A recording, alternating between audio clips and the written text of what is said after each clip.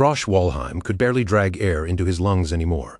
His entire body was wrecked, trembling under the weight of his injuries, while strange glowing runes crawled across his skin like burning brands. And from somewhere behind him, a sharp, furious voice cut through the freezing air, barking at him like he was nothing more than a broken tool. It called him a failure, then demanded to know why he was just standing there instead of moving. Not far away, Sigrun Ephania stood with her eyes narrowed in disgust, her glare fixed on Krosh, as if even looking at him irritated her. At the same time, she kept checking on the wounded Arthur, her concern reserved only for the man lying beside her. Krosh's suffering meant nothing to her.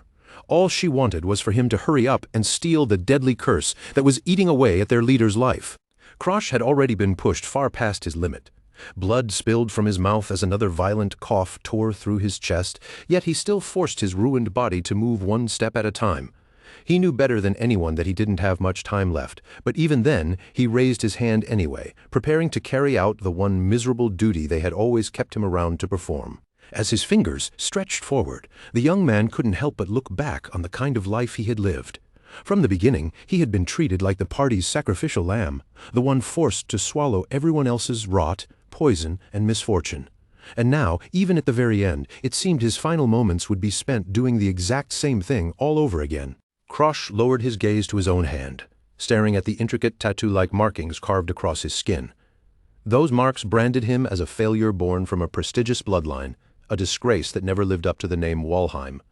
All his life, people had treated him like some filthy garbage pit, useful only because he could drain away the curses, pain, and misery they didn't want to carry themselves. Nearby, someone's eye widened in stunned disbelief as the dark power gathering around him began to twist out of control. They had watched Krosh use this ability countless times before, maybe even 1,000, and it had always been ugly but controlled. But this time, the shadows curling around his fingers carried something different, something frantic and desperate, as if the power itself was clawing for release. Then Krosh forced out the name of his skill, Black Hood. The instant the words left him, a massive surge of shadow burst from his hand and spilled across the frozen ground. It didn't move like ordinary darkness. It slithered forward like a starving living creature, black, cold, and hungry for the curses it had been created to devour. The shadows rushed past the girls in a violent sweep, and their expressions changed in an instant. Fear twisted across their faces as the dark energy brushed by them, far more aggressive than anything Krosh had ever released before. They were used to him silently taking their pain without complaint, not unleashing a power so wild it felt like it might swallow them along with the curse. Black Hood was supposed to be a curse-stealing skill. Normally, Krosh used it to pull poison and corruption out of his teammates, then seal all of that agony inside his own body so they could survive. It was a thankless, suicidal role, the kind that never earned him praise or honor. Only deeper wounds, more suffering, and scars that reached far beyond his flesh. Krosh was, at least in name, one of the elite Blue Sky generation, the chosen heroes expected to stand against the destruction of the world. But while the others were praised as saviors and showered in glory, his share of the burden was always different. He received no cheers, no admiration, only more blood in his lungs, more rot in his veins, and another curse buried inside him. After the curse was finally absorbed, Krosh collapsed hard onto his knees, coughing up blood into the snow as his body shook from the backlash. But while he was left there struggling to breathe, the women of the party had already gathered around their so-called hero, Arthur. Abela leaned in close, practically begging him to drink the potion, her voice shaking with panic as she watched their king begin to falter. Arthur slowly lifted his head, his gaze strangely calm and empty, even as blood and gore dripped from his chin. He was supposed to be humanity's radiant hope, the shining hero everyone had followed to the end of the world. Yet in that moment, with his face pale and his body barely holding together, he looked just as fragile as the ruined world around them. Then, without warning, the sky above them darkened with a terrifying presence. A monster known as the Blue Knight of Death appeared overhead, mounted on a monstrous winged beast that looked like it had flown straight out of a nightmare. It was a true omen of the world's end, and the moment it arrived, the freezing air seemed to grow even colder, sharp enough to cut into their bones. The creature's skeletal head burned with an eerie blue glow as it stared down at the wounded heroes below. There was nothing human in that gaze, only the cold pressure of death itself.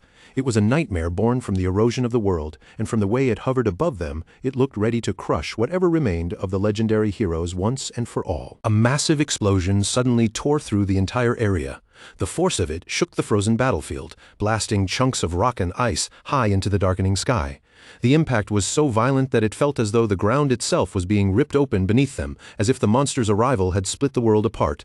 Arthur stared at the destruction in front of him with a blank, lifeless expression, as though the last bit of strength had drained out of his eyes. Under his breath, he muttered that they were no match for that thing. With only a handful of people left, and every single one of them already covered in wounds, he couldn't see any way they could actually win this battle. Then his ornate sword slipped from his hand and dropped into the snow with a heavy, dull thud. The weapon that had once symbolized hope now lay there like a useless scrap of metal, abandoned at his feet. Arthur quietly muttered that it was impossible, and with that single word, the weight of their defeat finally seemed to settle over him completely. But the blond leader quickly pulled himself out of that daze. His expression tightened, and he called his 3 companions over at once.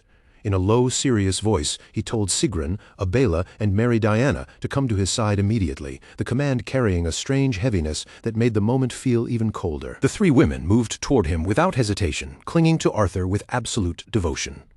Their eyes stayed fixed on him as if he were the only solid thing left in the middle of a collapsing world.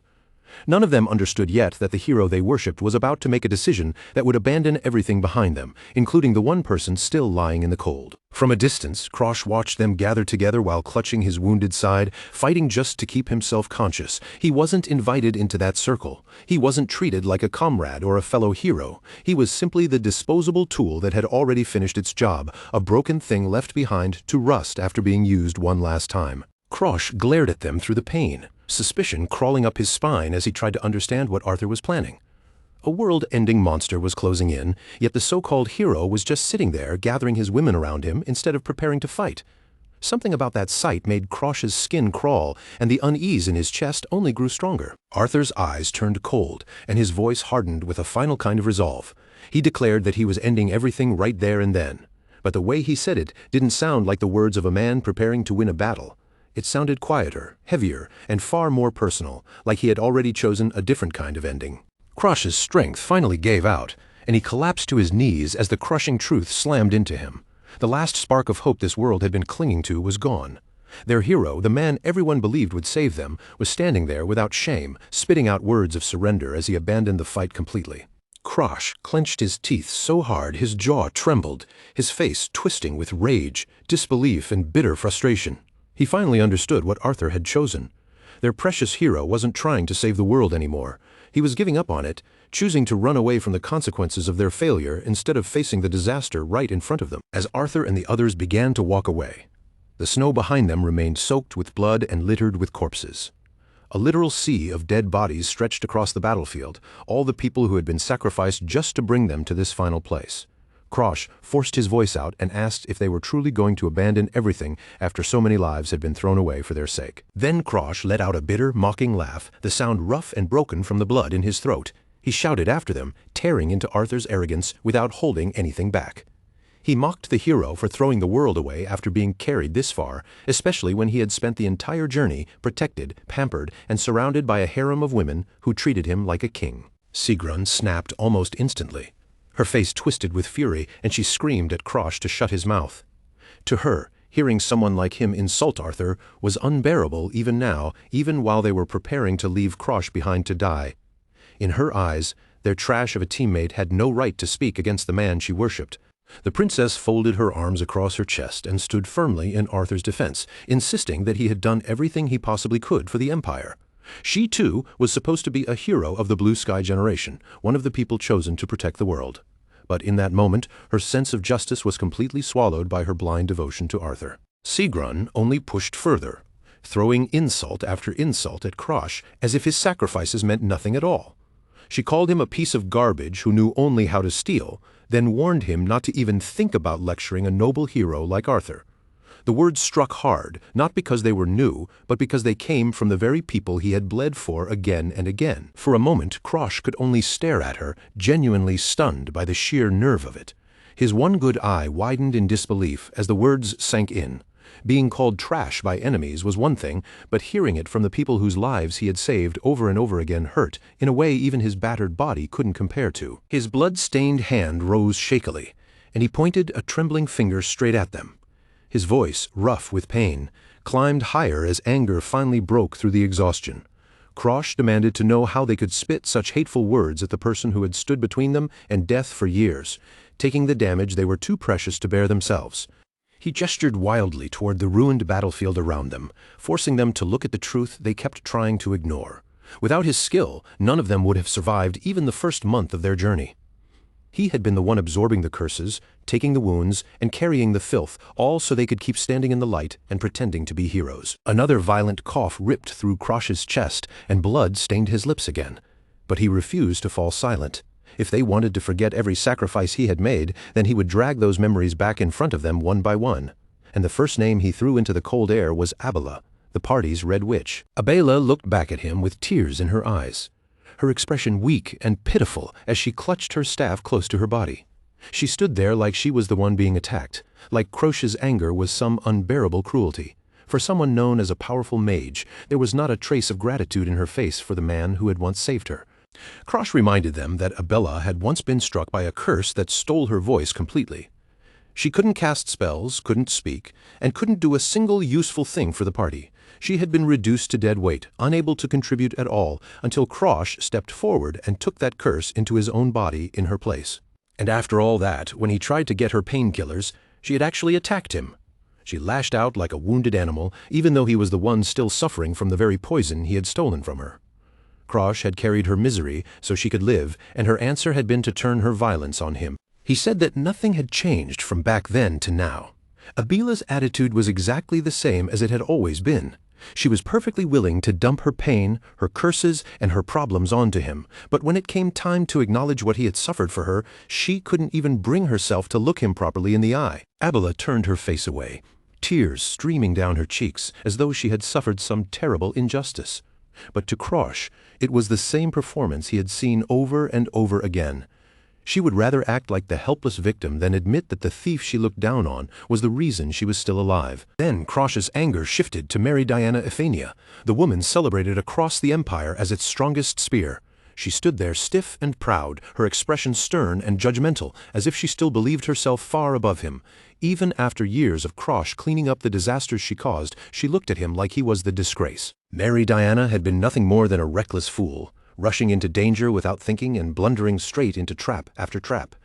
Every curse waiting on the battlefield seemed to catch her sooner or later, and whenever she found herself in trouble too deep to escape, she was the one crying and wailing for Krosh to save her. Krosh lifted his hand to his face, his fingers hovering near the eye he had lost because of them. He reminded the princess that she had the nerve to call him trash now, but he was the one who sacrificed his own sight so she could keep hers. That missing eye was not some accident. It was the price he paid for her survival. But the princess only stared back at him with cold, bored eyes, as if his words had barely reached her. There was no guilt in her face, no pain, no recognition of the piece of himself he had given up for her sake. Krosh asked if she had any idea what it felt like to suffer in her place, but her expression made it painfully clear that to her, a tool had simply done its job. The memory dragged him back to their academy days, where Sigrun Ephenia once stood over him with a sword in hand. Her posture had been arrogant, her eyes full of contempt, as if Krosh was nothing more than something beneath her feet, something she had every right to strike down. Back then, Sigrun had chosen him as her target because of his family's ties to the rival Starlon Kingdom faction. Politics gave her the excuse she needed, and she used that excuse to justify every cruel look, every blade pointed at him, and every act of violence she threw his way. Krosh could still remember huddling on the floor while blow after blow rained down on him. Around them, his classmates didn't step in to help. They laughed, mocked, and watched his humiliation like entertainment, calling him a failure who couldn't even summon the strength to defend himself from the people tormenting him. The whispers followed him everywhere in the academy halls. Other students questioned whether he was truly a member of the prestigious Walheim family at all. Some sneered that maybe he was just a fake, someone who had somehow slipped into the academy by hiding behind a famous name he didn't deserve. Yet, even through all that abuse, Krosh had endured it for a reason. He reminded himself now that he had been the one to sacrifice everything in order to heal Sigrun's eyes. That was the debt she owed him, a debt written into his pain, and yet she had clearly chosen to erase it from her memory. Sigrun looked back at him with a cold, triumphant smile as the memory of his recruitment into the Blue Sky generation surfaced. Back then, they had told him he was needed to help save the world, dressing it up like some noble calling. But the truth behind that invitation had always been much darker than the shining words they used. Now in the present, Krosh was nothing but a broken man kneeling in the snow, clutching his bloodied face while their insults echoed around him. They had never truly seen him as a hero.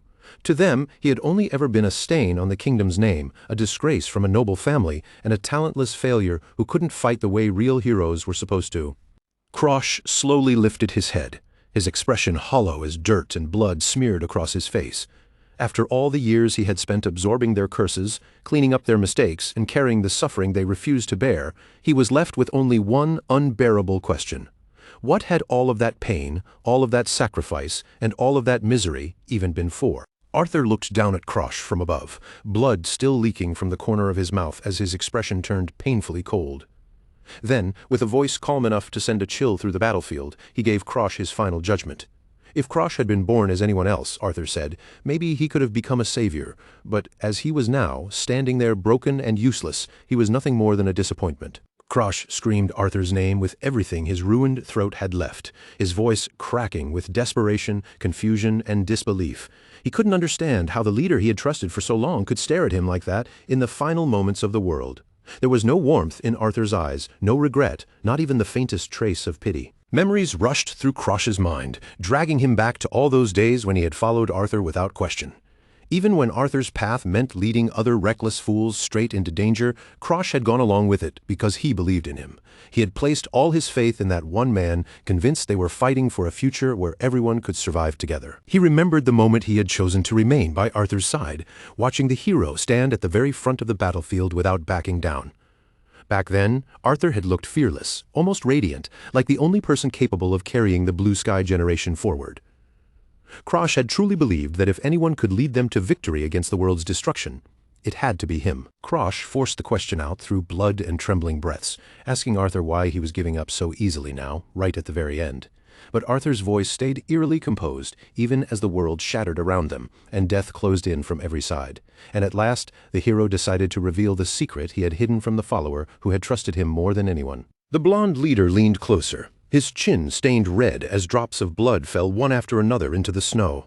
Then he delivered the words like a final blade to Krosh's chest.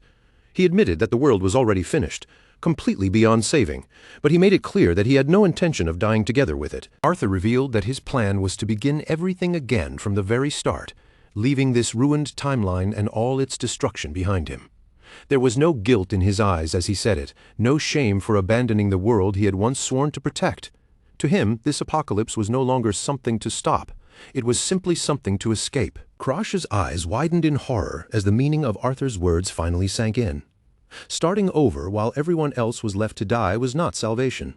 It was betrayal on a level Krosh had never imagined, even after everything these people had already done to him.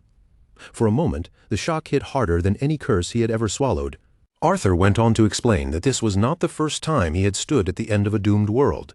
He had already watched destruction swallow everything before, more than once, and each time he had survived by relying on the secret power hidden inside him. Instead of facing the consequences of his failures, he had simply escaped them and moved on. Then Arthur finally spoke the name of that hidden ability: regression. It was a cheat-like power that allowed him to rewind time itself, carrying his memories of the future back with him. With that skill, failure was never truly final for him. No matter how badly the world collapsed, Arthur could always return to the beginning and try again with everything he had already learned. Arthur added that after obtaining a memory inheritance technique, he no longer had to go back alone. His 3 female companions would be able to regress with him as well, carrying their memories and battle experience into the next timeline. That meant the next version of their party would begin with far more knowledge, sharper instincts, and stronger combat ability than before. Krosh stared at him in silent horror as the full shape of Arthur's plan unfolded before him. He finally understood how the King of Heroes truly saw the people around him. They were not comrades, not lives with their own worth, but pieces in a calculation, variables to be kept or discarded depending on how useful they were to his chances of survival. Arthur explained everything with the same unnerving calm, saying that starting over with experienced allies would raise the odds of preventing the next world's destruction. In his mind, that made the choice perfectly reasonable. Anyone too weak to contribute to that perfect future could be left behind, and he could still call it a sacrifice made for the greater good. Then he made the boundary painfully clear. He would only be taking the 3 girls with him back to the beginning.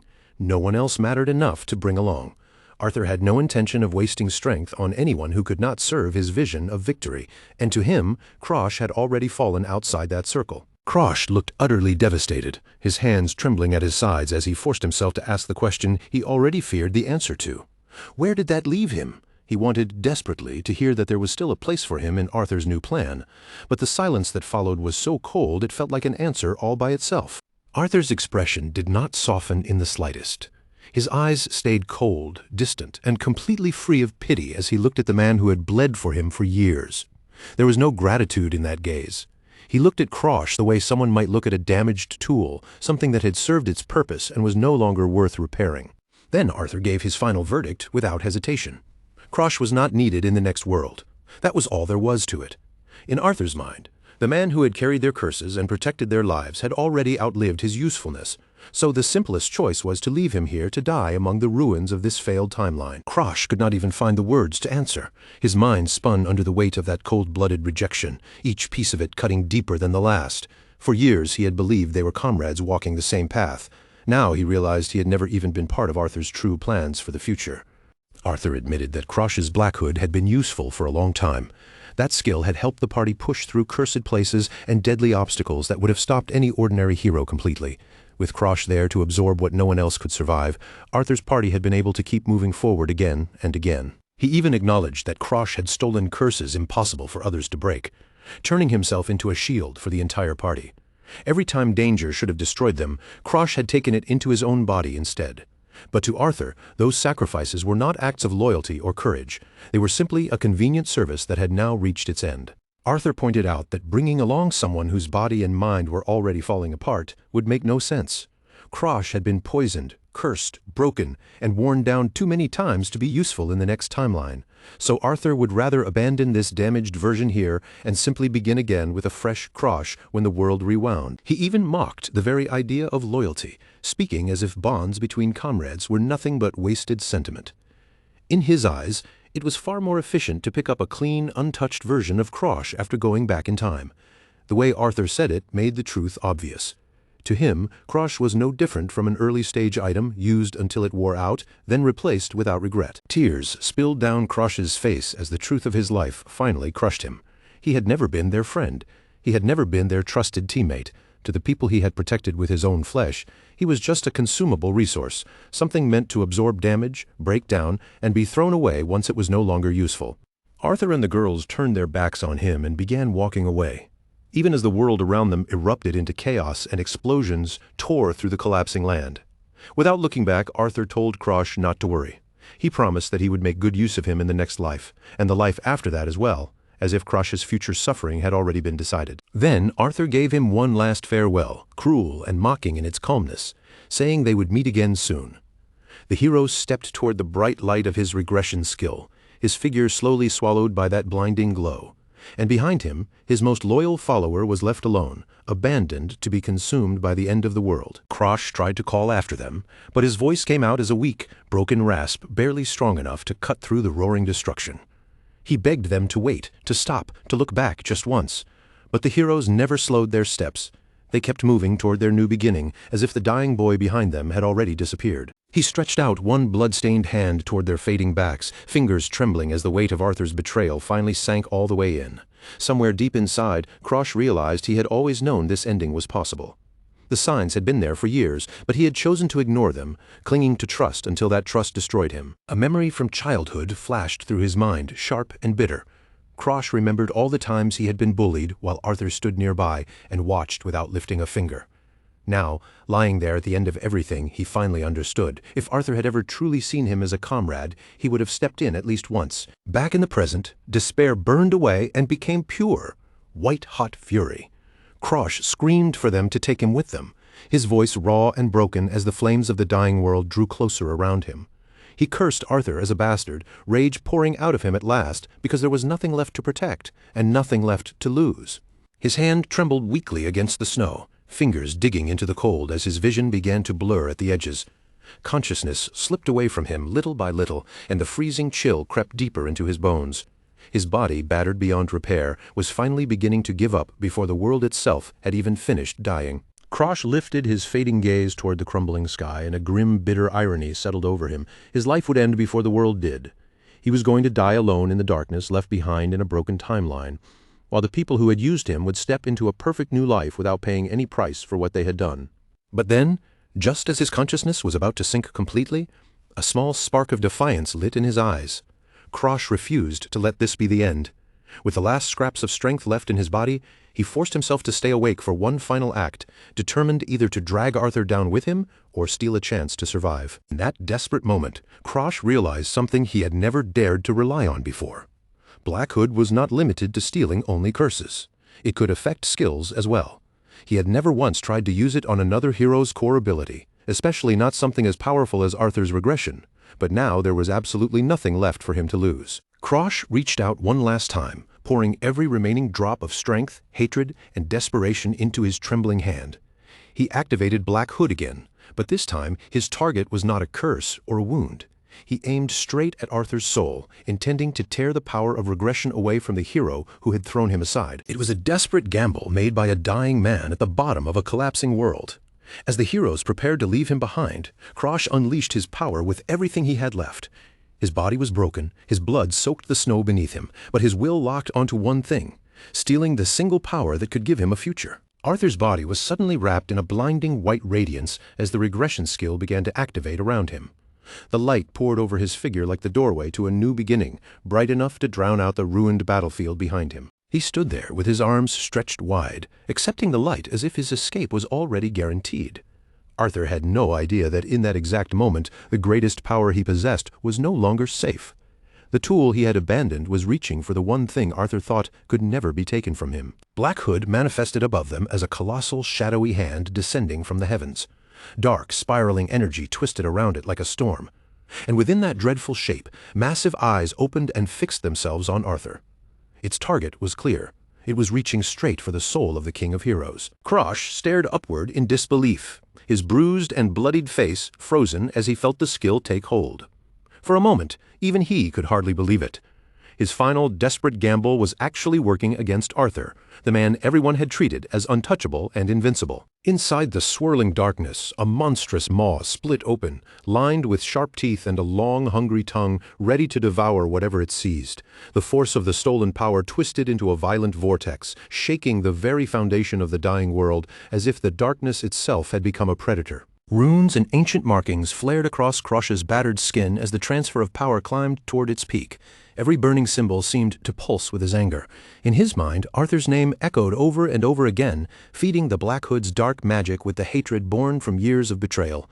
Arthur looked down at the broken boy with genuine confusion on his face, unable to understand why Krosh still hadn't given up. He asked why Krosh continued to struggle even now. But he still failed to realize the truth. The lifeline he had used to abandon everyone else was being severed by the very person he had dismissed as a disposable tool. Krosh dug his hands into the frozen ground and forced himself to face Arthur directly. He confronted him about the countless regressions, the repeated worlds, and the endings Arthur had already witnessed. Krosh made it clear that he knew the hero had watched the world die many times before, always leaving others behind to perish while he alone escaped. In Krosh's mind, a vision rose like a nightmare. A mountain of corpses piled from timeline after timeline, each one representing the comrades Arthur had abandoned. The weight of that despair crushed down on him as he remembered what it meant to be left behind in a dying world, discarded simply because he was no longer useful. With blood staining his mouth, Krosh managed a triumphant smirk and told the blonde hero that this time everything had been reversed. This time Krosh would be the one to survive, and Arthur would be the one thrown away and left behind in the ruins. Arthur, staring at him in disbelief, could only respond by saying that Krosh had completely lost his mind. Even with his body torn apart and his life hanging by a thread, Krosh smiled with an almost peaceful satisfaction. His eyes reflected the one thing he had wanted most in that moment. At long last he was able to watch the arrogant King of Heroes face the consequences of the betrayal he thought he would never have to pay for. Far above the collapsing mountains, a skeletal reaper riding a winged steed descended through a portal burning with red energy. The harbinger of destruction had finally arrived to claim the dying world. In its grip, a massive scythe gleamed with the promise of death, ready to reap the souls of everyone who remained behind. The skeletal rider's hollow eye socket burned with a piercing blue light as its gaze locked onto the battlefield below. It did not move like an enemy that could be reasoned with or defeated. It felt more like an unstoppable law of nature, a final signal that the current timeline had reached its absolute end. Arthur's face twisted with pure terror as he finally realized he could no longer activate his escape. The power he had relied on to flee every ruined world was gone. For the first time, he was forced to stand inside the reality he had always abandoned. This timeline was truly collapsing, and there was no way out. Panic flooded the blonde hero's eyes as the stolen skill left him helpless, exposed, and completely alone. All the confidence he had carried only moments earlier vanished without a trace.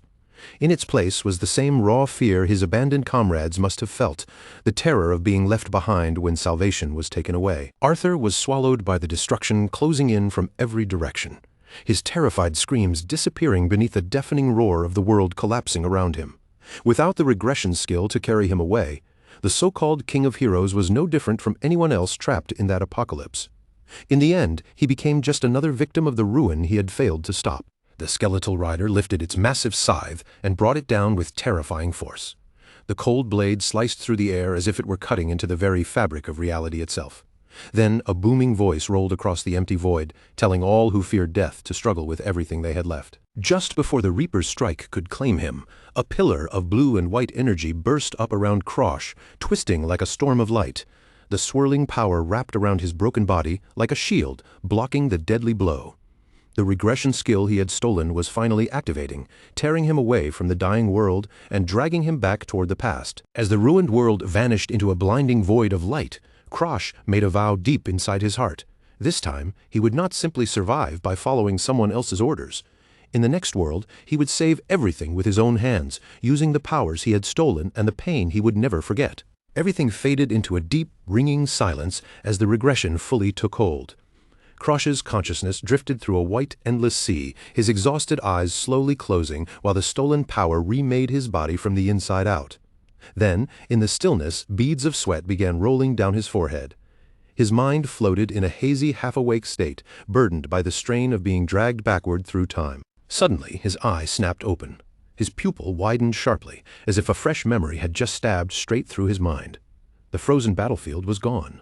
The blood, the curses, the screams, all of it had vanished, and in their place was a warmth that felt almost painfully familiar. Krosh shot upright in bed with a panicked scream, one hand reaching instinctively toward the ornate chandelier hanging above him. His chest heaved as he gasped for air like he had just crawled out of death itself. Even though his body was no longer torn apart, the ghost of those wounds still throbbed inside his memories. His eyes were clear now, healthy and unclouded, with none of the blood, dirt, or exhaustion that had covered them only moments before. Krosh blinked again and again, struggling to make sense of what he was seeing. The luxurious room around him felt impossibly distant from the hellish battlefield where he had just been left to die. He slowly looked around the lavish bedroom, taking in the polished furniture, the elegant decorations, and the sunlight pouring through the wide windows. Every detail was familiar in a way that made his breath catch. As his gaze moved across the room, recognition began to dawn on him, piece by piece. Krosh threw himself out of bed and stared down at his own hands. They were small, smooth, and completely free of scars. He touched his face next, feeling the softness of a much younger body, and the shock hit him all at once. He had returned to the house where he had lived when he was still a child. A status window appeared before his eyes, its glowing text confirming the impossible truth. Krosh had successfully regressed to his 13-year-old self, back to a time before his family's collapse and before his own long nightmare truly began. The past had not just returned to him, he had stolen his way back into it. The system confirmed that the regression was complete, leaving no room for doubt. Krosh stared blankly ahead, still stunned by the sight of his young, untouched body and the unbelievable second chance now resting in his hands. After everything that had been taken from him, he had ripped a future back for himself. The world itself was slowly falling apart, being swallowed piece by another dimension. This terrifying cosmic disaster was known as world erosion, a phenomenon that twisted the land, broke the sky, and dragged reality toward complete collapse. Whenever the environment shifted under the effects of erosion, strange creatures began pouring in from the other side. These erosion species were not simple wild beasts wandering into unfamiliar territory. They were invaders, crossing over to seize whatever remained of a world already breaking apart. Among all those invaders, the most dangerous were the ones that looked almost human. At first glance, their faces and bodies could fool the eye. But beneath those familiar features lurked something far darker, colder, and far more terrifying than any ordinary monster. Those human-like leaders were known as world eroders. They commanded the lesser beasts like generals directing an army, turning the disaster from a simple collapse of nature into a full-scale war for survival. Wherever they appeared, chaos quickly became organized slaughter. People screamed and scattered through the town square as enormous creatures stomped between buildings, shaking the ground with every step. Knights rushed in to protect the civilians, forming desperate lines against the monsters, but even with their weapons drawn, they were barely holding back the invasion. But in the middle of that chaos, there were still a few who stood at the very front. These elite fighters were the rare ones strong enough to push back against the erosion directly. While ordinary soldiers struggled just to survive, they faced the disaster head-on. A staff blazed with fierce heat, its tip glowing as flames gathered around it. Then the fire surged outward, roaring into the oncoming swarm and burning the monsters in its path. It was the kind of overwhelming power ordinary people could only stare at in awe and dream of possessing. The battle raged at full force, with steel crashing against monstrous hide as the heroes threw themselves straight into the fray. Above them, the sky looked as though it was cracking apart, its fractured surface reflecting the destruction spreading across the world below. These legendary fighters were known as the generation of the azure sky. To the people watching from behind the collapsing front lines, they were more than warriors. They were the world's final hope, the last shield standing between humanity and total annihilation. And among them was Krosh Walheim, standing quietly in the shadows behind those shining heroes. He belonged to the group as well, at least in name, but his place was nothing like theirs. While they stood in the light and received admiration, his role was far darker and far less glorious. Krosh's body had one cruel purpose: to absorb and seal away curses that would have destroyed anyone else. Because of that, he spent his days suffering in place of his comrades, coughing blood after every battle and barely keeping himself together while the poison and corruption piled up inside him. He was treated like a living lightning rod, the one forced to take every curse, every rotten backlash, and every invisible blow so his comrades could remain clean and untouchable. And after using him until there was almost nothing left, they did more than abandon him.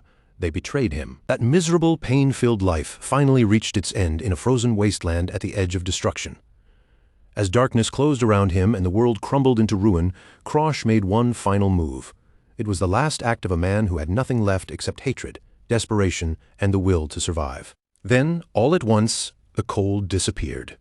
Krosh's eyes flew open as he sucked in a sharp breath, his heart pounding against his ribs like a trapped bird trying to break free. The icy battlefield was gone, but the terror of that final moment still clung to him. He bolted upright in a bed so soft it felt unreal and stared around in a daze. The room surrounding him was bright and elegant, decorated with gold, polished wood, and refined furnishings. Warm sunlight filled the space, turning everything around him almost painfully peaceful. This was not the battlefield. Krosh gripped the sheets beneath his fingers, feeling their smooth texture as he looked around at the luxurious surroundings. It was a place he had not seen in years, and the familiarity of it made the impossible feel even more overwhelming. Only a moment ago he had been dying in the dead of winter, soaked in blood and buried under the weight of countless curses. Now the air around him was thick with the heat of a summer afternoon, so warm that sweat was already gathering on his skin and rolling down his face. Then recognition struck him. This was Azure Pine Manor, the home where he had stayed when he was still a child. Krosh stared down at his small, unscarred hands, turning them slightly as if he needed to prove they were real. The body he had thought long gone had returned to him. The memory of his final gamble flashed through his mind. At the moment the world collapsed, he had used Black Hood on Arthur, the king of heroes, aiming his power not at a curse but at the soul of the man who had betrayed him. It had been a reckless move born from pure desperation, and somehow it had worked. Krosh had actually torn the regression skills straight out of Arthur's soul and kept it for himself. The power that had allowed the hero to escape death again and again now belonged to the person he had tried to discard. A shaky laugh escaped Krosh's lips as he clutched his head, still struggling to accept the reality in front of him. The room, the sunlight, his younger body, all of it was real. He had truly gone back in time, and this second chance was not a dream. He brushed his hair back with an unsteady hand, still trying to understand how he had ended up inside his 10-year-old body. The tattoos, curses, and ugly marks that once covered him were completely gone. His skin was clean, his body was light, and the weight he had carried for years had vanished without a trace. Krosh sank down onto the floor and leaned back against the bed, his mind beginning to work through what had just happened. Stealing a skill as powerful as regression should have been impossible by every rule he knew. A power of that level should never have fallen into his hands so easily. Black Hood was a terrifying ability. Feared because it seemed capable of taking almost anything it reached for. To outsiders, it looked like a power that could steal whatever the user desired without paying any real price. But Krosh knew the truth was not that simple. He understood Black Hood better than anyone, and he knew this skill carried a very specific catch. That condition was difficult enough to make stealing truly valuable things almost impossible. The power could reach for something, but taking it was another matter entirely. Every time Black Hood activated, it created a padlock tied to the thing being stolen. The user had to unlock that seal before the prize could be taken. If the lock could not be opened, then no matter how badly the user wanted it, the theft would fail. The difficulty of that lock depended completely on how much the owner valued the target. Even something worthless to most people, like a common pebble, could become impossible to steal if the person holding it considered it precious. Value, not strength, was what shaped the lock. For example, if a little girl cherished an ordinary stone with all her heart, Black Hood might demand an absurd condition to take it. The unlock requirement could become something insane, like transferring 99% of the world's wealth into her hands just for that one meaningless rock. So naturally, something truly powerful, like a god-tier skill, should have been far harder to steal. A skill of that class would normally be protected by a lock so complicated and unforgiving that no one could ever hope to open it. By all logic, regression should have been completely untouchable. Krosh tapped his chin, sinking deeper into thought as the pieces refused to line up. Arthur's regression skill should have had the most complex lock imaginable. A power that could reverse time and escape the end of the world should have been guarded more fiercely than anything else in existence. In his mind, Krosh pictured Arthur, the so-called King of Heroes, standing tall before the public with that stern, composed face of his. To everyone else, Arthur had always looked unshakable, a perfect savior carrying the burden of the world with noble resolve. But when Krosh had activated Black Hood in that final moment, there had been no lock at all. Not a complicated seal, not a difficult condition, not even the smallest barrier. The regression skill had slipped into his grasp as smoothly as if it had been waiting for him to take it. There was only one explanation for something like that. If even the most basic padlock had not appeared, then the owner must not have valued the skill at all. No matter how impossible it sounded, Arthur had not been clinging to regression the way Krosh assumed he would. That meant Arthur had actually wanted to let the regression skill go. To him, it was not a blessing, not a divine gift, and not the ultimate weapon to save the world. Somewhere along the way, he had come to see it as a burden chained to his soul. Thinking back, Krosh remembered the way Arthur had stood over piles of slain monsters with exhaustion carved across his face. The hero's eyes had not held triumph or pride in those moments. They had looked dull, tired, and empty, as if victory itself had become meaningless. Arthur was hailed as the savior of the world, but he had been forced to play that role countless times. After repeating the same struggle over and over, he no longer looked like a hero chasing hope. He looked more like an exhausted worker dragging himself through chores that would never end. He moved with a hollow expression, cutting down wave after wave of enemies as if he were simply clearing a tedious pile of homework. There was no passion in his movements, no spark of purpose, only the dull rhythm of someone doing the same miserable task for far too long. Only then did Krosh begin to understand. Repeating the same doomed world again and again, carrying every memory alone while everyone else forgot, would wear down anyone eventually. Even a hero praised by the entire world could have his sanity cracked apart by an endless cycle of death, failure, and beginning again. To Arthur, the power to rewind time had long since stopped feeling like a miracle. What others would have called a blessing had become a prison around his soul, forcing him to return again and again to the same collapsing world. Every reset only dragged him deeper into that endless cycle of destruction. That was why he had prepared to pass his memories on to the 3 female teammates he favored most. If they could carry the truth with them, then he would not have to regress alone anymore.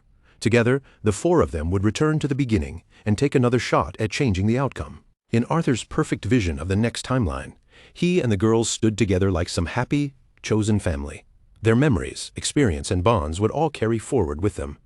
But Krosh had no place in that picture.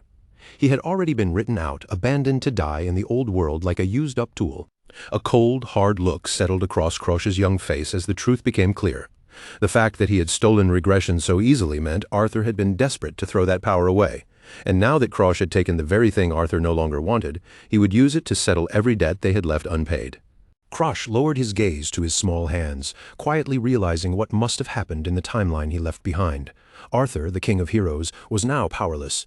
His regression skill had been stripped away, and he had been abandoned in a world already crumbling into nothingness, with no way to escape. In that doomed world, massive meteors from the blue night of death would rain down across the landscape, smashing everything beneath them into dust. Mountains, cities, and battlefields would all be erased under that merciless storm. For anyone trapped there without a path back through time, it was nothing less than a death sentence. Back inside the safety of his room, Krosh pushed himself to his feet and brushed off his clothes as if clearing away the last traces of that nightmare. He had taken the very skill Arthur had wanted to discard, and in Krosh's mind, the hero should have been grateful. After all, he had finally been relieved of the burden he hated so much. A dark little smirk tugged at the corner of the young boy's mouth as a soft chuckle slipped out. The irony of it all was too sharp to ignore. Arthur had tried to throw Krosh away, only for Krosh to walk away with the one power Arthur had depended on most. His thoughts drifted back to the way things used to be, when he stood beneath the full moon while the rest of the group kept their distance. They always moved forward together, shining in the light like real heroes, while Krosh lingered behind them in the dark, left to deal with the pain and wreckage they refused to touch. He remembered the agony of absorbing their curses, the way his voice cracked from screaming while the others simply stood there and watched. To them, his suffering had never looked like a sacrifice. They treated it like an ordinary duty, something he was expected to endure because that was all he was good for. In his previous life, Krosh had spent far too many days collapsed on the ground, choking on blood, while the comrades he protected looked away. They did not care how much pain he carried, as long as their own bodies stayed clean and their path forward remained clear. The memory of blood and foul liquid dripping from his chin still felt painfully fresh. He could almost taste it again, bitter and metallic, clinging to the back of his throat. It was a cruel reminder of the price he had paid so that others could stand proudly in the spotlight. "Serves you right," Krosh muttered under his breath, his eyes narrowing with a cold, cutting intensity. The people who had looked down on him for so long were no longer worth his grief. In his mind, they were nothing but trash he had finally outgrown and left behind. Before leaving the room, Krosh paused in front of a mirror set along the hallway of Azure Pine Manor. He needed to take a proper look at himself in this new life. If he was going to change the future, he first had to understand exactly what kind of body and starting point he had been given. The mirror reflected a boy around 10 years old, still short and young, but surprisingly sturdy for his age. His frame was not weak or delicate. Even now, Krosh could see traces of the brutal training he had forced himself through day after day, all in a desperate attempt to become useful. For years, he had swung a sword every single day until his hands ached and his arms felt like they might tear apart. He had chased even the smallest chance of earning a place in the Walheim family, pushing his body because he believed effort might make up for what he lacked. The Walheim family was the strongest martial house in the kingdom, a name built on blades, power, and generations of terrifying warriors. In that household, weakness was not simply pitied, it was rejected, buried, and treated like a stain on the family's honor. Krosh gazed out the window at the wide manor grounds, using the familiar scenery to pinpoint exactly where he had landed in time. The answer came to him quickly. This was shortly after the proving ceremony he had attended when he was 10 years old. For any child of the Walheim family, the proving ceremony was the most important stage of their young life. It was a public test where children revealed their strength, their potential, and their worth before the family. In that single moment, their future status could be decided forever. Everything depended on the contract formed during that ceremony. The greater a child's talent, the higher the rank of the god willing to bless them. And for children of the direct bloodline, expectations were always brutally high. They were supposed to attract only the finest divine recognition. Krosh, however, had become the glaring exception everyone whispered about. He had knelt on the cold floor while the crowd watched in silence, waiting for a god to choose him. But because he had been born with no martial prowess and no real talent, not a single god stepped forward to claim him. The punishment came almost immediately. Servants began packing his belongings into boxes and loading them onto carriages, as if removing an embarrassing stain from the main house. Krosh was no longer treated as a child of pride or promise. He had become something shameful, something the family wanted hidden out of sight. That was how he had been sent to the gates of Azure Pine Manor, a remote estate where the failures of the Walheim family were pushed away to live in quiet exile. As Krosh looked up at the massive structure, he saw more than a building. He saw the monument to his old disgrace. Leaning against the window frame, Krosh stared out over the lush greenery beyond the manor. But his thoughts were anything but peaceful. A heavy truth pressed down on him. Out of everyone alive in this world, he alone knew exactly how everything was destined to end. His gaze dropped toward a pond below, where tiny ants crawled along the edges of leaves, unaware of the water waiting beneath them. It was such a small, ordinary sight. Yet Krosh could not help seeing humanity in those fragile insects scrambling forward without understanding the danger below. Some of the ants slipped into the water, struggling helplessly as ripples spread around their tiny bodies. No matter how much they thrashed, they could not fight the current or overpower the forces surrounding them. Nature simply swallowed them without hesitation. And in the end, even the legendary heroes from Krosh's previous life had been no different. When the inevitable end finally arrived, even the strongest warriors humanity had gathered could not stop the world from falling apart. Krosh stared into the distance, his young reflection faintly visible in the window glass. Doubt pressed quietly at the back of his mind. He had stolen a second chance, yes, but he still had to ask himself the question that mattered most. Did he truly have the strength to stop the world from collapsing? The image of the apocalypse rose in his mind again, a red sky crawling with monsters, shattered lands burning beneath it, and destruction spreading everywhere the eye could see. It was not a nightmare he had imagined. It was a future he had already lived through once, and it was waiting for them all. His hand began to shake, the fear slipping through before he could stop it. But Krosh quickly curled his fingers into a tight fist, forcing the tremor down. He told himself not to whine, not to shrink back, and not to let terror take control of the life he had stolen back. Looking down at his small feet, Krosh remembered the phantom sight of blood smeared across cold cobblestones. That memory made his motivation painfully simple. This was not about whether he was capable of stopping the end. It was about the fact that he had no choice but to stop it. If the world was destroyed again, he would die along with it, just like before. And Krosh had no intention of returning to that helpless death. He remembered the feeling of blood matting his hair, the crushing weight of his body failing, and the darkness of death closing in around him. A fierce, almost manic grin spread across Krosh's face as his resolve hardened. There was no other path left for him to take. If fate wanted to drag the world toward ruin again, then he would be the one to seize the wheel and force everything in a different direction. The sharp sound of polished shoes clicking against the tile floor suddenly echoed through the hallway. Krosh's attention shifted at once, his body stilling as the footsteps drew closer to his room. Someone was approaching.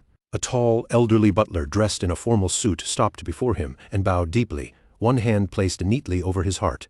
His posture was flawless, his manners refined, and his greeting carried a calm respect that sounded practiced, yet strangely sincere. "Arioto," Krosh said aloud, unable to hide the surprise in his voice as he saw the man alive and well in front of him again. The butler looked down at him with a gentle expression, as if nothing were out of the ordinary, and softly asked what the young master was doing. Arioto was the only servant assigned to look after Krosh at Azure Pine Manor. To anyone watching from the outside, he seemed like a kind, grandfatherly caretaker, the one person willing to stay beside the family's rejected failure when everyone else had turned away. On the surface, Arioto had always looked like the perfect guardian, loyal, gentle, and dependable. He had remained by Krosh's side after the main family cast him out. But Krosh now knew the dark truth hidden beneath that friendly mask, and the memory made his gaze sharpen. As Krosh stared straight into the butler's eyes, it almost felt as if a heavy black aura swirled around Arioto's face. The sight dragged up an ugly memory. This was the same man who, under orders from Krosh's older brothers, had once moved against him without hesitation. Krosh's eyes widened with a chilling intensity as he looked at the man he had once trusted. Arioto was no innocent caretaker. He was the ringleader who forced him to drink poison when he was 14, the man who taught him his first brutal lesson about betrayal. Charlotte moved through the arena like a whirlwind of steel, cutting down fully armored knights, as if they were nothing more than training dummies placed in her path. Every swing of her blade was sharp, clean, and overwhelming, leaving her opponents no room to breathe. With one final decisive strike, Charlotte sent another opponent crashing hard onto the arena floor. The sound of armor slamming against the ground echoed across the training grounds, and the spectators could only stare in shock at how easily she had ended the match. The people watching from the stands were stunned by the level of skill she displayed. Whispers spread quickly through the crowd as they reminded one another that Charlotte was only 15 years old. At that age, she was already outclassing veteran soldiers who had spent years on the battlefield. This was Charlotte Walheim, the genius of the family and the prodigy who had already earned the title of Sword Saint before even reaching adulthood. Her name alone carried the weight of impossible talent, and everyone who saw her fight understood why. All around the arena, people showered her with praise. They called her a once-in-a-thousand-years talent, the kind of genius who would surely lead the Walheim family into an even greater age of glory. To them, Charlotte's future was already shining brighter than anyone else's. But while the crowd cheered, Barakan Walheim sat in the shadows with his hands clenched tightly in his lap. His face remained dark, and envy burned beneath his calm exterior. Every word of praise aimed at Charlotte seemed to twist deeper into him like a blade. His eyes filled with a cold, dangerous intent as his thoughts grew darker. If he could not become the brightest star of the family, then he would have to remove the stars standing above him. In his mind, admiration for Charlotte had already turned into a plan to snuff out the competition. Someone nearby noticed the intensity in Barakan's expression and cautiously asked if everything was all right. But Barakan barely seemed to hear the question. His attention had already sunk too deeply into the next move he intended to make. To secure his own path to the top, Barakan decided that he needed to begin with the easiest target. Before reaching for the family's brightest genius, he would first eliminate the one person everyone already looked down on, the family's greatest failure. Barakan called for Ariodo, the family butler who served with quiet loyalty and perfect manners. But behind that calm summons, a far more sinister purpose was already forming. He was preparing to make Ariodo an offer the old servant would not be able to refuse. Barakan already knows exactly where Ariodo is weakest. The old butler is drowning in money problems, and with his daughter gravely ill, those fears have been eating away at him day after day, so Barakan digs straight into that desperation, using every painful worry as a weapon against him. Then, as if he were offering something simple and ordinary, Barakan slides a small vial of poison across the table. His meaning is cruelly clear. If Ariodo uses it to kill Krosh, then all the pressure crushing his family, his finances, and his sick daughter will disappear. Ariodo is immediately torn apart inside. Krosh is not just some young master he serves from a distance. He has cared for that boy since he was an infant, watching him grow with his own eyes, and in his heart, he loves Krosh almost like a son. But Barakan has no patience for that pain at all. He sits there with a cold, bored expression, as if the old man's guilt, loyalty, and heartbreak are nothing more than an inconvenience wasting his time. He corners Ariodo with a choice so vicious it leaves no room to breathe. Should the butler protect a child who is not connected to him by blood, or should he save the life of his own daughter, the flesh and blood he cannot bear to lose? Ariodo does not answer right away, but that heavy silence already says more than words could. He has been pushed into a place where every path leads to pain, and no matter what he chooses, someone precious will be destroyed. In the life before Krosh's regression, Barakan's scheme truly succeeded. The trap closed exactly as planned, and before long blood was spilled across the spotless floors of the manor that had once seemed so untouchable. As the poison began to take hold, a trembling hand shook violently, unable to steady itself. Only then did the full weight of the betrayal begin to sink in, arriving far too late to undo what had already been done. Young Krosh could do nothing but stare in complete horror. Right in front of him, the man who had practically filled the role of a father suddenly lost his strength and collapsed, turning an ordinary moment into a nightmare. Ariodo had surrendered to the pressure and carried out the deed, but the guilt crushed him almost immediately afterward. Unable to live with what he had done, he took his own life right after betraying the boy he cherished. Even as his life was slipping away, the butler still reached out toward Krosh with a shaking hand. Through the blood, through the tears, and through the agony of his final moments, he tried to apologize to the very child he had betrayed. At last, Ariodo's hand lost all strength and fell limp. The young master was left behind in that silent room, surrounded by the unbearable stillness of death, betrayal, and regret that could never be taken back. That was how Ariodo met his grim end in the first life. He was a man who shattered his own heart while trying to save his daughter, only to leave behind a wound that no apology could truly heal. Rather than continue living with the memory of the poisoned stew he had served with his own hands, Ariodo chose to vanish from the world entirely. For him, death seemed easier than carrying that guilt forever. Now, back in the present, Krosh stands before the old butler and confronts him directly.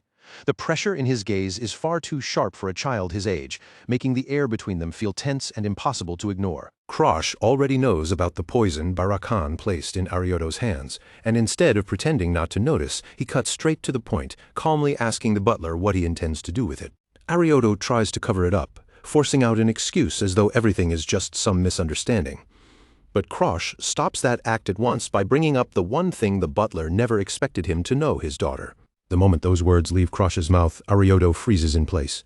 His face stiffens, and he realizes with a chill that the secret being used to control him is no longer hidden at all. Krosh lets out a long, tired sigh as he looks at him. In that instant, he understands that he is cornering this poor old man all over again, forcing him into the same kind of pressure Barakan once used. So Krosh tells Ariodo to stop pretending. If the butler intends to keep acting ignorant and dodging the truth, then there is no reason for either of them to waste time continuing the conversation. Ariodo is truly stunned by Krosh's reaction. He had expected anger, tears, confusion, or maybe even the boy blaming himself for being betrayed by someone so close to him. But the young master standing before him is nothing like that. This Krosh feels older than he should, colder than a child ought to be, and his calm gaze carries a danger. Arioto has never seen from him before. Krosh tells him not to keep clinging to what has already happened. Then, without hesitation, he turns and orders Arioto to follow, walking ahead with a confidence that makes it clear he already knows exactly where he is going. The two of them enter the manor's enormous library, where towering shelves and countless books create a deep, quiet atmosphere. It is the kind of place where even a whisper feels heavy and where countless secrets could easily stay buried. They eventually stop before a wall that looks completely ordinary at first glance. Arioto studies it in confusion, unable to understand why Krosh would bring him to such a plain and unremarkable corner of the library. Krosh raises his hand and points to one exact spot on the wall. Then he gives a command so strange and sudden that it makes no sense at all. Cut it open. He even pokes at Arioto's pride, asking whether a first-rate servant of the Walheim family is capable of handling such a simple request. The words are calm, but they leave the old butler no room to hesitate. This time, Arioto does not waste another second asking questions. He steps forward with a composed, focused posture, like a man who has remembered exactly what his duty requires of him. In the next instant, his sword flashes from its sheath at blinding speed. A vivid blue aura blooms along the blade, wrapping around the steel as Arioto prepares to strike with frightening precision. His hand remains perfectly steady as power gathers through the hilt and into the edge of the sword. In that moment, it becomes obvious that Arioto is far more than an ordinary butler who simply serves tea and opens doors. A thunderous slash tears through the still air of the library. The blade carves into the heavy stonework with terrifying accuracy, cracking and shattering it without wasting even a fraction of force. As the dust slowly settles, the broken wall reveals a hidden corridor behind it. The cut is clean and almost perfect, opening a path toward long-buried secrets that the Walheim family had kept out of sight for ages. Arioto can hardly believe what he is seeing. He never imagined a secret passage could be concealed in such an ordinary place. But Krosh simply walks into the newly opened path as if he expected it all along, giving the stunned butler a brief, casual word of praise. Arioto hurries after him, keeping close while his eyes stay fixed on Krosh's back. The more he watches, the more confused he becomes, because the weak young master he knew only yesterday now feels like an entirely different person. He studies Krosh's determined expression from the side, and begins to wonder whether this side of the boy had been hidden all along. The quiet resolve on his face is too firm to be dismissed as a sudden childish impulse. There is also something heavy around Krosh now, a pressure in the air that Arioto cannot properly name. It is not simple anger or confidence, but a presence that makes the old butler instinctively hold his breath. Soon they come to a stop before a massive wooden door reinforced with thick iron bars and old chains locked tight for what seems like ages. A chill runs through Arioto as he quietly realizes that the aura surrounding the young master somehow reminds him of the family head. Krosh does not even look back when he speaks. He tells Arioto to stop lingering over the past and keep moving forward, because his eyes are fixed on what lies ahead, and he has no patience for memories slowing their steps. For a brief moment, the image of a devastating fire flashes through Krosh's mind. In his previous life, everything had been swallowed by flames and reduced to cinders, and this time, he came here to make sure that same tragedy never happens again. He reaches out and places his hand against the massive lock. Relief washes through him as he realizes he made it here before disaster could strike. The timing is exactly right, and every piece is moving into place, just as he planned. Like the loyal servant he is, Arioto immediately offers to draw his blade again and cut through the chains. But Krosh stops him before he can move, explaining that these locks are not something a normal sword can simply slice apart. Krosh knows this part has to be handled by his own hands. It is also the perfect chance to test how much of his old strength he can still bring out in this younger body, so he draws in a slow breath and focuses his power. Then Krosh activates his Black Hood skill. From the darkness, a horrifying, monstrous hand begins to form, lined with sharp teeth and a long tongue hanging grotesquely from its maw. To anyone else, it would be a stomach-turning sight, but to Krosh it is simply a familiar tool. The jagged shadows surge forward like living snakes, twisting and crawling toward the door.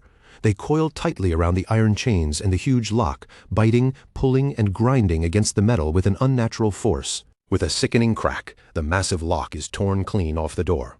The chains crash and rattle to the floor, and Arioto cries out in sheer terror, stumbling backward with both hands raised as he struggles to understand the nightmare unfolding before him. Krosh catches the heavy lock as it drops, looking satisfied as he notes that his touch is still as sharp as ever and his skills have not dulled. Arioto can only stare at him while trembling, asking in disbelief whether the young master has secretly formed a contract with a god. Krosh quietly thinks to himself that, in this timeline, he has not actually made any formal contract with a deity yet. Still, he knows how suspicious this looks, so he has to create a believable explanation on the spot. He turns back with a calm, almost emotionless look, and tells Arioto that he merely made a deal with some insignificant nameless god. Then he adds that if the butler wants to report this hidden library to the family head, he is free to try. Arioto is frozen under the weight of that gaze. His mind spins as he tries to connect the boy he raised with the person standing before him now, but the two images refuse to match. In the end, he cannot answer at all and can only stare in stunned silence. As Krosh walks ahead, Arioto watches him from behind and remembers how, just yesterday, the boy's eyes seemed empty, as if all hope had drained out of them. But now those same eyes burn with a terrifyingly clear purpose sharp enough to make the old butler tremble. He was certain now that the young master's pact with a god had changed him almost overnight. The frail boy from before had vanished, replaced by someone with sharper eyes, stronger resolve, and a hunger for power that refused to fade. Krosh knew one thing clearly: if he wanted to survive what was waiting ahead, then he had to seize every skill, every weapon, and every advantage within reach. He reminded himself that the same blood running through Charlotte, the greatest genius the Walheim family had ever produced, also flowed through his veins. He might not have been born with her terrifying natural talent, and he might never walk the same easy path she did, but that didn't matter. Krosh would climb to the top by carving out a road with his own hands. Arioto could only swallow hard as cold sweat gathered along his forehead. The pressure radiating from the young boy in front of him was far too heavy to ignore, pressing down on him like an invisible weight. His instinct screamed at him not to speak carelessly, and even with fear pounding in his chest, he understood that questioning his master now would be a mistake. After a tense silence, Arioto finally forced his trembling voice to come out. He called to the young master carefully, keeping his tone respectful, even though his nerves were clearly shaken. If they were truly going to continue forward together, then he needed Krosh to know exactly where he stood. Arioto lowered himself into a deep bow. One hand pressed firmly over his heart in a gesture of complete loyalty. His posture left no room for doubt. He swore that not a single word of what had happened here would leave his mouth, at least not until Krosh's hidden plan had reached its end. Krosh looked down at the old butler, and for the briefest moment, a faint shadow of sorrow crossed his face. It was gone almost as quickly as it appeared, but the feeling remained. He was beginning to understand just how heavy regression truly was, and how every choice he made now could send ripples through lives that had once followed a different path.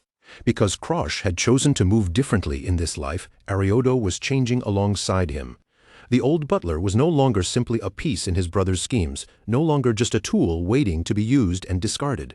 His loyalty was starting to turn, and Krosh could feel the timeline bending away from the fate he remembered. For one sharp moment, the memory of another Arioto surfaced in his mind. In that previous life, the same man had betrayed him, served him poison, and then met a miserable death filled with agony. That memory still clung to Krosh like a ghost, warning him that one wrong move could drag everything back toward disaster. He wondered whether Arthur, the king of heroes, had granted him the power of regression because of these very contradictions. Perhaps even Arthur had been troubled by the strange gaps and changes that appeared once the past began to shift. The thought stayed heavy in Krosh's mind as they moved deeper into the library. His gaze slid toward Arioto, and another calculation formed. If he could cure the butler's daughter, then the old man's loyalty would belong to him completely. It was a cold way to think, but in this world, Krosh knew that survival belonged to the one holding the strings. He needed more pieces he could actually use, more people who would move when he needed them to move. The storm ahead would not be survived by strength alone. Every loyal ally he gathered around himself would become another shield between him and the future trying to swallow him whole. For now, Krosh told Arioto to do as he pleased, brushing aside the matter before it could slow them down. He would consider the treatment for the butler's daughter later when the time was right. At this moment, they had something far more urgent waiting in front of them. The enormous library doors finally began to move, groaning loudly as if they had not been opened in ages. Inch by inch, they swung apart, revealing a vast darkness beyond them, a hidden space sealed away for generations. To Krosh, this was not just another forgotten room, this was his highest priority, the place where the power he had been chasing was waiting. As the doors opened wider, a brilliant purple radiance burst from the center of the chamber and washed over everything in sight. Dust floated through the stale air like tiny sparks caught in moonlight. The glow was beautiful, but there was something deeply unnatural about it, something ancient and dangerous enough to make the whole room feel alive. Krosh's eyes widened the moment he saw it. His breath caught for a heartbeat, and even he could not hide the shock flashing across his face. The thing he had searched for was finally right there before him, and standing in front of it now felt even more overwhelming than the memory he carried from his past life. A colossal pillar of raw energy surged upward toward the ceiling, spinning and twisting with colors that looked as though they did not belong to this world. Waves of power rolled out from it in every direction, pressing against the air itself until the entire chamber seemed to tremble with magical tension. Then a wide, fearless grin spread across Krosh's face. His gamble had worked. He could feel the energy reaching toward him, almost as if it were calling his name, promising the kind of strength he had craved from the very moment he opened his eyes in this new life. The world erosion curses crawled over his skin like countless invisible insects, a sensation that would have made an ordinary person stagger back in terror. But Krosh did not retreat. To him, that sickening pressure was proof that he had arrived at the right place, right where the secret manual had been hidden all along. Before them stretched row after row of towering bookshelves, their surfaces buried beneath thick cobwebs and the dust of countless forgotten years. Thousands of old volumes slept in that dim chamber, each one untouched and silent. Somewhere in that sea of abandoned knowledge lay the key Krosh needed to keep himself alive. His eyes moved quickly across the rows of titles, sharp and focused, searching with the confidence of someone who already knew what he was looking for. Then he saw it. Krosh reached out, and as his fingers brushed the worn spine of the old book, triumph surged quietly through him. This was the legendary secret library of the Blue Pine Pavilion, a forbidden archive that had not welcomed a visitor in more years than anyone could properly count. Hidden from the eyes of the outside world, it preserved the Walheim family's most dangerous knowledge, the kind of legacy that had been buried far from ordinary hands. Inside those pages were the techniques, memories, and hard-earned records left behind by Walheim ancestors who had been dismissed by the world as failures. They were people who could not lean on effortless genius or natural-born talent.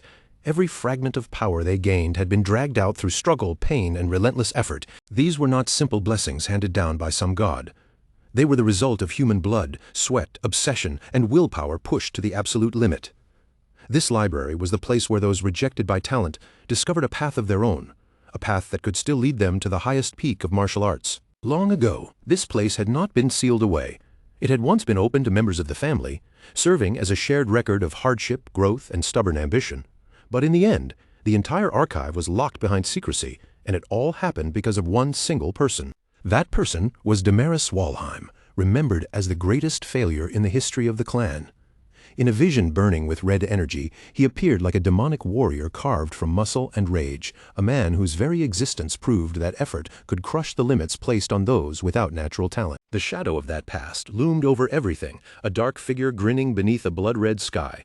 Throughout the long history of the Walheim clan, Damaris had always been spoken of with contempt, labeled the ultimate failure, a man who failed to meet the shining standards his family demanded. Yet that failure was exactly what pushed him onto a forbidden road. He was consumed by world erosion, swallowed by a force that should have destroyed him completely. But instead of vanishing, Damaris emerged from it as the strongest person to ever walk the earth, reaching out with a power that shattered everything the clan believed to be true. Krosh stood before the forgotten archive, sweat gleaming on his face while a hungry grin pulled at his lips. His hands slowly reached forward, fingers trembling with anticipation. At last, the thing he had been chasing all this time was right in front of him. He grabbed the ancient manual. And the moment it entered his grasp, orange flames of raw energy roared up around him. The forbidden knowledge was finally in his hands. With a quiet, mocking apology to the ancestors who had tried to bury this place, Krosh claimed the legacy of the man they had feared more than anyone. One powerful word rang through the silent chamber, cutting through the heavy air like a declaration. In that instant, the strength of the greatest failure was no longer hidden in the past. That power, that legacy, and the future it could create now belonged to Krosh alone. Damaris Walheim within the family's history, that name carried the weight of catastrophe. His silhouette stood beneath a blood-red moon, broad and ominous, while hollow eyes stared out from the darkness as if the past itself was watching. He was remembered as the worst failure to ever carry the Walheim name, and yet in a cruel twist of fate, he was also the strongest figure the family had ever produced. At the height of his power, Damaris carved a path of destruction so overwhelming that no one in his era could stand beside him.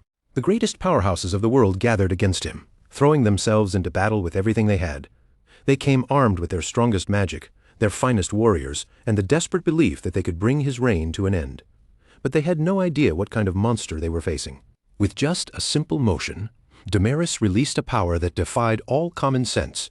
Lightning crackled from his fingertips, crawling through the air as he prepared to show them what a true curse could do. Nothing could stop the massacre that followed. Damaris tore through their ranks as if their bodies were made of paper, his face twisted with a crazed grin while he advanced across the battlefield without the slightest hesitation. One after another, the heroes of that era collapsed before him, broken, bloodied, and left scattered in his wake. Damaris was like a natural disaster given human form, a force that refused to be controlled and left only ruin wherever he passed. The source of that terrifying strength was known as extreme blood poison. It granted him power that seemed almost godlike, but it came with a brutal price, eating away at his soul and sanity from the inside. Damaris had achieved it by absorbing the curse of world erosion and twisting that curse into a weapon of his own. It was a secret technique born from madness itself, recorded in a forbidden book that should never have existed in the first place.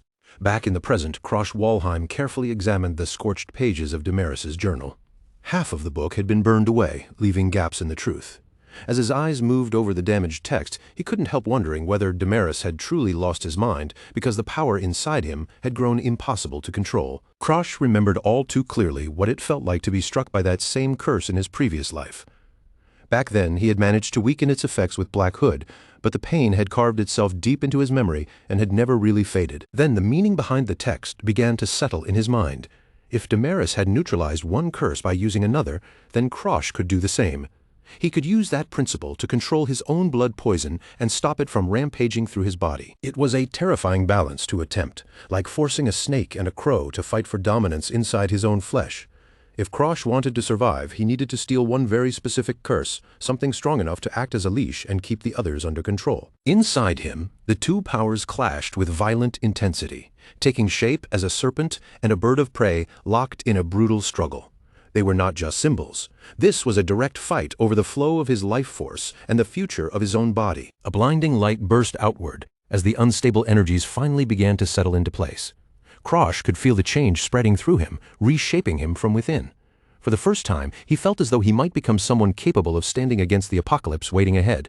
He looked down at the swirling orb of power in his hands, and a dark smile slowly touched his lips.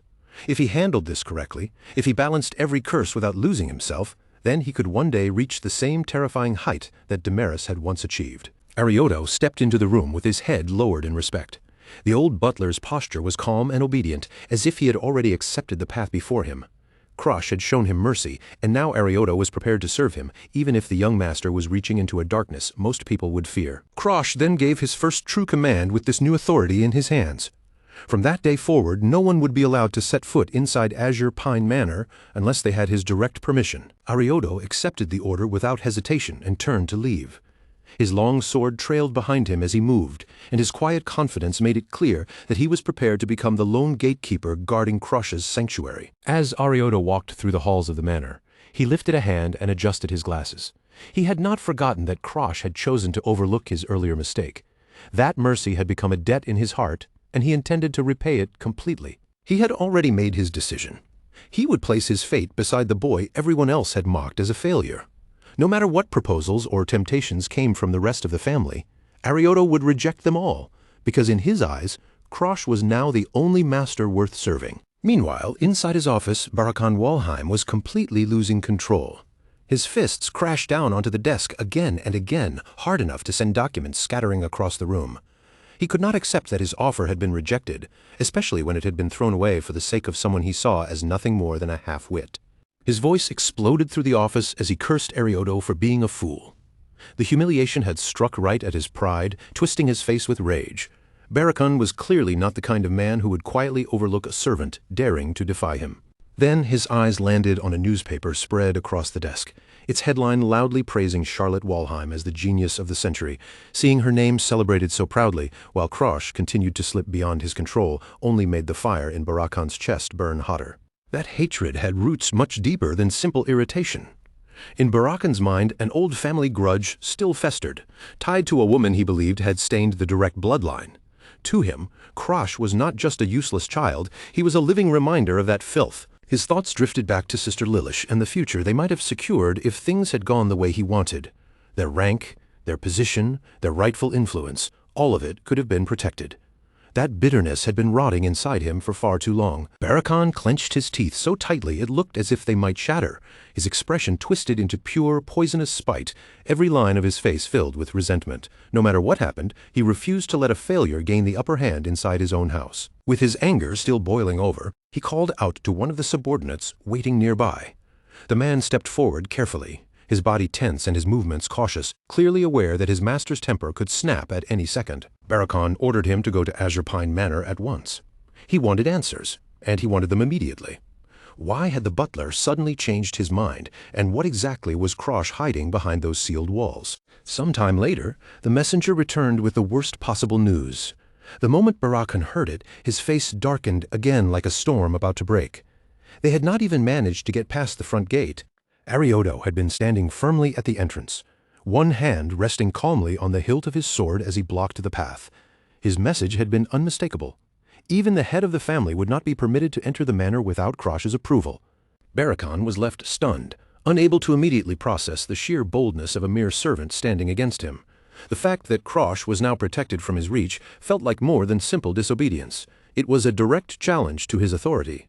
While chaos brewed outside, Krosh remained entirely focused inside the manor. He sat deep in meditation, unaware of Barakan's fury, while a thick purple aura coiled and swirled around his body like living smoke. A slow, controlled breath left his lips, and heat rose from his skin in faint streams of steam.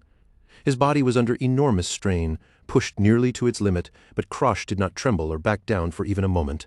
His fist tightened until his knuckles turned pale from the pressure. He could feel it now, that final edge before a breakthrough. The moment he had been forcing himself toward was almost here, the moment he would step into the realm of an aura expert. In the world of warriors, strength was divided by clear and unforgiving ranks. The first stage was the aura user, the most basic level, where a fighter finally learned how to draw out and control the energy sleeping inside their own body. But the true line separating ordinary fighters from real geniuses was the aura expert. As the second stage, it contained a far greater amount of aura, and it was here that a warrior's true potential began to reveal itself for the first time. Even after reaching the entry level, Krosh knew he was still nowhere close to his sister. Charlotte was only 2 years older than him, yet she was already standing at the threshold of becoming a master. Her talent was so overwhelming that even thinking about it felt frustrating.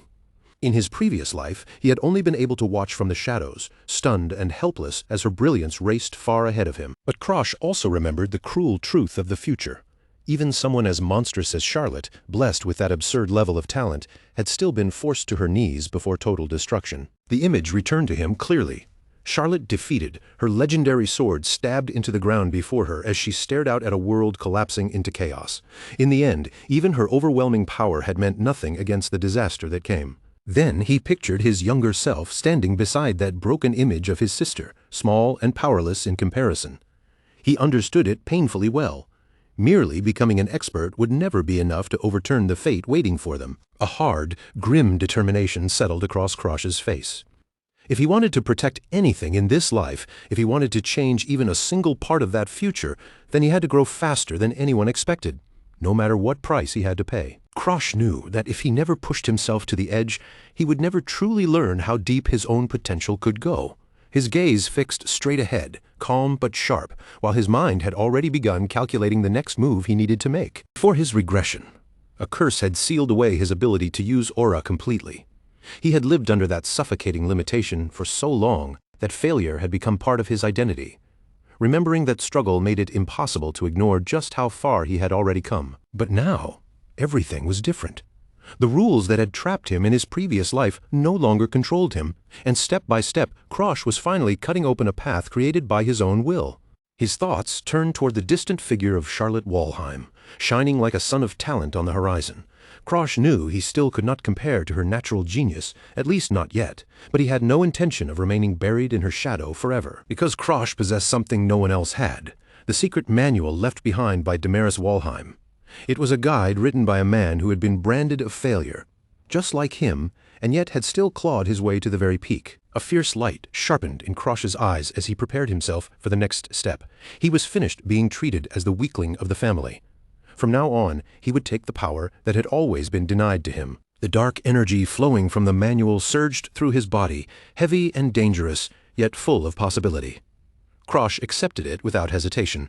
No matter what methods he had to use, he would become stronger than anyone in the Walheim family could ever imagine. At last, he allowed himself a moment to breathe. The intense training session had finally come to an end, and the air around him slowly began to settle. For the time being, this level of progress was enough to satisfy the hunger for strength burning inside him. Arioto approached quietly with a towel in hand, then lowered his head in a respectful bow. His voice carried genuine admiration as he congratulated the young master for successfully reaching the entry level of an aura expert. Krosh accepted the towel with casual ease and began wiping the sweat from his body. He brushed off the praise as if it were nothing special, treating a breakthrough most warriors would celebrate as if it were merely another ordinary step forward. Then his eyes shifted toward the butler. Krosh wondered why Arioto had been waiting for him in this place, and the look on the old man's face told him that this was not a simple visit. Something important had clearly happened. With another respectful bow, Arioto delivered the news. Lady Bianca Hardenheart, Krosh's fiancée, had arrived at Azure Pine Manor. Krosh froze in the middle of drying himself, the name striking him like a blow he had not prepared for. Bianca should not have appeared this soon. Her early arrival meant the new timeline was already shifting in ways he had not expected. A terrifying memory flashed across his mind, sharp and cold. He saw the future version of Bianca, the white demon, the monstrous figure she was destined to become. In the future, he remembered, Bianca had been the ringleader who commanded the world eroders. She was the one who personally stood at the center of the world's destruction, guiding it with terrifying calm. She had even defeated one of the 10 strongest under the heavens, a feat so horrifying that it earned her the chilling title of the White Demon. Krosh turned his gaze toward the window, trying to connect that nightmare from the future with the girl waiting below.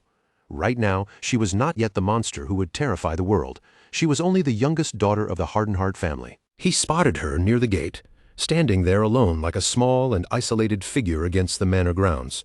Seeing her in person made one thing clear. The political marriage arranged around them was finally beginning to take shape.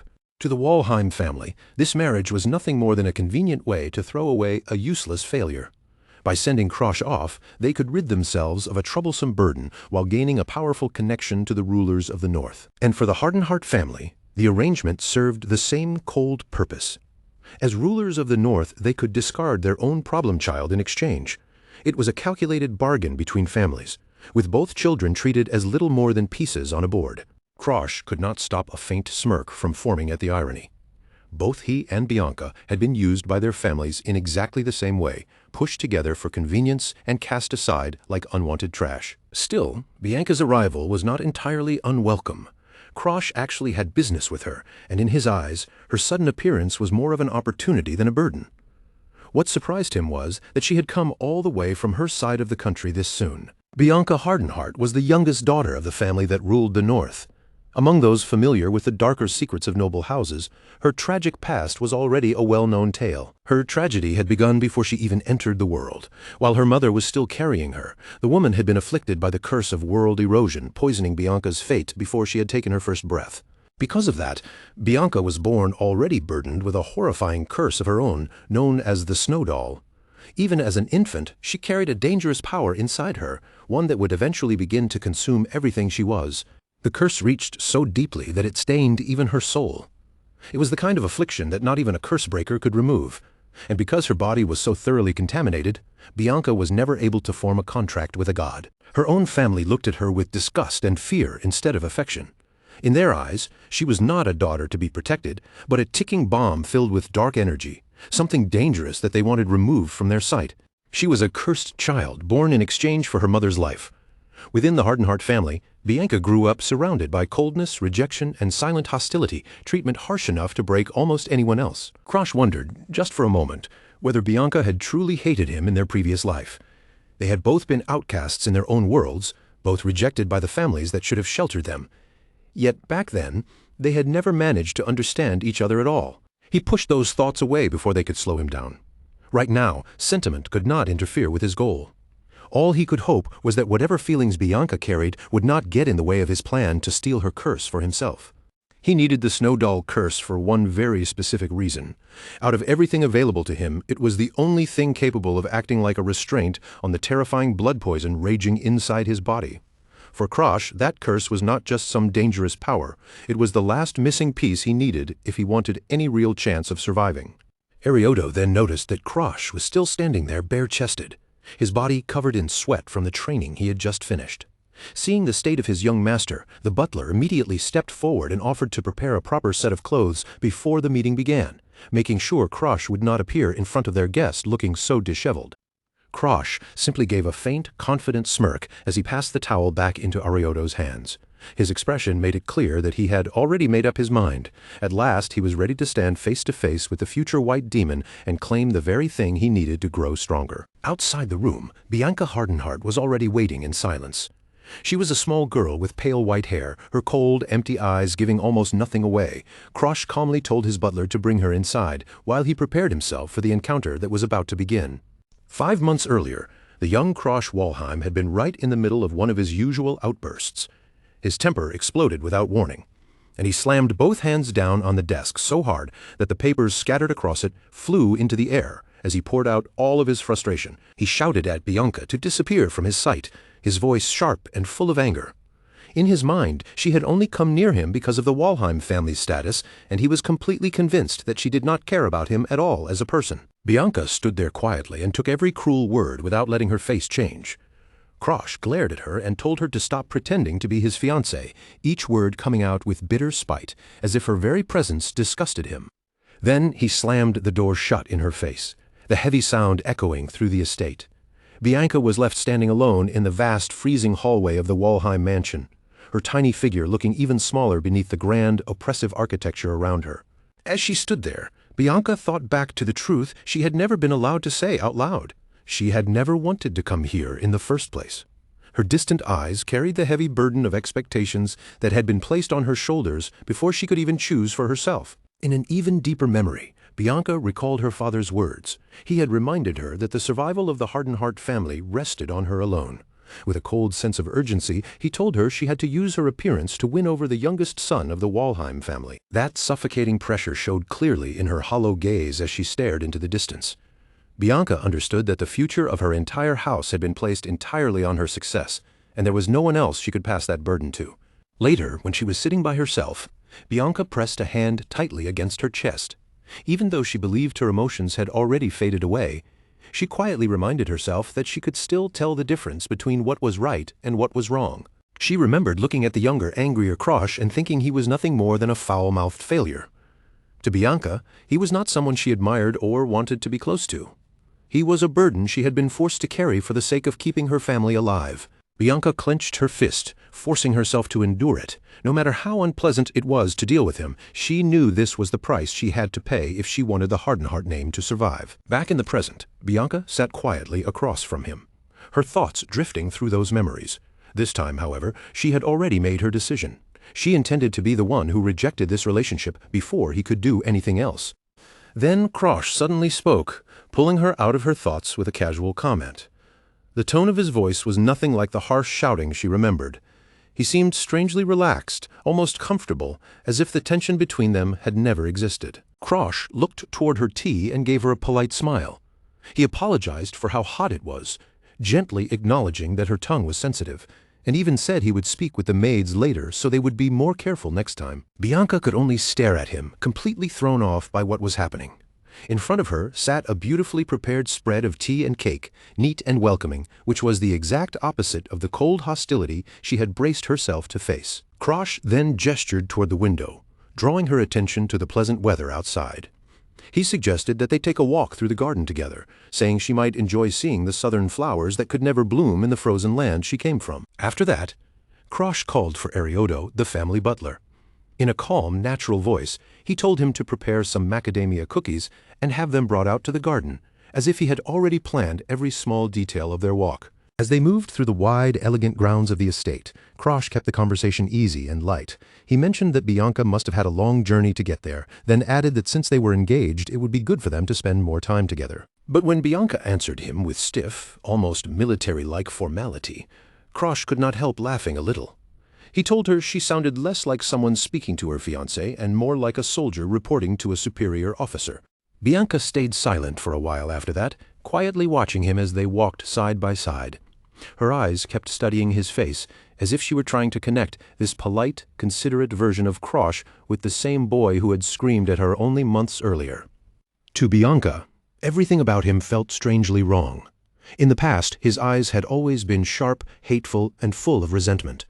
But now the boy in front of her seemed like a completely different person. Then another detail made her even more uneasy. She had never once told him that she liked macadamia cookies, yet he had ordered them for her without the slightest hesitation. Krosh eventually stopped in front of the peaceful garden, taking in the calm scenery around them. Bianca stood a short distance behind him for a moment, watching his back, before she finally gathered enough courage to say what had been weighing on her mind. She raised her eyes and looked directly into his face. Then, without softening the question, Bianca asked whether he was truly Krosh. The words settled heavily between them, direct enough to cut through the quiet air. For a moment, neither of them said anything. Their eyes met in tense silence, and the quiet garden around them seemed to grow even stiller, with only the faint rustling of leaves breaking the pressure between them. Krosh lifted a hand and rubbed the back of his head, clearly caught off guard by the blunt question. For the first time in the conversation, he looked a little awkward, almost sheepish, as he searched for a response that would not make things worse. After a brief pause, he looked back at Bianca with a calm and steady gaze. Instead of denying it immediately, he asked her whether he really seemed that different from the person he had been before. Bianca's eyes widened in the same instant, and a cold shiver seemed to run through her body. For one brief, terrifying second, she felt as though a flash of bloodlust had slipped out from him and brushed against her. Afraid that she had crossed a dangerous line, Bianca immediately lowered her head and apologized for speaking out of turn. Krosh, on the other hand, suddenly looked flustered, realizing that his reaction had probably shattered the gentle atmosphere he had worked so hard to create. Inside, Krosh could only admit that his memories from this point in time were not perfectly clear. He knew he had treated Bianca badly before, but he could not quite remember just how cruel or how unforgivable his behavior had been. As he looked at Bianca's face, something about her expression struck him with a strange sense of familiarity. The look in her eyes tugged at the edge of his memory, stirring something unpleasant deep in the back of his mind. Then a scene from the future flashed before him. He remembered Bianca dying in front of the North Sea Pavilion, and on that day she had worn the exact same expression in her eyes as the one she was showing him now. Krosh realized he needed to give her an explanation that sounded believable enough to cover the changes in him. So he put on a bright smile and casually told her that he had recently formed a contract with a god. Bianca seemed to accept that answer, at least for the moment. Her guarded expression softened just slightly, and she quietly offered him her congratulations, as if the explanation had eased part of the suspicion in her mind. Krosh then leaned a little closer and told her that there was a specific proposal he wanted to make. Bianca looked back at him carefully, her expression caught between curiosity and caution as she waited to hear what he was really after. Bianca's thoughts immediately began to race. If Krosh had truly made a contract with a god, then what could someone like that possibly need from her? The question turned over in her mind as she tried to guess his real intention. Her first guess went straight to the worst possibility. In a quiet but serious voice, she asked whether he wanted to annul their engagement, and Krosh instantly shouted back in complete shock at the unexpected question. Krosh quickly started rambling, saying that he would understand if she did not want to marry someone like him. He even stumbled into suggesting that maybe she was the one who wanted to end things between them. Bianca watched his sudden self-deprecating display in confusion, unable to understand why a son of the mighty Walheim family would speak about himself with so little confidence. Bianca lowered her gaze, and a shadow passed over her face.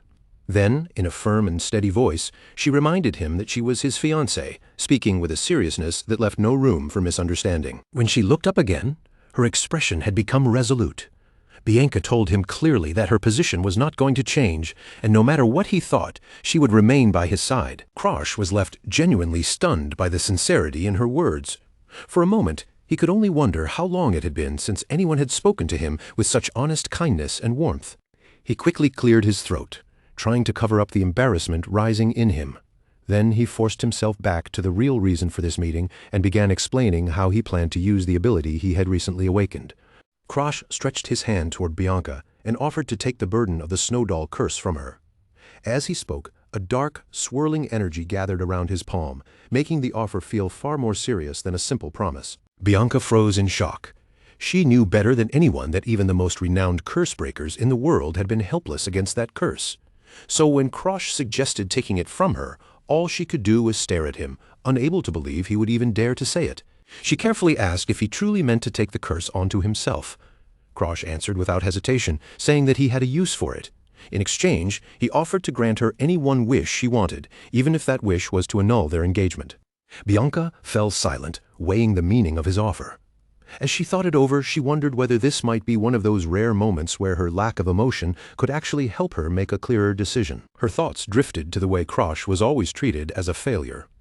That constant rejection had carved a deep gap between him and his own bloodline, and in her mind she could almost picture the loneliness that must have surrounded him inside his own family. In her imagination, a small chibi version of Krosh appeared, looking completely hollow and lost, as if all the pride and confidence had been drained out of him. Bianca quietly wondered if Krosh had become so worn down by his own life that he was now trying to erase his emotions completely by taking her curse onto himself. To her, his offer sounded less like confidence and more like someone desperately searching for a way to stop feeling anything at all. As she looked at the desperation behind his proposal, Bianca began to question whether his sudden kindness was actually the result of something far more dangerous. Maybe his mind had finally started to collapse under the weight of everything. Her eyes searched his face closely, trying to find even a faint trace of the cruel boy she used to know. Then an old memory from her childhood surfaced in her mind. Bianca remembered the words of a mental-type mage who had once taught her that when a person was pushed past their emotional limit, their mind could become ill in strange and unpredictable ways. The old mage had even shown her a book filled with drawings of a broken mind, splitting into two different paths.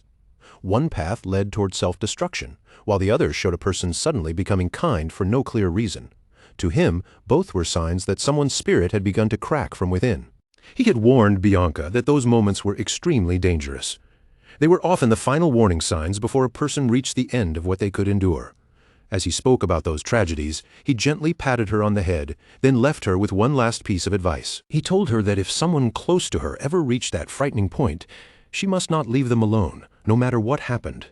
Now, that memory echoed through Bianca's mind and quietly shaped every thought she had about Krosh. Back in the present, Bianca suddenly reached out and clasped Krosh's hand tightly in both of her own. Her expression remained calm, but her eyes now carried a firm, protective resolve, as if she had decided she would not let him fall apart. She told him that it was all right, and that she believed he could overcome the struggle inside him. Krosh could only stare back at her in complete confusion, utterly lost as to how the conversation had suddenly turned in this direction. Bianca urged him to learn how to control his emotions instead of depending on a curse to numb them. The irony was obvious, even to her, but right now her only focus was saving him from what she believed was a mental collapse. Krosh tried to cut in, realizing that she had misunderstood everything on a massive scale, but Bianca was no longer listening. With quiet determination, she declared that from now on she would visit often and personally look after him. She even said that if she asked her father for permission, she might be able to arrange a place nearby so she could stay close.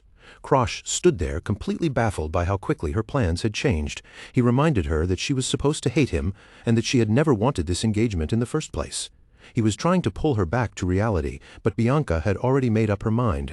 Bianca did not deny how she had felt about him before. Instead, she simply said she could not abandon someone who looked like they were standing at the edge of a cliff. As she spoke, she held onto his arm firmly, almost as if she feared he might vanish the moment she let go. Looking into Bianca's unwavering eyes, Krosh finally understood what kind of person she was. Once she decided something needed to be done, she would charge straight toward it without looking back, and in that moment, he began to realize that his carefully arranged plan had taken a very strange turn. Since Bianca clearly had no intention of handing over the curse willingly, Krosh started wondering if he should activate his skill in secret instead. He quietly began channeling his power, and a dark aura slowly pulsed around him as he focused on the curse hidden within her. Krosh invoked his lockboard skill, and the familiar interface appeared before his eyes. He concentrated on the powerful curse buried inside Bianca, and in response, violent purple energy began swirling around her body. His aura flared sharply as his power collided with the ancient curse. The air around them seemed to tremble from the clash, and then a prompt appeared before him, announcing that the system had generated a new unlock condition. The condition revealed itself in clear, merciless words. If Krosh wanted to access Bianca's curse, he first had to become her genuine friend. The screen shone with a harsh violet glow, making the requirement feel even more unreasonable. Krosh stared at the condition in silence, slowly realizing that this was going to be far more troublesome than he had expected. A double lock placed on a skill was not something he had prepared for, and it immediately complicated everything. He understood the reason soon after. Because the curse had been with Bianca since the moment she was born, the system did not treat it like a simple status effect. It recognized the Snow Doll curse as an actual part of her body, which made its value far greater than any ordinary curse. Becoming friends with the future White Demon sounded almost impossible. Krosh watched Bianca carefully, trying to figure out how he could possibly get past the walls around her heart. Since she lacked emotions, she rarely showed interest in anything or anyone, which made building a real connection with her feel like an incredibly difficult task. Even so, Krosh knew he could not simply let Bianca return home now. If she went back, it would only push her closer to the tragic future, where she became the White Demon. So he decided that he had to keep her nearby and find a way to change the path waiting for her. If he could stop Bianca from turning into the White Demon while also securing the Snow Doll curse for himself, then he could solve two major problems at once.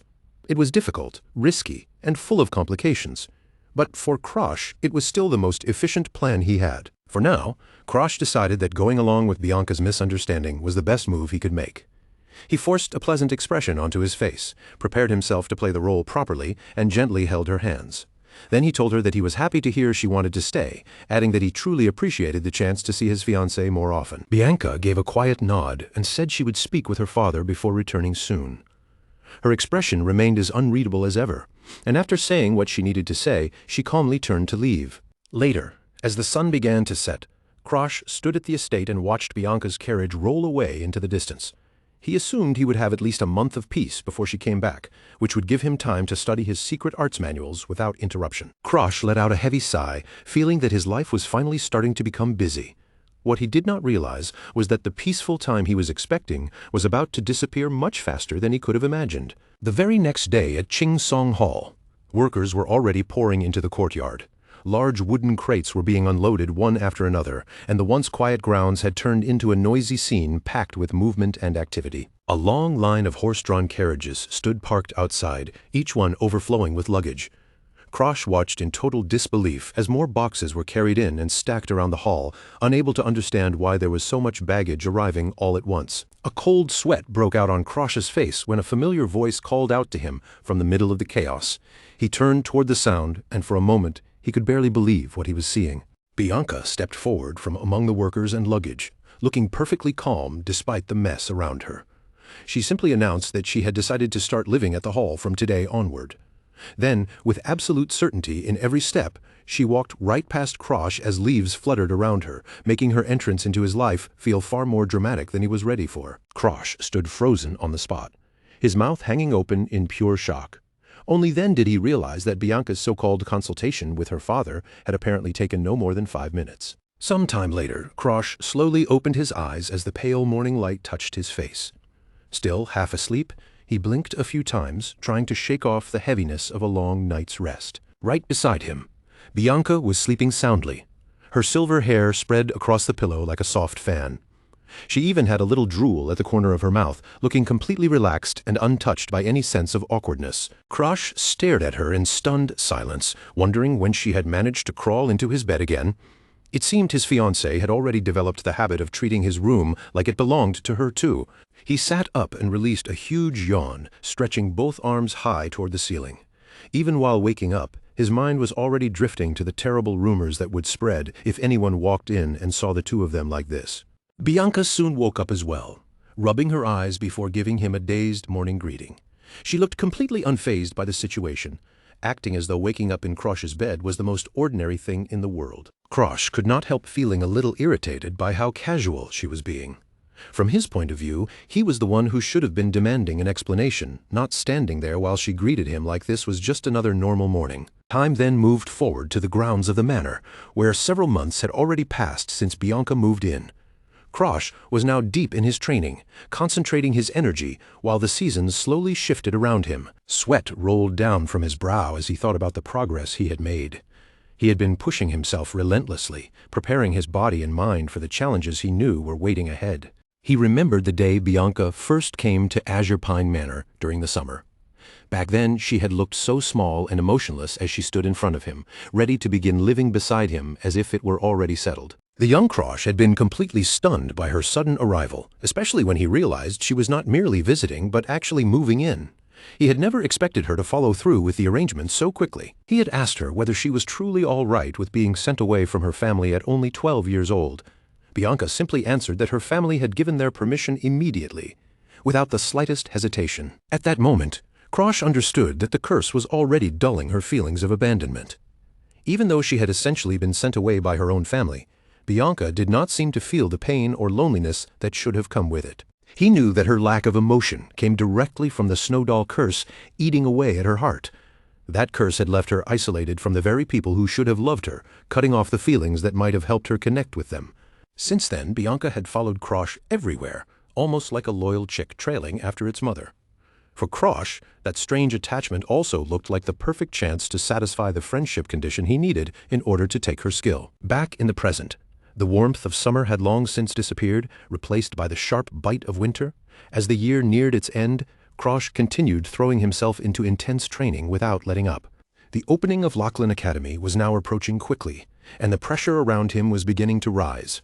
Krosh knew this might be his one real chance to change his destiny before the same history from his past life repeated itself. Lachlan Academy was an institution created by the 4 great kingdoms to raise the most elite warriors in the world. It was the place where talented young fighters gathered, sharpened their abilities, and competed to stand above everyone else. Only those between the ages of 15 and 20 were allowed to enroll there. In Krosh's past life, he had been nothing more than a bystander, forced to watch from the shadows as true geniuses stepped forward and rose to power. That generation had produced terrifying legends with cheat-level skills that completely defied common sense. They were the extraordinary people who would later go on to influence the direction of the entire world. Krosh gritted his teeth as he remembered how those geniuses had once looked down on him in his previous life. The humiliation, the bitterness, and the pain of being treated like a useless failure had never faded from his memory. Krosh knew their weaknesses better than anyone else ever could, because he had already seen what kind of monsters they would become. He also knew exactly where their openings were. Once he set foot inside that academy, he planned to use that knowledge to steal their skills one by one and take everything he needed for himself. There was only 1 year left before he reached the age where he could enroll. That meant every single day mattered now, and if Krosh wanted to stand against the terrifying talents waiting for him there, he could not afford to waste even a moment. So he drove his body to the absolute limit, training until every muscle screamed and every breath burned in his chest. The gap between his current self and those future legends was still enormous, but Krosh knew exactly what he had to reach. The goal was clear, even if the road toward it was brutally difficult. But even with all that effort, Krosh could feel himself starting to hit a wall. No matter how hard he swung his weapon or how many hours he poured into training, his growth was no longer rising the way it had before. He understood that simply following martial arts manuals would not be enough to push him beyond the expert stage. If he wanted to break through this limit, he needed something far stronger, something powerful enough to launch his strength to the next level. That was why his eyes naturally turned toward Bianca. The answer he needed was hidden inside the curse she carried. To overcome this barrier, Krosh had to take the Snow Doll curse from her and use it to master the extreme blood poison skill. When he finally finished his training, Krosh found Bianca standing outside the door, waiting for him as if she had been there the entire time. She held her book close against her chest, silently watching him with that unreadable expression of hers. Bianca told him she had stayed because she could not leave him alone. Krosh was caught off guard for a moment, then slowly accepted the familiar sight in front of him, realizing that her constant presence had already become a permanent part of his daily life. Ever since that summer day, Bianca had been following him around like a tiny baby bird trailing after its parent. It was strange, and at first it had been awkward. But somewhere along the way, Krosh had gotten used to having her quietly close by. He wondered when she would finally start thinking of him as a true friend. Even though her eyes were still blank most of the time, he could feel the distance between them slowly shrinking, little by little, as the months continued to pass. Before he could think any further, his thoughts were cut short by Arioto's arrival. The manor's butler approached with his usual formal posture, and from the look on his face, it was obvious that he had come carrying important news. Arioto presented him with an invitation to the Star Sanctuary, a prestigious gathering meant for the noble youth of the kingdom. Krosh took one look at the envelope, his expression caught somewhere between curiosity and quiet dread. The Star Sanctuary was an annual gala held once every year for miners in the Starren Kingdom. On the surface, it was meant to help young nobles form friendships, build connections, and expand their social circles among people of the same status. Krosh thanked Arioto for explaining it, even though he already had a rough idea of what kind of event it was. Beneath all the polite smiles and fancy decorations, he knew it was really a den of vipers, where family background and reputation mattered more than anything. In his previous life, Krosh had been a complete shut-in around this period, so his memories of noble society were hazy at best. Most of what he remembered was buried beneath the shadow of his old failures and the mistakes he had made back then. He stared down at the invitation for a while, silently weighing whether he should actually attend. This would be a public debut of sorts, and depending on how things went, it could either help his plans move forward or draw far more attention than he wanted. He knew that guy would probably show up there too. But at the same time, Krosh remembered the promise he had made to Arioto. A painful image flashed through his mind, the butler standing by a bedside with a devastated expression, and Krosh did not want to make him suffer through that grief again. So Krosh made his decision and told Arioto that he would attend. The moment the words left his mouth, Bianca stepped forward without hesitation and announced that she would be going with him as well. Bianca calmly warned him that the other participants would most likely criticize him and try to drag his name through the mud. After all, the nobles had not forgotten his reputation as a failure, and they would not miss a chance to attack him for it. Krosh looked at Bianca and suggested that she should stay behind for her own safety. He knew the other nobles would not only target him, but they would also turn their cruelty toward her just because she was standing beside him. Bianca shook her head without even a moment of hesitation. No matter what insults the nobles prepared for them, she had already decided that she would not step back and she would stand by Krosh's side through it. With her usual calm expression, Bianca declared that protecting her partner was her duty as his fiancé. Her face remained almost emotionless, but the loyalty behind her words was impossible to miss. Krosh gently placed a hand on Bianca's head and patted her, his voice softening as he explained himself. He told her he was not asking her to come because she was his fiancée. What he really wanted to know was how she honestly felt about attending the party with him. Bianca looked back at him with that same deep pity in her eyes. From the way she stared, it was obvious that she still believed Krosh was being crushed by pressure and was dangerously close to reaching his breaking point. Over the past few months, Krosh had been suspiciously kind to her in a way that was completely different from how he used to act. The sudden change in his attitude had been too obvious to ignore, and Bianca had definitely noticed it. He had started paying attention to even the smallest details, asking whether she had eaten breakfast, suggesting visits to the library, and quietly looking after her when she rested outside. If she happened to fall asleep in the open air, he even stayed nearby and let her sleep a little longer. Bianca thought about how not even the Hardenhart estate had treated her with this much warmth. The kindness she was receiving from Krosh now was enough to blur the awful first impression she had once carried of him. Whenever Krosh trained in the garden with his sword, pouring everything he had into each swing, Bianca was always there watching in silence. Without anyone needing to say it out loud, she had become a constant shadow in his everyday life. The walls inside her heart were beginning to weaken, little by little.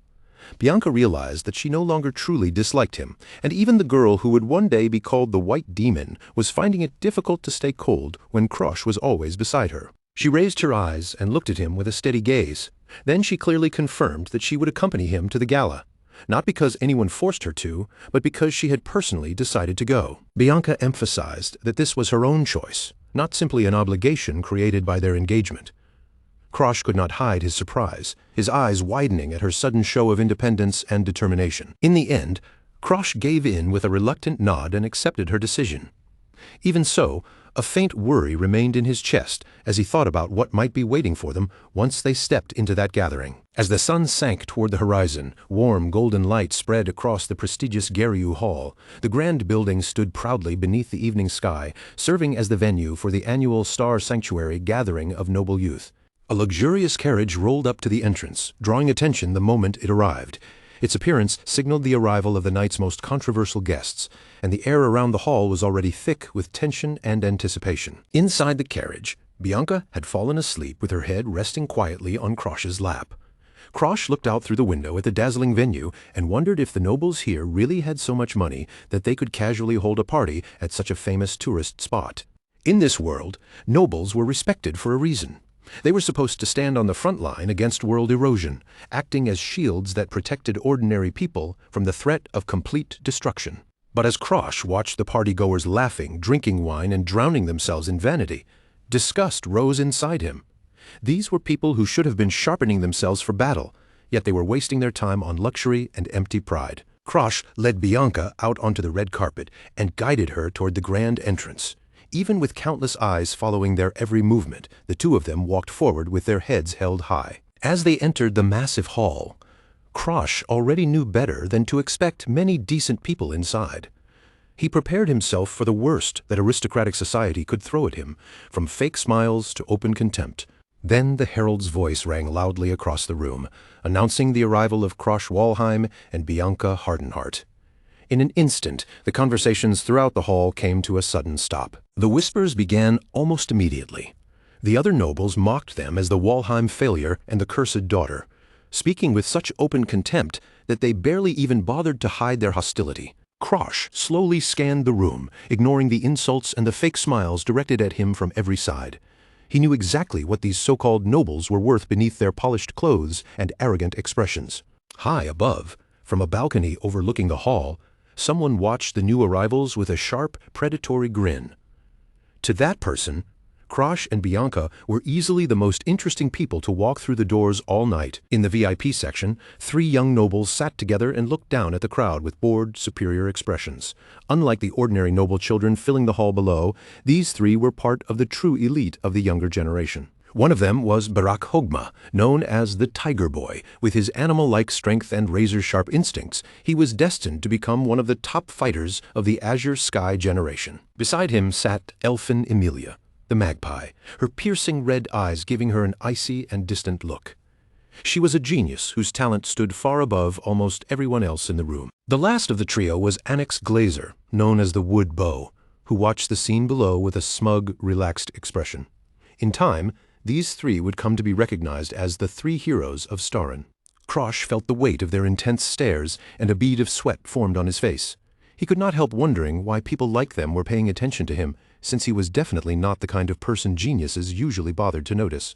Then he realized the reason was probably Charlotte, his terrifyingly powerful relative. No matter where Krosh went, her reputation and overwhelming strength cast a long shadow over him. He remembered a story Charlotte had once told him about this very hall. According to her, she had gone on a rampage here in the past, and afterward she had dismissed the Star Sanctuary as nothing more than a glorified garbage dump. In that memory, Charlotte bragged with complete confidence that no one could possibly defeat her, while a much younger Krosh could only hide nearby in fear. Because of her wild strength and reckless behavior, the Walheim name had become something people in this place both feared and hated. As Krosh felt the hostility pressing in from every side, he became even more certain that Charlotte must have caused a serious disaster here in the past. Now he was the one standing in the aftermath, forced to walk through the wreckage left behind by her destructive reputation. At that moment, Bianca suddenly reached out and firmly grabbed the edge of Krosh's sleeve. She could clearly sense the tension filling the hall, and even without saying much, her grip made it obvious that she had no intention of letting him face that pressure alone. She quietly told him to ignore the mocking voices around them, not realizing that Krosh had actually been thinking about Charlotte instead of feeling hurt by the whispers. Still, in her own serious way, Bianca was trying her best to stand beside him and support him. Krosh then realized that Bianca was being insulted too, yet she seemed completely unconcerned about herself. Seeing that, he gently reached over and gave her a quick pat on the head, as if to reassure her that he was fine. After that, Krosh turned his attention toward the entrance, his eyes narrowing slightly as he waited. The person he had been expecting should have arrived any moment now, and Krosh knew the real disturbance was about to begin. Right on cue, the herald's voice rang out through the hall, announcing the arrival of Lord Darling Danfelion. The moment that name was spoken, a wave of surprise rippled through the crowd, creating an even bigger stir than Krosh's entrance had caused. A figure dressed in extravagant, eye-catching clothing stepped into the light, carrying himself with a strange and flashy energy that was impossible to ignore. The nobles all turned to watch, their faces caught somewhere between admiration and confusion. To Krosh, however, Darling was the weirdo among weirdos. Even in a room full of eccentric nobles, this guy stood out as someone difficult to understand and even harder to deal with. Darling Danfelion, the attention-loving lord of the alchemist's castle, cheerfully waved to the stunned crowd as if the entire event had been prepared just for him. From the bright look on his face, he was clearly enjoying every second of the attention. Krosh remembered him from the past, when his own body had been covered in black curse markings. Back then, he had looked completely drained, as if the heavy weight of those curses was finally crushing him from the inside out. Then, without warning, someone had reached out toward him, spreading both hands wide, as if examining a strange and valuable specimen that had just appeared in front of them. Darling Dan Felion had leaned in far too close, inspecting the erosion-type curses with an enthusiasm that was almost unsettling. His eyes lit up as if he had already begun imagining all kinds of wild methods to solve the problem. Before Krosh could even react properly, Darling suddenly grabbed his face and squeezed his cheeks between both hands. With a bright and dangerous smile, he asked whether Krosh wanted to become his test subject for a little experimental cure he had been developing. Krosh had been so exhausted at the time that he did not even have the strength to push him away. Darling took that silence as permission, acting as if Krosh had gladly agreed to let the experiment begin right then and there. A wide, slightly unhinged grin spread across Darling's face. To him, it looked like he had just found a fascinating new toy, and once he fixed his attention on something like that, he clearly had no intention of letting it go. Krosh's eye widened as the situation began to turn strangely intense. Whatever Darling was about to do, it was obvious that this so-called treatment would not be gentle, simple, or remotely normal. The treatment began almost immediately, but it looked far more like a brutal beating than anything that could be called medicine. Krosh could not hold back his screams as Darling carried out his bizarre method with far too much excitement. Darling pinned him down and laughed like a complete maniac while Krosh shouted for him to get off. In that moment, it became painfully clear that this boy was absolutely out of his mind. That chaotic experience became Krosh's first meeting with the boy who would one day be known as the greatest king of alchemy in the world. As first impressions went, it was about as terrifying and ridiculous as it could possibly be. Back in the present at the party, Darling made his grand entrance with the same shameless confidence, soaking up every bit of attention in the room. Half the crowd looked at him like a brilliant genius, while the other half clearly thought he was nothing more than a complete freak. Krosh watched him from a distance with a dry smile tugging at his face. He had already guessed that someone as obsessed with attention as Darling would never miss a gathering filled with noble youths and curious eyes. Then Krosh turned to Bianca Hardenheart and told her to wait there for a moment. He had something he needed to handle, and that something involved the eccentric guest who had just stolen the spotlight. Bianca simply nodded, her mouth already full of figs from the food table. To be honest, she looked perfectly satisfied staying right where the snacks were, completely unbothered by Krosh stepping away. Darling soon noticed someone approaching him from the corner of his eye. He paused slightly, curious about who would be bold enough to walk straight toward him in the middle of all this attention. He recognized the boy almost immediately. It was Krosh Walheim. Darling looked genuinely surprised to see him here, especially since Krosh appeared far more composed than the rumors about him suggested. Darling remembered seeing him earlier, alongside Charlotte Walheim, and now that he was looking more carefully, the family resemblance was easy to notice. In his mind, he was already starting to form an opinion about the so-called failure of the Walheim family. His eyes practically sparkled as he leaned closer with open excitement. He asked whether Krosh was truly Charlotte's younger brother, sounding far too delighted by the connection. Then Darling suddenly grew bashful in the most exaggerated way possible, wondering aloud if Krosh had approached because he was struck by his incredible good looks. His ego was so absurdly high that even his compliments to himself sounded completely natural to him. Krosh cut straight through the nonsense without wasting a second. He calmly mentioned that he knew Darling had been secretly poking around with world eroders, and those words instantly killed Darling's laughter. Krosh gave him a knowing smirk, then asked if that was enough to catch his interest. The bait had been placed perfectly, and now all Krosh had to do was pull Darling in. Darling's playful expression vanished, replaced by a sharper and far more focused look. He called Krosh a provocative little brat, but from the intensity in his eyes, it was clear that Krosh had captured his full attention. The two of them slipped away from the crowd and moved into a more private area. A heavy door slammed shut behind them, and the sign hanging from the handle made it perfectly clear that no one else was supposed to interrupt. They ended up in a private room lined with weapons, the air suddenly much quieter than the crowded hall outside. Darling turned back toward Krosh and casually asked how old he was actually supposed to be. Without waiting for much of an answer, Darling reached toward the rack and grabbed a pair of practice swords. He clearly had no intention of discussing anything serious until he saw for himself what Krosh was really capable of. Darling raised the blades with a thoughtful nod, noting that although Krosh was only 13, the aura surrounding him did not feel like it belonged to a normal child at all.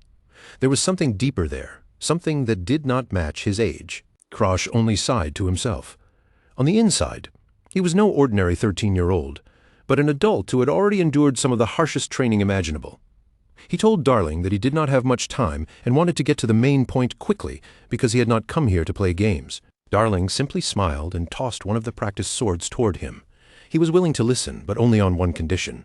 Krosh had to prove he could keep up with him first. Krosh caught the blade without any trouble, his fingers closing naturally around the handle. The weight of the sword felt familiar in his hand, making it clear that he was not the helpless boy everyone believed him to be. His focus sharpened at once, and his eyes locked directly onto Darling. In that instant, the atmosphere inside the room changed, growing tense and heavy as Krosh settled into his stance. Their swords clashed, sending a sharp metallic ring through the air. Darling did not hold back even for a moment, immediately testing Krosh's reflexes with the speed and pressure of his first exchange. Darling lunged forward with a sudden high-speed strike, moving far faster than anyone would expect from someone known more as a scholar than a fighter. His blade cut through the air with startling precision. He laughed as he attacked, admitting that he had simply wanted to see Krosh's ability for himself first. After hearing all the rumors about the Walheim failure, Darling wanted to know whether there was any truth hidden beneath them. Krosh ground his teeth, already finding the whole test to be a massive pain. Dealing with a genius like Darling was never simple, especially when that genius treated even serious conversations like a game. The exchange continued, their practiced swords colliding again and again in rapid succession. Darling kept the pressure high with every swing, casually reminding Krosh that he was still listening, even while forcing him to defend. Krosh struck back with clean, precise movements, wasting no energy on anything flashy. He was not relying on some dramatic skill or showy technique, just pure training sharpened through constant repetition. Darling was genuinely shocked by what he was seeing. He could not understand how someone supposedly born without any real skills, someone mocked as a failure, could move and fight with this level of control. Krosh pushed back against Darling's blade and looked him straight in the eye. He told him that even if he looked like this, he trained every single day. Then Krosh decided it was time to truly shake the future king of alchemy by proving that he knew things no ordinary person should know. Without warning, Krosh dropped the real bombshell. He offered to help Darling with his secret research into curse neutralization, and the impact of those words was so strong that Darling looked like his jaw might hit the floor. Darling was completely stunned that Krosh even knew about his private experiments in the first place. After a moment of disbelief, he asked what someone like Krosh could possibly know about alchemy that would make him bold enough to offer cooperation. Darling Danfelion braced himself against his sword, his shoulders rising and falling as he struggled to catch his breath after the fierce duel. He had poured everything he had into this spar, yet across from him, Krosh Walheim still stood his ground without the slightest sign of backing down. When Darling slowly lifted his gaze, all the color drained from his face. Cold steel was already pressed right against his throat, so close that one wrong breath could have ended it, and for a moment shock locked his entire body in place. Their blades crashed together once more, the sharp clang of metal ringing through the training room. In the middle of that clash, Krosh suddenly brought up the idea of neutralizing the curses of world eroders, a subject so dangerous that most people would not even dare to mention it in a whisper. Darling sprang into the air, twisting with the smooth grace of an acrobat, while keeping his sharp eyes fixed on Krosh the entire time. Even as he moved, he pointed out that not even the greatest curse breakers in the world had solved that mystery. But Krosh kept pushing forward, pressing the point that if Darling wanted to stand as a true first-class alchemist, then proving that research was exactly the achievement he needed. It was the perfect bait to draw in a genius like him. Darling took a few steps back, straightened his posture, and for one brief moment, the wildness around him faded. Standing there with a serious expression, he looked less like an unpredictable kid and more like a confident scholar, carefully measuring the enormous danger against the reward waiting on the other side. Krosh refused to let the pressure drop. He revealed that his own unique skill could steal curses, and he offered that power as a tool for Darling's research. With that one move, he was no longer just asking for help. He was making himself a partner Darling could not easily replace. He stared straight into Darling's eyes, and the weight behind that gaze felt far too heavy for someone with such a young body. Krosh was fully prepared to place his darkest secret on the table if that was what it took to secure this alliance. Darling's mouth fell open as the meaning of Krosh's words finally sank in. He could hardly believe that the boy known as the failure of the Walheim family was standing in front of him and claiming to possess such a terrifyingly powerful skill. Then, little by little, Darling's shocked expression curled into a smirk. The pieces were clicking together inside his mind, and if Krosh was telling the truth, then this was not just useful research. It could become the alchemical breakthrough of the entire century. Darling's excitement surged until he could barely contain himself. This was the perfect chance to test his theories and prove them right, and he was already completely hooked. Without hesitation, he leaned into the deal and asked Krosh what he wanted in exchange. Before Krosh could even answer, Darling's eyes grew dreamy, and he casually suggested that he could become Krosh's boyfriend. Krosh froze where he stood, looking as if he wanted the floor to swallow him whole. Still, he forced himself to ignore the strange comment and laid out his real demand, medicine that could help him control the many curses he planned to take into his own body. Krosh was already looking far beyond the deal in front of him, thinking several steps ahead while everyone else was still trying to catch up. He understood better than anyone that stealing skills alone would never be enough. If the backlash from those curses tore his body apart and killed him, then all that power would mean nothing. What he needed was a professional who could help him keep that dangerous strength in balance. His thoughts drifted back to the future he remembered, a future where even the mightiest heroes had failed to stop the destruction that was coming. Krosh had no intention of standing by and watching that same tragedy unfold a second time. Krosh's eyes sharpened as he reminded himself of the truth. A failure like him could not afford to be picky. Whether it was forbidden medicine, stolen skills, or any other dangerous tool within reach, he would use whatever he had to in order to survive. Darling watched him closely, and the more he looked, the clearer it became that the rumors had been completely wrong. Krosh was not some crushed, broken soul. There was a fire burning inside this boy, one that felt even more dangerous than anything Charlotte Walheim had ever displayed. As Darling stared at Krosh, he could almost see Charlotte's shadow standing behind him. The thought was chilling. A terrifying blend of overwhelming genius and twisted eccentricity, both coming from the same extraordinary bloodline. A blush crept across Darling's face as his fascination with the Walheim family only deepened. To him, their strange, chaotic brilliance was not frightening at all. If anything, it made them even more irresistible. Krosh decided it was time to bring the conversation to a close. But before leaving, he had one final question. Darling immediately perked up, his curiosity returning as he wondered what else this mysterious boy could possibly ask. Krosh asked whether Darling planned to attend the newly established Lachlan Academy. In his mind, that enormous school was already taking shape as the next stage of his plans. When Darling confirmed it, Krosh's lips curved into a sharp, knowing smile. For him, that answer had been so obvious that it almost did not need to be spoken aloud. He was already imagining the academy as a place overflowing with powerful skills, almost like a feast laid out in front of him and waiting to be claimed. With each successful deal he made, Krosh's ambition only grew stronger. Darling was practically glowing with excitement, eagerly promising to handle any compounding or research Krosh might need, and as if that was not unsettling enough, he added a creepy little reminder that the space beside him was still open. For a moment, both of them looked up toward the ornate ceiling of the manor. The main agreement finally settled between them. But even after that, Krosh still had one more request, and this one was far more personal. He asked Darling about discoloration disease, the terrifying illness that blackened a person's skin before dragging them into an agonizing death.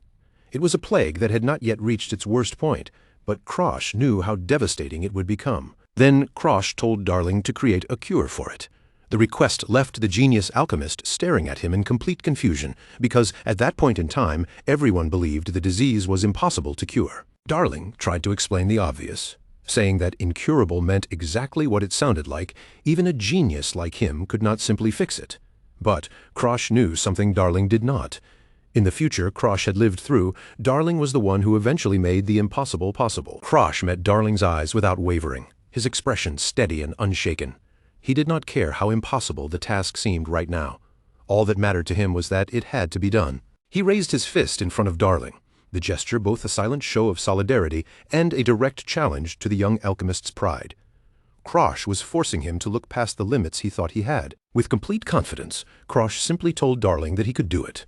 Those few words carried a heavy weight of expectation, but for a twisted genius like Darling, that kind of challenge was exactly the spark that could set him ablaze. Darling's lips curled into a confident, slightly piqued smirk. He admitted that being challenged so directly had struck right at his pride as a genius, and there was no way he could ignore that. The two of them sealed the agreement with a firm fist bump, an unlikely alliance formed right there in the dusty training room. In that single moment, the future of the world had shifted in a way no one else could yet understand. Krosh told Darling to send the medicine to Azure Pine Manor once it was finished. Darling instantly turned into a tiny, chibi bundle of hearts, cheerfully promising that he would bring it over himself with far more enthusiasm than necessary. As Krosh made his way toward the door, he suddenly stopped and turned back. There was still one last question bothering him, something that had been nagging at the back of his mind ever since their strange conversation began. Without dressing it up, Krosh asked if Darling liked his sister, Charlotte Walheim. Darling practically floated away on a cloud of hearts, loudly declaring just how much he loved her. Krosh stared at him in complete confusion. If Darling was in love with Charlotte, then why had he been talking earlier about becoming Krosh's boyfriend? Darling only smiled at him sweetly and innocently, as if the answer should have been obvious. Darling leaned closer, his face flushed with a deep blush, and told Krosh that he was still too young to understand. Then, with shocking casualness, he added that he happened to like men as well. He practically sparkled as he admitted that he could go both ways. Krosh's expression went completely blank, as if his mind had just given up trying to process how eccentric Darling truly was. Krosh did not wait to hear another word. He turned and bolted down the hallway at full speed, while Darling reached after him and called him his future lover as the poor boy ran like his life depended on it. Krosh finally stopped in the hallway to catch his breath, sweat beading on his face from the sheer awkwardness of what had just happened. Only then did he remember that, strange as it was, this was exactly the kind of person Darling had always been. Then Krosh glanced back toward the main party hall, his ears catching the sound of a disturbance in the distance. Something was happening over there, and it definitely did not sound like the polite, restrained conversation nobles were supposed to have. When Krosh Walheim reached the main hall, he stopped dead in his tracks, and his expression darkened at once. The commotion he had heard was unfolding right in front of him, and the sight was even worse than he had expected. A pompous nobleman with slicked back hair and an arrogant sneer had his hand clamped around Bianca Hardenhart's arm. He was trying to drag her away by force, while Bianca stood there in silent distress, her pale eyes wide with shock and clear discomfort. Before the man could pull her any farther, a firm hand suddenly seized his wrist and stopped him cold. Bianca's frightened expression softened with relief the instant she realized that her fiancé had arrived just in time to protect her. Krosh did not waste even a single breath on a warning. With cold fury twisting across his face, he drove a brutal kick straight into the man's midsection, moving without hesitation to defend his fiancée from the harasser. The nobleman was blasted backward across the room, crashing headfirst into a lavish table covered in party snacks. Plates, glasses, food, and drinks scattered everywhere as he tumbled through the wreckage in a humiliating mess. He slammed onto the floor hard, clutching his head and groaning in pain while the entire hall fell into stunned silence.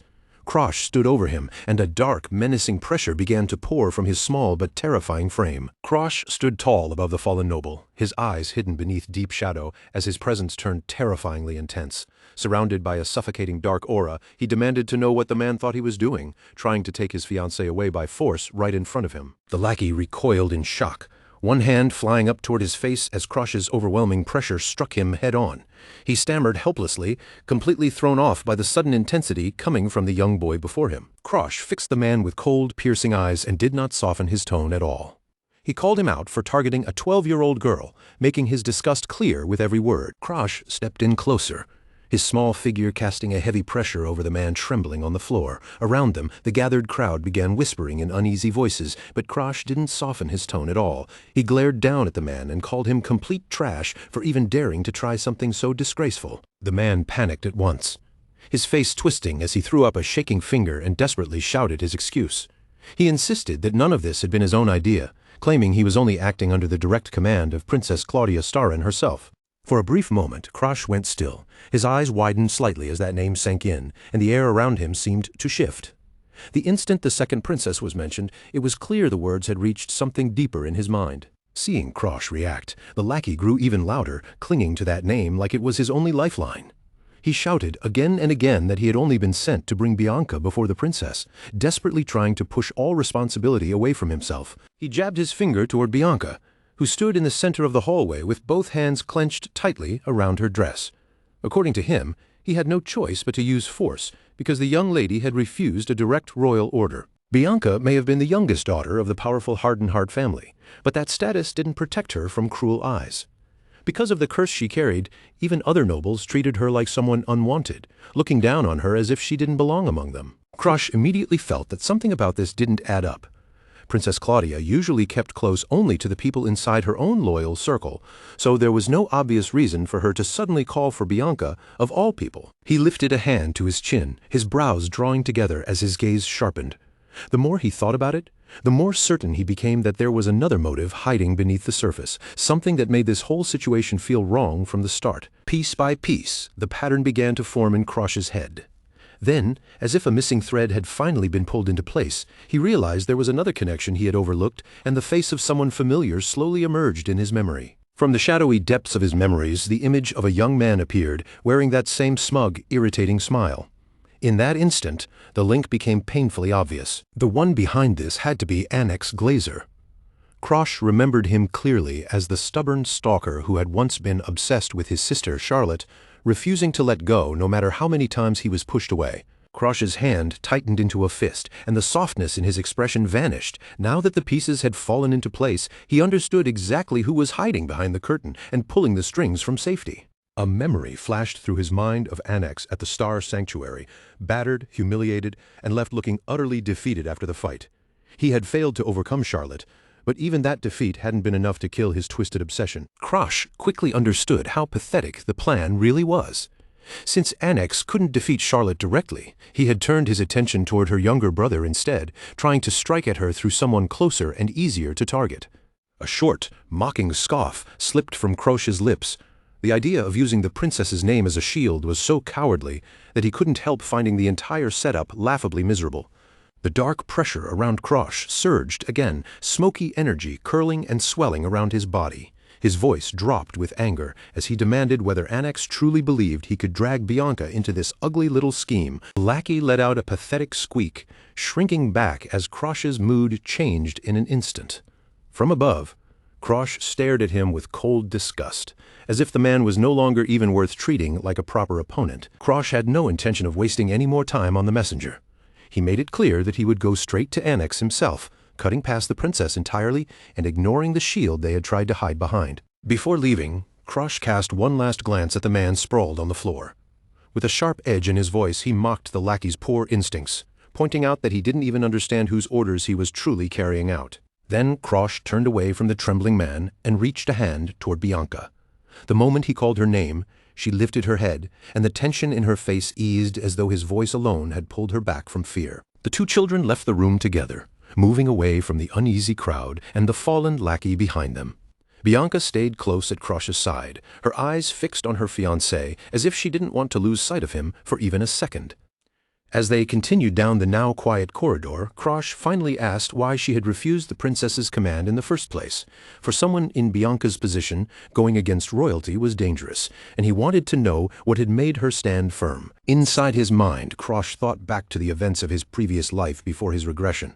He had already known who the true mastermind was even before this confrontation fully unfolded, so none of the hidden malice surprised him anymore. He kept his gaze forward as their footsteps echoed softly along the hallway, waiting for Bianca to answer. A quiet question lingered in his thoughts. Could a 12-year-old girl really have sensed the danger behind that invitation? Bianca lowered her eyes, her small voice carrying a trace of nervousness but not wavering completely.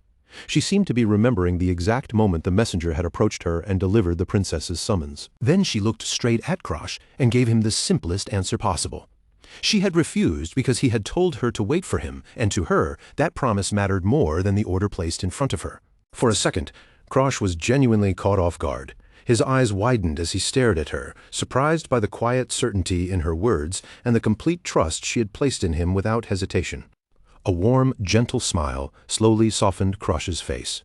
He reached out and lightly patted Bianca on the head, praising her in a calm voice and telling her that she had done well. Just then, a loud yawn broke through the stillness of the corridor. Ahead of them, in front of a huge set of doors, a small beast-like boy stretched lazily, looking far too relaxed for someone blocking their path. The boy turned around with a sharp, predatory grin spreading across his face, his eyes gleaming like those of a hunter that had just found prey. It was Beric Hogma, the one known by many as the Tiger Boy. Beric let out an amused laugh and nodded, clearly entertained that Krosh had actually made it all the way through the halls. Krosh, however, didn't show even the slightest fear and stated plainly that he had come to see Annex. With a careless motion, the Tiger Boy pointed toward the massive doors behind him. He casually mentioned that Annex had already given the order to let Krosh inside if he managed to show up here. Krosh kept his eyes on Barak, watching every small movement with caution. He knew the name and the reputation attached to it, and he silently confirmed that the one standing before him was Barak Hogma. Barak was no ordinary guard. He was a skilled dual swordsman with a wild, unpredictable sense for combat. The kind of fighter who was difficult to read and even harder to control. Krosh would have preferred to avoid getting tangled up with someone this volatile. Krosh moved toward the door, hoping to slip past quickly and head straight for Annex without wasting any more time. But the Tiger Boy's grin didn't fade, and his posture made it clear he wasn't planning to let Krosh pass so easily. In the next instant, Barak suddenly closed the distance and shoved his face right in front of Krosh's, his expression twisting with eager excitement. He shouted that he wanted to settle things right here, as if the hallway itself had suddenly become his chosen battlefield. Barak leaned in even closer and took a deep sniff, his eyes widening the moment he caught a familiar scent. He recognized Charlotte's presence on Krosh and looked as if he might pounce at any second. Krosh stayed calm and expressionless, even as Barak mocked him for seeming weaker than his sister. At the same time, Krosh remembered hearing that Barak had actually given Charlotte a better fight than Annex ever managed. A thick purple aura burst out around Barak's body, rolling off him as he prepared to attack. Krosh immediately understood that even among skilled fighters, this boy stood a little higher than most, and his reckless nature made him even more dangerous. Krosh lowered his gaze slightly, a bead of sweat forming at his temple as the pressure in the air sharpened. He realized he had underestimated just how stubborn the Beastkin boy could be, and fighting someone like this was exactly the kind of troublesome mess he wanted to avoid. Barak's slit golden eye locked onto him with the focused hunger of a predator. That stare alone made one thing obvious. He had no intention of letting Krosh walk through those doors without throwing a fight first. Barak launched himself forward without warning, his fist already pulled back and glowing with a faint purple light. He didn't wait for permission, a signal, or even a proper challenge. His body moved first, driven purely by instinct. The Beastkin boy swung with a crushing 1,000-pound swipe, ripping through the air with terrifying force. Krosh had to duck, twist, and weave through the sudden storm of wild movements, narrowly slipping away from the first brutal wave of attacks. The instant Krosh barely avoided the strike, he fired back with a counterpunch of his own, but Barak reacted just as quickly, flipping through the air with animal-like agility and letting the blow pass beneath him. Krosh's shoes dug into the ornate red carpet and pivoted sharply, kicking up a faint scatter of dust as he shifted his balance. At that moment, everything depended on his footwork, timing and the tiny opening he could create between Barak's attacks. Catching that split-second gap, Krosh stepped in and drove a powerful blow straight into the center of his opponent's body. The impact hit with such force that a shockwave seemed to burst through the room around them. Krosh's eyes burned with a cold, unwavering focus as he committed fully to the attack. There was no wasted motion and no hesitation in his movement, only a clean, precise efficiency that made the strike feel almost deadly. This was Walheim's secret art, instant strike. At the moment, Krosh's fist connected with Barak's chest. A blinding flash of white energy erupted from the point of impact and pierced straight through his defenses. Barak was blasted backward, his body arching from the sudden, overwhelming force. The air was knocked out of his lungs all at once, and he coughed violently as the hit sent him reeling. Krosh stayed rooted in place, his breathing catching slightly as he kept his guard raised. His eyes never left the Beastkin boy, because he knew better than to assume that one clean hit was enough to end a fight like this. Barak struggled to push himself upright, one hand pressed hard against his ribs as pain twisted across his face. He winced through clenched teeth, then grumbled that Krosh had really put his whole body into that last blow and hadn't held back even a little. Krosh merely rolled his shoulders, then tilted his neck until it cracked with a dull snap. Looking down at Barak with a calm, unreadable expression, he reminded him that this fight had started, because Barak was the one who insisted on challenging him first. Even with pain still running through his body, Barak's tail flicked behind him with a strange, excited twitch. Instead of backing down, he asked whether he could grab his weapon before they truly started their little playtime for real. Krosh stared at him in silence, his face barely changing, though the disbelief in his eyes was impossible to miss. Barak's stubbornness was almost ridiculous, and Krosh clearly had no desire to turn this into some long, exhausting duel. Barak's lips curled into a wide, blood-stained grin, showing sharp teeth as his golden eyes shone with manic excitement. Even after being struck down, he looked less humiliated than thrilled, as if the pain of losing had only made him enjoy the fight more. But Barak's body had already reached its limit. His head slowly tipped backward, his vision fading and blurring as the damage finally caught up to him, and he managed only one confused sound before the light in his eyes dulled. The last of his strength slipped away, and Barrick collapsed face first onto the red carpet with a heavy thud. Krosh stood above the unconscious beastkin boy, looking down at him without the slightest hint of excitement or pride over the victory. Bianca watched the whole thing with wide, bewildered eyes, then turned to Krosh and asked what kind of strange trick he had used to finish the fight so quickly. Krosh answered in a steady voice, explaining that it was a secret art passed down through his family. A dark, ancient silhouette seemed to rise within a splash of black ink, like an old memory taking shape on the page. Its presence hinted at the long and hidden history behind the technique Krosh had just used. Instant strike was not a common martial art. It had been created long ago by the outcasts of the Walheim family, people who had been pushed aside yet still carved out a deadly technique of their own. The purpose of the technique was brutally simple: release the greatest possible destructive force across the shortest possible distance. It was a move built for one decisive moment, meant to end a conflict in a single heartbeat before the opponent could react. In the hands of someone skilled enough, instant strike could punch through thick armor and send the force deep into the organs beneath. Krosh had survived countless near-death battles in his long-past life by relying on this very skill again and again. Krosh glanced down at his own hand and gave a quiet nod, certain that Barak wouldn't be waking up anytime soon after taking that direct hit. With the obstacle finally removed, his attention shifted back to the real reason they had come here. He told Bianca that it was time to go inside and meet the one who had been pulling the strings. Behind them, Barak remained sprawled across the carpet, completely unconscious, his mouth hanging open in a dazed and helpless stupor. Krosh stepped forward and pushed open the heavy glass doors leading out to the balcony. Cool night air swept in through the opening as he and Bianca finally stepped outside to face the mastermind waiting beyond. Annex Glazer was leaning casually against the stone railing, as if he had been waiting there without a care in the world. Beside him stood the silent Abela, while Annex looked down at the new arrivals with an arrogant half-lidded stare. Annex called out Barak's name, expecting an answer from the hallway, but only silence came back. Krosh and Bianca continued forward onto the terrace, showing no hesitation even with noble eyes fixed on them. For the first time, Annex's expression shifted. His eyes widened just a little in genuine surprise, because he clearly hadn't expected someone like Krosh to make it past his personal guard. Krosh met his gaze, head-on, his voice flat and unimpressed. He asked whether placing Barak in his path was supposed to be some kind of final test before he was allowed to stand here. Then Krosh accused Annex directly, saying he had used Princess Claudia as bait just to draw him out.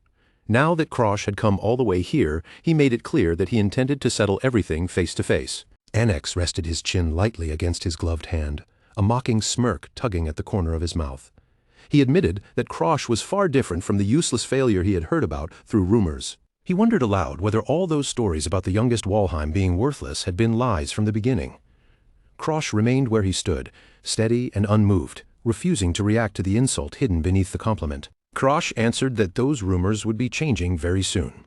As he stretched out his hand, dark, swirling energy began gathering around his fingers, then exploded outward into black tendrils that reached toward Annex. Krosh made it clear he hadn't come merely to trade blows. He had come to take Annex's skills for himself. Annex stayed leaning against the balcony railing, looking down at Krosh as if he were still far above him.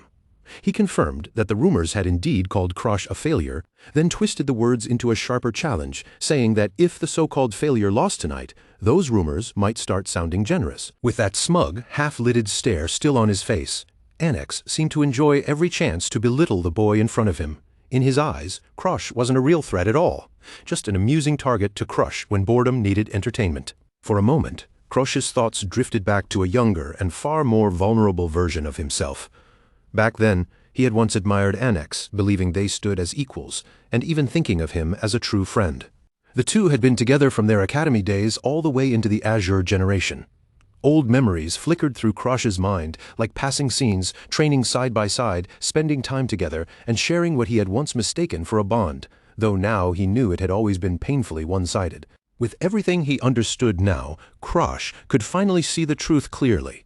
Annex had never treated him as a real friend. He had only kept him nearby because Krosh was useful, someone whose presence and abilities could be exploited whenever it suited him. The memory darkened, shifting to a disastrous expedition from Krosh's past life. He saw himself clinging desperately to the edge of a crumbling cliff, his fingers barely holding on while monsters swarmed below, leaving his life hanging by a thread over the abyss. In that memory, the younger Krosh cried out in terror, his eyes wide as he watched his teammates fall one after another. With nowhere left to run and nothing left to depend on, he realized he was completely alone at the edge of death. Then he spotted Annex, standing safely above him on the ridge, and begged for help, truly believing his friend would reach down. But the person looking down at him remained cold and motionless, and that stillness told a far crueler truth than words ever could. Annex did not move to save him. Instead, he stood there calmly weighing his options, worried that if the authorities discovered the trap had been his fault, he would lose his prestigious place among the Azure generation. A twisted calculation formed in Annex's mind as he stared down at his dying companion. If Krosh was the only witness and Krosh didn't survive, then no one would ever learn the truth of what had really happened there. From his safe position above, Annex mocked Krosh and asked whether he had truly believed help would come that easily. By then, he had already decided that Krosh's life was an acceptable price to pay if it meant keeping his own reputation spotless. A satisfied grin spread across the young man's face as his cold reasoning continued. To him, it was almost amusing how easily a person's life could be thrown away when his own future was the thing being protected. Annex calmly chose to place every bit of blame on Krosh. In his mind, it was the perfect cover-up, because everyone already disliked Krosh enough to believe the worst about him without questioning the story too deeply. The memory shifted again to the aftermath, where Annex's silhouette stood before a group of officials and carefully spun his lie. He made himself look like the victim of Krosh's incompetence, burying the truth beneath a polished performance. The most disgusting part was the fake mourning smile he wore as he thanked Krosh for being his friend until the very end. With that act, Annex protected his own position while dragging Krosh's name even deeper through the mud. Young Krosh could only stare up in absolute horror as the person he had trusted most chose to abandon him. The betrayal was written plainly across his face, and in that moment, the pain of being discarded cut even deeper than the fear of falling. That friendship had been hollow from the start. It was nothing more than a carefully crafted performance, a mask Annex wore only as long as Krosh remained useful to him. Krosh finally understood that Annex had stayed close to him only because he wanted a path to Charlotte. Every shared moment, every friendly word, and every memory between them had merely been another stepping stone for Annex's selfish ambition. Behind that false friendship, Annex had always been gritting his teeth in resentment. He hated having to pretend he cared about Krosh, all because playing the part of a friend helped him inch closer to his own twisted goal. Annex looked at Krosh with pure contempt and spat out that the boy didn't possess even a single shred of real talent. Instead of facing his own failures, he immediately searched for someone else to blame, just as he always had. Then Annex turned his back on Krosh and began walking away, declaring that their pathetic imitation of friendship was finally over. His words were cold, final, and stripped of even the smallest trace of guilt. After a few steps, Annex stopped and glanced back over his shoulder. His eyes glinted with a cruel, mocking light as he suggested that maybe things had actually turned out for the better after all. Then he delivered one last vicious insult, saying Charlotte surely wouldn't want to deal with both a funeral and a wedding on the very same day. The words struck like a blade, meant to wound Krosh even as he was left to die. The memory of that cliff returned in one sharp flash, bringing back the exact instant Krosh's remaining strength finally gave out. His fingers slipped from the rock, his grip broke, and the world tilted violently as his body fell into the void. In that final second, everything seemed to slow. Krosh closed his eyes, certain that darkness was about to swallow him whole after being abandoned by the people he had once trusted. But before the end could take him, a hand suddenly reached through the gloom. Arthur caught him in midair, saving his life at that moment, though Krosh now understood that he had only been passed from one manipulator's grasp into another's. Back in the present, Krosh's face remained calm and completely unfazed. He was no longer the terrified child dangling from a cliff. He had seen the end of the world, returned from it, and now stood before Annex ready to collect what he was owed. Annex's expression faltered for a moment, as if the shift in the air had caught him completely off guard. The useless failure he had always looked down on was now standing right in front of him, giving off a pressure so heavy that even Annex couldn't hide the unease creeping across his face. Trying to seize the pace of the confrontation again, Annex forced himself back into that arrogant sneer and started mocking Krosh's face once more. He pointed out how much Krosh resembled Charlotte, deliberately letting her name cut into the conversation like a blade, clearly hoping it would drag an emotional reaction out of him. The moment Charlotte's name left Annex's mouth, Krosh's gaze sharpened, his eyes narrowing with a cold edge. That single insult was enough for him to understand everything. After all this time, Annex had not grown, reflected, or changed at all. He was still the same conceited piece of trash, he remembered. Krosh took one firm step forward, his voice dropping as he warned Annex not to ever throw his sister's name around so lightly again. Behind him, Bianca stood tense and silent, instantly feeling the atmosphere tighten as the pressure between the two boys spiked. Annex finally snapped, his anger boiling over as he activated the secret art passed down through his family. A dark, wooden energy twisted around his body, spreading like living roots before sharpening into whip-like tentacles that lashed violently toward Krosh. With purple aura wrapping around him like a storm, Annex threw himself forward, his wood magic surging with every movement. He shouted that Krosh was just like his sister, always foolish enough to take any fight that came his way without hesitation. A look of cruel satisfaction flashed across Annex's face. In his mind, the trap had worked perfectly. Krosh was rushing straight at him now, and Annex believed he had finally dragged that so-called failure into a blind, reckless rage. Before Krosh's fist could reach him, a huge wooden pillar burst from the ground with brutal force. It rose between them like a shield, stopping the punch with ease while Annex stood behind it without even flinching. But Krosh's body blurred in motion before anyone could fully follow him. He flipped cleanly through the air with almost effortless grace, landing lightly on one of the wooden branches Annex had just summoned, using the deadly attack beneath his feet like nothing more than a platform to launch his next move. Krosh drove another powerful strike straight ahead, but once again a thick tree trunk rose to intercept him at the perfect moment. No matter how much he pressed forward, Annex's control over those wooden constructs was clearly far from ordinary. Annex refused to let Krosh keep moving wherever he pleased. With a sharp motion, he twisted the nearby trunks and vines together, sending them coiling around Krosh's legs to lock him down before he could launch another attack. A massive wooden limb then snapped upward with terrifying force, catapulting Krosh high into the air. For an instant, his body hung above the ground, exposed and seemingly wide open to whatever Annex planned next. Annex didn't give him even a heartbeat to recover.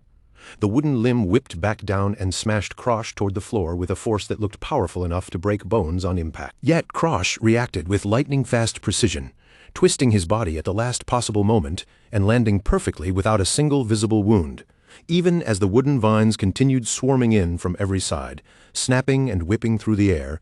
He remained completely steady. Krosh lifted his head, his eyes calm but razor-sharp as he stared through the chaos around him. With a faint sigh, he admitted that Annex was every bit as irritating in this life as he had been in the last one, and that it was finally time to bring this little performance to an end. Annex Glazer smirked with complete confidence, trusting fully in the Glazer family's secret technique, Moku Tentosiki. He even taunted Krosh to pick up a weapon, never realizing that he had just given Krosh exactly the opening needed to turn the entire situation against him. Moku Tentosiki was a technique that used aura to freely control plant life while relying on recovery abilities to push past its normal limits. It was a constant, self-restoring assault, the kind of relentless family art that should have been far beyond anything a so-called failure could survive. Krosh calmly reached out and snapped off one of the very wooden tentacles Annex had created.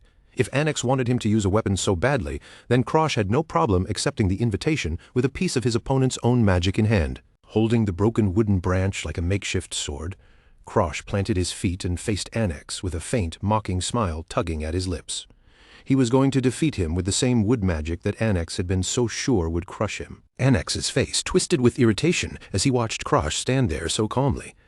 To him, that confidence looked ridiculous, and he quickly dismissed it as nothing but a bluff, certain that a simple branch could never withstand the secret art of a trained glazer. More wooden spikes tore out of the ground, surrounding Krosh from every direction at once.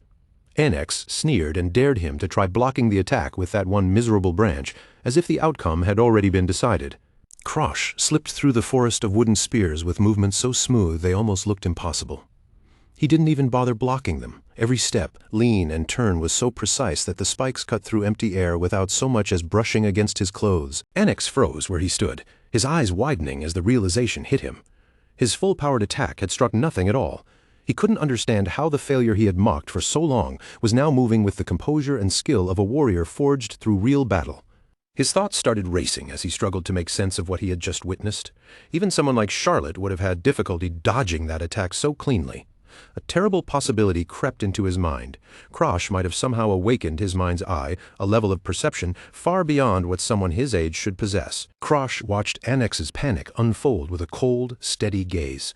From where he stood, Annex's attacks were painfully easy to read, full of habits, gaps, and openings Krosh had already seen countless times before. Then Krosh closed the distance in a blur, ducking smoothly beneath another massive wooden swing as it tore past him. To him, none of this was new. He had seen enough of these abilities in his previous life to be sick of them, and this fight felt like nothing more than a dull repeat. Annex's jaw clenched hard when Krosh brought up the humiliation he had suffered at Charlotte's hands. What enraged him even more was the feeling that Krosh could see straight through him, exposing the hidden motives and deep insecurities he had tried so desperately to bury. Annex's expression turned ice-cold as a deadly wood magic aura exploded around him. The air around his body grew heavier and more violent, making it clear that his rage had finally reached its absolute breaking point. His stance shifted as he began preparing his ultimate move, pouring every ounce of his remaining power into one final summoning. Annex was done playing around. He wanted to end this confrontation completely, right then and there. The ground rumbled beneath them as an enormous wooden construct began rising into shape. It was the fifth form of the Glazer family art wooden heaven giant, a monstrous mass of enchanted timber that towered over the balcony with a jagged, tooth-filled maw. From a distance, Annex commanded the giant with a frantic, almost shrill voice. He warned Krosh that if he had wanted to keep his life, he should have been far more careful with the way he spoke. That cruel, condescending smile returned to Annex's face as he stared down at Krosh. In his mind, no amount of clever movement or graceful footwork could possibly save him from a direct blow delivered by the Glazer family's greatest technique. Abela watched from the side, her eyes widening with alarm as the wooden giant prepared to strike. Feeling the murderous force gathering in that attack, she shouted out a warning, unable to stay silent while Krosh stood in its path. Krosh, however, did not move even an inch. His eyes stayed fixed on the massive wooden fist crashing down toward him, and his expression remained almost bored, as if he were waiting for something ordinary instead of standing beneath certain death. The giant's fist came down with monstrous force, slamming into the area hard enough to shatter an entire wing of the castle. The impact shook everything around them, sending dust, broken stone, and splintered debris bursting into the air until the whole battlefield vanished behind a thick, choking cloud. A blow like that would have left no room for recovery if it had truly connected. But Krosh was already somewhere deeper than the battlefield, his mind drifting back into the lessons carved into him by the past. His thoughts returned to the secret library of Aomatsukan, and among all the books there, one stood out in his memory more than the rest. It had been the thinnest volume on the shelf, the least impressive at first glance, yet it carried a meaning far heavier than its plain appearance suggested. That book had been left behind by an ancestor who possessed no great natural talent. For 80 long years, that man had done nothing but repeat the most ordinary sword swings over and over again. He had no dazzling magic to rely on, only a lifetime poured into a single motion. In his final years, that ancestor recorded the result of those countless swings. It was not some complicated manual packed with flashy secrets, but a simple account of what it meant to truly become the sword. The art demanded unity between object and self, a state that could not be reached through talent or training alone. It required the kind of perspective that only death, loss, and regression could give. Krosh closed his eyes in the middle of the chaos, steadying his breathing as destruction roared all around him. Because his curse had forced him into one lethal situation after another, he could finally understand the truth hidden in that ancestor's words. As he inhaled deeply, the world narrowed to a single point, and the line between his body and the branch in his hand disappeared completely. Then Krosh spoke quietly, declaring that the sword became him. A soft white aura began to flow from the simple piece of wood in his grasp, and for one suspended moment, even the destructive force of the giant seemed to freeze in place. A vertical blade of pure light flashed upward, cutting straight through the center of the wooden heaven giant. The enormous creature split perfectly in two, its enchanted body breaking apart into useless splinters before its attack could even be completed. Through the fading light, Krosh's gaze remained sharp and unwavering. He had touched the ultimate simplicity of the blade. One sword, one person, one truth, sharp enough to cut through even the most complicated magic. When the explosion finally settled, Krosh was still standing there with the branch held loosely in his hand. The giant had vanished, leaving behind only drifting dust, broken debris, and an opponent who could no longer hide his fear. Bianca and Abel stood frozen in disbelief, unable to move as they watched Krosh step calmly out from the ruined battlefield.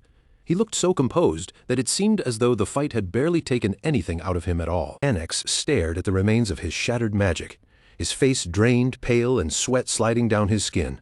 He simply could not understand how the Glazer family's trump card had been destroyed by a boy holding nothing more than a stick. Krosh called out to him, his voice carrying through the suddenly silent courtyard.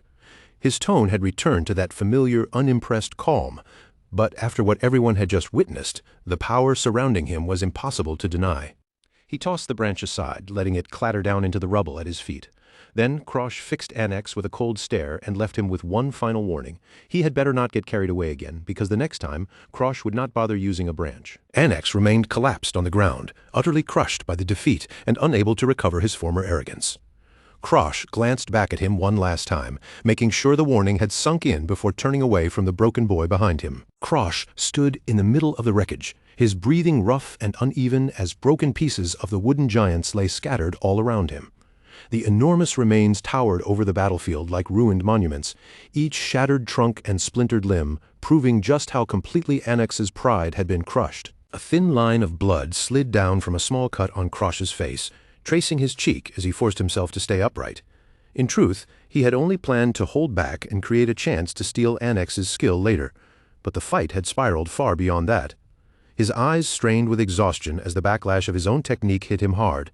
That one strike had pushed his body to its limit, and now his limbs refused to move. His legs trembled beneath him, shaking so badly that simply standing became a struggle.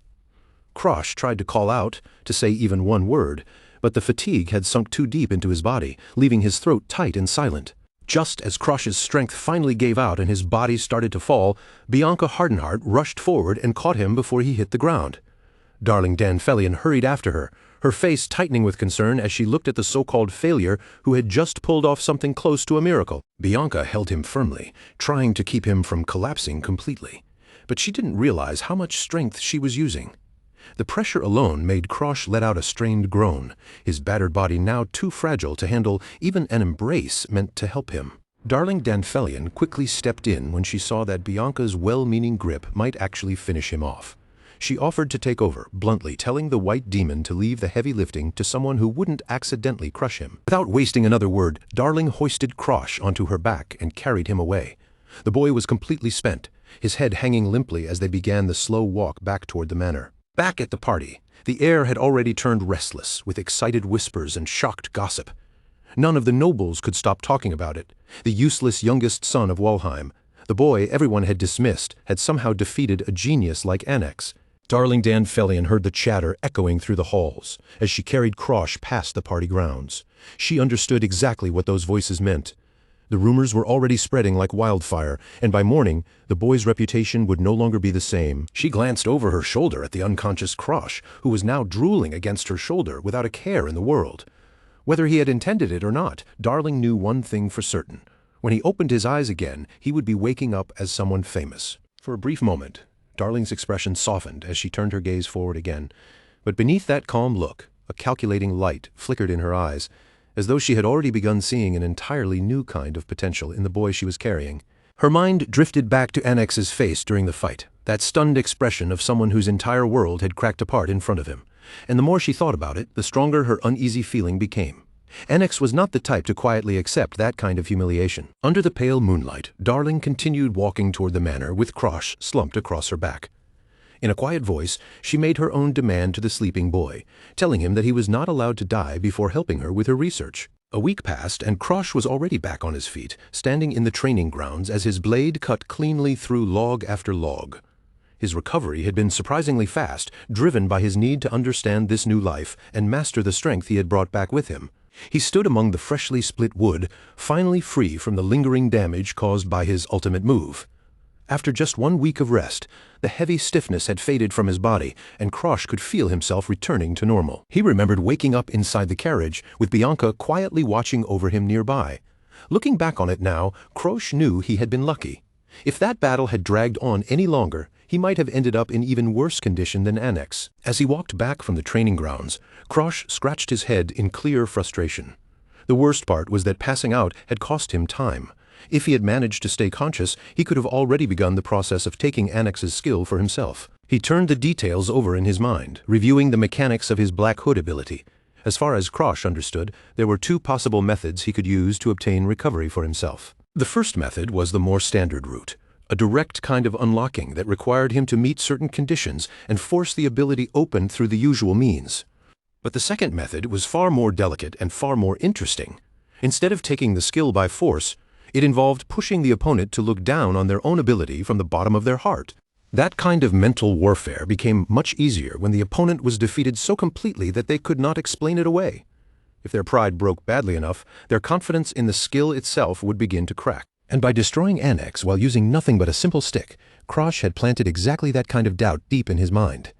The defeat was absurd enough to keep echoing inside Annex long after the fight ended. Annex would eventually look at himself and wonder how his so-called genius had been so useless against a failure. The moment he started doubting the true worth of his own skill, that recovery ability would become ripe for Krosh to take. Krosh slid his sword back into its sheath with a faint smirk on his face. Even if it took a little time, he was confident that Annex's recovery would one day become another weapon in his own arsenal. After that, he made his way through the manor's lavish corridors, already thinking about how to spend the year ahead. The academy entrance exams were waiting in the future, and Krosh needed to plan every part of his training carefully. Before his thoughts could go any further, a butler stepped in and opened the doors to announce a visitor. Master Barracon had arrived at the Azure Pine Manor. Barracon Walheim stood there with his back turned, his broad figure draped in a heavy fur cloak. The moment Krosh saw him, he understood that his older brother had finally lost patience after being ignored again and again. The butler added that Krosh had already avoided Barracon's messages twice. From that alone, it was obvious this was not some relaxed family visit. Barracon had come here with a purpose. Krosh dropped onto a sofa, his body still drained from training as he let out a tired breath. Knowing he could not delay the confrontation forever, he simply told them to let Barracon in. Bianca approached quietly with a cup of water, her presence as still and cold as ever.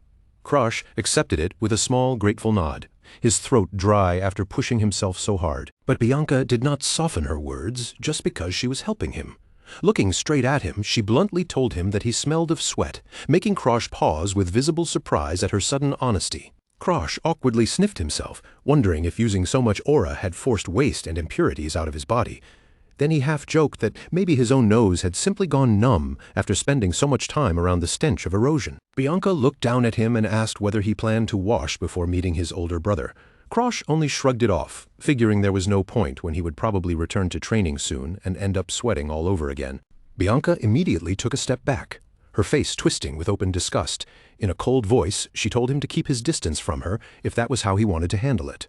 Krosh's jaw nearly dropped as he watched her turn away.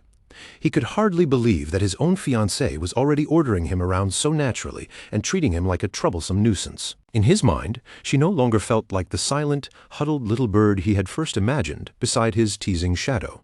Krosh couldn't help thinking that Bianca had really started growing up, slowly revealing a personality of her own. Bianca quickened her steps, almost running away from him as if escaping his smell was now urgent. Krosh let out a laugh and chased after her, enjoying this rare, ordinary moment in the middle of everything else. As he watched her retreating back, Krosh's expression softened with a fond look. To him, Bianca felt less like the cold white demon everyone feared and more like a little sister he couldn't resist teasing. That small moment of warmth made his thoughts drift back toward the people he had known before his regression. Faces from his past life lingered in the darker corners of his memory as he prepared himself for the challenges still waiting ahead. Krosh found himself wondering how his old self would react if he could see him now. In his mind, the image of Arthur, the King of Heroes, appeared again, staring down at him with those familiar cold and judgmental eyes. Memories of a burning world flooded back, carrying with them the image of a younger and weaker Krosh standing frozen in fear. Back then, just being in the presence of someone like Arthur had been enough to make him feel painfully small and insignificant. He remembered the way Arthur's hair caught the light, shining like the symbol of a perfect hero admired by everyone around him. It was bitter for Krosh to admit, but even now he could not deny the man's overwhelming strength. Arthur had always stood at the very front, a beacon for the masses and a warrior who never seemed to let his guard fall for even a second. In Krosh's first life, Arthur had been the ideal he could never hope to reach. Then a sudden shadow fell over Krosh, pulling him sharply back into the present. Barracon Walheim was standing before him now, looking down with a stare filled with annoyance and suspicion. Barracon's eyes narrowed as he took in the sight of Krosh lounging there so casually. With condescension dripping from his voice, he remarked that his younger brother seemed to be enjoying himself far too much lately. For a moment, Barracon looked genuinely thrown off by Krosh's relaxed attitude. Krosh simply shrugged, answering as if nothing about the situation bothered him, and saying that everyone needed a break once in a while. The difference was impossible for Barracon to ignore. The Krosh he remembered had once been too terrified to even meet his eyes. Yet now that same so-called failure was looking back at him with confidence. Something about his younger brother had clearly changed. Barakan cut straight to the reason he had come, asking whether the rumors were true, that Krosh had actually defeated a genius like Annex. The idea still sounded almost impossible to believe, even as he said it aloud. Krosh calmly turned the question back on him, pointing out that someone as busy as Barakan must have had an important reason to visit the Azure Pine Manor in person. Between the two brothers, the tension grew thick enough to feel like it had filled the room. Then Krosh brought up Rewrote Academy, mentioning that the academy accepted students based on their exam results, no matter what kind of social standing they had outside its walls.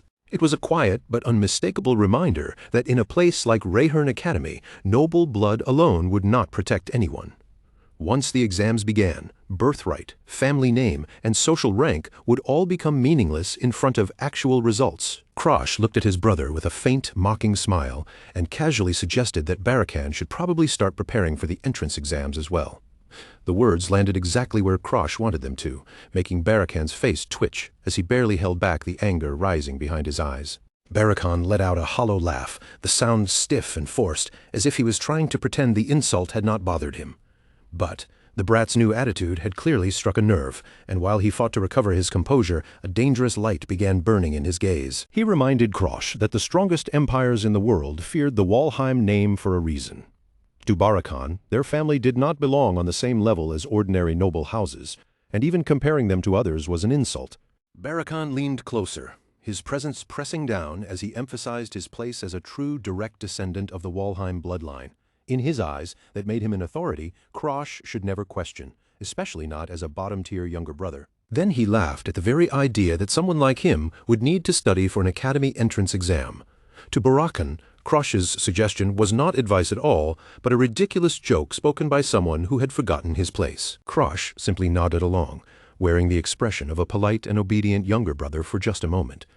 But behind that calm face, he knew exactly where to press, and he was pushing Barakan's temper without making it look too obvious. Barakan coughed into his hand, clearly irritated that Krosh was no longer reacting the way he used to.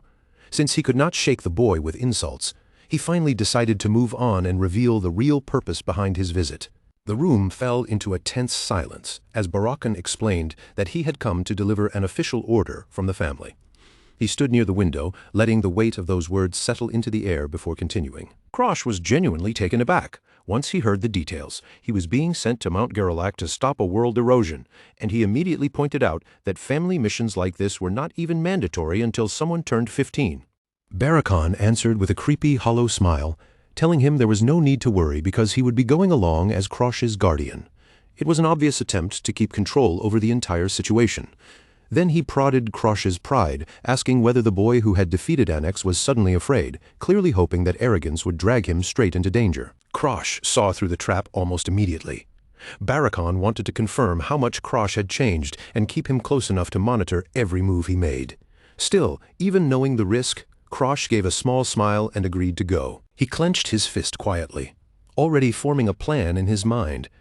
Even if this mission was meant to trap him, Krosh believed he could turn it to his advantage, and honestly he felt far more at ease inside a world erosion than inside a peaceful manor.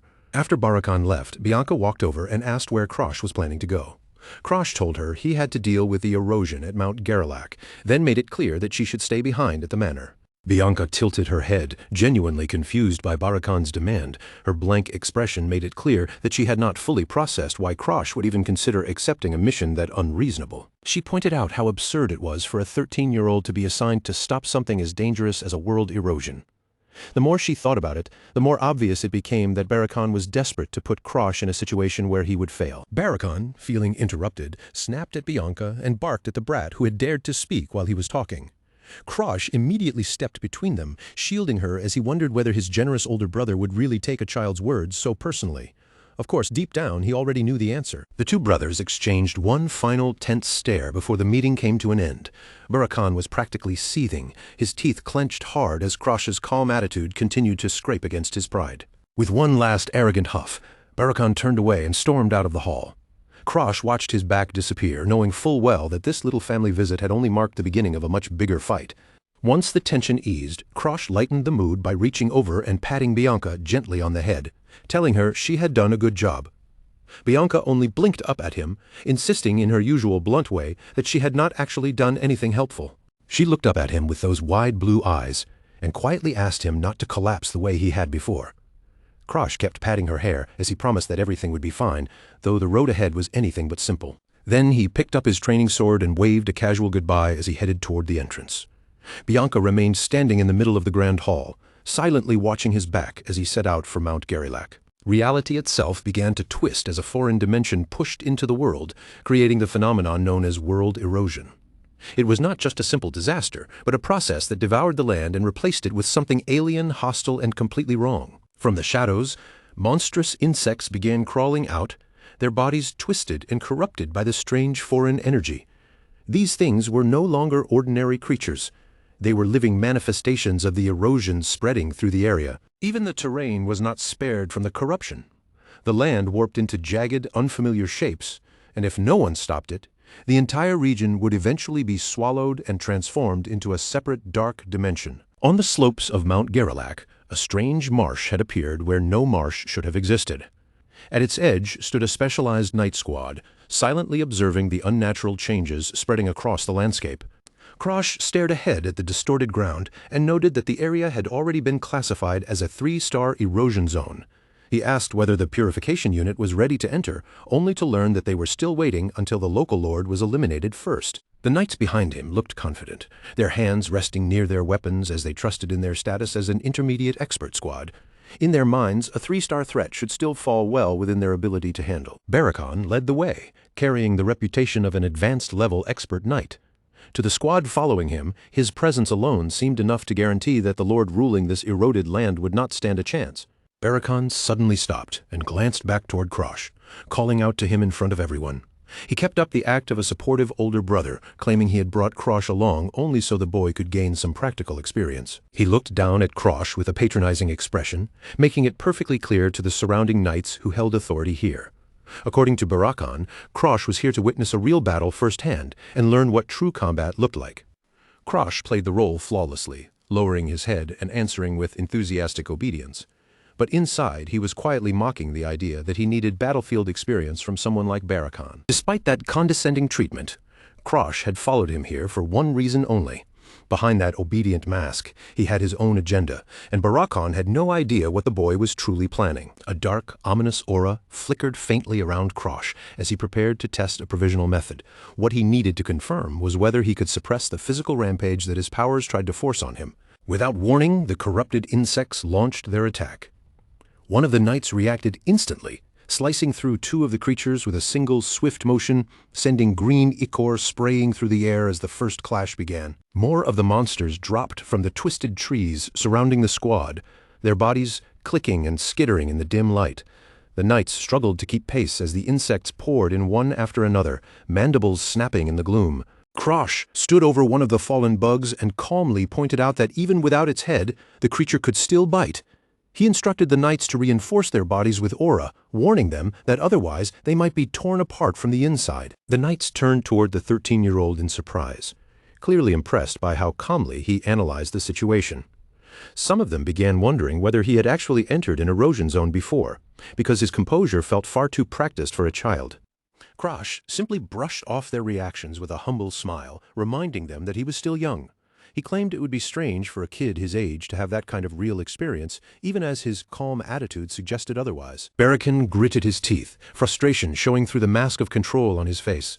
He could not stand watching this useless brat act so composed and confident when the mission had barely even begun. A bitter memory flashed through Barakon's mind, dragging him back to the first time he entered an erosion zone at 15. He remembered the suffocating terror of that place and how completely his pride had been crushed by a dark monstrosity. Comparing that old trauma to Krosh's current ease only made Barakon feel more insulted. He could not understand how his little brother had the nerve to lecture experienced knights as if he belonged above them. Krosh caught Barakon's stare and gave him a smug glance from the side, the look sharp enough to feel like a silent challenge. Without saying a word, he made it clear that he had no intention of being compared to someone as weak as Barakon had once been. A vein bulged on Barakon's forehead as he silently fumed. Krosh's arrogance was beginning to dig under his skin, slowly cracking the sense of superiority he had always clung to. The squad pressed deeper into the erosion zone, swords drawn and senses sharpened for the next attack. From behind, Barakan kept watching Krosh, his mind racing with increasingly paranoid thoughts about what the boy might become. A terrifying possibility began forming in Barakan's head, one that made his chest tighten. What if Krosh kept growing at this impossible pace? In his imagination, Krosh rose higher and higher, eventually surpassing him completely and becoming a genius on the same level as their sister, Charlotte. The thought of the Walheim family's failure eclipsing him was more than Barakan's pride could endure. Barakan suddenly gasped for air, his anxiety becoming so intense that it showed on his body. He was terrified that, in the end, his own position and legacy might be the ones discarded instead. Krosh casually broke through that spiral of thoughts by calling out to him. Pointing toward the path ahead, he signaled that they were finally getting close to the target. Beneath their boots, the ground had changed into a sickening deep red, pulsing with dark energy like living flesh. They had reached the heart of the erosion zone, the place where the Lord was waiting. Barakan clicked his tongue and forced himself to look calm, trying to cover the fear and irritation that had almost slipped onto his face. He told Krosh that they were lucky this time, claiming this Lord seemed even easier to deal with than the one he had faced years ago. Krosh did not believe that empty confidence for even a second. Keeping his eyes on the eerie red ground ahead, he warned Barakan that this was exactly when they needed to be more careful, because the absence of other corrupted creatures nearby might mean the Lord itself was far more dangerous than it looked. Behind them, the knights had already begun to shake, their hands tightening around their weapons as the pressure from the three-star Lord pressed down on them. They were starting to understand the truth. This single entity was powerful enough to sustain the entire corruption of the area on its own. Barakan barked at his men, snapping them out of their hesitation and telling them not to be shaken by the words of a mere child. He tried to rally the squad with a harsh voice, pushing them to finish the battle quickly so they could leave this cursed place behind. Krosh quietly stepped back, deciding it was better to let the knights handle the first clash with the Lord. Watching them move into position, he muttered that they would probably manage without him stepping in right away. Then his attention shifted away from the battlefield and toward his own hidden objective.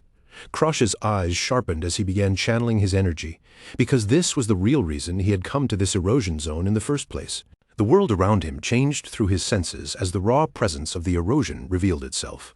In the twisted landscape, it felt as if a massive blood-red eye had opened, silently watching every move he made. Ever since he mastered the extreme blood poison, Krosh's perception had risen far beyond anything he had possessed before his regression, allowing him to see the very current of the corruption itself. Krosh drew a dark viscous fluid into his hand, his focus narrowing completely onto the concentrated energy gathered there. The preparation was finished, and every piece of his dangerous plan was now ready to move into the next stage. Without hesitation, Krosh tilted his head back and swallowed the substance, letting the black liquid slide down into his mouth. It was an enormous gamble, one that pushed his young body straight toward its absolute limit. The backlash struck almost instantly. Krosh's eyes bulged and turned bloodshot as the poison surged through his system, and the world in front of him began to blur, twist, and lose its shape as the darkness took hold inside his veins. He doubled over, his body jerking as he coughed up a violent spray of dark blood that splattered across the corrupted ground. The pain tearing through him was even more brutal than he had expected, and the burden of the technique hit him like his insides were being shredded. The knights immediately rushed toward him, alarmed by the sight of their young lord suddenly collapsing in pain. They had not seen what he had done to himself. All they knew was that Krosh had nearly fallen right in front of them. Forcing himself upright, Krosh lied through clenched teeth and claimed he had only stumbled, while Barakan watched with suspicion and annoyance, even offering to carry him if he was already pushing himself too hard. Krosh wiped the blood from his face and insisted that he was fine, trying to make his voice sound steady in front of everyone. But no matter how brave his expression looked, the damage from his powers was clearly beginning to catch up with his body. Even so, Krosh knew exactly why he had forced himself to endure the agony of mastering the extreme blood poison. It was the only way to gain the edge he needed, even if that advantage came with the risk of tearing his own body apart from the inside. Following the instructions left behind in the ancient secret manuscript, Krosh began the dangerous process of merging his own aura with the raw energy of the erosion. A cold blue light glowed around his hand as the two opposing forces slowly started to mix. He focused with absolute intensity, observing the flow as the aura began circulating through his body in a continuous loop. The balance was incredibly fragile, and a single mistake could cause everything inside him to break out of control. The energy felt like a vast, roaring river, a violent current strong enough to sweep away anything that tried to stand against it. Absorbing erosion energy was like attempting to tame a force of nature that existed only to destroy, and little by little, Krosh's own aura began to be swallowed by that overwhelming foreign power. Krosh waited for the exact instant when the two forces would completely synchronize. He held his focus steady, searching for the moment when his energy and the erosion would stop clashing and become one. The fusion gradually formed a new hue, creating a power so fundamental that it could not be overwritten by anything else.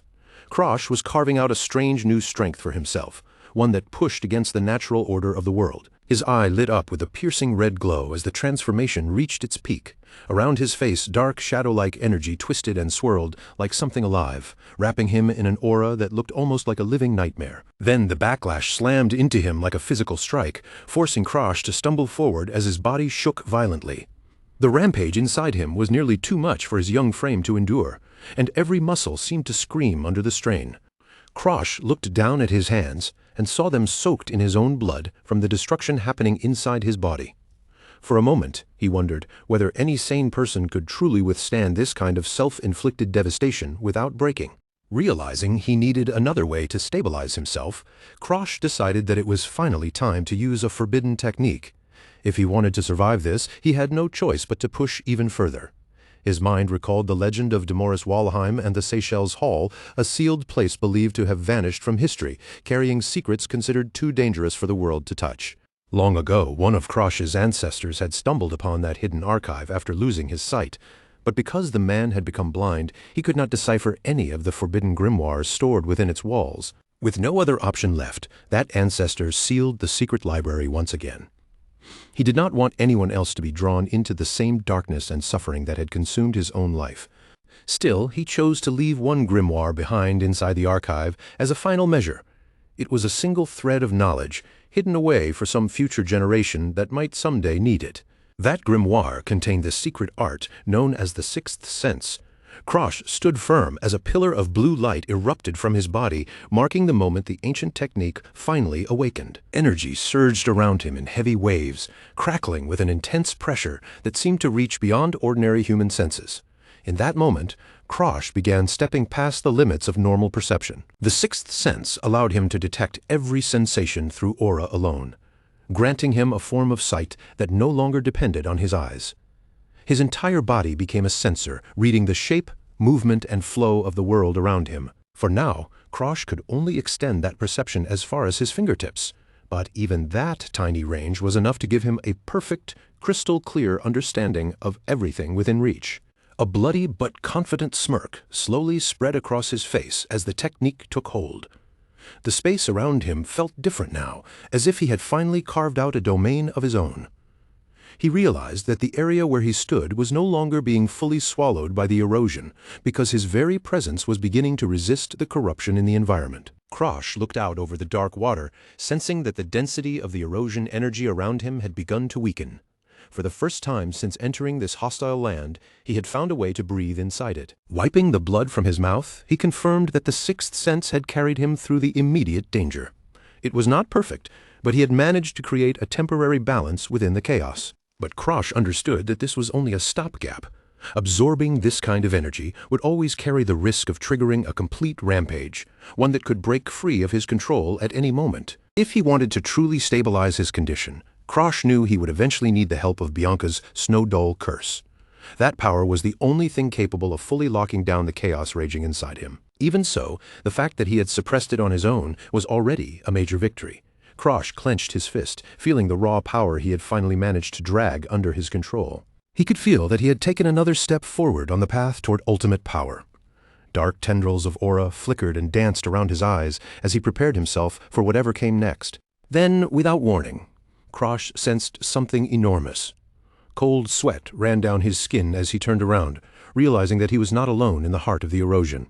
A grotesque, fleshy limb rose above him, massive and twisted, with a human face embedded directly into its surface. That face stared down at him with an eerie, unblinking expression that made the air feel colder. The face looked disturbingly real. Its eyes closed, as if it were waiting for the right moment to awaken, and worse, it was only one small part of a much larger, far more terrifying whole. Then the creature's eyes snapped open, burning with a malevolent red glow.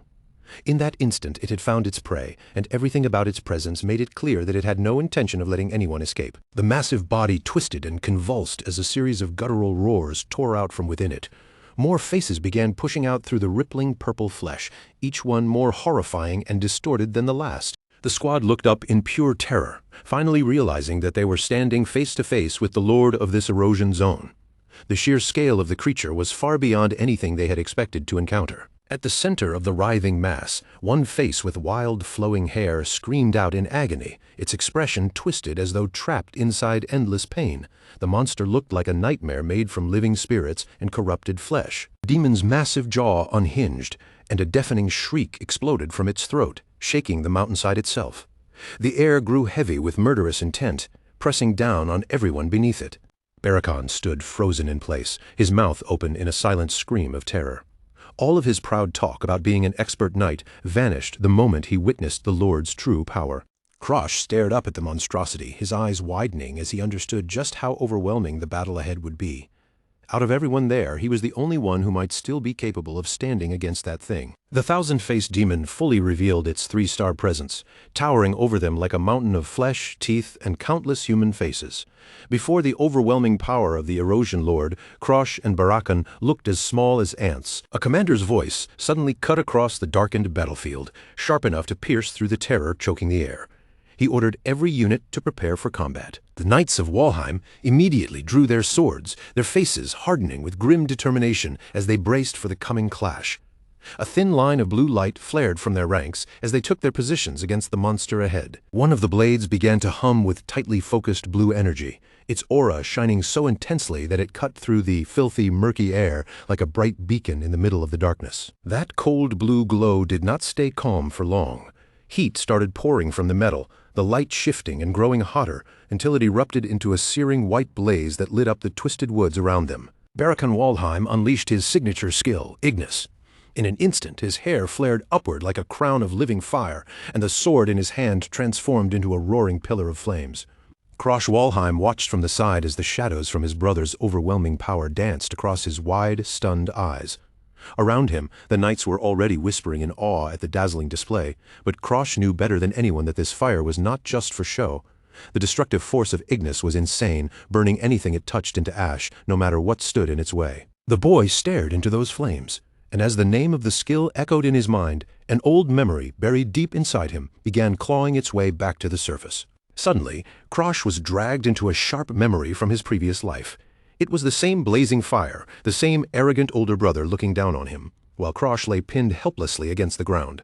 Barrakan sneered as he crushed him into the floor, asking if Krosh finally understood the difference in their strength, because he had no time to waste on trash like him. Back in the present, Krosh stared quietly at Barrakan's back. The flames were still the same as before, but the relationship between the two brothers had changed in a way Barrakan could not even begin to imagine. Krosh remembered exactly how unhinged Barrakan had been before the regression. He had been a man who fed on cruelty, someone who loved standing above others and forcing them to feel the weight of absolute dominance. Barrakan turned his head slightly, a confident smirk tugging at his mouth as he asked Krosh how the situation looked now. Every part of his expression showed that he was enjoying his own superiority. Krosh did not flinch under that gaze. Instead, a dark purple aura began curling around his hand as he silently thought that he truly hoped his older brother had not changed at all. Then the thousand-faced demon moved. Its grotesque mass of flesh twisted violently as a horrifying purple light pulsed through its body, and before one knight could even scream, his face was erased completely. Panic swept through the ranks in an instant as the knights realized the nature of the horror before them. One trainee shouted that it was a curse that erased faces just as his comrade collapsed into a smooth, featureless heap. Huge clawed arms burst out from the demon's body, stretching across the battlefield with terrifying reach. They seized the senior knights and crushed them like dolls, leaving the soldiers completely overwhelmed by the monster's sheer size and range. The trainees understood at once that there was no ordinary way to avoid a curse of that level. Their courage broke in the face of it, and the only thought left in their minds was to turn around and run as fast as they could. Barrakan, however, did not hesitate for even a second. With his hair blazing like a torch, he charged straight into the chaos, throwing himself into the mass of writhing limbs. He swung his flaming sword in a huge arc, cutting a burning path through the demon's appendages. Scorched flesh split apart under the blade, and the foul stench of burning meat flooded the air. The thousand-faced demon let out a shriek as the fire bit deep into its bloated body. Across its many faces, expressions twisted in agony as the heat scorched through its corrupted flesh. Barakan's assault did not slow down. Sparks and torn fragments flew everywhere as he carved into the Lord of the Erosion Zone, showing exactly why his fire-based combat was feared by those who had seen it firsthand. Barakan roared at his men not to give up, his burning figure shining like a beacon amid the chaos. He declared that he would create an opening, pushing the knights to keep fighting despite the terror around them. The knights stared at him in pure awe, their despair briefly forgotten as they witnessed the force of their leader's power. For that moment, Barakan looked untouchable, like a warrior who could burn through any nightmare. The men began to cheer, their morale surging as they rallied behind Barakan's charge. For a brief stretch of time, it truly seemed as though the monster was being pushed back into a corner. Barakan soaked in the praise, a smug grin slowly forming on his face as the cheers reached him. Even in the middle of battle, part of his mind drifted to Krosh, wondering if his younger brother was watching this display. He scanned the battlefield, half wondering whether his useless little brother had already died somewhere in the chaos. No matter where he looked among the active fighters, he could not spot Krosh. But Krosh was very much alive. He was hidden behind a jagged rock, observing the entire battle with cold, calculating focus. From that position, he noticed what Barakan had missed. While his brother was caught up in showing off, he had completely ignored the monster's shifting patterns. The air suddenly became heavy, pressing down on the battlefield like an invisible weight. Sweat began forming on Barakan's forehead as he sensed that something had changed, even though he could not yet understand what it was. Then the many faces of the thousand-faced demon began to weep, dark streams of blood pouring from their empty eye sockets. Bloody tears. Barakan gasped as he realized that a high-level curse had just been activated. Before long, the demon's entire body was coated in that dark, viscous liquid. The faces covering its grotesque surface opened their mouths in silent screams as the curse spread fully through the battlefield. One face turned toward the knights, staring directly at them as it became a hollow, featureless mask dripping black ink. The dread pouring from it was so thick that it felt almost impossible to breathe. Barakan's expression hardened into something deadly serious. He finally understood that the situation was becoming dangerous far faster than he had expected. The demon's body began to shift and mutate, its mass of flesh swelling and reaching outward like a living nightmare. The flames that had burned it moments ago now seemed to lose their effect completely. Barakan staggered as an overwhelming spiritual pressure washed over him. It felt as if the very air had turned into lead, dragging down his limbs and making every movement painfully heavy. He forced himself to gather his strength, gripping his flaming sword even tighter. They had to kill this thing immediately, before the erosion produced any more abnormalities that none of them could handle. Barakan roared for all knights to focus their attacks on the thousand-faced demon, then launched himself into the air for one desperate strike meant to end the fight before it could spiral further. But his flaming blade failed to leave even a scratch. Barakan watched in horror as his aura-infused attacks bounced harmlessly off the monster's newly hardened skin, as if his power no longer meant anything. Urgent red command boxes flashed in the tense battlefield air. Barakan shouted for the knights to listen, ordering them to launch the next attack before the creature could mutate any further. But his voice trailed off as he looked around. An eerie silence had suddenly fallen over the entire erosion zone, and that unnatural quiet told him that something was terribly wrong. Barakan shouted that they were knights of Walheim, his face tight with desperation he could no longer hide. He ordered them not to lose their nerve over something like this, trying to force courage back into the ranks. But it was already too late. Behind him, the knights stood completely still, silent and haunting like statues. Their faces had been erased, leaving only smooth, featureless skin where their eyes and mouths should have been. Barakan stared in absolute shock, his eyes widening as the truth hit him. He could not believe the thousand-faced demon's curse had already taken effect, even though he had never allowed the monster to land a direct hit. Sweat gathered across his forehead as he realized that the earlier abnormality had only been the beginning of something far worse. A dark, jagged dread seemed to hang over him, sealing the fear inside his chest. Barakan stared up at the massive, fleshy monster looming above him and understood that he had been played. The demon's single red eye glowed coldly, filled with a malicious intent that seemed to mock him. Then the world around him changed abruptly, pulling his mind into a dark, desolate swamp. Lightning split a green-tinted sky above him, and heavy rain began pouring down in relentless sheets as Barakan's consciousness sank into the abyss. Inside that mental swamp, Barakan's avatar looked around helplessly in the downpour. His aura was gone.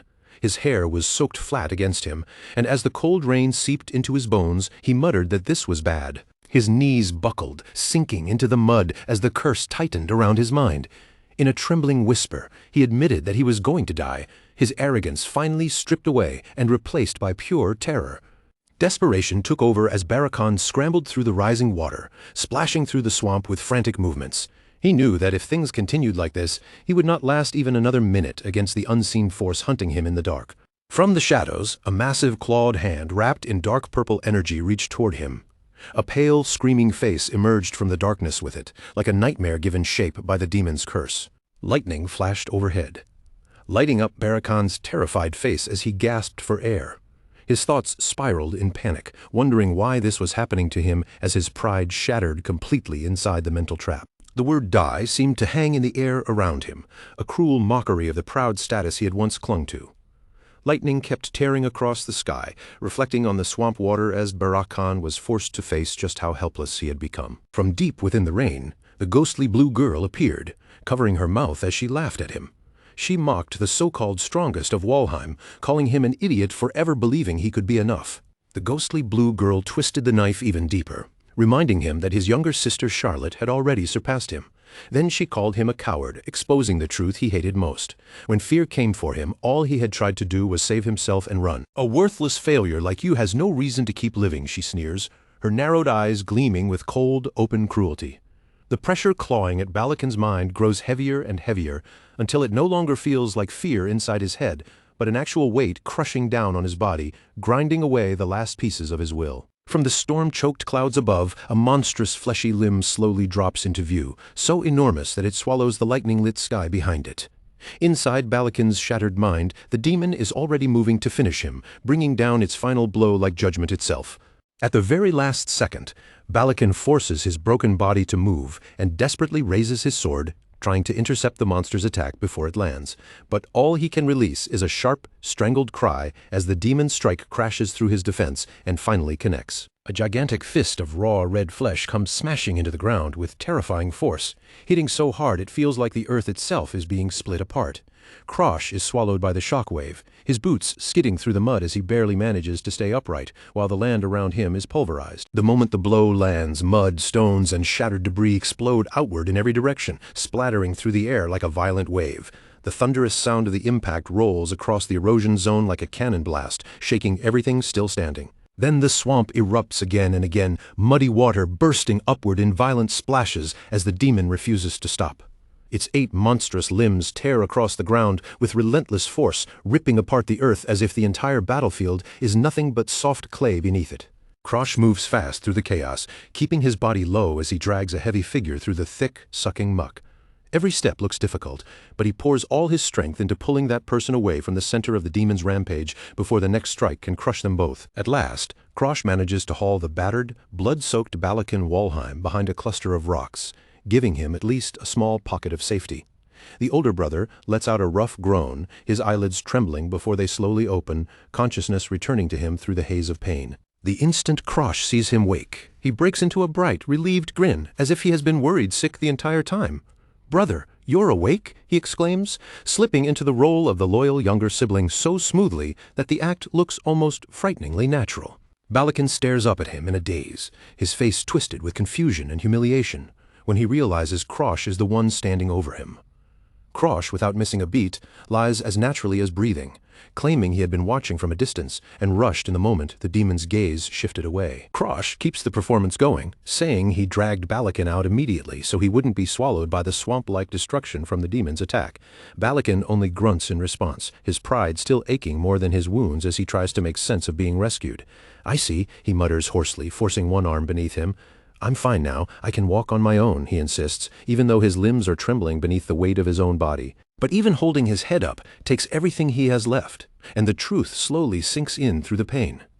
His body is completely emptied out, drained to the point where he can't even draw out the smallest trace of aura to protect himself. Krosh watches his brother fight against his own weakness, a knowing look flickering across his face. "Are you really sure you don't need my help?" he asks, his voice gentle on the surface, but just innocent enough to dig under Balakan's skin. That single question hits Balakin exactly where it hurts. His expression twists into a furious snarl, frustration boiling across his face, because after losing his strength, his pride is the only thing he has left to cling to. "I don't need help from an idiot like you," he roars, forcing the words out with all the anger he can gather. Then, using his sword like a crutch, he drags his battered body upright, refusing to let Krosh see just how close he is to collapsing again. But that fragile bravado is shattered almost instantly by a sudden, horrifying sound rumbling out from the darkness behind them. Balakin turns his head over his shoulder, his eyes widening as a fresh surge of panic cuts straight through his anger. He realizes the thousand-faced demon is still nearby, still moving, and far from finished with them. "Hey, how far are we from the battlefield?" he demands sharply. But Krosh only gives him a flat answer, saying he has no idea. In the distance, a massive barrier of glowing pink energy has risen across the land, sealing off the way out like a wall from another world. It pulses with dark, jagged light, wrapping around the erosion zone and cutting away any easy hope of escape. Krosh lays out the reality of their situation in a calm, heavy voice. The world erosion has sealed itself shut, trapping them inside completely, and unless they defeat the lord of this zone, there is no path back out. "Damn it!" Balakin curses, his fist tightening as he lowers his gaze toward the mud in helpless anger. Krosh keeps watching him closely, measuring every crack in his brother's composure while waiting for the perfect moment to make his next move. "Actually," Krosh says, lowering his voice as if revealing something dangerous, "there's a finishing secret art." Then he adds that their sister, Charlotte, was the one who secretly taught it to him, letting the name land exactly where he knows it will hurt. He rests his weight against his large blade and looks straight at his brother, pushing the lie even deeper. According to Krosh, that hidden technique was the real reason he managed to hold his ground against Annex, back at the Star Sanctuary. For a moment the image of Charlotte holding a younger Krosh in a warm embrace rises like a memory, completely at odds with the cold, rain-soaked reality around them. Krosh knows better than anyone how deeply Balakin envies Charlotte and how much he respects the overwhelming talent of their genius sister. Balakin looks at Krosh with suspicion still in his eyes, but desperation is beginning to creep into his expression. "With that technique, you think we can kill the thousand-faced demon?" he asks, his voice unsteady despite how hard he tries to sound composed. Krosh answers with a simple, confident yes, giving no room for doubt. Then he points out that taking this gamble is still far better than sitting around inside the sealed erosion zone and waiting for death to find them. He extends one hand toward his brother, rain sliding down his face while the shadows around him grow darker. "I understand if you don't trust me," Krosh says softly, making his voice sound calm, patient, and almost sincere. "But brother," Krosh continues, pressing exactly where Balakin is weakest, "you do trust our sister's strength, don't you?" Behind him, the ominous image of Charlotte seems to loom like a dark puppeteer, her presence silently pulling Balakin's decision into place. Balakin finally gives in, his resistance crumbling under the weight of his own defeat and helplessness. "Yeah," he mutters, lowering his head with a bitter expression. "Charlotte is a genius after all." Krosh rises tall in the rain, his silhouette wrapped in a deep purple aura that begins to seep outward like smoke, making it clear that his plan is finally taking shape. Facing Balakin, who has unknowingly stepped right into the trap, Krosh warns him that if this technique fails, then both of them will die. Krosh's face sinks into heavy shadow, leaving only the faint curve of his confident smirk visible through the gloom. "Don't worry," he says, his words carrying a dark certainty as purple energy curls around him like jagged smoke.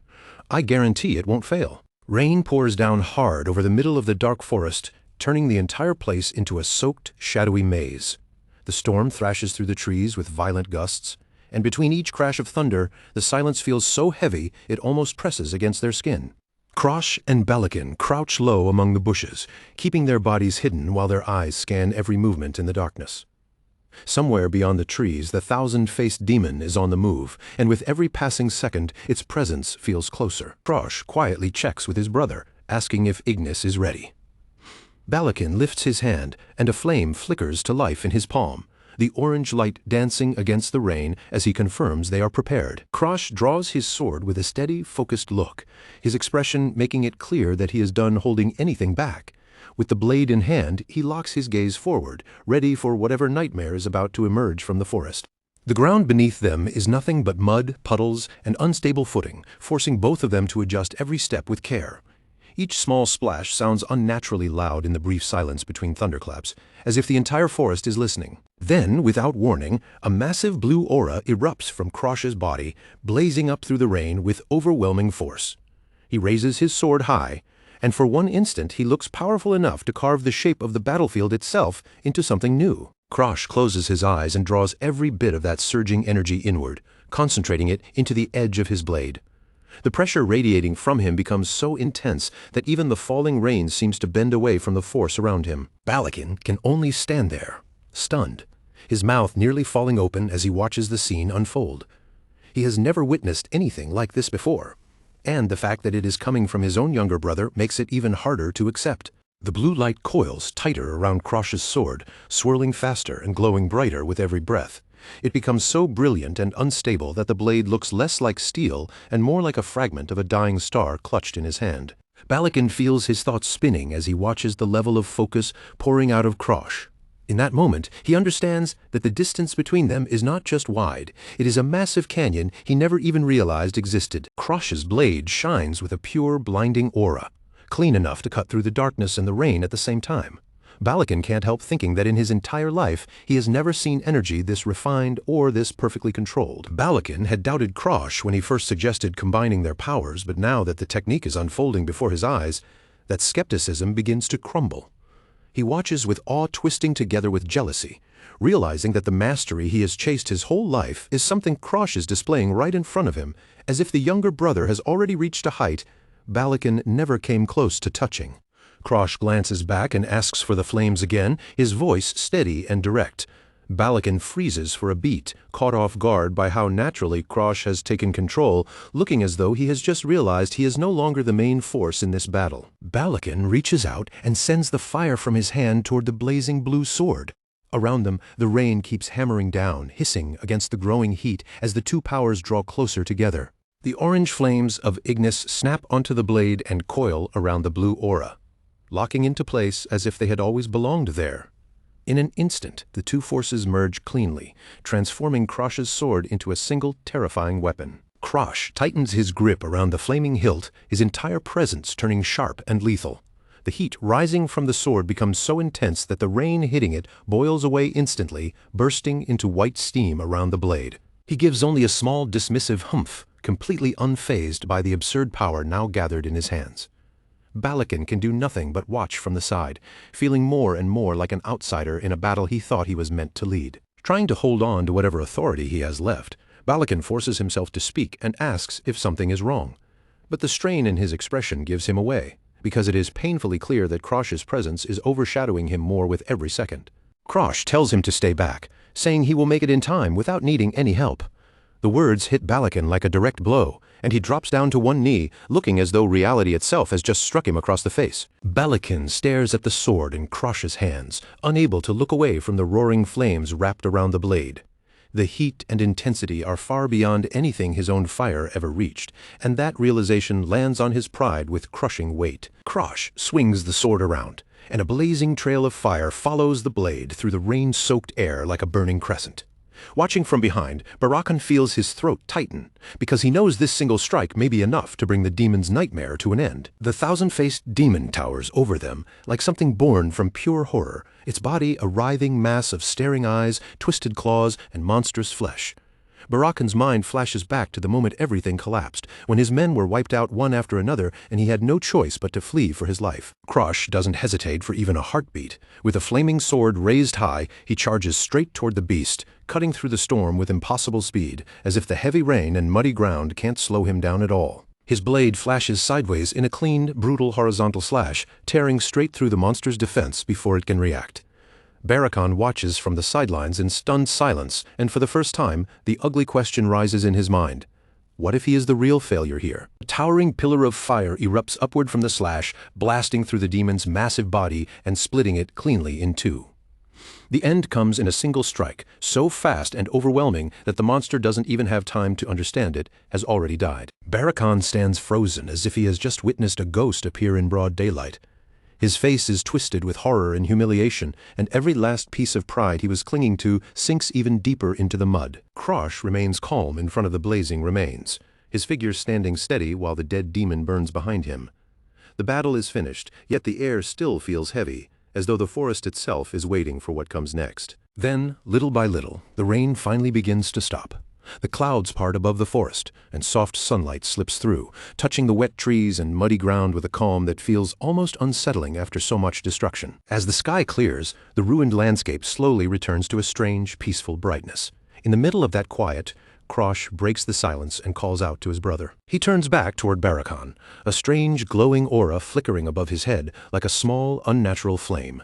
In a steady voice, Krosh tells him that everything is finally over. Barrakan grits his teeth so hard his jaw looks ready to crack, his face filled with bitter misery. He can't accept it. His supposedly useless younger brother just accomplished the impossible with terrifying ease. His hand slowly slides toward the hilt of his own sword, and the madness in his eyes becomes impossible to miss. A creepy, broken laugh slips from his mouth as he prepares to attack the very person who saved him. Barrakan suddenly lunges forward, his eyes bulging and his mouth wide open in a desperate, furious scream. As he rushes at Krosh, he shouts for him to die, pouring every ounce of humiliation into that one attack. Krosh doesn't even flinch. Without moving more than necessary, he blocks the strike with effortless precision, and sparks burst between the two blades as they lock together under the newly returned sunlight. Barrakan's expression collapses into shock.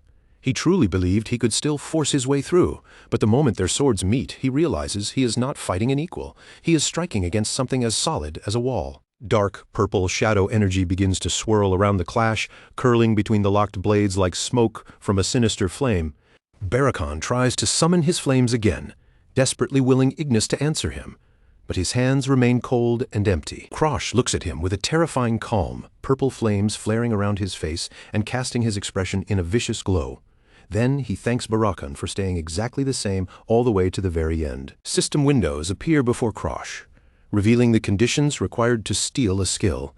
Without ever realizing it, Barrakan had already satisfied the first requirement the moment he let Krosh use his fire.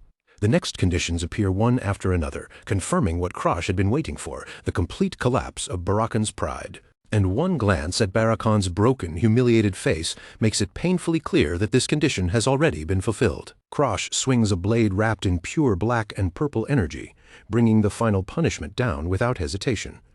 He explains that from the instant he used that fire earlier, Barrakan's power had already become his property. Barrakan's screams are swallowed by the black flames as one final agonized shriek tears out of him. In the same instant, the talent rooted in his soul is ripped away, and his body collapses helplessly to the ground. Krosh lowers his gaze toward the charred remains, his sword still resting against the ash-covered lump left behind by the monster. Quietly, he says Barrakan's name, and for the first time, the weight of everything that just happened seems to settle over him. With a purple flame flickering above his head, Krosh admits that somewhere deep down he had actually hoped the two of them could have gotten along. It is a cold, bitter realization that maybe things could have been different if Barrakan had not treated him with such cruelty from the start. A memory rises of a young Krosh on the floor, crying as he reaches toward a cookie that had fallen away from him. No matter how hard he tried to be accepted as part of the family, there was always a distance between him and the others. Young Barrakan looks down at him with nothing but contempt in his eyes, telling him to stop doing pointless things.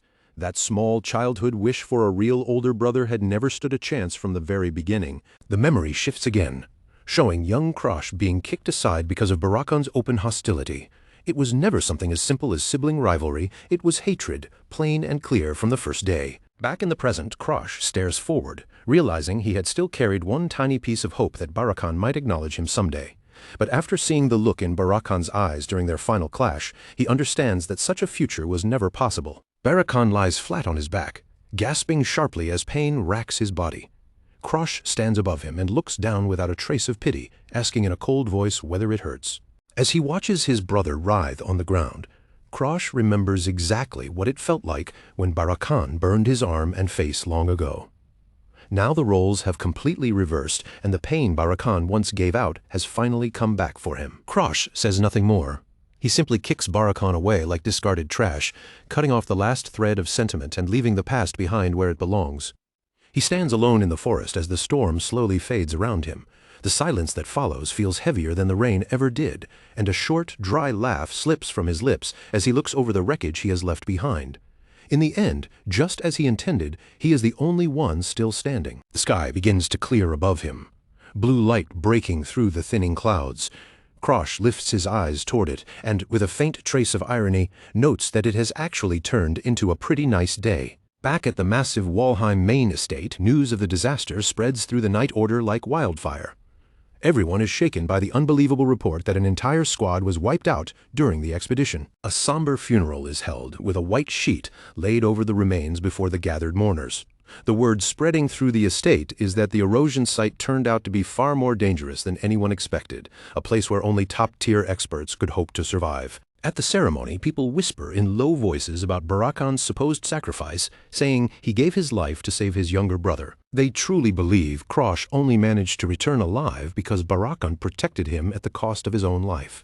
Barakan's personal butler completely breaks down, sobbing and shouting that it makes no sense for a failure to survive while his master is dead. He can't accept the story placed before him, no matter how many times others repeat it. The head butler of the Walheim house steps forward and sharply tells him to mind his tongue. With a stern expression, he reinforces the official version, declaring that Barakan died honorably while protecting his younger brother. He places a firm hand on the younger butler's shoulder and tells him not to let that noble death lose its meaning. Meanwhile, Krosh stands near the doorway, silently watching the false story take root in front of everyone. Krosh realizes the family has completely accepted his version of the incident. Now that his testimony has been swallowed without question, he can finally allow himself to relax, at least a little. As he walks through the grand halls lined with gold-trimmed decorations, Krosh reflects on just how much he gained from the disaster. Thanks to Barakan's arrogance, the expedition became an overwhelming success for Krosh personally. He checks his progress and sees the notification for extreme blood poison level 1. It is a dangerous kind of power, the sort most people would never even dare to touch, but Krosh has already begun making it his own. A blue, watery energy wraps around his body as he tests his control with careful focus. By relying on his sixth sense, Krosh has managed to keep the poison from running wild inside him and tearing his body apart. Then he extends his hand, and a dark purple flame ignites above his palm. This is the true prize. After stealing his brother's skill, Krosh has officially awakened the black flame. Krosh smirks as he studies the sinister fire, realizing that combining flame with the power of world erosion worked even better than he imagined.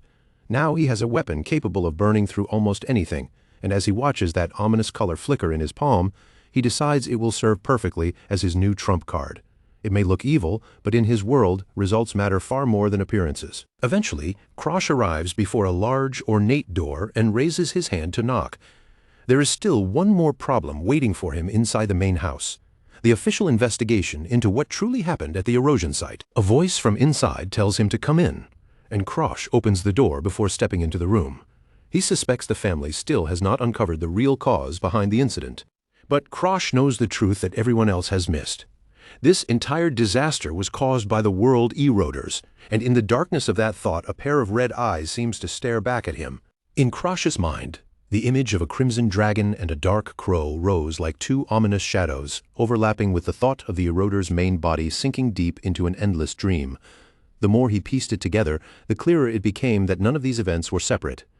Every strange clue, every hidden movement, every impossible presence was tied together somewhere beneath the surface. Then his thoughts turned to the undead, that terrifying existence that could only perceive the outside world through the eyes of the servants under its control. That meant they were already walking across a dangerous board where every move could be watched without warning.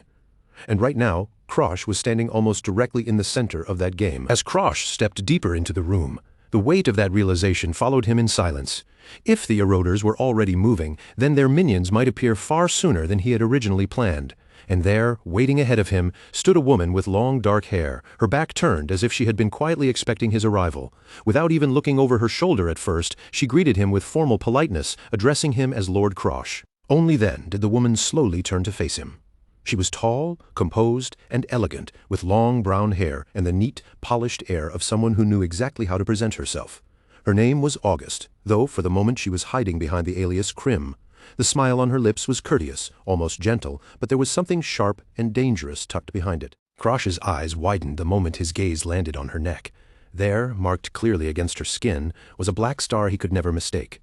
In that instant, all the polite appearances fell away. This woman was not merely some investigator sent to question him. Krosh did not waste time pretending to be courteous. He cut straight through the formal atmosphere and called her out for what she truly was, the undead. Then, without hesitation or fear in his voice, he told her exactly why he had come. He wanted to make a deal. He raised his hand and pointed a finger directly at her. making a declaration so outrageous that any ordinary person would have thought he had lost his mind. But Krosh's expression did not waver. He told her with complete certainty that he would be the one to erase her immortality. The moment those words reached August, a sly, playful smile slowly spread across her face. Instead of anger, she looked amused, almost entertained by the boldness standing in front of her. Leaning in just enough to sharpen the tension between them, she asked him straight to his face whether he was a regressor. In the next instant, the polite disguise around August seemed to peel away. Her true presence surged forward, revealing a fierce, red-haired woman with burning crimson eyes and a sharp vertical scar that made her expression look even more dangerous. She admitted that she had originally been searching for something else, but what she had found here was far more interesting. August looked almost thrilled by the turn of events, her eyes gleaming as if some unexpected treasure had just dropped into her hands. She had never imagined she would stumble upon such an unpredictable prize here, and from the excitement written across her face, it was obvious that the situation was about to spiral into something far more chaotic. In the original timeline, an immortal being lay imprisoned inside a blazing pool of lava, their body trapped beneath the heat while enormous chains held them down from every side. Those chains were not ordinary restraints. They crushed down on every trace of power, leaving no room to resist. This chained existence was known as the undying August of the Crimson Garden. Before Krosh's regression, he had moved under the orders of the King of Heroes, Arthur. Their goal had been to steal the Undying's immortality and strip away the source of her terrifying endurance. But even with that plan in motion, the attempt had ended in complete and devastating failure. Arthur explained that their true target was Sigrun Iphania, a woman with striking white hair and piercing purple eyes. As he spoke, he acknowledged that the Undying was barely managing to keep a physical form intact, as though even maintaining a body was a constant battle against the curse binding her. Arthur's harem added more to the explanation, making the situation even darker. The true bodies of beings like her had been cursed so thoroughly that they were left completely paralyzed, unable to move even a single muscle by their own will. For centuries, those cursed beings had been treated with cruelty beyond imagination. They were not allowed to live freely, nor were they allowed to die. Instead, they had been dragged around like tools, forced to serve as disposable pieces in the world's erosion. But even knowing that pity was something no one could afford to show them. Once a battle began and blades were drawn, mercy toward such an enemy was not compassion. It was a direct invitation to die. Arthur sharply cut through the heated argument before it could drag on any longer. With one firm command, he pulled everyone's attention back to the mission in front of them. Their priority had not changed. The experiment to steal immortality had to proceed. And at the center of that impossible experiment stood none other than the main protagonist himself. Without his power, the plan had no way to move forward. As the flashback continued, the adult Krosh stood battered and grievously wounded, yet a hollow laugh still slipped from his mouth. He admitted the truth with bitter honesty. Stealing immortality had been far beyond what he could accomplish, even with a power as dangerous and extraordinary as his own. There were certain things that simply could not be taken by force, no matter how many chances he was given. Even if Krosh were reborn again and again, a dozen times over, that wall would remain in front of him. The exhaustion and regret from that failure were carved deeply into his worn expression. Then a system notification appeared, confirming just how impossible the requirement truly was. In order to steal that skill, Krosh needed to be stronger than the Undying herself. And in his first life, no matter how far he pushed himself, he had never reached that level. Back in the present, August remained in her disguise as Krim, wearing that sharp, knowing smile as if she had already seen through him. Her eyes stayed fixed on Krosh while she asked him again, directly and without hesitation, whether he was a regressor. A dangerous pressure began to seep from her body, and her red eyes glowed with the hunting gaze of a predator that had found something worth chasing. She had come searching for someone completely different, but discovering a regressor right in front of her was a prize far more fascinating than anything she had expected. Krosh did not look away. He met her stare head-on, his face calm enough that nothing could be read from it. Instead of confirming or denying her suspicion, he simply asked what could have possibly led her to such an absurd conclusion. To August, the answer was almost laughably obvious. No ordinary person would dare walk up to a being like her, speak as though they understood her nature, and then propose a deal with such confidence. Only someone who had lived through time once before would be reckless enough to do that. She laughed at the strange irony of it all, the sound edged with amusement and disbelief. A child who had been dragged through an endless loop of time was now standing before her, claiming he possessed a way to kill someone who existed beyond time's reach. Then her expression sharpened, and she called his words a bluff. She told him not to make her laugh with lies so transparent they barely deserved to be spoken. Around her, her red hair seemed to lift and billow as the intensity of her presence rose. Crush, however, remained completely serious. There was no panic in his face, and no hesitation in his voice as he told her it was not a lie. Then, to prove that he was not speaking empty words, he began to draw out his power. Purple shadows burst from Crush's body as he activated Black Hood.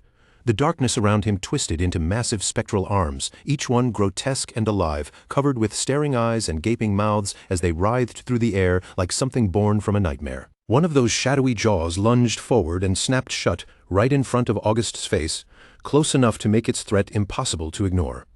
Crush's voice stayed steady as he told her that this power was capable of stealing even her immortality. August's hand tightened into a fist as memories from her impossibly long life rose within her.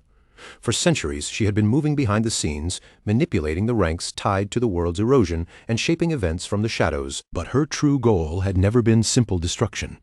Beneath all of her schemes was a desperate search for someone, anyone, who might actually possess the power to end her eternal existence and release her from the curse that would not let her die. Now August looked at the boy before her with a new kind of interest, as if she was finally seeing a possible door where there had only ever been walls. Her voice settled into something more focused as she asked Crush what conditions he wanted for this deal. Crush answered without dressing it up. His skill could only work if he became stronger than her, and right now, that gap was impossibly wide. If he was going to reach the point where he could take her immortality, he needed her help to close that distance. Then Crush made his offer with a seriousness worthy of the legendary monster standing before him. He wanted August to take him in, train him personally, and make him her apprentice. August did not need even a moment to think it over. If this boy truly had a chance of freeing her from the immortality that had trapped her for so long, then she was prepared to pay any price. She would have sold even her soul for that possibility. Her eyes narrowed with sudden sharpness, the pupil pulling thin like the slit of a beast. In that look alone, her answer was already clear. August accepted his proposal. At once, her true draconic aura exploded into the room. Behind her, a massive red beast of pure energy rose like a living storm, towering over the space with crushing force. With that overwhelming presence at her back, August vowed that she would turn Crush into the strongest man alive. The pressure pouring from her was suffocating. Even though what stood behind her was only a projection, the sheer weight of it pressed down so hard that Crush had to brace himself. For a moment, it felt as if the ground beneath his feet might tremble under that monstrous presence. Crush knew exactly who she had been. This was the woman who once commanded countless servants and possessed power great enough to rival even the king of heroes himself. If someone like her became his teacher, then his growth would no longer be limited by ordinary standards. He clenched his hand, his resolve tightening along with it. The coming erosion threatened to swallow the world, and he had no intention of standing by while that happened. Even if it meant borrowing strength from an invader, he would use whatever power he could grasp to stop the destruction. A system window appeared, laying out a simple but absolute rule. A skill was a unique power, and in the entire world, only one person could possess a specific skill at any given moment. Because of that rule, Arthur's regression skill had already returned to Arthur in this lifetime. Crush understood what that meant immediately. He could not rely on regressing again by his own power, no matter what happened next. This timeline was his one and only chance. If the world collapsed here and everything was swallowed by destruction, Crush would disappear along with it. There would be no second attempt, no reset, and no more do-overs waiting for him. With the deal settled, Crush extended his hand politely and offered Krim a calm smile. His tone turned almost pleasantly formal as he told her he was glad to have her on his side. August, still wearing her human disguise, froze for just a brief moment at the sudden shift in his attitude. The boy who had been speaking with deadly seriousness only seconds ago was now acting far too casually for her liking. She smiled back at him, but there was nothing gentle about it. That smile carried the promise of pain. A vein stood out on her forehead as she slowly repeated his name, Crush, making it clear that his friendliness had struck the wrong nerve. A sharp smack rang out through the hall as August delivered a heavy blow straight to his head. Her patience vanished in an instant, and she demanded that he drop the overly familiar act and address her properly as master. A short while later, Crush walked away from the scene while rubbing the huge bump swelling on his head. Despite the pain, he looked relieved. After everything that had happened inside, he was finally leaving the main estate behind. August followed after him, still surprised by one particular detail. She had assumed he lived in the main house, but Krosh casually explained that he had not stayed there in years. The answer made it clear that his distance from the estate was nothing new. Before Krosh could fully make his escape from Walheim Manor, a hooded messenger stepped into their path inside the adult's wing. Her posture was formal and tense, as if she had been waiting there specifically for him. With her head lowered, she informed Krosh that his mother, Lady Arya, had requested his presence at once. Krosh paused and glanced back over his shoulder, suspicion immediately sharpening in his eyes. When he had been living at Blue Pine Hall, his mother had barely shown any interest in him at all. So now that she was suddenly calling for him, he could not help wondering what had changed and why she had become so curious about him now. The messenger did not stop there. Keeping her voice steady, she continued the report and explained that the head of the family had just returned from the Forbidden Domain. Then came the part that struck the hardest. His father intended to meet with Krosh personally. The moment Krosh heard that, the look on his face changed. The news clearly shook him, because to him, the family head was not simply a distant father. He was a massive shadow hanging over the entire Walheim family, and his sudden interest felt far more terrifying than being thrown into a dungeon filled with demons. Krosh's thoughts immediately turned to his father's legendary position. This was a man who had already climbed to a state that was nearly divine, someone who stood far beyond the level of ordinary monsters and heroes. Krosh wondered if his father had somehow sensed his recent growth through the stars, and if his hidden strength could no longer stay concealed.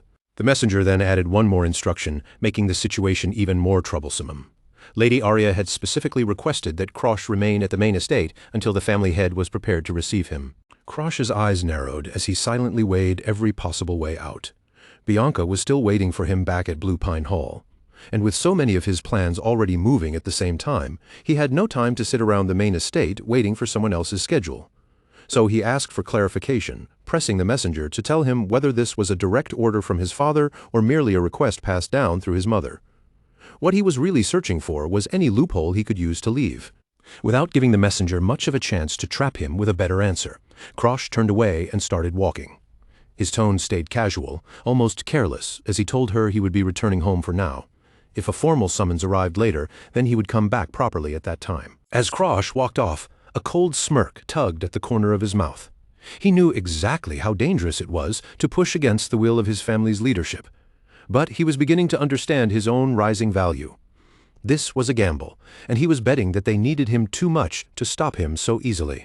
A short while later, Krosh was already seated safely inside a carriage as it rolled away from the towering grandeur of the Walheim main estate. He leaned back with quiet confidence, convinced that if his father truly wanted to see him that badly, then sooner or later, the man would have to come to him instead. The carriage passed through the estate gates and continued into the green, sunlit forest that surrounded the city. Trees blurred past the windows, and with every turn of the wheels, Krosh put more distance between himself and that suffocating house. For the first time in a while, the air outside felt easier to breathe. Inside the carriage, Krosh stretched his arms and let out a long, tired yawn, now that he was finally free from the main estate. Relief settled over him like a blanket. As far as he was concerned, he had no intention of stepping back into that place again for a very long time. His brief moment of peace did not last. A sharp tapping suddenly sounded against the carriage window, quick and impatient. When Krosh looked over, August was there in her crow form, pecking at the glass while demanding that her rude apprentice open the door for his master. Krosh cracked the window open just enough to speak to her and immediately pointed out the problem. Her crimson feathers were far too bright and eye-catching for someone who was supposed to be a hidden master moving in secret. With a dry look, he asked if she could do something about that ridiculously flashy color. For a moment, the crow's small body glowed with a dark red light, and her color began to shift right before his eyes. August told him not to worry about something so minor. For a being of her level, changing the appearance of a projection was hardly worth mentioning. By the time the light faded, the red crow had become a sleek black bird, blending much more easily into the shadows. Of course, August could not resist taking a jab at him, saying she was now as black as Krosh's soul. Krosh only sighed, already far too used to the sharp tongue of his new master. August then complained that since she could not move her real body, she had no choice but to guide him through projections like this. Even in bird form, her voice carried plenty of attitude as she called him an unpleasant, mean-spirited regressor for making her go through so much trouble. Krosh turned his gaze back toward the window, letting the passing scenery fill his eyes, while his thoughts drifted inward. He knew better than anyone that he was not a true regressor like Arthur. He had only borrowed that skill once, and now he was still trying to figure out how to survive this timeline without another guaranteed chance. As the carriage continued onward, The sun began to sink toward the horizon. Warm orange light spread across the sky, stretching long shadows over the quiet countryside as they finally approached Krosh's personal residence. When the carriage pulled up before the gates of Blue Pine Hall, Krosh glanced toward the crow perched near him. In a low voice, he warned August that a white chick lived here, so she had better behave herself and avoid causing trouble the moment they arrived. August looked completely confused by that strange description, clearly unsure what Krosh meant by a white chick. But before she could question him any further, a strange round figure appeared near the entrance of the hall, waiting there as if it had come out to greet them. The round shape turned out to be Bianca Hardenhart, dressed in an absurdly oversized chick-themed hoodie that nearly swallowed her small frame. She stood there quietly with a book hugged against her chest, welcoming Krosh back in her usual flat, emotionless manner. Krosh stepped down from the carriage and greeted Bianca with a faint smile, telling her that he had finally returned. Meanwhile, August watched the reunion closely from the side, one glowing red eye fixed on Bianca with obvious skepticism. Just then, Rewrote, the elderly butler of Blue Pine Hall, came rushing toward them as fast as his old legs could carry him. His usually composed manner was nowhere to be seen, and he looked flustered as he called out for Lord Krosh to wait. After stopping in front of him, the old butler had to catch his breath before holding out a small envelope. He explained that a letter had just arrived, and the sender was someone who went by the name Master Darling. Krosh accepted the letter and began reading through it. Inside, Darling Danfelion proudly claimed that he had practically finished brewing the cure for discoloration disease while thinking of Krosh, and as if the contents were not already strange enough, the eccentric alchemist had sealed his message with a huge lipstick kiss. Krosh handed the letter back with a slightly disturbed look on his face, clearly unsettled by that dramatic sign-off. Even so, his instructions to Rewrote were serious. When that genius arrived, they had to treat him with the utmost care because he would become an extremely important benefactor to them. Rewrote nodded obediently. But then his expression softened and his voice lowered. There was one more thing he wanted to tell Krosh. Ever since Bianca heard that Krosh had been caught up in the erosion, she had been deeply worried about him. The old butler explained that Bianca had reacted immediately, preparing a carriage and getting ready to storm the main manor herself just to find him. As he spoke, Bianca remained standing there in silence, her oversized hood casting a shadow over her face and hiding whatever she might have been feeling. Krosh turned his eyes toward Bianca, genuinely surprised by the depth of her concern. He had known their relationship was changing little by little, but he had not realized that in such a short time she had already come to care about him this much. His thoughts drifted toward the locks, sealing away her snowdoll curse. At that very moment, a strange purple energy began to swirl between them, curling through the air as if responding to the change in their bond.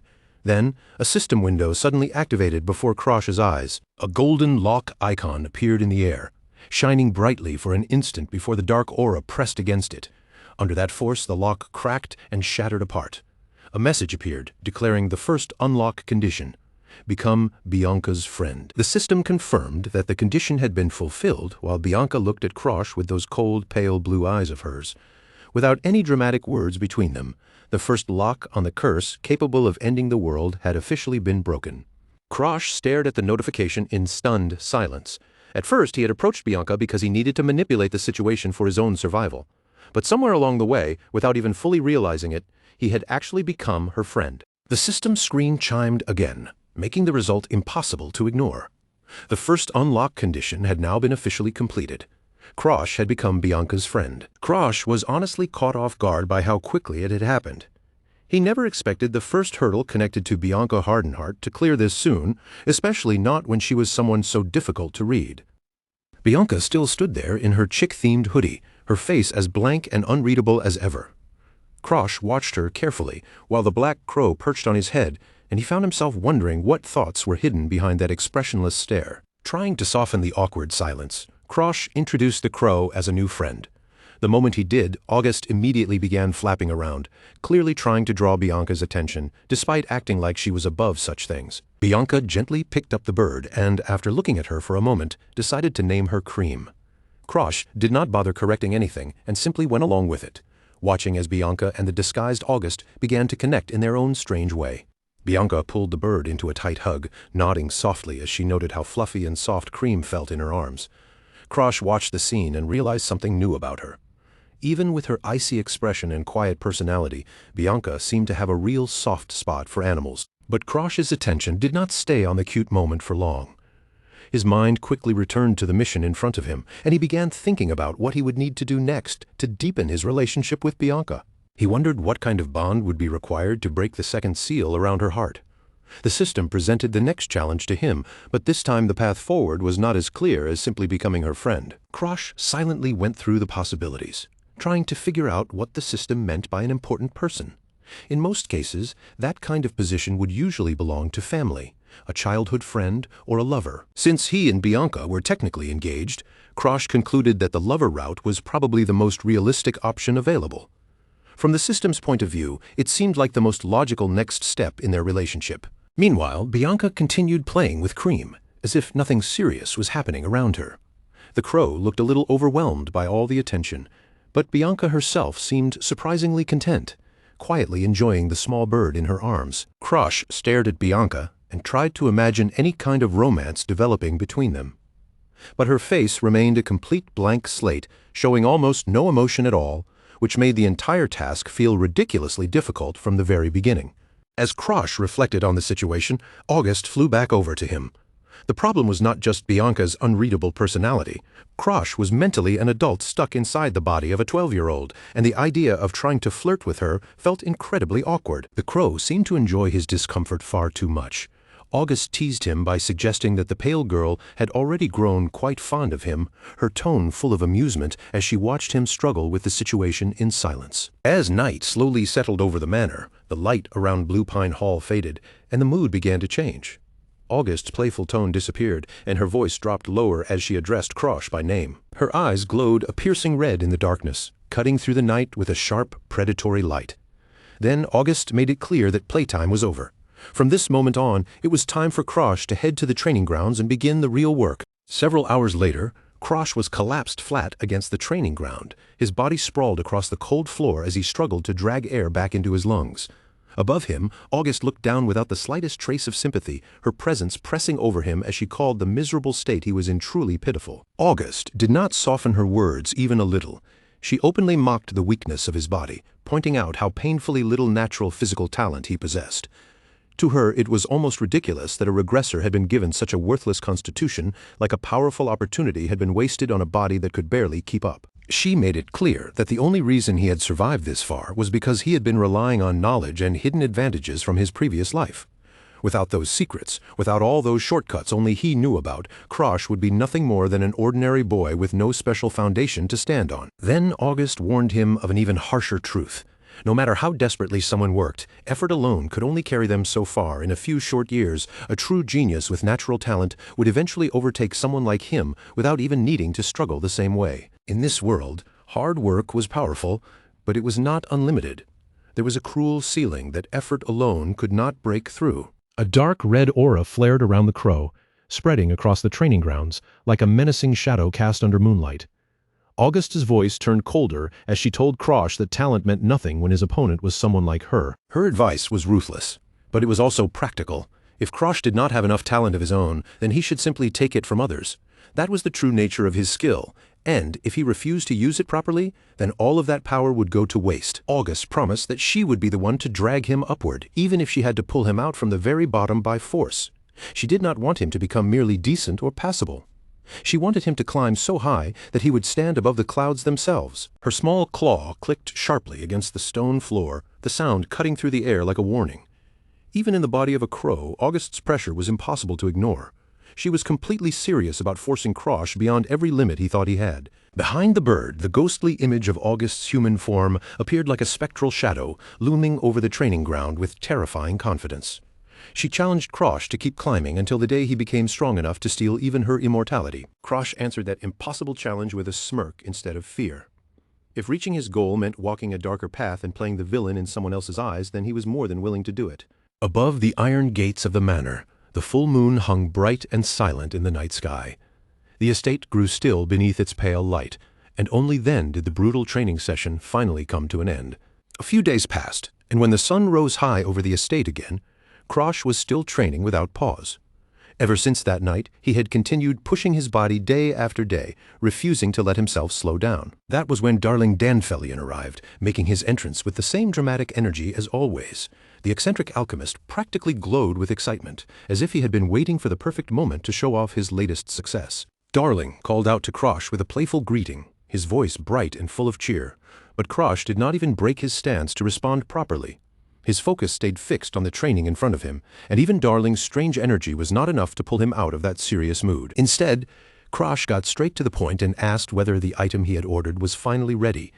He had been waiting for a very specific concoction, something he needed in order to take the next step in his plans. Darling proudly reached out and revealed a small glass vial, holding it up so the light caught the dark pill sealed inside. With a satisfied grin, he announced that the work was officially complete. The alchemist immediately leaned into the moment, fishing for praise as he asked if he was not an absolute genius. To his surprise, Krosh did not dodge the question or insult him, he simply agreed. Darling froze for a second, genuinely stunned by the unexpected compliment. He had clearly not expected the cold young master to praise him so directly, and the straightforward response hit him harder than any sarcasm would have. Overcome with excitement, Darling instantly tried to throw himself at Krosh in a celebratory hug. Krosh reacted just as quickly, refusing to let the alchemist cling to him and sharply telling him to cut it out. After Darling finally calmed down, he brought up another matter. Apparently, he had heard some interesting news from outside the estate, and it involved a name that Krosh knew very well. Darling mentioned that someone named Annex had recently undergone a major change. The moment that name reached Krosh's ears, his expression sharpened, because Annex was not just some random person, he was Krosh's former rival. A vision of Annex appeared, showing the boy throwing himself back into training with renewed intensity after suffering defeat. Strange green energy seemed to glow around him, making it clear that something about him had begun to shift. Krosh briefly wondered whether his own actions in this life had somehow pushed Annex forward. But he dismissed the thought almost immediately, brushing it aside and claiming that he could not care less about what happened to him. Then, Krosh told Darling that if their business was finished, he should head back home. Nearby, August watched from the branch of a tree, her sharp gaze making it obvious that she was nowhere near done with Krosh yet. August spoke up and made it clear that things were not over just because Darling had delivered one item. Before they left the estate behind, she had more plans prepared to accelerate Krosh's growth. She ordered Krosh to make the alchemist brew even more elixirs. If they were truly going to repair his weak body and drag him up from the bottom, then they would need to gather every possible advantage and use it without hesitation. Elixirs were not ordinary medicine. They were concentrated treasures packed with power, unbelievably expensive, and often protected by noble families for generations. Most people could live their entire lives without ever seeing even one with their own eyes. In Krosh's previous life, getting his hands on an elixir of this level had been nothing but a distant dream. But now, an alchemist capable of making it was standing right in front of him, giving him a chance to change that future. Darling Danfelion was still acting as eccentric as ever, but Krosh had no time for jokes. The formula was already carved into his memory. All he needed was for Darling to follow the recipe. From a short distance away, August watched in silence as Krosh prepared for what was coming next. A major tournament was waiting on the horizon, and Krosh understood that if he wanted to survive and win, he had to be ready long before it began. Krosh flatly stated that he wanted an elixir made, and the request immediately caught Darling off guard. The alchemist tilted his head, wondering if the recent news about Annex was the reason Krosh suddenly seemed so determined to push himself even harder. Darling quickly pointed out the biggest obstacle standing in their way: money. Since the Walheim family would not be openly supporting Krosh, gathering enough gold to buy all the necessary ingredients was going to be a nightmare on its own. Krosh did not look troubled by that problem. He had an entire lifetime of future knowledge hidden inside his head, and that gave him options no one else could even imagine. If he moved carefully and played his cards right, he was confident he could find every ingredient he needed. He told August to listen closely, then began listing the rare materials required for the elixir one by one.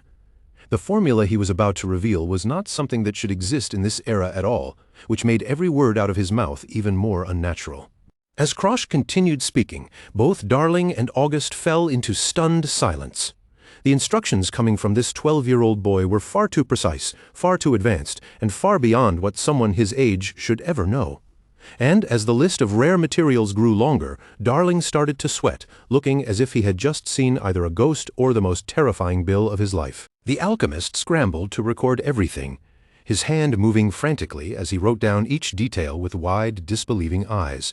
Even while shocked, he could not help being impressed, assuming this must be part of the deep secret knowledge passed down within the Walheim family. August kept her face calm, but even she seemed curious about where Krosh had obtained information like this. Darling, on the other hand, was already beginning to brighten with excitement, clearly looking forward to the challenge despite how impossible it sounded. Darling admitted that he would love to begin brewing right away, but creating the elixir was not the first problem. The true hurdle was getting the actual materials, because some of the ingredients Krosh had named were nearly impossible to find. One of those ingredients was the snow heat sun fungus, a legendary material known only to grow in the most remote and dangerous corners of the world. It was native to Hardenheart territory, where steep mountains and corrupted lands made travel deadly. Searching for it would be less like gathering herbs and more like walking straight into a suicide mission. Krosh decided that the best way to approach that problem was to ask his fiancée directly. After all, Bianca's family controlled the very territory where the snow-heat sun fungus was said to grow. Then there was the golden dragon herb, an almost phantom-like plant rumored to grow only near dragon nests. Its location was said to be deep within the distant regions of the Empire, far from anywhere Krosh could easily reach. Getting involved with the Empire was exactly the kind of headache Krosh wanted to avoid. If the authorities learned that a member of the Walheim family was searching for such a rare material, the situation could turn political almost immediately. Krosh considered turning to the black market as a last resort. If finding an illegal dealer was what it took to obtain the herb, then he was prepared to do it. But Darling lifted a finger and wiggled it playfully, telling him there was actually a much more legitimate way to get what he wanted, one that would not require breaking too many laws. Darling explained that the Athenia Empire was hosting a junior martial arts tournament for anyone under 15 years old. It was a major event, drawing young warriors from all across the continent, and by pure coincidence, the grand prize for the tournament happened to be the golden dragon herb. Darling's suggestion was almost insultingly simple. Krosh just had to enter and win the whole thing. Krosh rubbed his head, immediately seeing the enormous flaw in that plan. If someone from the Walheim family openly appeared in an imperial tournament, it would not be treated like an ordinary competition. It could easily explode into an international scandal. Darling only giggled, completely unfazed by Krosh's concern. Then he pulled out a small, suspicious-looking vial filled with pink liquid and told Krosh to trust in his genius and drink it. Krosh stared at the transparent potion with deep suspicion, clearly regretting how quickly the conversation had reached this point. Holding it up, he asked whether he was truly supposed to drink something that looked this strange. The moment the liquid passed down his throat, intense pain tore through Krosh's entire body. His legs gave out beneath him, and he collapsed to the ground, screaming as his body began to shift in ways he could not control. When the smoke finally cleared, Krosh found himself staring down at a pair of long, slender hands that were not his own. His hair had grown into a long, flowing mane, and when he spoke, his voice came out several octaves higher than before. Darling burst into uncontrollable laughter, practically howling as he threw his arms around the now female Krosh. While the alchemist hugged her in delight, it was painfully clear that he was enjoying the result far more than he should have. Darling pointed out the logic behind his ridiculous plan with a proud little grin. As long as Krosh's real identity stayed hidden, there would be no problem at all. He could enter the tournament under a disguise, avoid the political mess, and compete without anyone realizing a member of the Walheim family had stepped onto the stage. August only stared at the two of them in silence, her expression saying she had already lost all patience with Darling's nonsense. Unlike the alchemist, she did not seem even remotely amused by the transformation, and the whole situation looked more exhausting than funny to her. Krosh, on the other hand, was burning with fury. His eyes glowed a dangerous red, and murderous intent rolled off him so heavily that the air around him seemed to tighten. He demanded to know whether Darling was playing some kind of joke on him, then threatened to kill him outright if he did not change him back immediately. Darling's face drained of color in an instant. He began stammering out apology after apology, his cheerful confidence collapsing under Krosh's terrifying glare. A little too late, the alchemist finally realized that this young master was not the kind of person who enjoyed being used as the punchline of a joke. A few days later, Krosh had returned to his original form, and his training had only grown more intense. In the courtyard, a clear blue aura flared around his body as he swung his sword with sharp, controlled precision, each movement carrying more focus than the last. From within the shadows nearby, August watched him closely. Her red eyes followed every step, every swing, every small shift in his stance as she waited silently for the perfect moment to strike. Then the crow suddenly dove down from above, her small body wrapped in a violent surge of crimson energy. Even in that tiny form, August showed no mercy, making it clear that this sparring session would not be gentle. A storm of rapid red claw strikes came crashing down toward Krosh one after another. The attacks were too fast to handle normally, forcing him to rely almost completely on instinct, just to avoid being torn apart. Krosh moved like a blur across the training ground, his blue aura smashing against August's red energy each time they clashed. With every exchange, he was learning to feel the rhythm of combat in real time, reading the battle as it unfolded instead of simply reacting after the fact. His eyes widened with fierce concentration, glowing with an intense blue light as his senses sharpened. It was as if the attacks were beginning to appear in his mind a heartbeat before they arrived, letting him move before danger fully reached him. The sound of steel, claws, and magic rang through the courtyard in a relentless rhythm. Every time August struck, Krosh met the attack with a counter timed so precisely that it looked almost impossible for someone his age. As the barrage continued, Krosh slipped through the onslaught with afterimages trailing behind him. He ducked, twisted, and weaved through the red flashes, his movements becoming smoother, cleaner, and more efficient with every passing second. At last, August pulled back and landed lightly on the ground, announcing that the session was over. But even then, she sent one final burst of energy toward him, knocking Krosh several feet backward before he could fully relax. Krosh hit the ground hard and lay there gasping, trying to process everything that had just happened. Looking down at him, August explained that the pure blade technique he was learning was built around reading the enemy, not simply overpowering them. By combining that style with his own natural intuition, Krosh had already reached a level that bordered on precognition. He was no longer just watching the fight as it happened. He was beginning to see where the battle would go before it unfolded. That was why the elixirs mattered so much. Their purpose was to close the gap between Krosh's sharp mind and his sluggish physical body. Once his movements could finally keep up with his thoughts, the strength hidden inside him would truly begin to surface. August looked down at the exhausted boy, her sharp beak catching the dim light around the manor. For now, training had reached its end. The next phase of their plan was waiting, and it was finally time for them to move forward. Krosh pushed himself back to his feet and adjusted the cloak he would wear for the journey. His expression was grim, but there was no hesitation in it. He was ready to leave the safety of the estate behind and step back into the wider world. Before departing, he checked his supplies one final time and lifted a small glass vial filled with glowing blue liquid. This was the insurance he needed for the tournament ahead, a hidden card that could protect his identity when the time came. His mind flashed back to a few days earlier, when Darling had proudly explained just how powerful his creation was. According to the alchemist, the medicine was so advanced that even high-level magic would not be able to see through the disguise it created. That memory quickly turned back into a loud argument. Krosh had shouted at Darling for taking the joke too far, while the alchemist found it absolutely hilarious that he had transformed the fierce young master into a girl. Unfortunately for Darling, Krosh was not laughing with him at all. Back in the present, Krosh silently wondered how long the transformation would last once he used it again. Darling's voice echoed in his memory with that infuriating confidence, confirming that he would be stuck with that face for at least a full day. Krosh let out a long, tired sigh as he stared at the head-shaped vial resting in his hand. There was no denying that Darling was a genius alchemist, but dealing with his bizarre personality was enough to drain anyone's patience dry. Near the carriage, Arioto stood waiting to see his master off.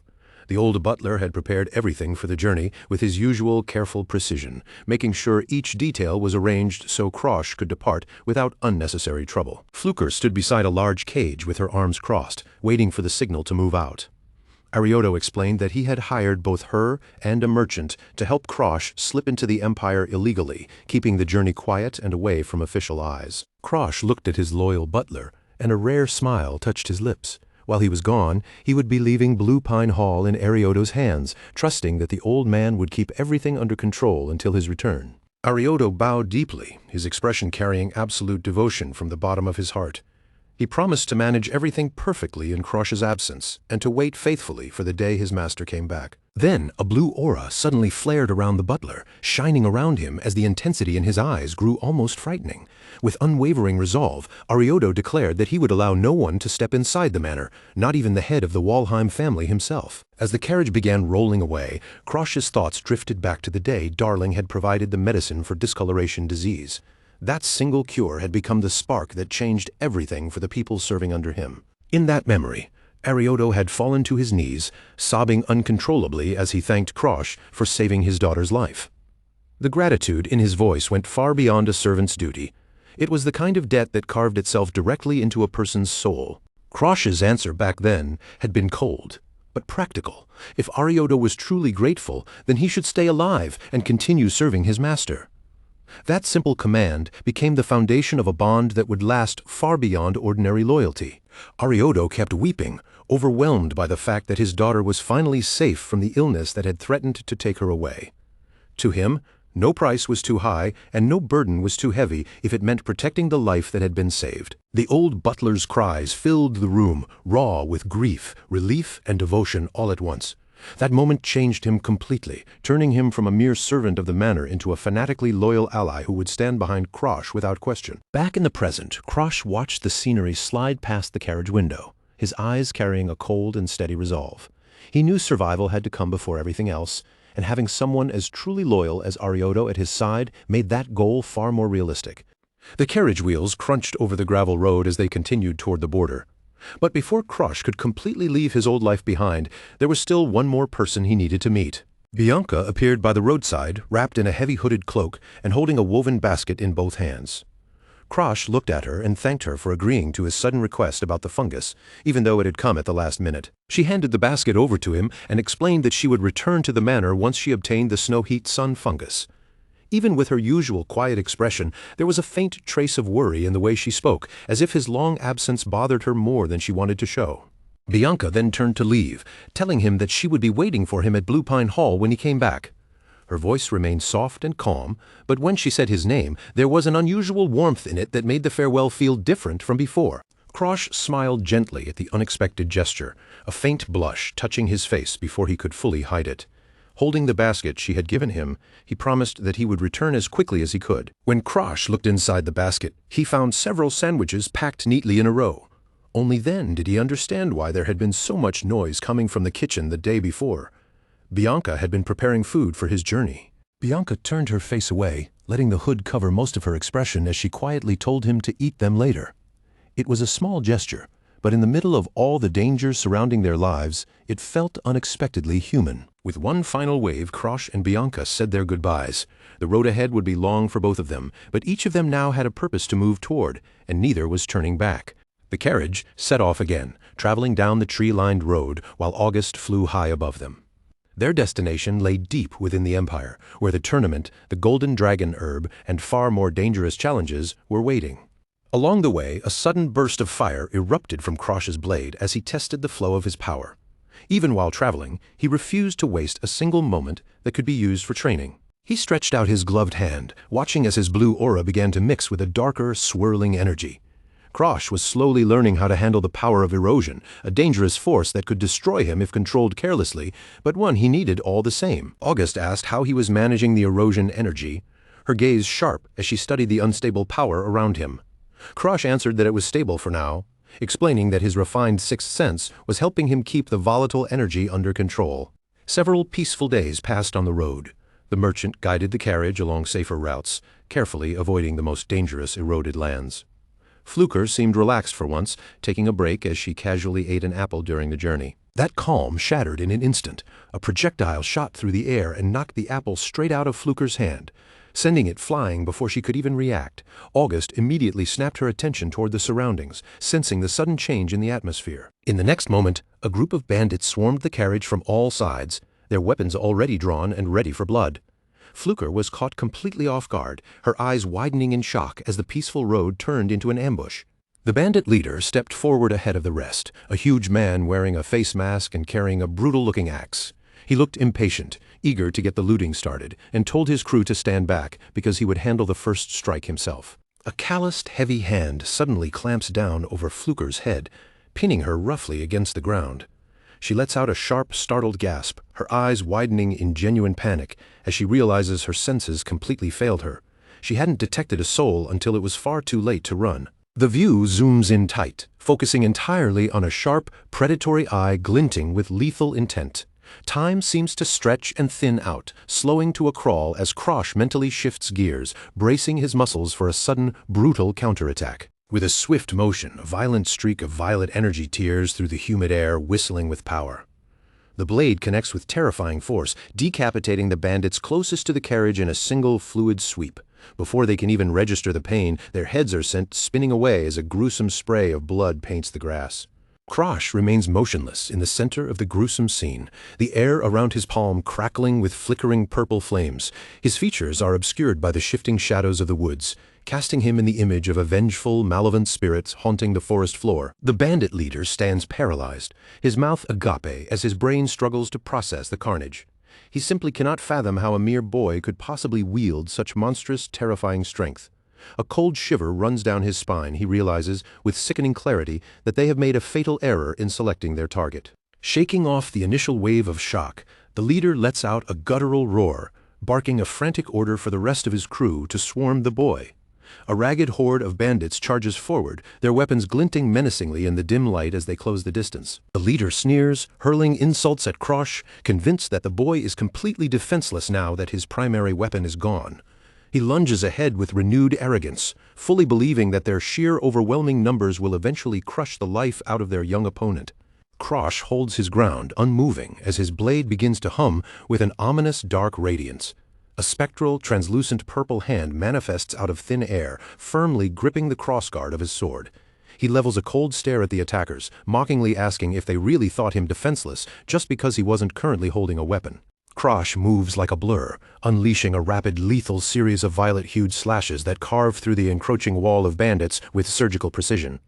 Blood spatters across the surrounding greenery as the foot soldiers crumple, dropping to the earth before they can even lay a finger on the boy they dismissed as easy prey.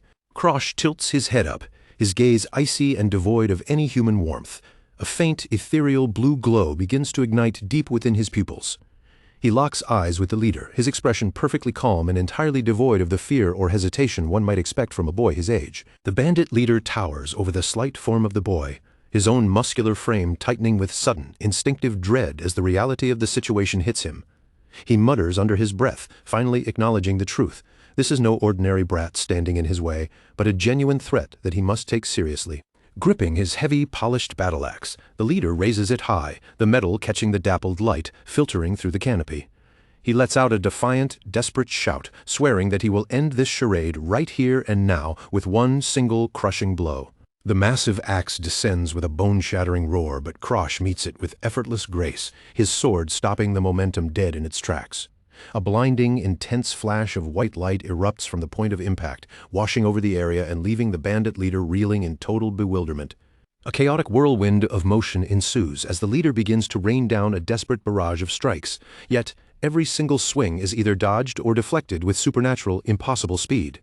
The leader grunts, his frustration boiling over as he realizes the boy isn't just reacting, he is reading every single one of his movements before they even happen. The leader heaves, his chest rising and falling as he gasps for air, sweat beading on his forehead as he glares at the boy. Krosh doesn't even look winded. He maintains a chilling composure, remarking coolly that he had really hoped to resolve this skirmish without resorting to using his sixth sense. Driven into a corner and pushed to his absolute limit, the leader decides to risk everything on a forbidden secret technique.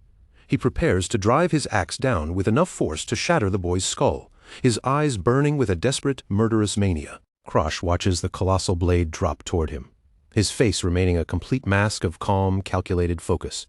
He doesn't flinch or retreat, standing his ground as the weapon looms over him, waiting for the split-second opening he needs to strike back. The bandit leader's eyes narrow into slits, a manic grin spreading across his face as he believes he has finally cornered his prey.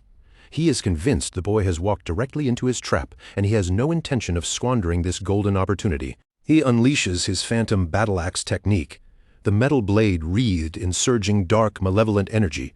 Krosh raises his sword to intercept the strike, the two opposing forces crashing together in a violent shower of red and black sparks that light up the gloom. A sharp, extreme close-up on Krosh's eyes reveals a moment of razor-sharp concentration as the raw energy from the attack washes over his form.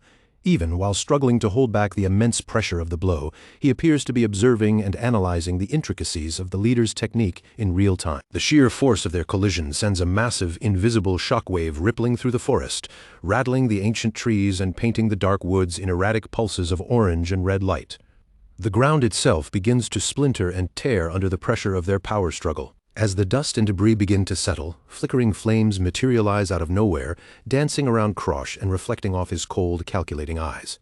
The bandit leader stands frozen, staring in total disbelief as he recognizes the familiar, terrifying flow of energy. This is no common skill, it's a specific high-level technique. The leader's features contort from blind rage into sheer, unadulterated terror as he watches the fire burn brighter. He struggles to find his breath, his voice trembling violently as he attempts to piece together the identity of the boy standing right before him. Krosh stands tall, framed by the roaring fire, while his left eye burns with a piercing blue light that seems to cut through the swirling smoke. The bandit leader, completely paralyzed by a newfound, deep-seated fear, stammers out a question. Is this boy actually a disciple of the legendary butcher dog? An underling, a loyal follower of the butcher dog, emerges from the dark undergrowth, his eyes glowing an unnatural, sinister red behind a jagged metal mask. He grips a heavy, weighted club, his muscles coiled, ready to launch a brutal ambush on anyone foolish enough to tread into his master's territory. Butcher Dog Balakin is a name that commands fear, whispered in hushed tones, a merciless murderer who is destined to become a mere pawn for the World Corruptor. In the original timeline, he was a living nightmare who fought in lockstep alongside the white demon, Bianca. However, history books record a different fate for him. He was supposed to infiltrate the academy and claim countless lives, only to be cut down by Charlotte Walham. It was her blade that put an end to his reign of terror before it could truly spiral out of control. But the gears of fate are turning much faster this time around. Krosh Walheim, currently concealed by his identity as Krod, refuses to wait for destiny to unfold on its own. He cuts loose a surge of roaring fire, catching the unsuspecting underling squarely mid-swing. Krosh recalls how, in the future, he once knew Charlotte was hailed as an imperial hero for this very feat. The daily papers were splashed with dramatic headlines about the 16-year-old girl from the noble house of Walheim who single-handedly defeated the corruptor's wicked servant. Yet the timing is completely off. The infiltration shouldn't be happening for years to come, so why are these men already lurking in the shadows of this lawless zone? The butterfly effect is clearly in motion, pulling the threads of the future into a tangled, unknown mess. Krosh stands in tranquil silence as the underling is reduced to nothing but ash, his cloak fluttering gently in the lingering heat. The immediate threat has been neutralized, but the anomaly persists. Someone or something is actively rewriting the script he thought he knew so well. "I've got a really bad feeling about this," Krosh mutters to himself. The future he remembered is beginning to blur and distort into something entirely unpredictable, and he knows he must work harder than ever to stay ahead of the curve. He decides it's best to secure the golden dragon grass and depart the area immediately. August, known as Krim, currently shifted into the form of a black crow, watches keenly from his perch on Krosh's shoulder as they prep the carriage to begin their journey toward the heart of the empire. They finally arrive at Cylon, the sprawling imperial capital, a magnificent metropolis defined by its brilliant white stone architecture and towering, majestic spires. It is a city that radiates blinding light, yet it conceals deep, dark secrets within the cold walls of its palace. The streets are absolutely humming with frantic energy because of the upcoming martial arts tournament. Prominent, gilded signs point the way toward the Grand Registration Hall, where warriors and mercenaries from every corner of the world are gathering, all eager to prove their worth. The hall itself is packed to the rafters with fierce fighters, the air thick with the sharp scent of polished metal and the heavy buzz of hushed, tense conversations. Krosh slips into the crowd, keeping his head down and maintaining a low profile while he waits for his turn. Watching the scene unfold from a balcony above is the fourth imperial princess, Sisley Aphania. She is only 14, with long silver-white hair tied up in twin buns, and her pupils are patterned with stars, a clear sign that there is much more to her than meets the eye. Sisley is currently in the middle of a loud, erratic outburst, shouting about how she's going to drag everyone back to the academy to serve as her own personal little diamonds. Her weary attendant, Sarah, tries to keep her under control, gently reminding her that such boisterous behavior is completely unbecoming of someone of royal blood. Sisley just doubles down, laughing off the warning and joking about how her father would probably collapse into a fit of pure, unadulterated rage if he could see her now. She plays the role of the eccentric, uncontrollable lunatic with chilling perfection, utterly exhausting everyone around her with her wild, chaotic energy. Syra can do nothing but offer a long, tired sigh, glancing at the princess with a look that blends deep frustration with quiet resignation. To the rest of the world, Sisley is nothing more than a wild, untamable girl with no interest in politics or the weight of the throne. But it is all a masterfully constructed mask. Sisley was never truly this way. As a child, she was incredibly reserved, her brilliant mind always churning miles faster than those of the adults surrounding her. By the tender age of 7, she was already cracking complex mathematical problems that would leave even the most seasoned scholars scratching their heads. She possessed an analytical genius that had the entire empire pinning high hopes on her future. Her private tutors and the imperial advisors were consistently stunned, whispering among themselves that she might be the one to rewrite the history of the empire. They were absolutely eager to report her rising genius directly to the emperor. Sisley, however, saw the writing on the wall. Being recognized as a genius meant being thrust into the spotlight as a candidate for the throne, a position that came with a massive target on your back and an endless supply of cutthroat enemies. She knew that with her frail physical state, getting dragged into the bloody, lethal struggle for power would be a certain death sentence. She couldn't hope to compete with her siblings on their brutal terms and expect to walk away alive. So she made a calculated choice. She tore up her academic work and resolved to make everyone lose hope in her potential. If she could convince them she was nothing but a useless, insane burden, she might actually have a shot at a quiet life. From that day on, she used her sharp, analytical mind to play the role of the uncontrollable, flighty princess. She threw dramatic tantrums, sprinted through the quiet imperial library, and caused absolute chaos at every formal imperial occasion. The plan worked better than she ever imagined. The very same people who had once heaped praise upon her genius began to look at her with eyes full of pity and disdain, fully convinced that they had catastrophically misjudged her abilities. The empire officially gave up on her as a viable candidate for the throne. She was no longer considered a threat to any of her siblings, and that was exactly the position she had worked so hard to achieve. Only Sarah, who has remained loyally by her side for years, harbors a suspicion that it is all just an elaborate long-term act. She keeps a watchful eye on the princess, silently wondering just how much longer she can keep up such an exhausting and dangerous charade. Recently, Sisley had been taking her little mischiefs far beyond what anyone would call normal. She would lean dangerously over the balcony railing, practically dangling above the crowd, her eyes glittering with excitement as she searched the people below like she was hunting for the next strange thing to catch her interest. That was the moment Krosh entered her sight. Among all the noise and movement, he stood out immediately, wrapped in a gloomy air that seemed to follow him wherever he went, moving through the crowd with quiet steps and narrowed eyes that never wasted a glance. Then Sisley noticed the bird perched with him. August Krim turned its head and stared straight back at her, its crimson eyes sharp enough to send a chill through the air, far too intelligent and unnatural to belong to an ordinary crow. Sisley's thoughts began spinning at a ridiculous speed. The boy had the look of some dark villain stepping out of an old tale, and for a second she even wondered if he could be tied to House Walheim, the Empire's most ancient enemy, but she dismissed that idea almost immediately, deciding the Walheims would never be reckless enough to walk into a place like this. Even so, something in her instincts kept whispering that the crowd below was hiding far more than it seemed. "Don't underestimate my intuition," Sisley thought, her foot tapping lightly against the wooden railing as her smile sharpened. One quick look from afar was nowhere near enough. She had already decided that this mysterious newcomer deserved a much closer inspection. Without another moment of hesitation, Sisley shouted that she was going to check it out herself and threw herself straight off the balcony. Sarah cried out behind her in alarm, but the princess was already dropping through the open air toward the packed crowd below. Her target was Krosh. Sisley stretched both arms forward as she dove straight at him, fully intending to crash into his space and force some kind of reaction from that calm face, anything that might reveal the secret he was trying to keep hidden. But just as her shoes were about to touch the ground, her entire body froze in place. There was no crash, no stumble, not even the slightest sound of impact. She simply stopped in midair, suspended as if the world itself had suddenly refused to let her fall.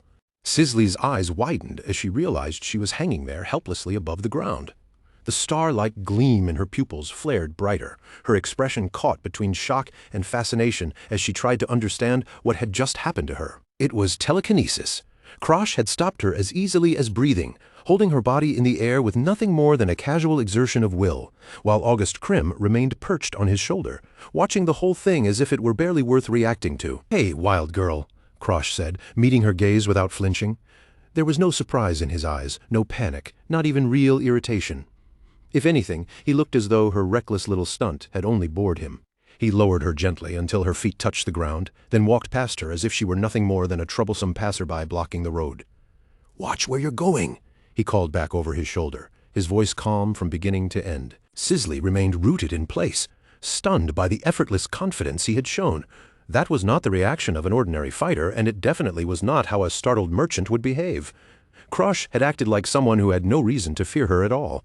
Then the truth of it struck her even harder. He had not merely stopped her fall. The way he looked at her made it feel as if he could already see through the mask of the Mad Princess and knew exactly who was standing in front of him. Krosh let out a tired sigh as he continued walking, while August Krim mocked him from his shoulder for running into the fourth princess so easily. Krosh had wanted nothing more than to avoid anything tied to the imperial family, but from the look of things, his luck had already failed him. At last, the registration process was finished. Krosh Walheim, still hiding behind his Krod identity, looked down at the application form in his hand, where he was listed as 14 years old and a resident of imperial territory. But a fresh problem was waiting for him when he reached the local inn. A sign marked full hung right on the door, the wooden board seeming to mock him for not thinking ahead before coming to the capital. And it was not only that single inn.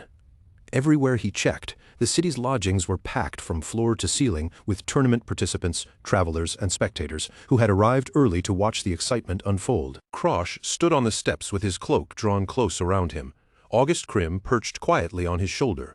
At this rate, it was starting to look as though he would have no choice but to sleep outside beneath the open sky. "Young man over there?" a voice suddenly called out, cutting through his gloomy thoughts.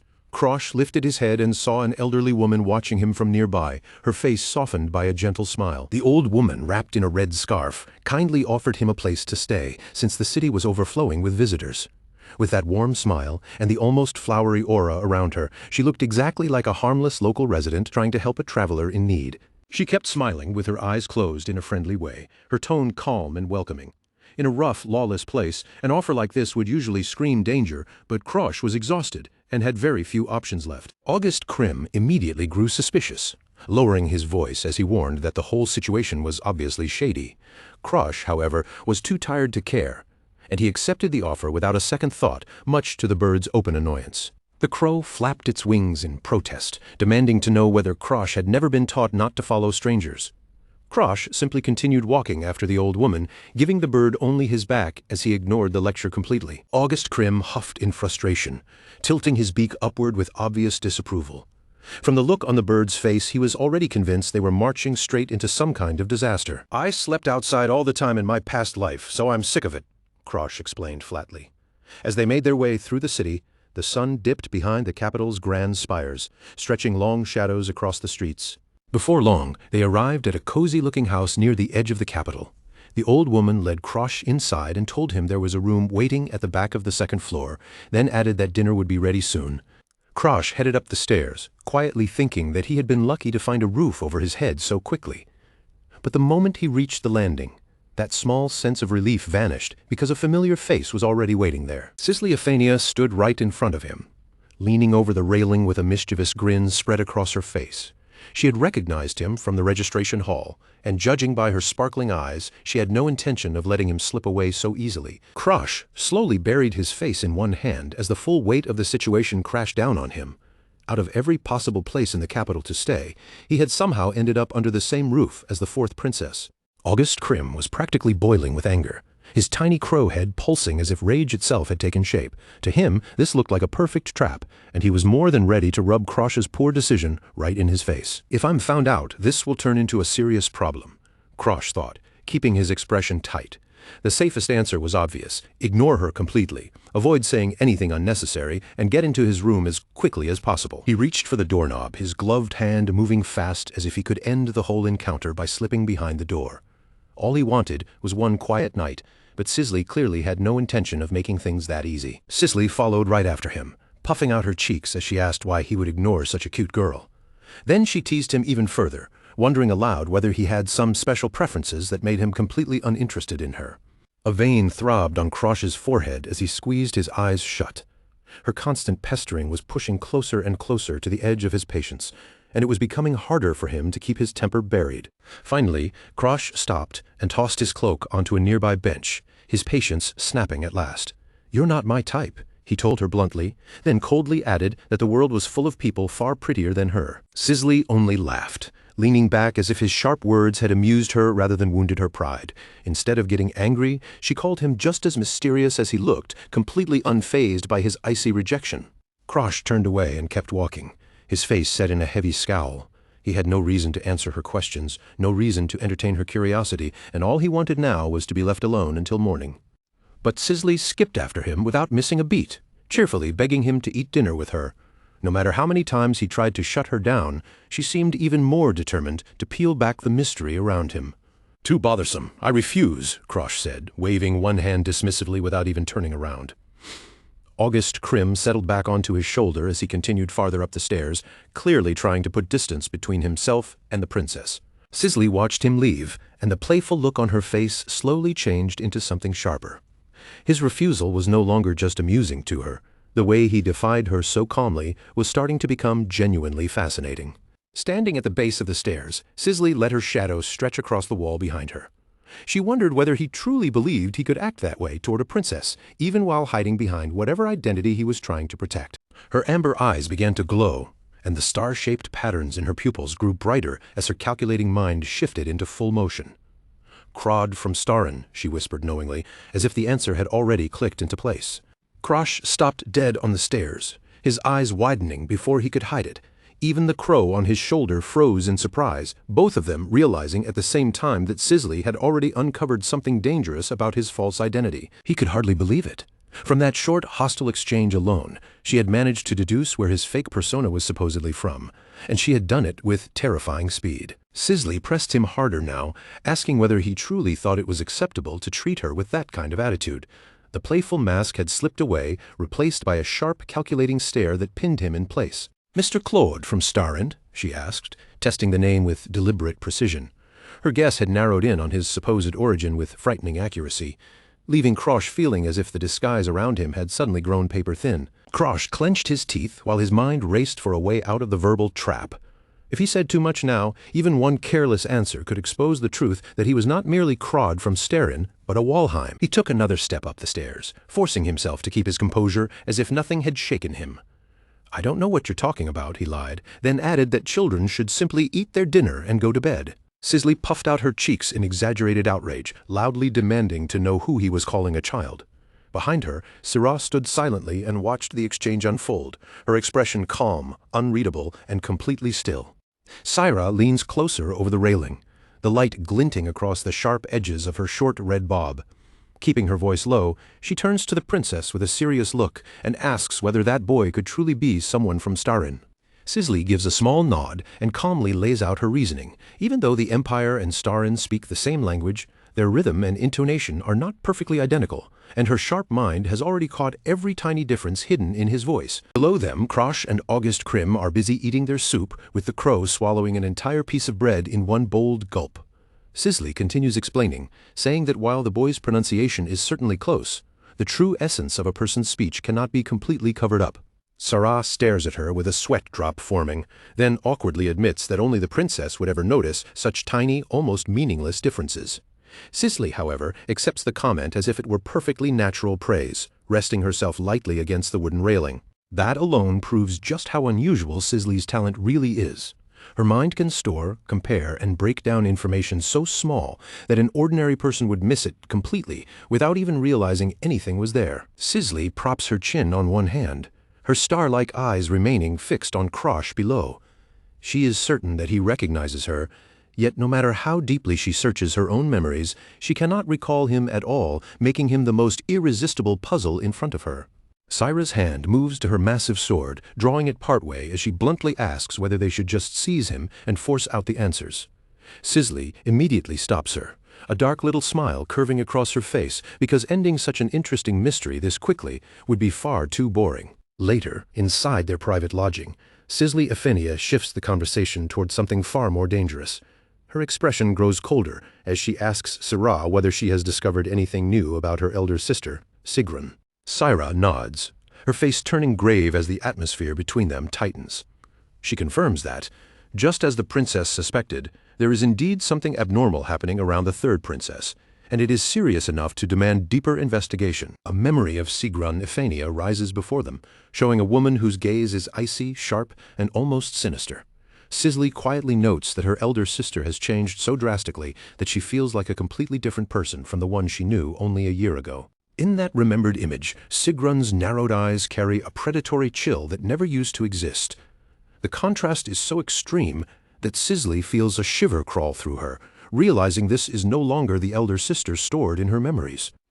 Inside Sisley's mind, a dark and jagged mass of energy seems to throb like a warning made visible. The danger she senses is no vague worry anymore, and deep down she understands that the situation within the imperial family has already become critical. Her fingers clamp hard around the wooden railing, gripping it so tightly that her knuckles begin to turn pale. At that moment, Sisley realizes her ominous instincts were right, and if things continue like this, both the first prince and the second prince may soon face mortal danger. She shuts her eyes tightly, as if trying to hold back the crushing pressure gathering around her. The fate of the imperial family now feels like a weight pressing down on her young shoulders, and the sense of approaching disaster nearly steals the air from her lungs. A dark omen seems to settle over the palace like a storm cloud heavy with violence. Sisley can almost feel the coming bloodshed in the air, and one thought sinks through her mind like a curse that cannot be avoided. Blood is going to rain inside the imperial palace. The scene returns to the tournament arena, where a huge fighter is blasted backward by a devastating impact. His body crashes across the floor as blood spatters over the stone, while the crowd erupts into wild cheers around the battlefield. Dust and broken fragments burst up from the arena floor as yet another combatant falls beneath a single crushing strike. The preliminaries are now approaching their brutal end, and the number of fighters left standing is being cut down fast. The announcer's voice booms over the roaring arena, declaring that the preliminaries are over and calling for the 4 winners to exit. In the stands, spectators begin whispering among themselves about the mysterious fighters who completely dominated their separate brackets. Krosh Walheim walks away from the battered arena floor, his cloak swaying behind him while August Krim sits calmly on his shoulder. Around him, spectators murmur about the slit-eyed young man and wonder whether someone like him might have crawled up from the underworld itself. Krosh can feel the unwanted stares pressing against his back from every direction. He knows people are watching him, and after being under Sisley's constant scrutiny since yesterday, his nerves are already worn thin. In his mind, her grinning face appears again as she fires question after question at him, turning even the shortest exchange into a battle where she keeps trying to steal pieces of information from him. He narrows his eyes and pulls his thoughts back to the present.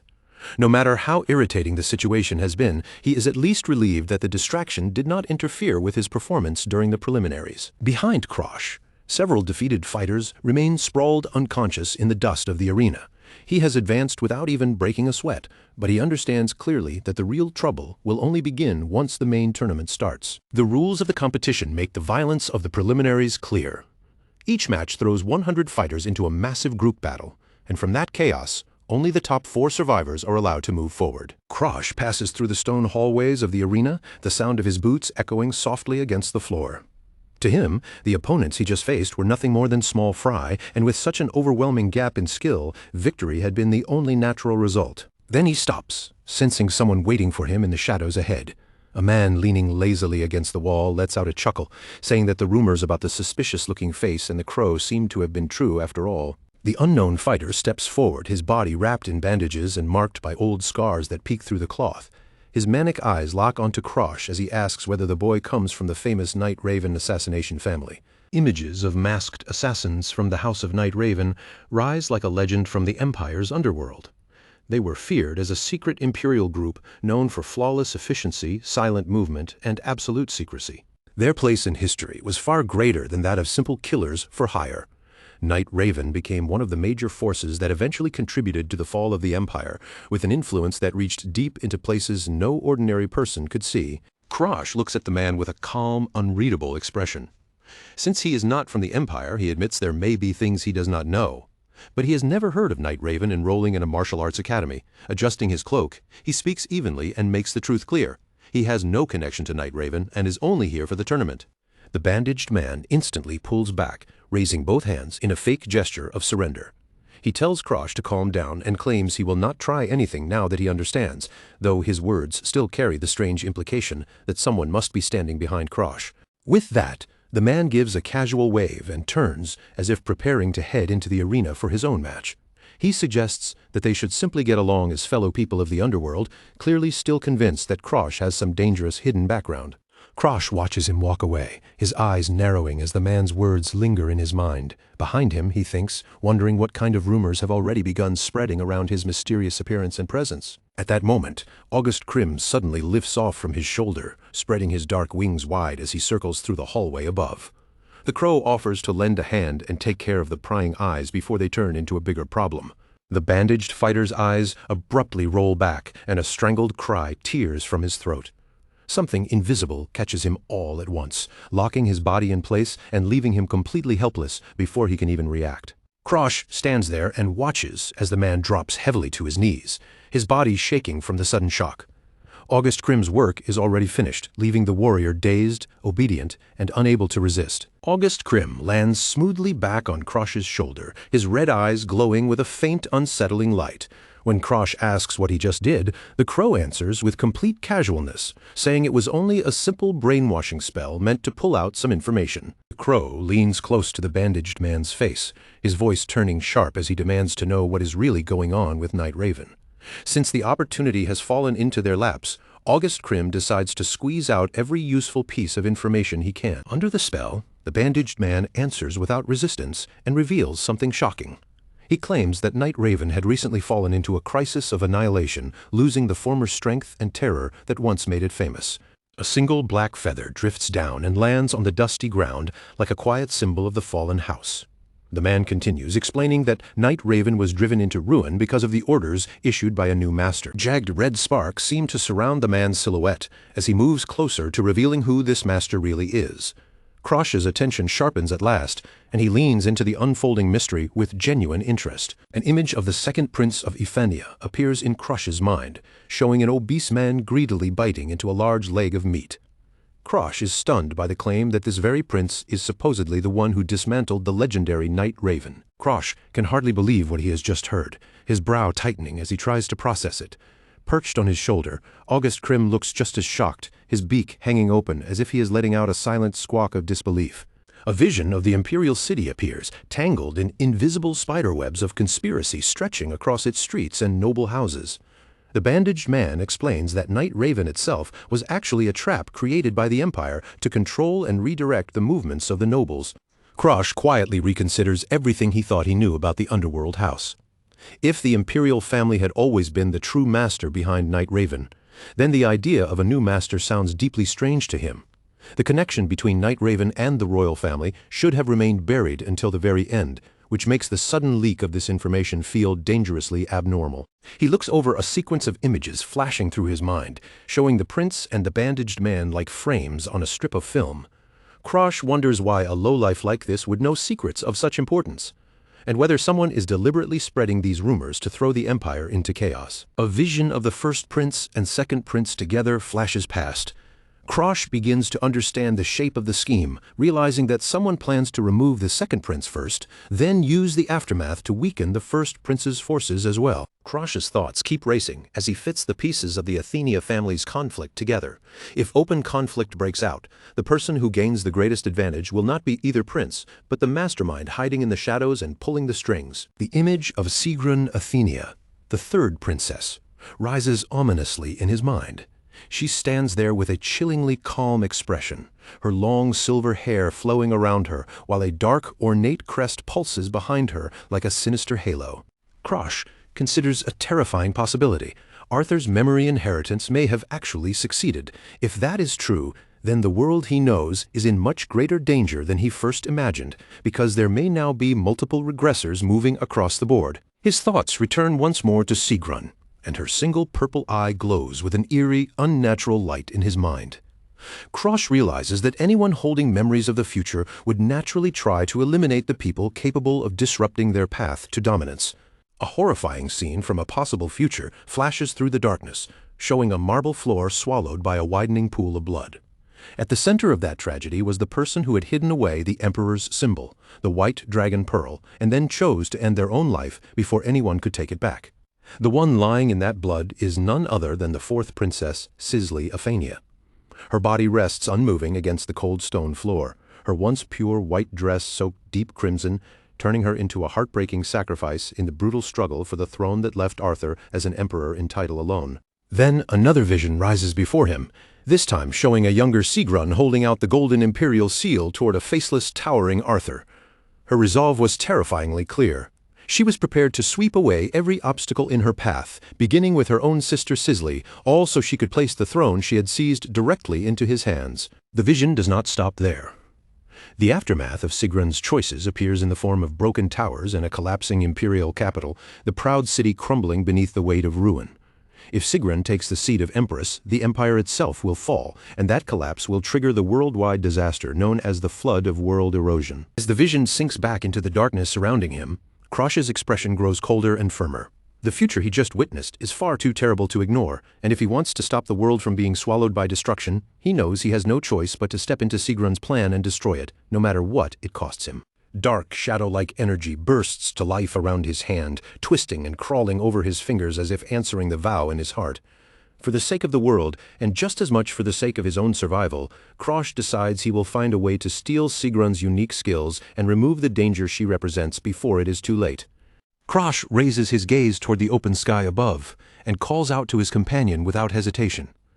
"Krim, help me out," he says, his voice low but steady. Because even with everything he knows, he understands that royal schemes, buried secrets, and future disasters are not something he can untangle by himself. August Krim beats his wings through the air and lets out a sharp, cutting caw before settling once more on Krosh's shoulder. The crow remarks that regressors always put far too much faith in the information they carried back from the future, but despite the complaint in his tone, he agrees to lend Krosh his power this one time. The crow then lowers his gaze toward the dazed fighter wrapped in bandages, the man still standing there with his mind caught under the spell. Now that they have already pulled the information about the Night Raven out of him, August Krim asks Krosh what should be done with the man next. Krosh barely spares the bandaged fighter another glance. His face remains calm and indifferent as he turns away and begins walking down the hall, leaving the man behind like discarded luggage. "Leave him," he says simply, because the fighter has already served his purpose and no longer has any value to them. With a silent snap of the crow's unseen power, the final command sinks into the man's mind. For just a brief moment, the fog in the bandaged fighter's eyes seems to clear, and then the order takes hold. He is to return to wherever he belongs and forget that this strange encounter ever happened. The fighter staggers toward the exit with uneven, awkward steps, moving like a puppet whose strings have nearly been cut. August Krim watches his back disappear down the corridor, then turns his attention back to Krosh and asks what their next move will be in this dangerous game surrounding the tournament. Krosh reaches up and pulls his hood lower over his face, letting the shadow fall across his eyes. Beneath that darkness, his gaze gleams with a sharper, more determined light as he tells the crow that they need to change their appearance and disappear even better into the crowd. "Let's find the real Night Raven hiding in the main tournament," Krosh murmurs, his voice dropping into a quiet whisper. He knows that chasing rumors will only get them so far, and the only way to reach the truth is to uncover the genuine assassin behind the name everyone keeps whispering about. Elsewhere, deep within the shadowed corners of the arena, a strange figure crouches between piles of old books, scattered pages, and discarded papers. Nearby, a small masked figure watches in silence, while beside them, something much larger and far more terrifying begins to awaken from the gloom. That mysterious presence, the real Night Raven, lets out a low growl that scrapes through the air like stone grinding against stone. He has already heard the rumors spreading through the tournament. Rumors about some slit-eyed man named Claude who is supposedly representing the House of Night Raven. A red glow suddenly flares inside the creature's eyes as he rises to his feet, his long, tangled hair swaying wildly around him. "To impersonate me, Night Raven, I'll make him regret it," he snarls, and the dark pressure rolling off him is filled with pure, vicious killing intent. In the arena, Claude has already locked his opponent in a merciless headlock, crushing the fight to an end right then and there. A crow sits proudly on top of his head, while all around them, the crowd explodes into a thunderous roar of excitement. Claude lifts one hand calmly in victory as the announcer's voice rings out, declaring him the winner of the 30-second match. Behind him, his defeated opponent lies collapsed on the sand, limp and unconscious, with no sign of getting back up. The whole stadium rises to its feet, chanting the name Night Crow again and again until the sound shakes through the arena. Claude stands by himself at the center of the battlefield, a dark, quiet figure beneath the blazing afternoon sun, looking more like a living shadow than a normal fighter. He casually adjusts the edge of his hood, making sure the black mask continues to hide his face from the roaring crowd. From the way everyone is cheering, it is obvious they have already swallowed the act completely and believe he is the legendary assassin he is pretending to be. High above the arena, on the VIP balcony, Princess Sisley and her aide, Sira, stare down at the battlefield below. Claude can feel their gazes fixed on him from that elevated seat, and he quickly realizes that his earlier warning clearly did almost nothing to keep the princess away. Sisley leans over the railing with a huge, almost crazed grin stretching across her face, waving both arms at him without the slightest concern for dignity. Then she shouts the name Night Crow at the top of her lungs, acting nothing like a proper princess and completely ignoring every eye around her. The scene shifts back to the night when the preliminaries came to an end. In a quiet hallway away from the noise of the tournament, Sisley had cornered Claude, wearing a surprisingly bright and cheerful expression for someone who had just been threatened moments before. She stepped in close, her face hovering near his as an unusual golden intensity burned in her eyes. With that strange look fixed on him, she told him plainly that she had known from the start that he was not just some ordinary child. Claude did not even bother turning his eyes fully toward her. His eyelids stayed half lowered, his face carrying that familiar mixture of boredom and irritation, and all he wanted to know was why she kept staring at him with such a suspicious look. Sisley refused to shrink back from him. Instead, she nodded as if confirming her own thoughts and insisted that he had definitely lived a very unusual life.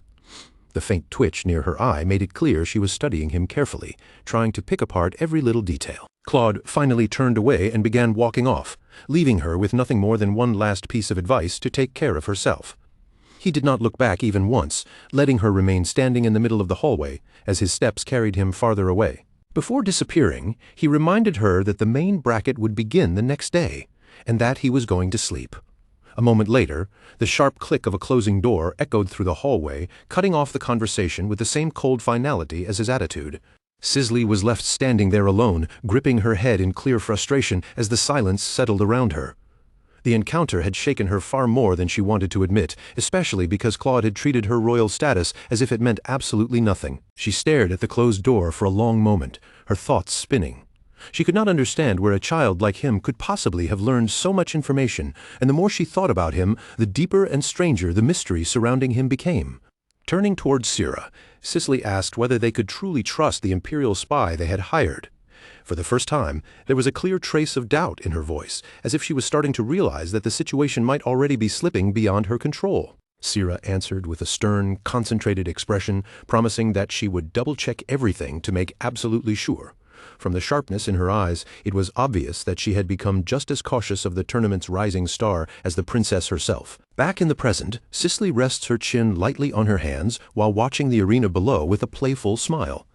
As the crowd continues to roar, she quietly admits to herself that the name Night Crow actually has a pretty cool ring to it. Meanwhile, Claude moves through the stadium corridors, with his crow perched calmly on his shoulder.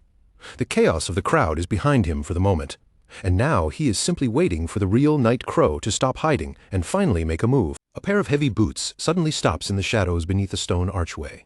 Hidden near a pillar, a figure leans there in silence, watching every step Claude takes from the darkness without revealing herself right away. Then the figure steps out into view, revealing a woman with long, wild hair and a twisted, manic grin spread across her face. Her voice drips with mockery as she asks Claude whether he is enjoying himself while pretending to be her. Claude stops walking and glances back over his shoulder, his expression remaining almost disturbingly calm. The bandaged appearance immediately catches his attention, and he realizes he has definitely seen this person somewhere before in his past life. A faint smirk forms at the corner of his mouth as he turns to properly face her. He had expected the real assassin to appear eventually, but he certainly had not thought she would reveal herself this early in the tournament. Eva Lask draws a pair of curved daggers, lowering her body into an aggressive stance as her killing intent sharpens around her. Every part of her posture says she is ready to slaughter the person arrogant enough to steal her identity. In the next instant, she disappears into a violent blur of speed, leaving only streaks of motion slicing through the corridor behind her. She lunges straight for Claude's throat, with lethal intent, but Claude reacts without a second of delay, drawing his own blade to block the attack from her twin daggers. Their weapons collide in the narrow, dim corridor, and bright sparks scatter through the darkness as metal screams against metal. For a brief second, Claude keeps his eyes closed, feeling the weight, rhythm, and angle of her strike through the pressure on his blade. From that single exchange, he notes the way she handles her dual blades, recognizing a combat style he knows all too well. Then Claude's eyes snap open, glowing with a sharp, predatory intensity that cuts through the dim light. He is already reading the pattern of her movements, searching calmly for the perfect opening that will let him end the fight. Liv refuses to give him even a breath of space. She hammers down on him with a relentless storm of dagger strikes, trying to break through his guard and catch him off balance. Yet Claude's defense remains steady and absolute. Her teeth clench hard as her eyes widen with fury and confusion.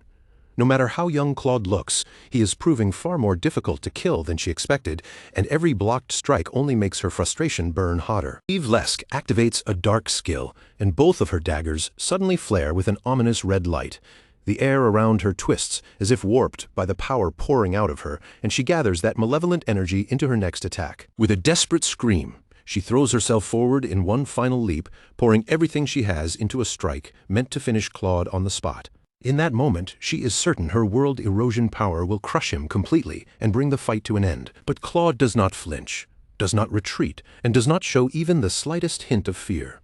He meets her attack head-on with a powerful counter, and the force of their impact blasts into the stone floor beneath them, shattering it apart and sending broken debris flying in every direction. Blood bursts through the air the instant Claude's counter lands cleanly. The power behind the strike tears through Evelask's momentum completely, sending her staggering backward as her body is forced away and the confidence in her attack collapses all at once. Claude remains standing tall in the corridor, his dark figure framed by the pale light spilling in from the end of the hall. Without even looking shaken, he tells her there is no point in continuing because dark arts fueled by world erosion cannot affect him at all. Then Claude calls her by her true name, Evelask. The moment that name leaves his mouth, shock crashes across the assassin's face, and her voice catches in disbelief as she stammers, unable to understand how this stranger could possibly know who she really is. Claude steps closer, bringing his face near hers, as if he is about to whisper something that only she should hear. Then he drops the truth right in front of her, asking where Sigrun is keeping her heart hostage, revealing that he already knows the secret she has been most desperate to hide. A dark, twisting aura begins to gather around Claude, curling through the air like smoke as the tension between them thickens. His voice stays calm and direct as he makes his offer, telling Evelask that it is time for them to make a deal. He raises his hand and points straight at her chest, promising that he can use his unique skills to retrieve the heart that was stolen from her. The moment she hears those words, her expression shifts, and it becomes painfully clear that Claude has found the one piece of leverage she cannot ignore. In return for giving Evelask back her freedom, Claude demands every last detail about Sigrun's final plan.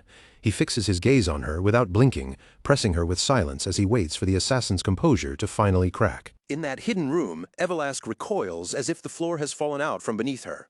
Her face drains of color, sweat beads across her skin, and Claude's words strip away every mask she had left, exposing her not as some ordinary assassin, but as a legendary necromancer and a harbinger tied to world erosion itself. The truth of her past rises like an old record being opened again. Evelask had once been a powerful being in her own right, but after her heart was stolen, she was chained to the Empire and forced into servitude for 1,000 long years. A memory flashes by, showing a younger Evelask standing at the side of the hero, Arthur. As Claude looks at her now, pity and resolve mix in his eyes, and he quietly acknowledges that her fate may have been even more cursed than his own. Claude is down on his knees, dragging a damp cloth across the wooden floor as sweat runs down his face. While he scrubs through the dull, exhausting work, he thinks back to how little the world truly understood the girl once known as the World Eroder. In his previous life, all he had ever heard were rumors claiming she was the only necromancer alive in the entire world. A dark, star-filled emptiness spreads before him as if his thoughts have sunk into the depths of memory. During his academy days, Claude had not even known that the person moving under the identity of Nightcrow was actually her. Claude stands in a shadowed alley with his back turned, glancing over his shoulder as the pieces slowly begin to connect. The scattered fragments of memory from his past life start lining up one by one, giving shape to the truth he never understood before. The image of a terrifying necromancer appears, wrapped in violent red and black energy that twists around her like a storm. Claude reflects that an assassin made from a corpse would be the perfect tool because even if that assassin were captured, there would be no living mouth left to reveal any secrets. Claude steps into a dim building, his cloak shifting behind him as he crosses the threshold. He wonders whether Evelask vanished in the original timeline because Arthur had captured her.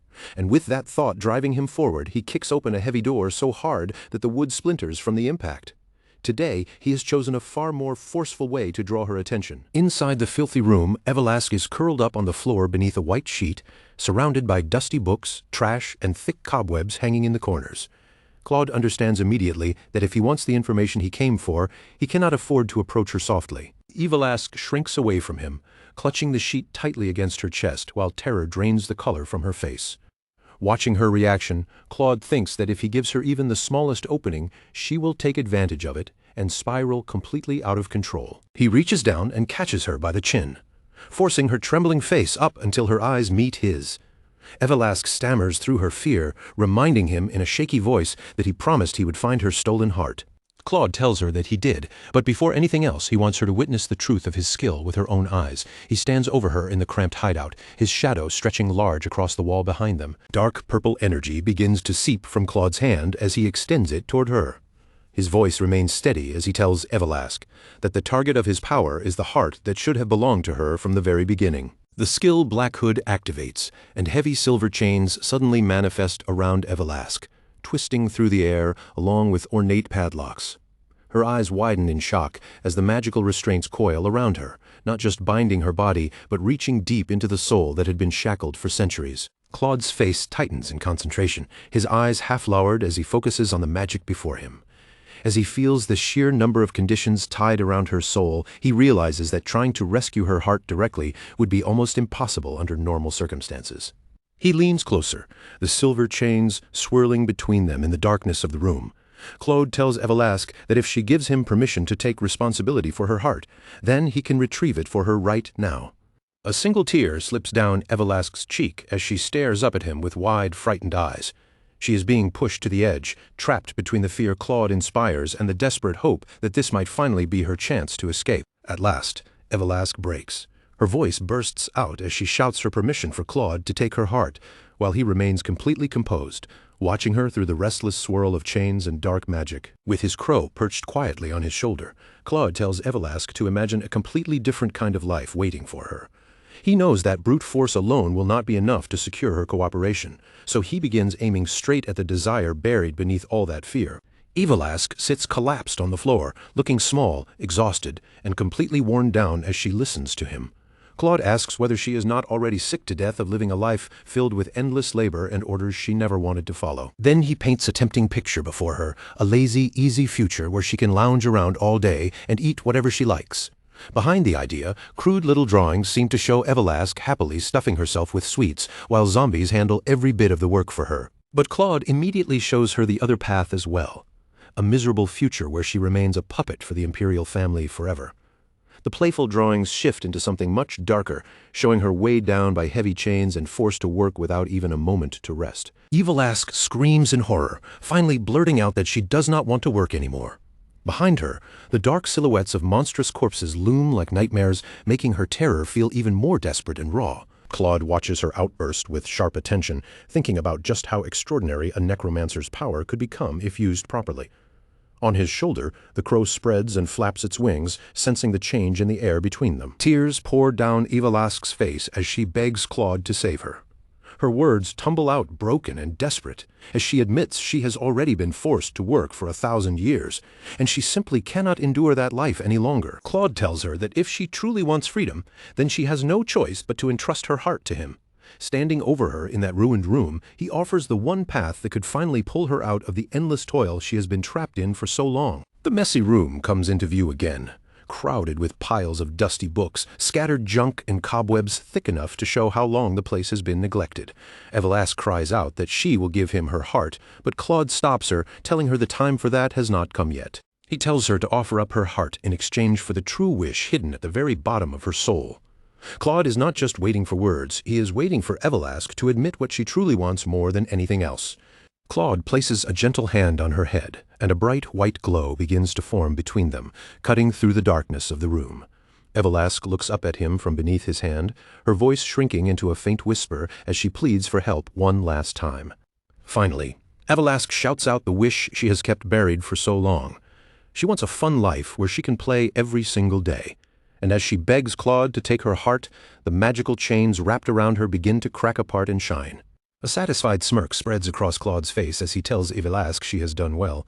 With that contract now formed between them, he declares that she has finally been released from the 1,000-year burden that had chained her life to the Empire. Yvelasque is reduced to a trembling mess, with tears streaming down her face as she begs for mercy through broken sobs. The glowing chains wrapped around her soul have completely shattered her resistance, leaving her exposed, terrified, and desperate. She cries out her true desire with everything she has left.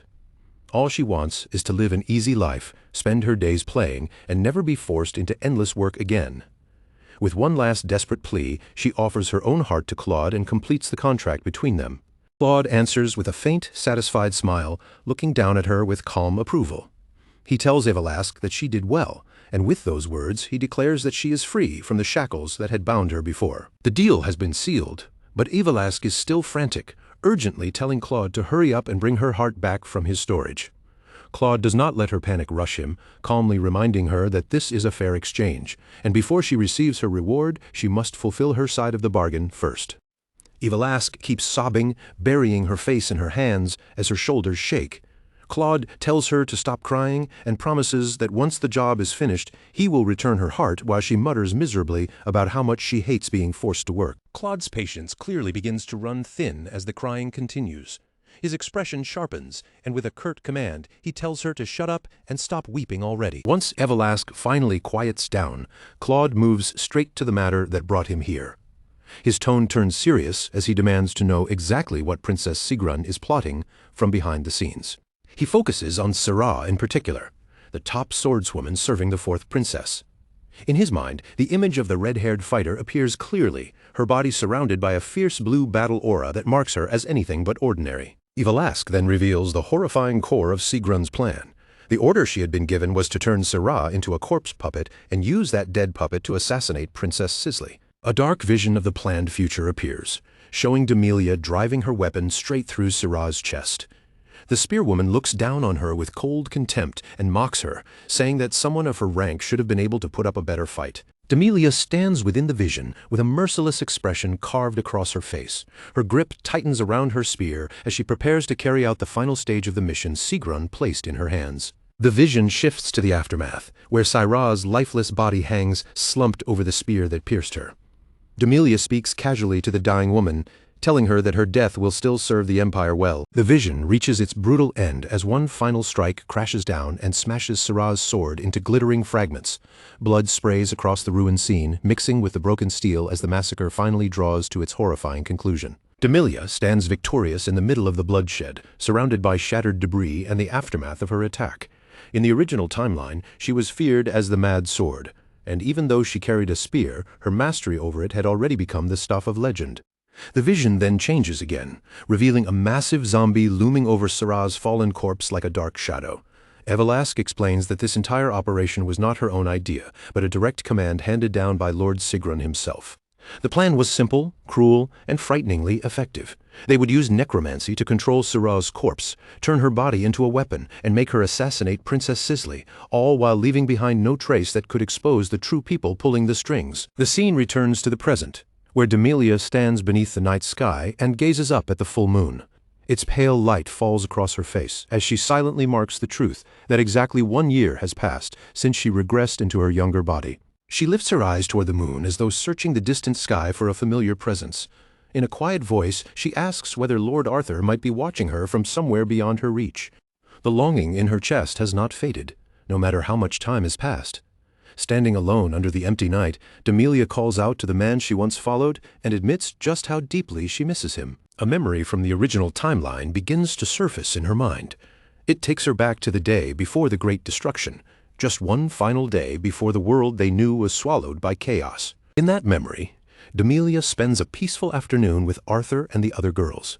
They are dressed in simple robes, gathered together in a calm and quiet moment, unaware that the storm waiting ahead of them is already so close. Arthur stands before them, strong, composed, and steady as always, with a simple instruction. He tells them to meet him in front of the Statue of Peace, as if that promise would naturally lead them all back together. After Demelia regressed, she rushed to that very place without wasting a moment, her heart pounding with the hope that she might see him again. She stood before the enormous stone monument, waiting for the promise from the old timeline to come true. But Arthur never appeared. Demelia remained there in the cold with Abela beside her, both of them staring at the empty stairs, while the hours slowly passed and the silence grew heavier. Even Abela could not find the slightest trace of him. That realization cracked something inside Demelia, and her world began to fall apart as she understood that this timeline had shifted far more than she ever expected. Now Demelia walks through the city streets with an entire year of failed searching pressing down on her shoulders. No matter how long she looks or how many clues she chases, she still cannot figure out where her lord could have disappeared to. She forces herself to steady her heart and decides that, for now, she has no choice but to believe in Sigrun's words. Demelia tells herself to keep waiting, to keep trusting that Arthur will return, while her hand tightens around her spear until her knuckles turn white. She vows that she will regain the strength she had at her peak, so that when the time comes, she can once again stand as Arthur's strongest spear. If she wants to be worthy of Arthur's praise, Demelia knows she cannot afford to stay weak. That thought hardens her resolve, and she decides she must succeed in the mission before her, no matter what it demands from her. Back in the present, Demelia brings the huge zombie construct to a stop before it can move any farther. Her gaze shifts toward the shadows nearby, and she calls out to Ivalask, who has been hiding close by. Demelia asks whether the boy with the raven from the tournament is Ivalask's newest corpse. As she speaks, the image of Claude in his hooded disguise seems to appear behind her, dark and unmistakable. Surprisingly, Demelia actually sounds impressed. She praises Ivalask's taste, saying that using a raven to draw attention to that persona was a clever and stylish choice. But the warmth in her tone vanishes almost immediately, replaced by a cold and dangerous warning.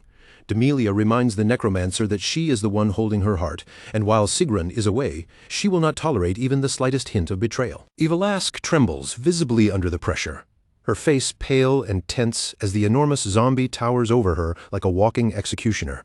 She quickly stammers out her obedience, making it clear that she has no intention of defying Demelia. With her business for the night finished, Demelia turns away, as if the matter is already settled. As she leaves, she casually insults Ivalask's usual choice of corpses, saying that most of them completely lack any real sense of style. A sinister smile slowly spreads across Demelia's face as she thinks it over. Hiding a cute boy like Claude, she admits, was actually a rather clever move.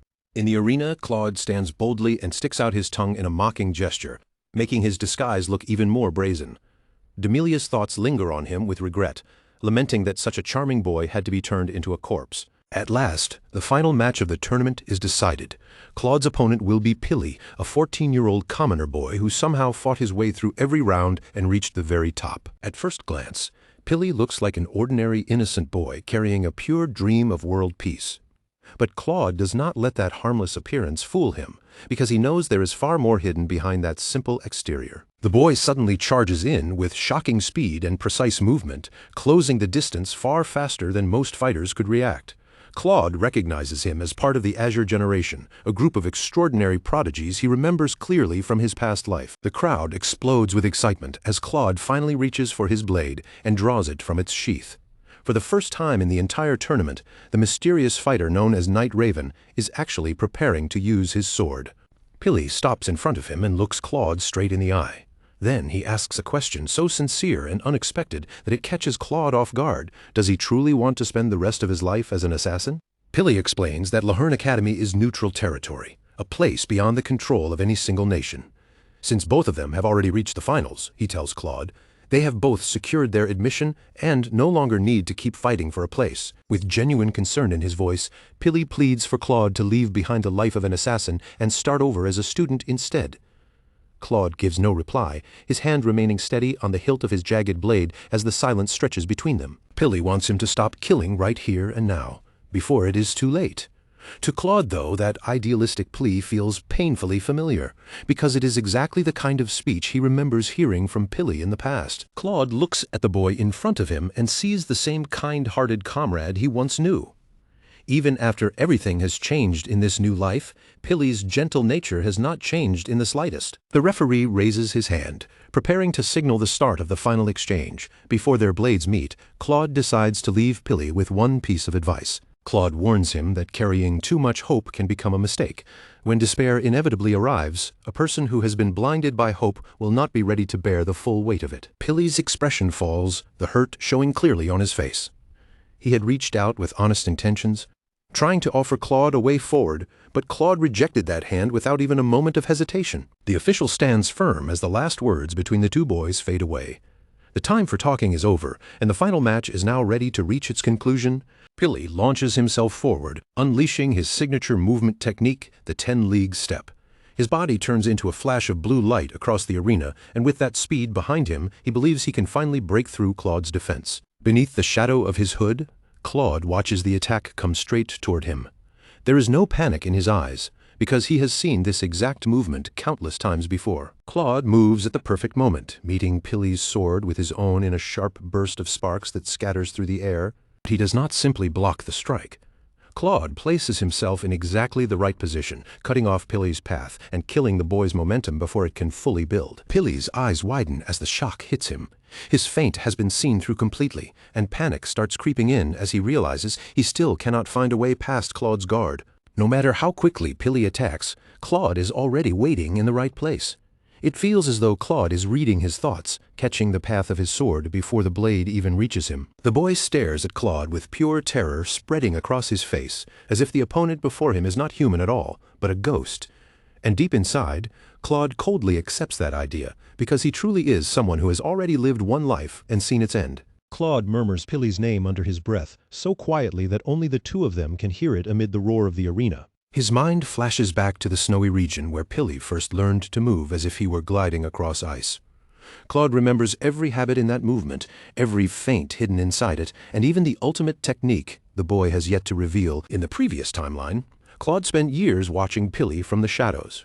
Because of that, he understands the boy's fighting style so completely that he may know Pili's sword better than Pili himself does. Back in the arena, Pili gasps and coughs as his strength begins to fail him. He cannot understand why he still cannot reach Claude, while a raven cuts ominously through the air in the background. Claude explains that this is not only a matter of skill, it is the advantage of experience, the ability to know exactly what an opponent will do before they do it. And when that is combined with a sharpened sixth sense, it makes him nearly impossible to touch. They clash one more time, their blades locking together in a fierce struggle for control. Even when Claude's movements appear slower, his sword still reaches the right place first, and as sparks fly from the grinding steel, Claude acknowledges that Pili's talent has truly begun to bloom in this fight. Pili is soaked in sweat, his breathing uneven as his widened eyes begin to understand that the fight is almost over. Claude looks at him without hatred or mockery, and in a low, steady voice, he gives the boy just one command to become strong. Claude brings down one final crushing strike, and the force of it sends Pili flying backward across the arena. As the boy is thrown away, Claude silently hopes that even if Pili's world is someday broken apart, this defeat will leave behind a small seed of hope that can survive into the future. The announcer's voice thunders through the stadium, ringing over the roaring crowd as he declares Claude the champion of the tournament. Claude lifts his sword high into the light, and at the same time a raven settles on his outstretched arm like a dark omen of victory. Pili lies battered on the ground, but his eyes still follow Claude's figure above him. Even in defeat, he asks whether they will meet again someday, already looking past this loss and toward the possibility of a next encounter. A memory suddenly rises in Claude's mind, showing Arthur, his former self, reaching out to help a much younger Pili. Back then, the boy had looked up at him with shining eyes, overflowing with gratitude he could barely put into words. That younger Pili had promised, with all the sincerity in his heart, that he would train even harder to protect the world. More than anything, he wanted to become someone who could ease the heavy burden he saw resting on Arthur's shoulders. In the present, Claude looks down at Pili, and the memory clearly leaves a mark on him. That moment from the old timeline had been the first and only time anyone had ever truly thanked him from the bottom of their heart. Claude turns away from the arena floor and begins walking toward the exit without another word. Behind him, the announcer continues speaking to the crowd, mentioning that the finalists will now move on to the academy. Pili remains flat on his back, completely exhausted, yet a faint smile still rests on his face as he stares up at the ceiling above the arena. Claude keeps walking away, offering nothing more than a quiet, unspoken acknowledgement. The view pulls back to the enormous Imperial Stadium beneath the bright open sky. With the tournament finally over, the promise of Lahern Academy lingers in the air, waiting for the fighters who have earned their place. Up in the royal box, Second Prince Siphon Iphania bursts into laughter and cheers without restraint. He is delighted that the Night Raven not only lived up to all the rumors, but went ahead and won the entire tournament. Siphon's mind is already racing far beyond the arena, picturing his own coronation as if the crown is already within reach. If he can use the Night Raven to sway and manipulate the nobles, he believes the throne will practically fall into his hands. He turns toward Ivalask and orders her to keep her head down. With a cruel reminder, he tells her that because her heart is in his possession, she is nothing more than an obedient dog whose only purpose is to serve him. A mustached aide suddenly turns his head, confusion spreading across his face as a disturbance stirs nearby. Behind Siphon, Ivalask remains hunched and trembling, still cowering under the weight of fear. The heavy sound of marching boots begins echoing down the hallway, each step growing louder against the stone. Siphon's smug celebration is cut off at once as armed men approach the royal box. Siphon explodes in outrage, demanding to know who would dare interrupt the second prince in his own chamber. His servants stiffen in fear around him as a group of knights enters the room with cold, disciplined steps. A knight, clad in imposing dark armor, stops directly in front of the prince, blocking his path like an iron wall. Siphon freezes in shock when he recognizes them as the Black Dragon Knights, the Empire's most feared enforcement unit. The knights spread out through the room, surrounding Siphon and his staff before anyone can move. With a cold, professional tone, they confirm his identity, making the pressure in the royal box tighten even further. Demelia stands at the head of the group, her face calm and unreadable, as if the prince's status means nothing to her. Then she announces in a flat, merciless voice that Prince Siphon is under arrest for the murder of Princess Sisley Ephenia. Siphon is so stunned that his mouth hangs open for a moment before panic snaps him back to life. He immediately tries to protest, calling the accusation absurd and demanding why he would ever kill his own sister. Amelia does not even blink at his desperate outburst. She simply informs him that a direct assassination order bearing his name was discovered inside the Night Raven's hideout. Prince Siphon screams in frantic rage, denying with everything he has that he ever wrote such an order. Sweat breaks across his face as he scrambles for an explanation, trying to talk his way out of the trap closing around him. In a panic, Siphon turns on Ivalask and orders her to kill the knights who are framing him. He expects his servant to erase the problem with violence, but the situation has already gone far beyond anything she can control. Ivalask can only cry and stammer, her mind nearly breaking under the pressure pressing down on her.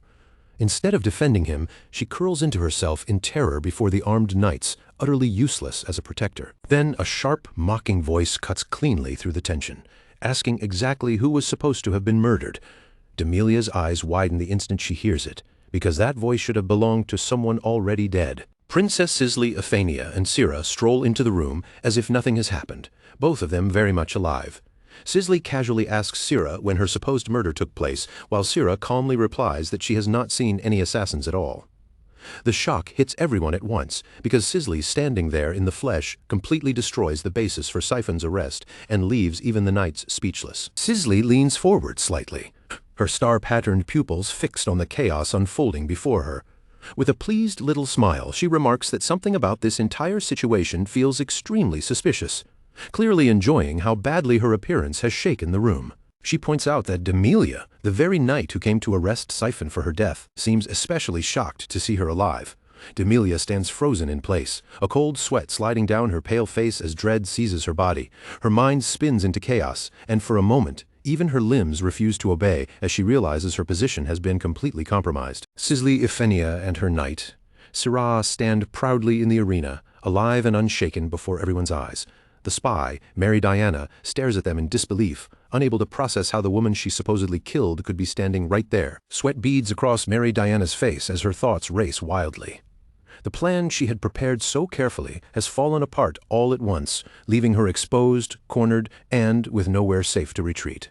Sira moves with blinding speed, cutting across the arena floor like a blur that the eye can barely follow. It turns out Lady Sisley's premonitions about danger inside the palace were far more accurate than anyone had realized. Before the tournament had even begun, Sirah had already questioned Sisley about whether they could truly trust their imperial spies. That seed of doubt had been planted long before the trap finally sprung. The knight's expression had been serious, as she promised to double-check everything for certainty's sake. She knew they could not afford to let even one traitor remain hidden among their own people. Her caution turned out to be completely justified. The spies they had placed throughout the imperial palace had all defected, leaving Sisley surrounded by enemies from within. Syrah felt the situation collapsing fast, and with that sinking feeling in her chest, she knew she had to return to Lady Sisley before the hidden enemies could make their move. Then, without warning, a massive black bird burst out from the shadows, its wings wrapped in dark crimson energy. Claude's crow had found Syrah, and it was immediately clear that this was no ordinary bird. The crow's voice echoed directly inside her mind, offering her a grim and dangerous bargain. It would grant her the power of immortality in exchange for her vitality. But first, she would have to play dead. Syrah clutched her head as the voice pounded through her skull, while dark magic swirled around her like a weight pressing against her body. With no other path left open to her, she had no choice but to accept the deal. The transformation was agonizing, forcing her eyes to burn as the contract dug into her body. A star-shaped pattern flickered inside her pupil, and dark power surged through her veins like a curse taking root. When the first wave of shock finally passed, Syrah gasped hard for air, leaning against the wall to keep herself from collapsing. Still shaken, she demanded to know what kind of curse had just been placed on her. The crow only told her to play along and wait until the real target revealed themselves, and in the distance, a shadowy figure carrying a spear was already closing in. That figure was Mary Diana, wrapped in a glow of golden light and ready to deliver the finishing blow. The question of who had been aiming for the princess was about to be answered in blood. In a brutal flash, Mary Diana's spear drove straight through Syrah's chest. It was a wound that should have killed her instantly, leaving the knight coughing blood as her body buckled from the impact. Looking back, Syrah understands that without the crow's intervention at exactly the right moment, neither she nor Lady Sisley would have survived that night. Now, standing before the crowd, Sisley proudly introduces Syrah as her loyal knight and the former vice-captain of the Yellow Dragon Knights. Sisley wastes no time at all. With the confidence of a princess who has already turned the trap around, she orders the guards to arrest the vice-captain of the Black Dragon Knights on charges of high-level espionage. Mary Diana grits her teeth, her expression twisting darker as the truth sinks in. She has been outplayed completely, and the shock burning across her face slowly hardens into cold, desperate rage. Sisley leans in with a smug grin, taunting the spy for being so arrogant. She already understands exactly how Mary Diana intended to use the Black Dragon Knights as cover, turning them into the perfect shield to hide her own tracks. At the princess's simple command, Syrah launches herself into action. She swings her massive weapon with terrifying force, the air screaming around the blade as she closes the distance in an instant. The blow comes down heavy and direct, aimed at ending the threat before Mary Diana can recover. Armor fragments and broken debris scatter from the impact, and the force of the strike sends a violent tremor through the stadium floor. Dust and shattered stones erupt into the air where Syrah's weapon lands. Mary Diana stares in horror, realizing far too late that her speed alone will not be enough to save her this time. Meanwhile, from a distance, a shadowy mastermind watches the situation unravel before his eyes. He had ordered Evelask to use Syrah's corpse as a tool to assassinate the princess, yet everything is collapsing piece by piece. Under the sunlight, the two women walk calmly together, alive in a way that should have been impossible, while his carefully built spy network is torn apart one thread at a time. Sisley now appears in an entirely different light, no longer just a reckless princess smiling from the sidelines. Behind that playful face, she had been watching far more closely than her enemies ever realized, and her sharp instincts had seen through things they thought were safely hidden. With one move, she has torn apart the strategy they had been building for so long. Every layer of preparation, every hidden knife, and every careful arrangement begins collapsing because Sisley refused to walk blindly into their trap. Back inside the arena, a hand slips into a pouch and closes tightly around a small pulsing object hidden within. It is a desperate final attempt to recover the mission before everything falls apart, and the only goal left is to eliminate the princess no matter what it takes. Mary Diana clenches the magical heart artifact in her fist, its strange surface crawling with glowing red runes as if it is alive. Her desperation has pushed her past caution, and she is now willing to unleash a catastrophe right in the middle of the arena. A sinister glow ignites in Mary Diana's eyes as the command shoots out through the hidden bond. Her order is simple and merciless. Evelask must kill the fourth princess immediately, no matter what happens afterward. Mary Diana's face twists into something completely unstable, her expression hovering on the edge of a total mental collapse. She waits with wild, anxious eyes, desperate to see whether her last command will still take effect. Evelask stands frozen where she is, her thoughts spinning in panic. She knows Claude has not truly stolen her heart yet, which means the magical bond still has power over her, leaving her helpless beneath the command engraved into it. Red energy begins to coil around Evelask's body as the order violently takes hold. She screams in agony, unable to resist the runes carved deep into her heart as they drag her will toward the command she wants to reject. Then, without warning, the dark energy surrounding Mary Diana flickers once and disappears. She lowers her gaze toward her hand, confusion spreading across her face as the power she expected to control suddenly slips away. She grabs frantically at her side, searching for the artifact that should still be there, but her fingers close around nothing but empty air.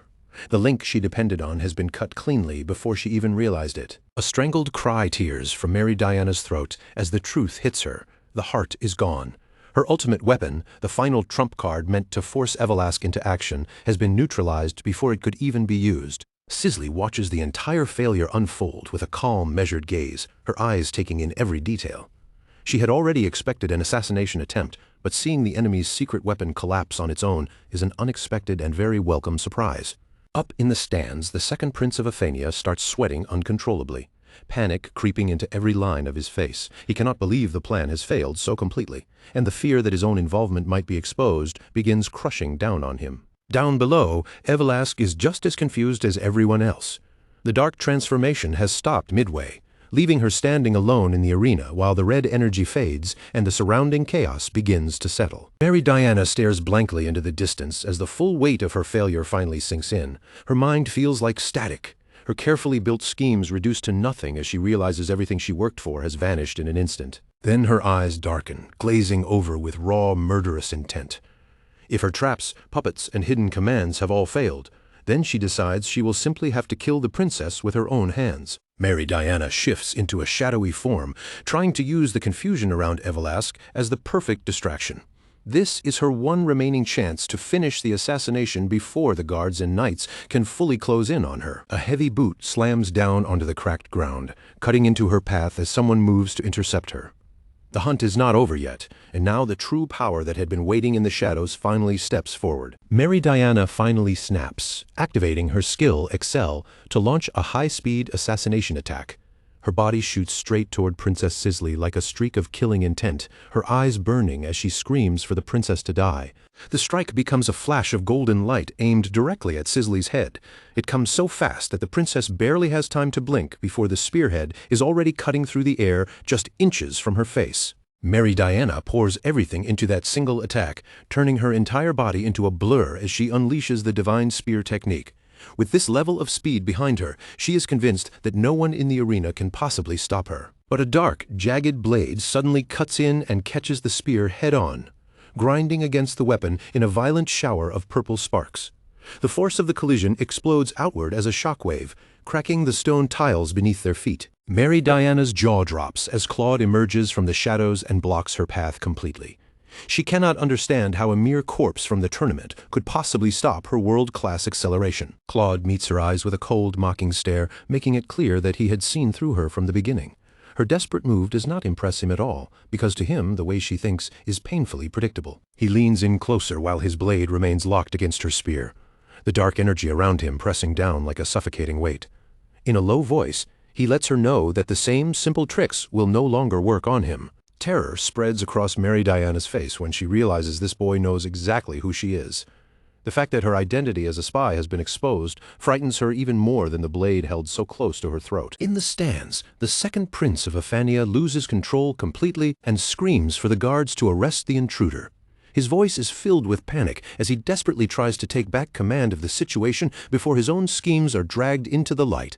Claude moves swiftly, knocking Mary Diana's spear aside and stripping her of her weapon before she can recover. She reaches out with a desperate hand, but the mission has already slipped far beyond saving. Imperial guards flood onto the arena floor, surrounding Mary Diana and pinning her down before the stunned crowd.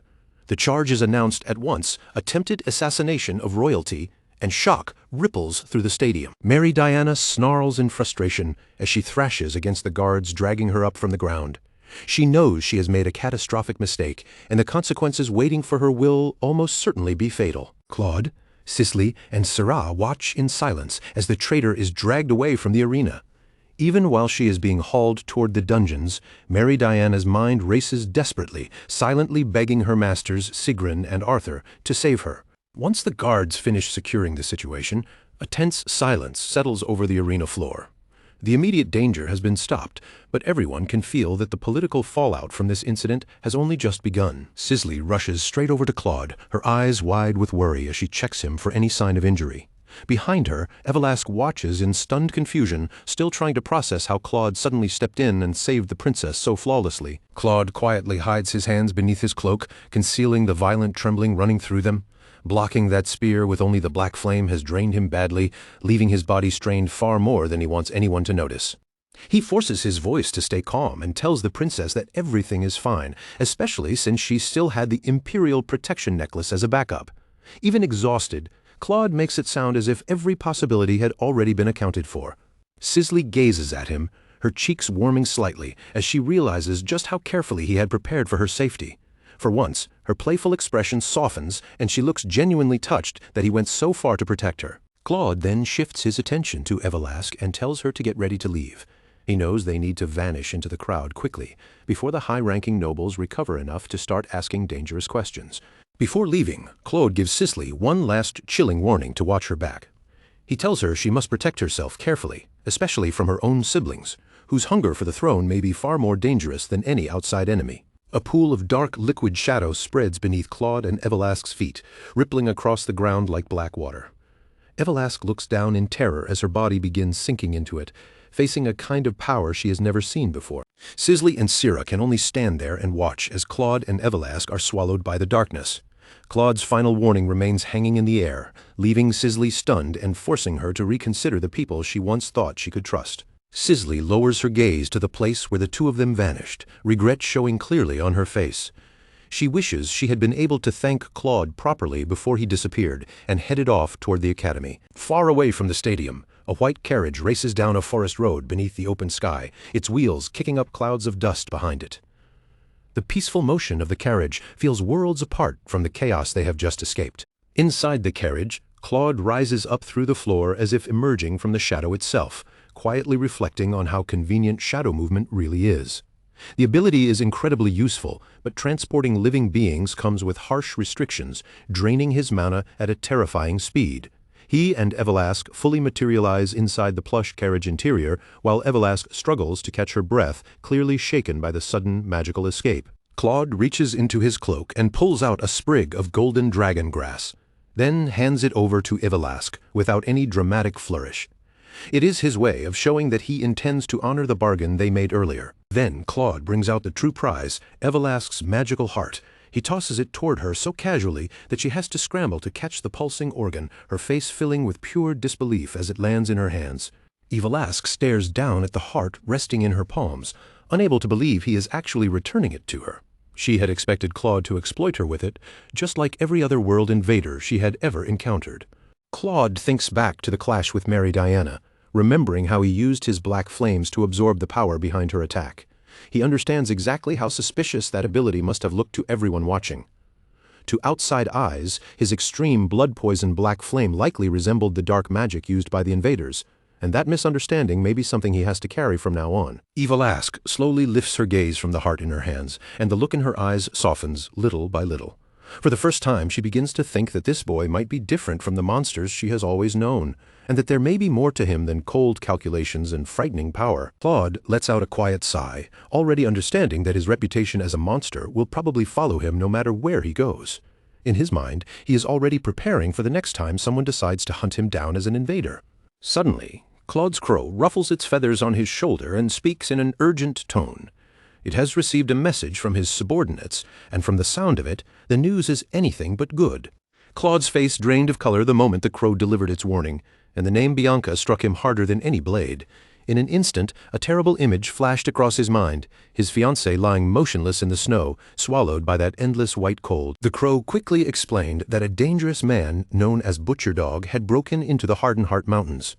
And as if that alone were not bad enough, Bianca had vanished somewhere in the middle of the raging blizzard, with no one knowing whether she was still alive. A horrifying image tore through Claude's thoughts. Bianca standing alone against a masked monster, the snow whipping around her as if the entire mountain had turned against her. Even from far away, Claude could almost feel the danger closing in around her.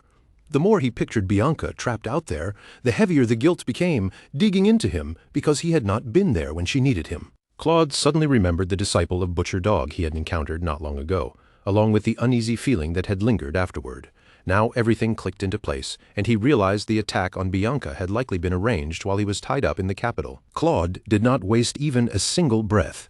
He shouted at the driver to turn the carriage around at once, his voice sharp and urgent, ordering them to head straight for the Hardenhart territory while abandoning his academy plans without hesitation. Eve Lesk was completely caught off guard, staring at him as if she had just heard something impossible.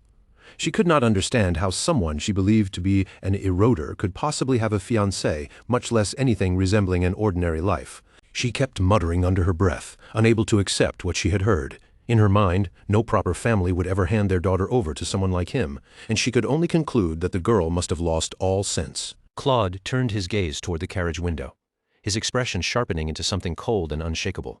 At last, he let the mask fall away and told her plainly that he was never an eroder in the first place. Then Krosh delivered the final blow, revealing that even the name he had been traveling under was nothing more than a lie.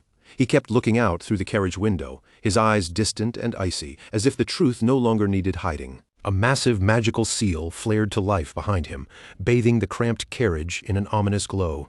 Then he finally spoke his real name aloud, Krosh Walheim, a name heavy enough to spread fear across the land. He turned his eyes directly toward Eve Lesk and confirmed what that name meant. He was the youngest son of the infamous Walheim house, and as purple energy coiled around his head, the weight of his confession settled over the carriage like a curse. The revelation hit Eve Lesk so hard that her strength seemed to leave her body all at once.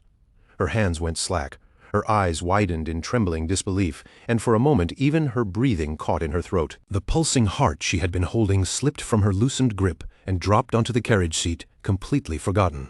All she could do was stare at him in a daze and weakly murmur his name. Outside, the carriage continued racing wildly through the woods, wheels jolting over the rough path. But inside, the tense silence exploded as Eve Lesk screamed, unable to process that the man sitting beside her was actually a Walheim. Far away in the mountains of the Hardenhart territory, the situation had already grown far more desperate. A temporary base camp stood in the snow, but instead of order or confidence, the air there was thick with fear. High in the local mountain range, rows of green tents stood beneath towering peaks capped with heavy snow.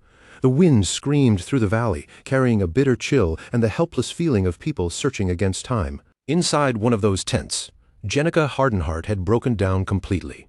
Her face was buried in her hands, tears slipping through her fingers as she cried that everything was her fault, blaming herself for the decision that had led them here. Subordinates stood nearby, forced to listen as Jenica's guilt poured out in broken words.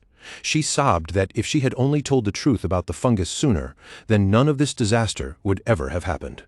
Through her tears, Jenica explained that Bianca had gone into the frozen wastes alone to search for the white snow sun fungus. It was an extremely rare item that could not be found anywhere else, and Bianca had been desperate enough to chase it herself. Jenica had never imagined her younger sister would take such a reckless risk with only a book to guide her through the mountains. The moment she realized what Bianca had done, she gathered a search party and rushed after her. The events then shifted back to several days earlier, when the search party was forcing its way through a brutal blizzard. Jenica led from the front, snow lashing against her face as she shouted orders and searched desperately for even the smallest trace of her sister. At last, they managed to catch up with Bianca. She was trembling from the cold, her body clearly at its limit.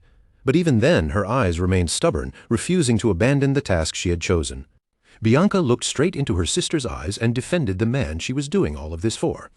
Even with the freezing wind cutting into her, her voice stayed firm as she refused to accept anyone calling Krosh Walheim a failure. Jenica's anger burst out at once.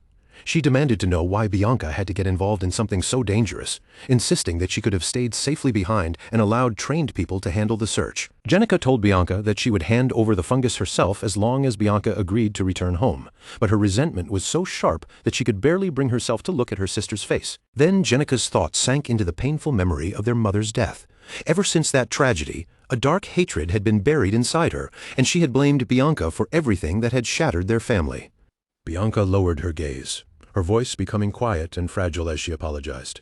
She promised that once she found the fungus, she would come back right away, still hoping that somehow the broken distance between them could be repaired. Jenica stood there watching as Bianca turned and walked deeper into the snow. Her face gave away nothing, and she said not a single word, letting the cold silence of the mountains stretch between them. Back in the present, Jenica's hand began to tremble before she tightened it into a fist. She understood now that the nightmare surrounding them was something she never could have imagined, no matter how badly she had feared the worst. That fragile peace was shattered when a monstrous figure erupted from the snow behind them. Butcher Dog appeared in a violent swirl of red energy, and his presence alone was enough to make the blood in their veins run cold. Bianca spun around in terror, her face turning pale the instant she saw the masked killer. The hatred and malice pouring from him felt overwhelming, unlike anything she had ever faced before. Butcher Dog greeted them in a low, rasping voice, his glowing eyes staring through the wolf mask. Every movement he made was smooth and predatory, the kind of confidence that came from hunting people far too many times.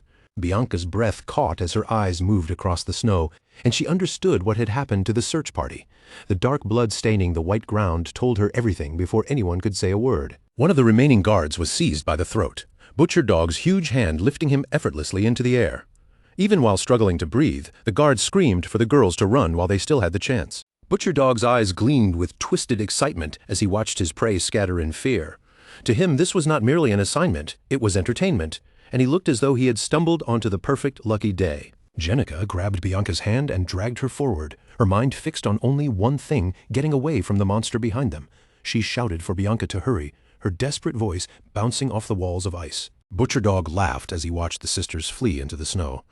In that moment, he realized he had found better leverage than he could have hoped for, because the Hardenhard daughters would make perfect hostages. He stalked after them through the narrow paths of ice, taunting them with every slow, deliberate step. Their fear amused him, and he treated their desperate attempts to hide as nothing more than a game. Tears filled Bianca's eyes as she clung to Jenica, her body shaking from cold and terror. But even then, her resolve had not snapped, and she told her sister that she still had a promise she needed to keep. Jenica snapped back at her, telling her to stop thinking about her fiancé when their own lives were hanging by a thread. She was terrified, and the last thing she wanted was for both of them to die in that frozen wasteland. As Jenica stared at the dangerous ground ahead, a desperate plan began forming in her mind. If they could reach the area full of crevasses, she hoped the broken terrain might slow Butcher Dog down long enough for them to survive. They arrived at the edge of a massive glacier cliff, the ice groaning and cracking beneath their weight. They still had artifacts that allowed them to move safely across the snow, and they could only hope the murderer chasing them did not have the same advantage. Butcher Dog soon appeared on a nearby ledge, leaning casually against the ice as a mocking smile spread beneath his mask. He laughed at their attempt to outwit him, clearly not impressed by what should have been a clever plan. Jenica looked down into the dark gap below, and her breathing faltered when she realized there was no path left ahead. In a faint voice, she apologized to Bianca again, feeling as if she had led them both straight to their deaths. Then Bianca suddenly pointed across the enormous crevasse, her eyes shining with a desperate spark. She suggested the one choice that sounded impossible, jumping across the gap to reach the other side. Jenica stared at her in stunned silence, but Bianca did not back down. She knew that if they remained trapped on that side, death was certain. So, trusting a single leap was the only option they had left. Butcher Dog stepped closer, his voice dripping with fake concern as he warned them that standing near the edge was far too dangerous. He beckoned for them to come back to him, stretching out his hand like a claw waiting to close around them. With one final look between them, the two sisters threw themselves into the air together. They soared over the bottomless crevasse, leaving Butcher Dog behind on the cliff in stunned disbelief. Butcher Dog lunged forward, his eyes widening as he realized they had actually jumped. He thrust out his hand as if he might still snatch them out of the air, but the sisters were already beyond his reach. His furious scream ripped through the blizzard, filled with both rage and disbelief. He could not accept that they had chosen the possibility of falling to their deaths over allowing themselves to be captured by him. Butcher Dog stared down from the edge of the cliff, his glowing eyes narrowing with the sharp focus of a predator. For a moment, he was genuinely surprised to see the girls had managed to land on a dangerous ledge below, but that only made the hunt more interesting. The masked killer threw himself off the cliff with a wild grin stretching across his face, his dark aura dragging behind him like a heavy shadow. He was determined to reach the same ledge, savoring every flicker of terror he could read in their eyes. Bianca turned toward her older sister, with a strange calmness that did not match the danger surrounding them. Her blue eyes were steady and clear as she told Jenica to trust her, carrying a resolve Jenica had never seen in her before. Before Jenica could even understand what Bianca meant, the air around them suddenly shifted. A startled gasp escaped her lips as she realized her younger sister was about to do something reckless beyond anything she could stop. Butcher Dog came lunging through the air, closing in fast, but before his feet could even touch the ledge, Bianca launched herself straight at him. She slammed into the monster with everything she had, tackling him into the bottomless abyss as both of them plunged down together. Jenica screamed Bianca's name from the cliffside, left frozen in place as the wind whipped her silver hair across her face. Below her there was nothing but an endless darkness, the place where her sister and that murderer had vanished together. Back in the present, Jenica sat inside the tent with tears running down her flushed cheeks. She kept repeating Bianca's name again and again, unable to escape the memory of that single terrible moment. She buried her face in her gloved hands, her shoulders trembling as quiet sobs shook her body. The last image burned into her mind was Bianca falling into the abyss, and that was the final sight she had of her sister. Far below the cliffs, the snowy forest floor stretched beneath bare skeletal branches while the wind whistled through the trees. The search party had said the deep snow in that area gave them a faint sliver of hope that Bianca might have survived the fall. Jenica could not be comforted, and her guilt only grew heavier as she spoke to the subordinate. She believed that if she had not suggested heading toward the crevasse area, Bianca would never have been forced into making that desperate jump. Her eyes fell on the pile of rare sun fungi sitting on the table, and the sight twisted inside her like a knife. They were the very reason this had all started, and she bitterly regretted being stubborn instead of giving Bianca what had already been at the mansion from the beginning. The guard tried to offer her even a little comfort, saying that Lady Bianca might still be safe somewhere in the mountains. But the pity in his eyes made it clear that even he knew those words were painfully fragile. Krosh Walheim listened to the tragic story in silence, his expression growing colder and harder with every detail. His crow remained perched on his shoulder, its red eye fixed ahead as the carriage continued racing toward the mountains. Inside the tent, Jenica suddenly slammed both hands down onto the table and shouted at the guard to stop speaking so irresponsibly. A full week had already passed without a single trace of Bianca, and that fact was tearing her apart. She cried out that Bianca was only a girl who spent her days buried in books, not someone trained to survive in a cruel and isolated mountain range. With every passing hour, her remaining hope was being crushed beneath the weight of a colder certainty. Somewhere deep in the frozen woods, Bianca lay unconscious in the snow, curled tightly against the base of a tree. Her body trembled uncontrollably, and her pale lips barely moved as she whispered Krosh's name into the freezing wind. Her eyes stayed closed as she drifted between faint awareness and darkness, each breath catching painfully in her throat. Before her mind sank under again, her final wish was simply to see Krosh one last time. Bianca Hardenheart was barely clinging to life, curled up in the freezing snow while violent shivers ran through her body. Her fading thoughts wandered toward the people she missed most, and deep inside, she kept desperately calling for Krosh. Her eyes looked glazed and unfocused as she struggled to stay conscious against the deadly cold. More than anything, she wanted to see him just once more before the mountain took the last of her warmth. Then a sudden noise cut through the silence, making her eyes snap open. For a moment, she was completely disoriented, until the harsh reality of the snowy mountains came rushing back around her. Bianca forced herself upright with great effort, her breathing heavy and shallow in the thin, icy air. She realized she must have drifted off again, and in this weather, even a short lapse like that could be fatal. She looked down at her injured leg, which was wrapped in rough, makeshift bandages. Days had already passed since she fell into the crevasse, and by now her wounded body was reaching its absolute limit. After surviving the fall, she had no choice but to keep moving toward higher ground.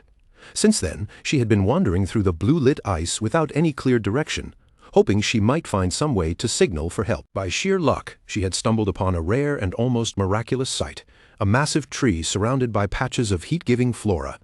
In the middle of that frozen wasteland, it looked like a tiny oasis fighting against the cold. She gathered several white snow heat mushrooms, rare fungi that naturally gave off a gentle warmth. Those small sources of heat had become the only reason she had not frozen to death out there. Using her survival book as a guide, Bianca had managed to set up a small camp inside a cave. She cooked whatever scraps of food she could find and treated her wounds as carefully as she could with what little she had. But the cruel cold, her lingering injuries, and the lack of proper food were finally wearing her down. No matter how stubbornly she endured, her strength was almost completely gone. As she stared out into the blizzard, despair slowly began pressing in on her. She wondered how much longer she could hold on, especially when the recent avalanche might have delayed any rescue team searching for her. Just as her guard slipped, a predatory shadow moved nearby. A huge wolf-like snout lowered into the wind, sniffing the air as it caught her scent. Butcher Dog had finally found her. His red eyes glowed with sickening hunger behind that terrifying wolf mask, making it clear that he had been tracking her all this time. He mocked her in a cruel voice, declaring that their little game of tag was finally over. Bianca found herself cornered against the rocks, and at the worst possible moment, her empty stomach growled from hunger. All she had wanted was to find something, anything, to eat. She had no idea that the monster hunting her had already closed the distance and was right above her. She had spotted a few acorns hidden away by a squirrel and reached toward them with a weak hand. In her mind, she quietly apologized to the animal for taking the food it had saved. Then, without warning, a massive battle axe tore through the air at terrifying speed. The weapon crashed into the ground right beside her, blasting up snow, stone, and frozen dirt from the impact. Bianca could only stare in stunned fear as the force of it seemed to shake through her bones. Struggling to lift her head, she focused on the battle axe that had buried itself into the tree trunk just above her. It had missed her by a terrifyingly small distance. Another strike came down with explosive force, smashing the terrain apart and sending birds bursting from the nearby trees into the gray sky. The shockwave slammed into Bianca and sent her tumbling helplessly through the snow. Compared to that brute strength, her body was thrown around like something weightless. She gasped for air as her face sank into the snowdrift, struggling just to move against an opponent this powerful. She had no way to defend herself. Bergman loomed over her, his dark aura spreading outward like living shadows. What irritated him most was that Bianca still had not shown fear or changed her expression, not even once. He leaned closer, lowering himself toward her with a cruel confidence, his voice thick with malice. He had expected far more resistance from someone known as Crush Walheim's fiancée. To him, her helpless state was almost disappointing. Then he reached down and grabbed Bianca by the throat with one hand. With almost no effort, he lifted her off the ground as if her body weighed nothing at all. His eyes shifted toward the snowflake ornament in her hair, lingering on it with greedy interest. Since it looked valuable enough to sell for a decent amount of gold, he figured he might as well take it as a trophy. As her strength faded, Bianca's mind drifted away from the freezing mountain and returned to a much warmer time. She remembered sitting peacefully with her books in the garden while Krosh trained nearby beneath the sunlight. She remembered his bright smile and the easy, carefree feeling of those days. Even though she always claimed she had no emotions, those memories felt gentle and painfully precious now. A single tear slipped down Bianca's cheek. If she truly did have feelings, then she thought she should have treasured those moments with Krosh far more while she still had the chance. As the mercenary's grip tightened around her throat, Bianca lifted her eyes one last time. Deep in her heart, she called out to the man she loved. At that exact moment, a figure suddenly emerged from the shadows, his eyes blazing with a sharp electric blue light. Krosh struck from close range in an instant, his blow landing with crushing force. The impact sent a powerful shockwave rippling through the air, breaking the frozen silence around them. Butcher Hound is hurled backward across the white snow, his boots carving rough tracks through the frozen ground as the sudden interruption catches him completely off guard. Before Bianca can collapse into the snow, Krosh moves in and catches her safely, pulling her into his arms with a steady grip. Looking down at her exhausted face, he gently tells her that she did more than enough by holding on until now. He meets her eyes with a calm, reassuring look, silently steadying her fear before promising that from this moment forward, he will handle everything himself. Bianca lifts her gaze toward him, her strength nearly gone and her voice reduced to the faintest whisper as the truth finally sinks in. Her rescuer has arrived at last. Krosh carefully lowers Bianca down, making sure she is no longer in immediate danger, then turns his head and calls out to Krim, telling her that he is trusting her to protect Bianca while he deals with the fight ahead. Close by, Evelask, wrapped tightly in a thick blanket, has changed into a tiny bird so she can follow Krim without drawing attention. Krim's voice echoes through the cold air, reminding Evelask that they are absolutely forbidden from stepping directly into the battle. But Krosh has no patience left for the rules of their infiltrator code. Right now, keeping Bianca alive matters far more, and besides, he knows his servants would not be able to offer much help in a head-on fight against someone like this. A shadowy portal opens across the snow-covered ground, and from within it, the hooded figure Krim slowly emerges. After a brief moment of thought, she decides that simply warping away with Bianca should not technically count as interfering with the battle. The crow watches the others leave. its single red eye never drifting away from the massive threat still standing ahead. In a sharp warning, it tells Krosh that Butcher Hound is far stronger than he is. Krosh plants his feet firmly in the snow and faces the huge mercenary without flinching. Even if the odds are stacked against him, even if the enemy is on a different level, retreat is no longer an option. Krosh Walheim stands his ground in the frozen battlefield, staring straight at the towering mercenary before him. No matter how powerful Butcher Hound may be, Krosh has no intention of letting this fight end with his defeat. A deep purple aura begins to surge around Krosh, flickering like dark fire as he prepares himself to engage. From the shadows, Bergman's voice cuts through the air, demanding to know who has dared to interfere with his hunt. Krosh raises the stolen snowflake ornament into view, his expression cold and completely unwavering. He does not waste a single unnecessary word, only ordering the killer to return what belongs to Bianca. Behind the wolf mask, Bergman's eyes widen in confusion and anger, as if the demand itself is an insult. He still has no idea that the boy standing in front of him knows exactly who he really is. Krosh calls him out directly by name, Butcher Hound Bergman. Then he makes his purpose unmistakably clear, that hair ornament belongs to his fiancée, and he has come here to take it back. The moment Bergman hears the Walheim name, recognition flashes through him, and he immediately swings his heavy axe with brutal force.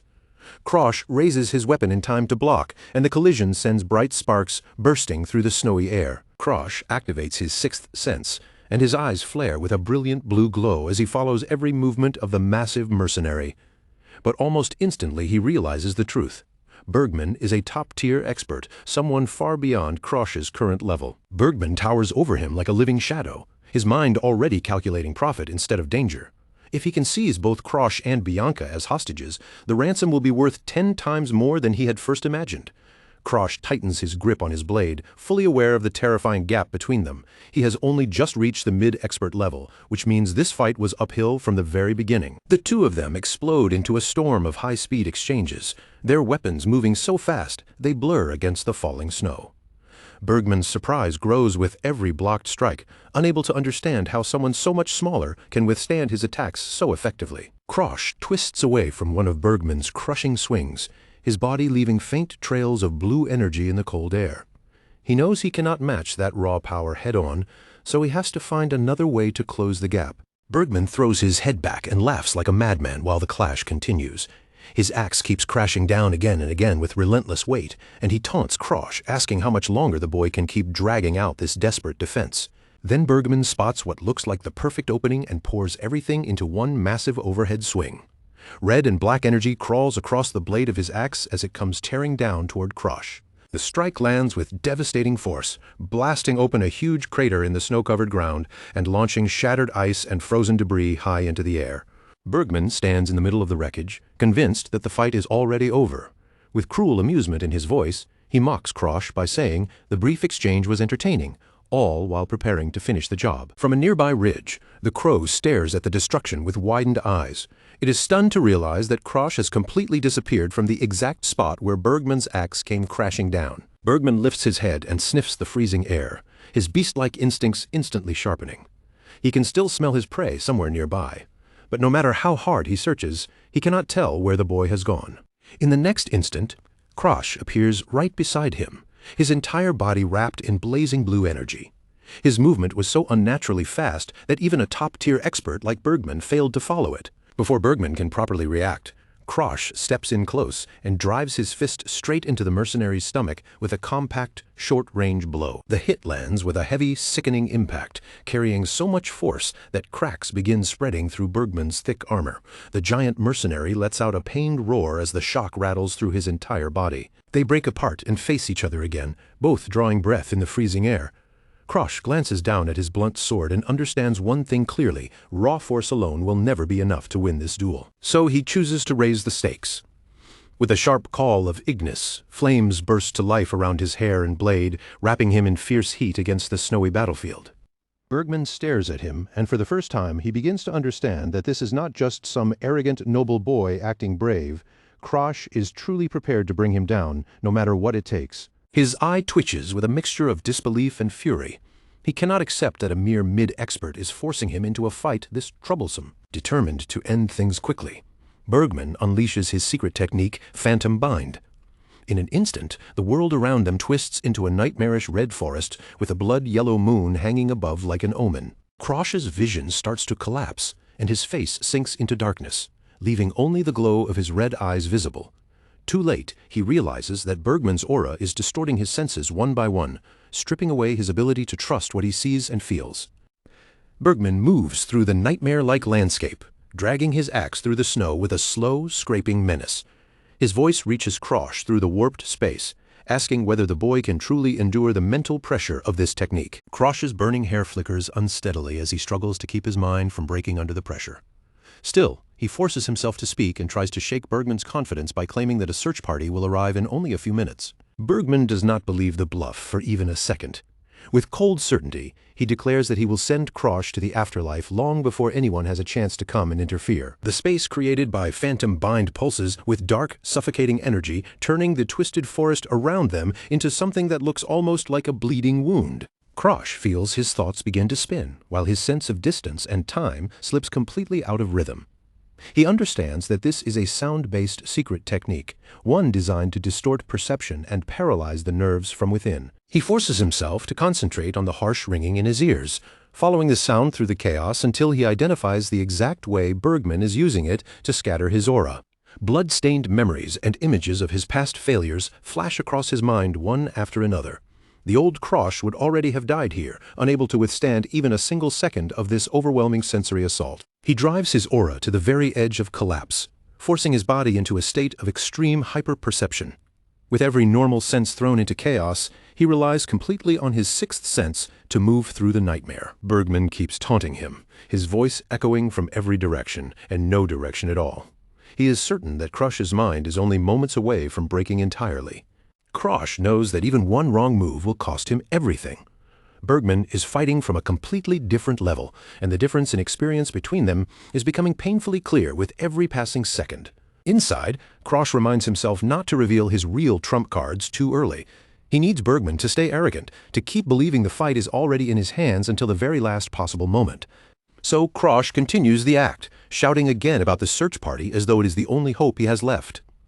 Butcherhound bursts into laughter, his killing intent swelling to its peak, and he decides to drag Krosh straight to hell before anyone can interfere with his prize. As Bergman lunges in, Krosh's eyes sharpen with focus. His bluff has done exactly what he needed it to do, and now everything depends on surviving the next strike. A massive axe swing tears out of the red haze, forcing Krosh to move with every bit of speed and control he can summon. The sheer wind pressure from the attack is powerful enough to throw his balance off. For the briefest instant, Bergman stops, and a trace of doubt slips into his mind.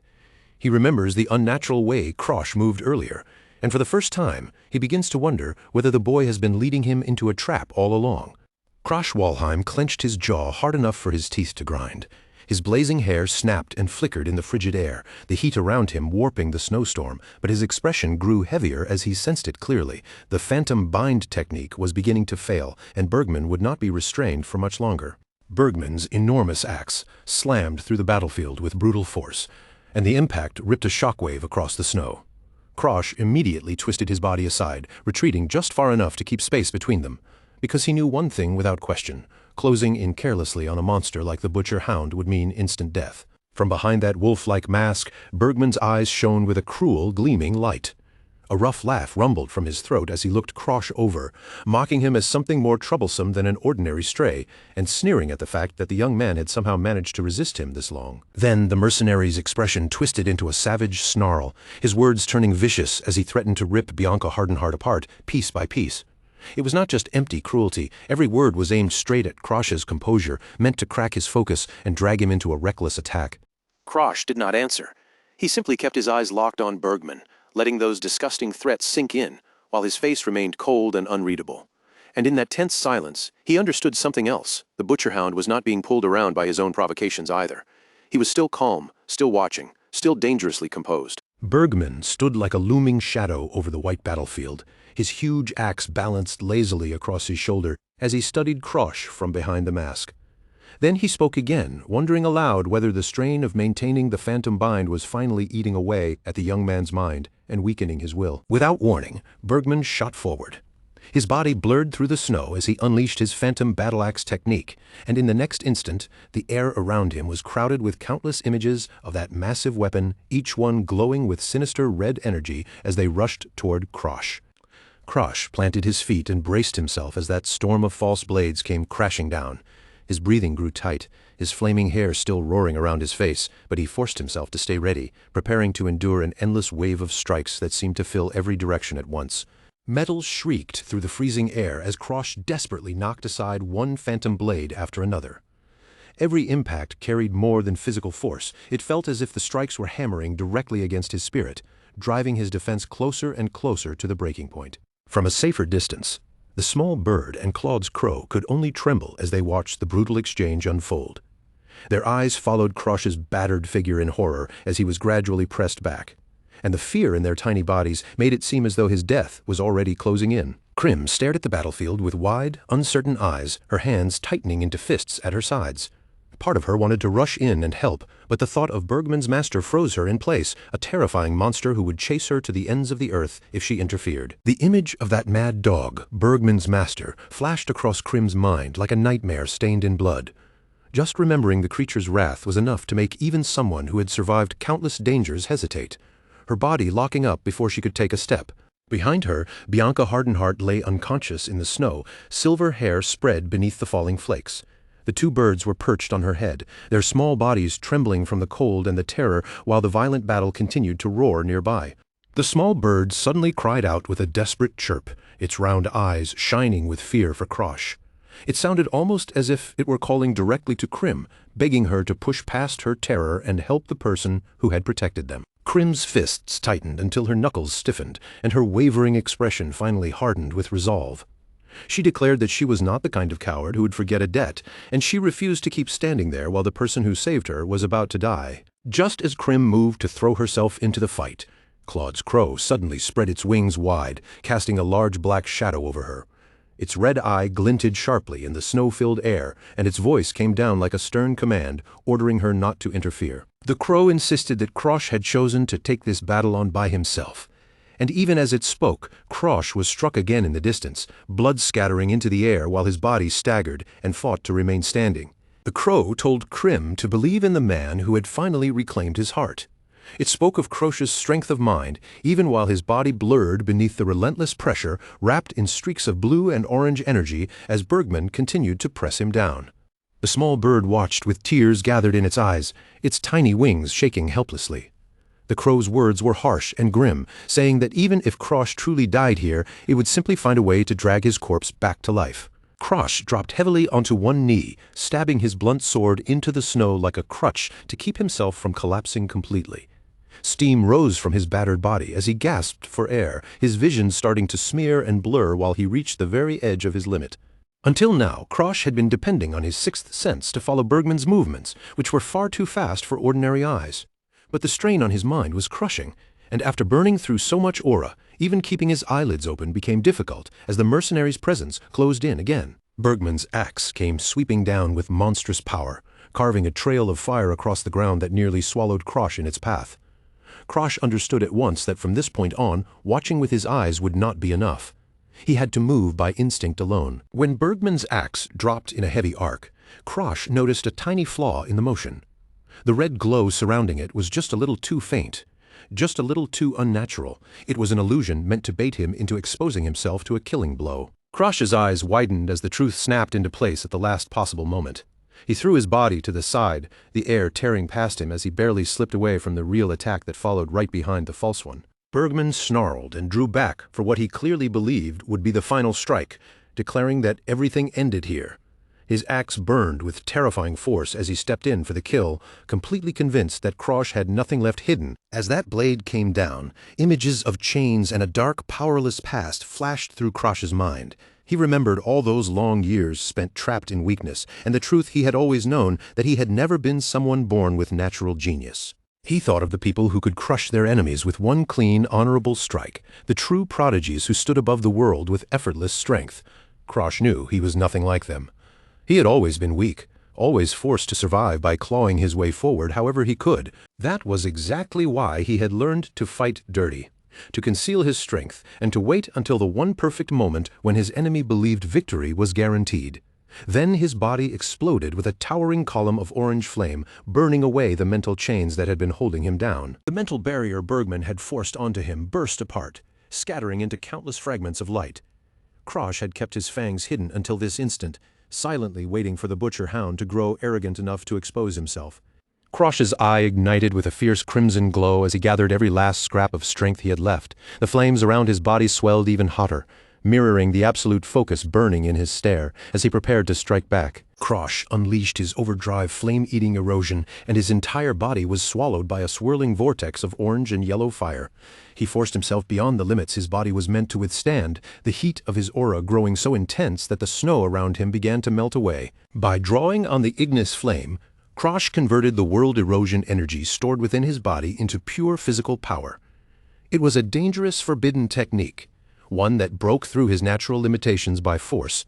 But the price it demanded was brutally heavy. Krosh gritted his teeth as blood slipped from the corner of his mouth, his entire body screaming under the pressure. He knew this power would not last. 3 seconds, that was all he could maintain before his body completely gave out. With a roar that tore through the snowy battlefield, Krosh launched himself forward, his blade flashing like a streak of orange light. He shouted that he would end it right here, and his movements became so fast that trails of fire were left burning in the air behind him. Bergman's eyes flew wide with pure shock as Krosh vanished from his sight. A confused cry escaped him because he could not understand how the exhausted boy in front of him had suddenly reached such impossible speed. The mercenary's wolf mask caught the light as his head jerked around, desperately trying to track Krosh's position. Then horror crept in. No matter how hard he looked, his own eyes could no longer follow the young man's movements. Bergman barely managed to sense the danger before Krosh was already on top of him. In a frantic last-ditch attempt to avoid being cut down, he activated his phantom echo technique and tried to slip away from the incoming strike. Krosh's blade tore through the air, his eyes shining white as his body moved with inhuman speed. But a sharp click of his tongue betrayed his frustration, because he realized the strike had missed Bergman's vitals by nothing more than a hair's breadth. The butcher hound screamed in pain as Krosh's flaming blade ripped through his armor. In that instant, Bergman understood what had gone wrong. The piercing, high-pitched sound of his own technique had warped his vision at the final second, leaving him open to the blow. Krosh followed through with a crushing hit to Bergman's side, his hand burning with vicious red energy. The mercenary's body folded under the force, and the armor around the impact point shattered apart as if it had been struck by a hammer. Bergman roared with rage, red light flaring in his eyes as he swung a clawed hand at Krosh. He screamed at him to die already, his movements losing their earlier precision and turning wild, frantic, and desperate. Krosh's sixth sense blared like an alarm as those red glowing claws swept toward his head. His heart sank as he realized the erosion power was already fading, leaving him exposed for one terrifying fraction of a second. Krosh Walheim found himself facing a horrifying vision of fangs as Bergman's phantom pressure bore down on him, nearly crushing his spirit outright. Blood streamed down his face, but his eyes stayed fixed on the monster in front of him, refusing to look away and refusing to surrender. Like hell, he was going to die here. Krosh roared from the depths of his chest, and a massive burst of purple and black energy erupted from the heart of the battlefield. The explosion blasted through the snowy forest, sending a shockwave outward and cracking the ground beneath them as he forced himself beyond his limits once again. At the center of that chaos, Krosh's vision narrowed until the rest of the world seemed to disappear. His right eye sparked with a cold blue flame, and his focus sharpened into something deeper and colder than anything he had ever reached before. Claude's crow and the small sparrow stared with their eyes wide and their beaks hanging open in disbelief. Even from where they stood, they could feel the air around Krosh change as a new, overwhelming power began pouring out from him. In that life-or-death instant, Krosh's concentration reached a state of absolute oneness. The fiery overdrive around him faded into something far more controlled, and his body began to glow with a brilliant blue aura that felt sharper, colder, and far more lethal. He no longer moved like an ordinary person. Krosh became a streak of lightning, cutting through the air in sudden zigzags, leaving behind only glowing blue spheres of energy in the places where his body had been a moment earlier. A single droplet of water drifted near Krosh's shoulder, hanging there as if time itself had slowed around him. In the middle of the frozen storm, his blue, ethereal form remained calm and unwavering, moving between moments with absolute resolve. With electrical energy surging around him, Krosh thrust his arm forward, cloaked in blinding blue light. The air crackled under the crushing density of his aura as he gathered everything into one final, desperate gambit. His eyes no longer belonged to the exhausted boy who had been barely holding on. In that instant, they sharpened into the gaze of a hunter who had finally found the one gap he needed. Those glowing blue irises burned like frozen fire, cold, steady, and merciless, making it clear that the duel had already reached its final breath. Krosh released a quiet breath, almost like the air had been trapped in his chest until that very moment. Around him, the world snapped back into its normal rhythm, and the blue light slowly drained from his eyes. As broken chunks of earth and scattered snow settled across the battlefield, his expression turned heavy with the grim realization of what he had just done. With a single decisive strike, a towering column of blue energy burst up from beneath the ground, roaring through the battlefield and swallowing everything in its path. Bergman's huge body was blasted backward like a shattered wall, his strength crushed and his defeat sealed by that one devastating blow. "Krosh!" a voice cried out as the snowflakes began drifting down again over the ruined field. Bianca Hardenhart was still unharmed inside her protective bubble, while all around her, the battlefield had fallen into a stunned silence, carved open by the terrifying force of their clash. Through the hazy air, the image of August Krim appeared, her red hair and draconic horns standing out sharply against the pale, frozen sky. Beside her, Claude's crow remained still, its dark feathers unmoving as it watched the aftermath with a quiet, knowing stare. The strong could crush their enemies without even breaking a sweat, and Bergman's ruined state proved that truth in the cruelest way. He lay there coughing up blood, no longer the proud giant mercenary from moments before, his armor broken apart and his pride shattered along with it. But when someone weak tried to seize victory, the price was never small. Krosh dropped to his knees in the snow, his breathing ragged and uneven as blood ran down from his head. His right arm was gone, torn and severed at the shoulder, leaving behind the brutal cost of the impossible win he had forced into reality. A freezing wind swept across the mountain as Krosh stared blankly at the empty space where his arm had been. The purple aura from the phantom bind finally faded into the cold air, while the crow stood nearby in silence, bearing witness to the terrible price behind the young man's stubborn determination. Claude's crow fixed its red eyes on the broken boy lying before it and asked, "Are you satisfied now?" There was no scorn in its gaze, no pity either, only a quiet curiosity toward the kind of resolve that could push a human this far. Krosh could only lower his head, his hair slipping over his face as he fought to keep himself from blacking out. The rush that had carried him through the battle was fading fast, leaving only the crushing weight of his wounds and the cold biting into his body. "Satisfied? Hardly." Krosh muttered before his strength finally gave out. He collapsed face first into the icy snow, his broken sword resting uselessly beside him, because even though he had won, he had emptied himself completely to reach that victory. Claude's crow turned its head toward the distant horizon and spoke in a low voice. "Let's go." The fight had ended, and lingering there any longer would only invite more hunters to find them among the wreckage. Back at Green Pine Manor, the group made use of a mass teleportation gate for their final escape. One of Evelesk's summoned creatures carefully held the battered bodies of Krosh and Bianca in its enormous arms, carrying them like fragile burdens as they finally disappeared from the frozen battlefield behind them. Bianca sat across from Krosh, her posture quiet and distant as she wondered what it would be like if she could truly show what she felt. To her, the world had never been bright or warm. Everything around her had always appeared in the same dull shade of gray. Krosh did not interrupt her. He simply stayed where he was, his eyes fixed on her as she searched for the right words. Even without saying anything, he understood that every sentence she spoke carried a weight she had struggled with for far too long. Bianca lowered her gaze toward the floor, her voice quiet as she questioned which fate was actually more painful, feeling everything all at once or never feeling anything at all. She even wondered if the sudden shock of having her emotions returned could be strong enough to kill her. Her tone remained cold as she called his name, telling Krosh that they were practically strangers now.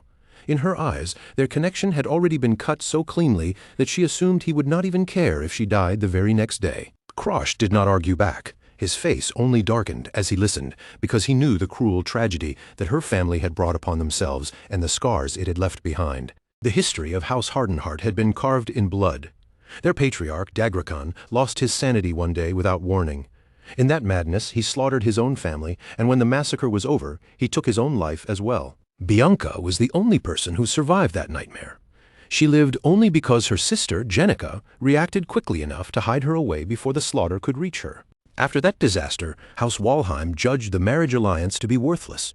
To them, there was no longer any reason to keep tying themselves to a house drenched in tragedy. They did not hesitate for even a moment before deciding on their own to cancel the engagement between Krosh and Bianca, cutting it off without waiting for anyone else's approval. This meeting was never meant to give them a fresh beginning.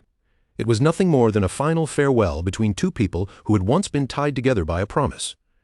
Krosh accepted that reality with a quiet sigh, admitting that Bianca was right, and that after this day, they probably would not see each other again. His eyes narrowed slightly as he left her with one last warning. If she decided that she was done living, he would not be there to reach out and save her. Bianca stared back at him without looking away. Her blue eyes reflected the dark energy that had begun pulsing through the room, casting a heavy shadow over the silence between them. A monstrous shadow rose over a tiny snow doll, its jaws opening wide as if to devour the very source of Bianca's suffering. The curse was being dragged out and torn away in a form that looked almost physical. Dark, glowing runes spread over Krosh's hands as he pulled the corruption away from her and into himself. Every motion looked strained, and the burden of that transfer showed clearly in the tension running through his body. He clenched his teeth and pressed a hand against his chest as the curse settled into his own body like a crushing weight. Even something as small as a snow doll's curse demanded an enormous toll before it could be neutralized. Then the impossible finally happened. On that day, for the first time in her entire life, Bianca was released from the frozen state that had trapped her for so long. She sat there trembling as the full weight of the world crashed into her all at once. With her voice shaking, she whispered to Krosh that the world was truly cruel. In that single moment, as the emotions she had lost came flooding back, the chains wrapped around her spirit finally broke apart. Everything she had been denied surged through her at once. But that freedom did not come gently, and it did not come without a price. Bianca had not simply regained her humanity. In the process, she had become something far different from the girl she once was. 3 years later, in Hardenheart territory, the land had become a frozen wasteland swallowed by a brutal war. Soldiers huddled together against the bitter cold, their faces worn down as they wondered how much longer the conflict could possibly continue. They grumbled through the freezing air, blaming the Athenia Empire for destroying the peace their kingdom once had. To them, all of the chaos could be traced back to the moment the Empire's second prince sought asylum within Hardenheart land. As it turned out, that prince had carried information powerful enough to bring the Empire to its knees. To bury those secrets, the Empire sent the Poison King. And it was the Poison King who drove the Hardenheart Patriarch into madness, setting off the massacre that eventually ignited the war. According to the rumors, the White Ghost later tracked down the Poison King and killed him in revenge. Ever since then, people claimed she had gone into hiding somewhere within the North Sea Ice Pavilion. Without warning, an explosion tore through the snowfield, blasting white powder and debris in every direction. The troops stumbled and shouted in confusion, demanding to know what in the world was happening. Through the thick smoke and swirling snow, an older Krosh suddenly leapt into motion. Time had changed him, but even years later, he was still trapped in the middle of a war that refused to loosen its grip. The enemy soldiers spotted him almost immediately and yelled to the others. They recognized him as someone from the elite Blue Sky generation, and once they knew who he was, they rushed in with killing intent. Krosh slid down a snowy ridge, his expression tightening as the weakness in his body became impossible to ignore. He had drawn on the curse's power far too many times, and by now he knew that not even a saintess could save him from what it had done to him. He lifted his eyes toward the enormous frozen fortress of the Ice Pavilion standing ahead of him. With no other path left, Krosh understood that he had no choice but to ask Bianca for help. He slammed his fist against the heavy gate, the sound echoing through the icy air, and shouted for Bianca to open it if she was still somewhere inside. A brilliant blue light suddenly flared from the gate, shining out in response to his desperate call. The frozen entrance seemed to awaken beneath that glow. Then massive spikes of ice erupted from the ground around him, shooting upward one after another until they reached high into the winter sky like frozen spears. The soldiers chasing him had no chance to react. The ice lances tore through them in an instant, skewering them with a brutal, merciless force before they could even defend themselves. One of the soldiers gasped in horror as blood burst from his mouth and chest. The frozen blades ripped straight through him, leaving his body suspended in the cold air. Krosh stood there as the dust and snow slowly settled, and then a familiar voice echoed through the clearing. After all this time, it had been far too long since the two of them had last stood together. Bianca stepped forward, but she was no longer the same girl from his memories. She had transformed into something almost monstrous, a spirit of winter, with a single horn rising from her head and a sword buried deep in her chest. Krosh's eyes widened in shock the moment he saw her collapse. He lunged forward at once, shouting her name as her body fell toward the blood-stained snow beneath her. He caught her just before she hit the ground, holding her close as blood continued to spill from her wound. As he stared at the blade buried in her chest, one thought struck him with dread, whether this had been done by the Poison King's daughter. In her last moments, Bianca lifted her empty eyes toward him, her face pale and drained as her voice barely managed to come out. She asked Krosh if he still remembered the question she had once placed before him, whether it hurt more to live with emotions or to live without them at all. A memory from the day of the massacre suddenly flickered through her fading mind. Back then, as blood spread through the halls of the Hardenhart estate, it was her sister Jenica who rushed to hide her away before the slaughter could reach her. Jenica had been crying so hard that her face twisted with grief, guilt, and pain all at once. Through those tears, she confessed that she had never truly hated Bianca. What she hated was herself for ever carrying such ugly feelings in the first place. As Bianca's vision neared its final breath, she remembered the words that had been meant for her long ago. Those words told her the truth she had never been able to understand back then, that she had never been a child who deserved to be hated. She remembered being tucked inside a heavy chest, sealed away in the dark while the nightmare unfolded outside. All she could do was wait in silence, hidden from the killing, hoping without even understanding hope that everything would eventually end. At that time, because her emotions had been frozen, Jenica's words had felt like nothing more than an empty riddle. Bianca could not understand the tangled feelings behind that desperate act of protection, the love and guilt mixed together in her sister's tears. Even when the Hardenhart estate collapsed around her and she was left to endure the aftermath alone, all that remained inside her was a cold, hollow void. Now, standing at the edge of those memories, Bianca finally understood what she had been too empty to grasp before. With emotions flowing through her at last, she realized the painful truth: Jenica had truly loved her from the very beginning. Tears poured down Bianca's face as the weight of that realization struck her all at once. In the world inside her mind, she crumpled under the grief, crying for all the years she had spent locked away from feelings she should have been able to understand. She dropped to her knees and sobbed, wishing from the bottom of her heart that her emotions had bloomed sooner.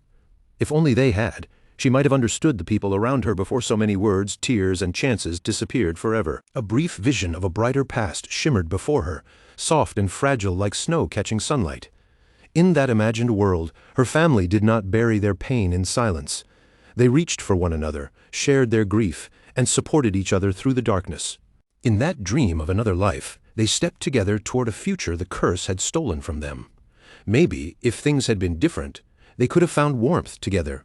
Maybe they really could have been happy. Then the vision returned to its grim reality, where the white ghost version of Bianca looked up at Krosh with blood staining her lips. Her voice came out weak and broken as she whispered that the two of them could have been together. The vision slowly dissolved into darkness as the last of Bianca's tears slipped away. The fragile dream scattered like mist, and the cold weight of reality began pressing back in once again. In the present, Krosh finally opened his eyes and found himself lying in a soft bed. Bandages covered his wounded body, but the first thing he truly felt was the heavy, unmistakable emptiness where his right arm used to be. A hand reached toward him just as he stirred awake, its fingers moving carefully and softly. They brushed against the bandages around his injured arm with a gentle touch, as if afraid even the smallest pressure might hurt him. Bianca was sitting right beside his bed, her face quiet and unreadable as always. At the edge of the mattress, Krim the crow perched silently, its red eyes fixed on Krosh as if it had been waiting for the exact moment he woke up. Krosh quickly realized he had been brought back to the Hardenhart estate. When Bianca asked whether the stump of his severed arm still hurt, he gave her a simple answer and told her it was fine, even though his body clearly said otherwise. The moment he had enough strength to speak, Krosh began scolding her, his voice rough with anger and worry. He demanded to know why she had climbed that mountain alone in the first place, because if Krim had not warned him, he would never have reached her in time. Krim the crow stared at him with a sharp, judgmental look, as if reminding him that he had no right to act completely innocent either. Krosh fell silent under that gaze, fully aware that he had thrown himself into a dangerous gamble as well. Krosh winced as he forced himself to sit up, and the harsh truth of his sacrifice settled deeper into his bones. As the pain pulled at him, he remembered exactly why he had gone up that mountain in the first place. He reached for the snowflake ornament, his bandaged fingers closing around it with care. The metal felt cold against his skin, a small frozen proof of everything he had nearly died to bring back. Krosh held it out toward Bianca and apologized for how messy the wrapping looked. Even so, his purpose had been simple from the start. He just wanted to make sure the snow sun fungus reached her safely. Even after losing his arm, Krosh managed to show her a weak but genuine smile. He told her that the effort had been worth it, because now they finally had what they needed to make the elixir. Bianca rose from her seat, her slippers making a soft sound against the carpet as she stood beside the bed. She looked down at Krosh for a moment, then called his name in a quiet, gentle voice. She told him plainly that even now she still did not have any emotions. No matter what happened around her, she remained trapped in that doll-like state, unable to react like a normal person. Even though Krosh had nearly died to save her, she admitted she could not feel joy, anger, or even the sadness she believed she should have felt, leaving her stuck in a frustrating emptiness. Bianca lowered her gaze to her own hands, and for the first time, frustration began to seep through her cold voice. She was tired of standing expressionless while everything around her broke apart, tired of feeling like a motionless doll in the middle of pain. A glimpse of a brighter past flashed through her mind, warm and gentle compared to the gray world she had always known. She told Krosh that she wanted to smile with him, to truly feel the warmth he had been trying to give her. She wanted to be able to cry beside him when things hurt, instead of staring blankly into the distance like a statue carved from ice. She wanted her tears to mean something, not remain trapped somewhere she could never reach. She wanted to feel his anger too, to share in the emotions that made a person truly alive.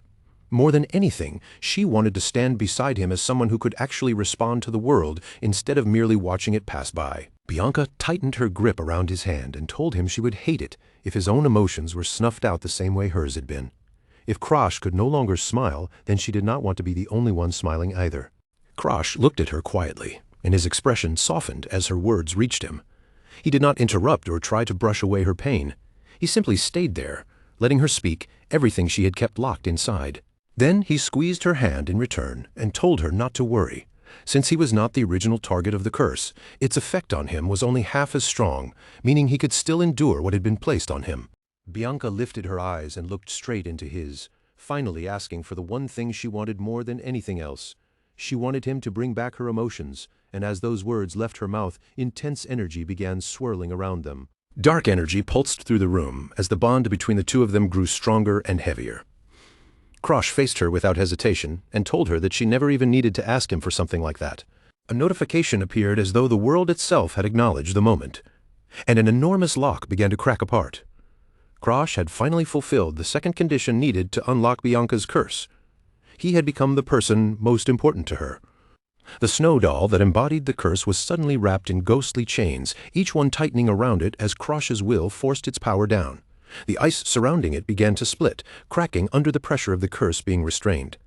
Bianca's eyes widened as she felt something inside her heart shift for the first time. Krosh then revealed that this breakthrough had been his plan from the very beginning, the goal he had been moving toward all along. He reached out with his remaining hand, inviting her closer without saying anything more.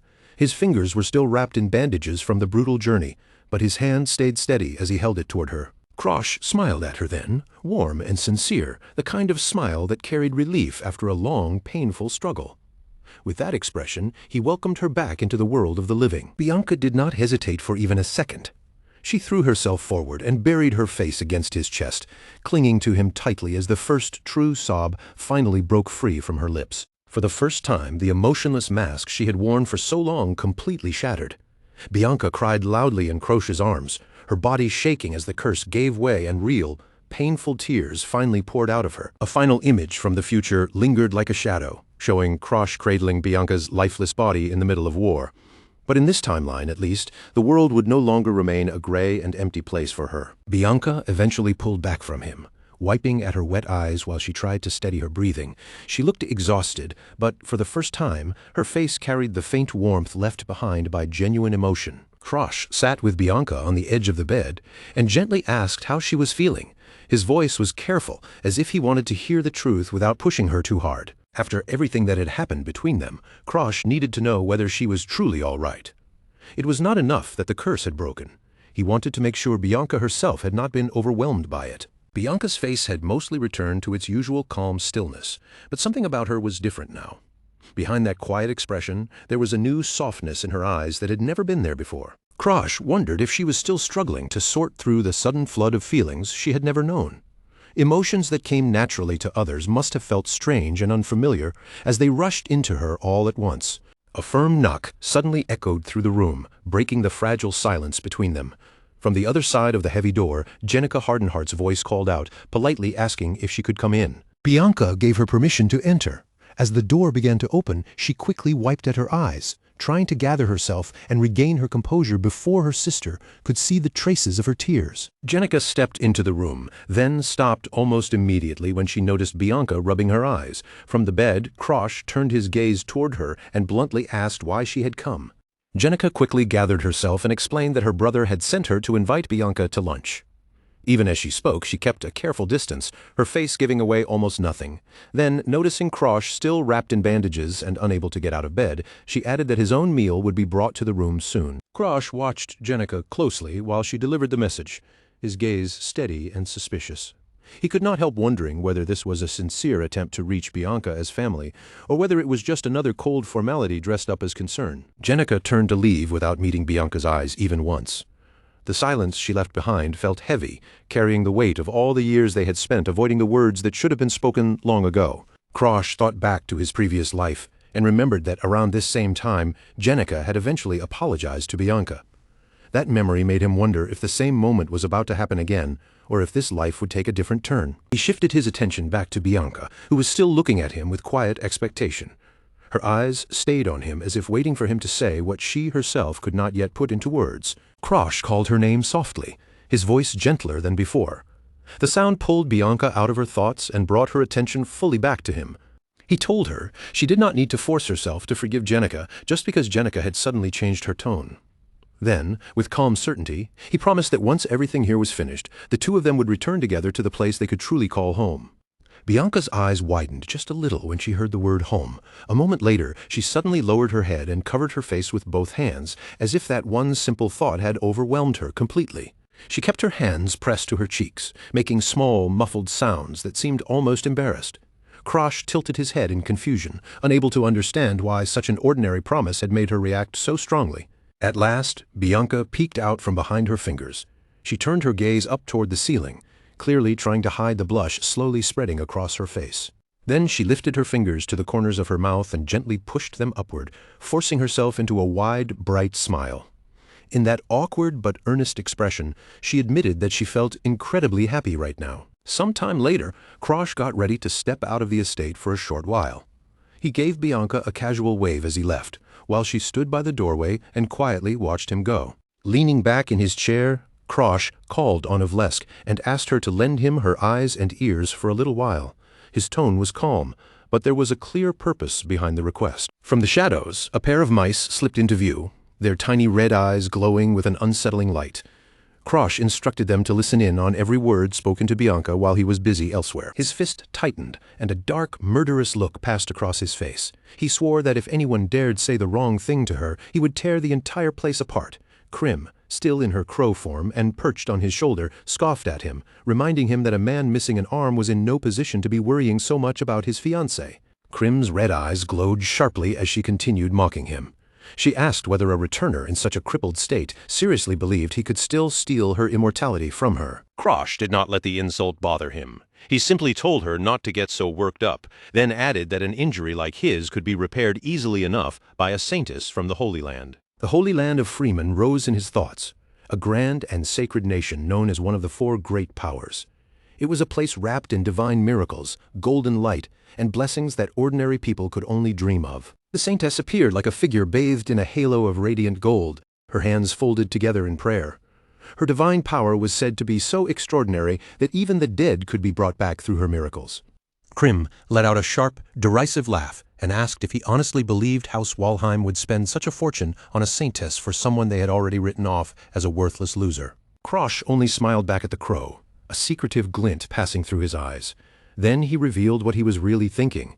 He planned to trade the arm he had lost for a right arm even better than the original. The moment he mentioned a trade, the memory of August's human form flashed into view, her expression frozen in shock.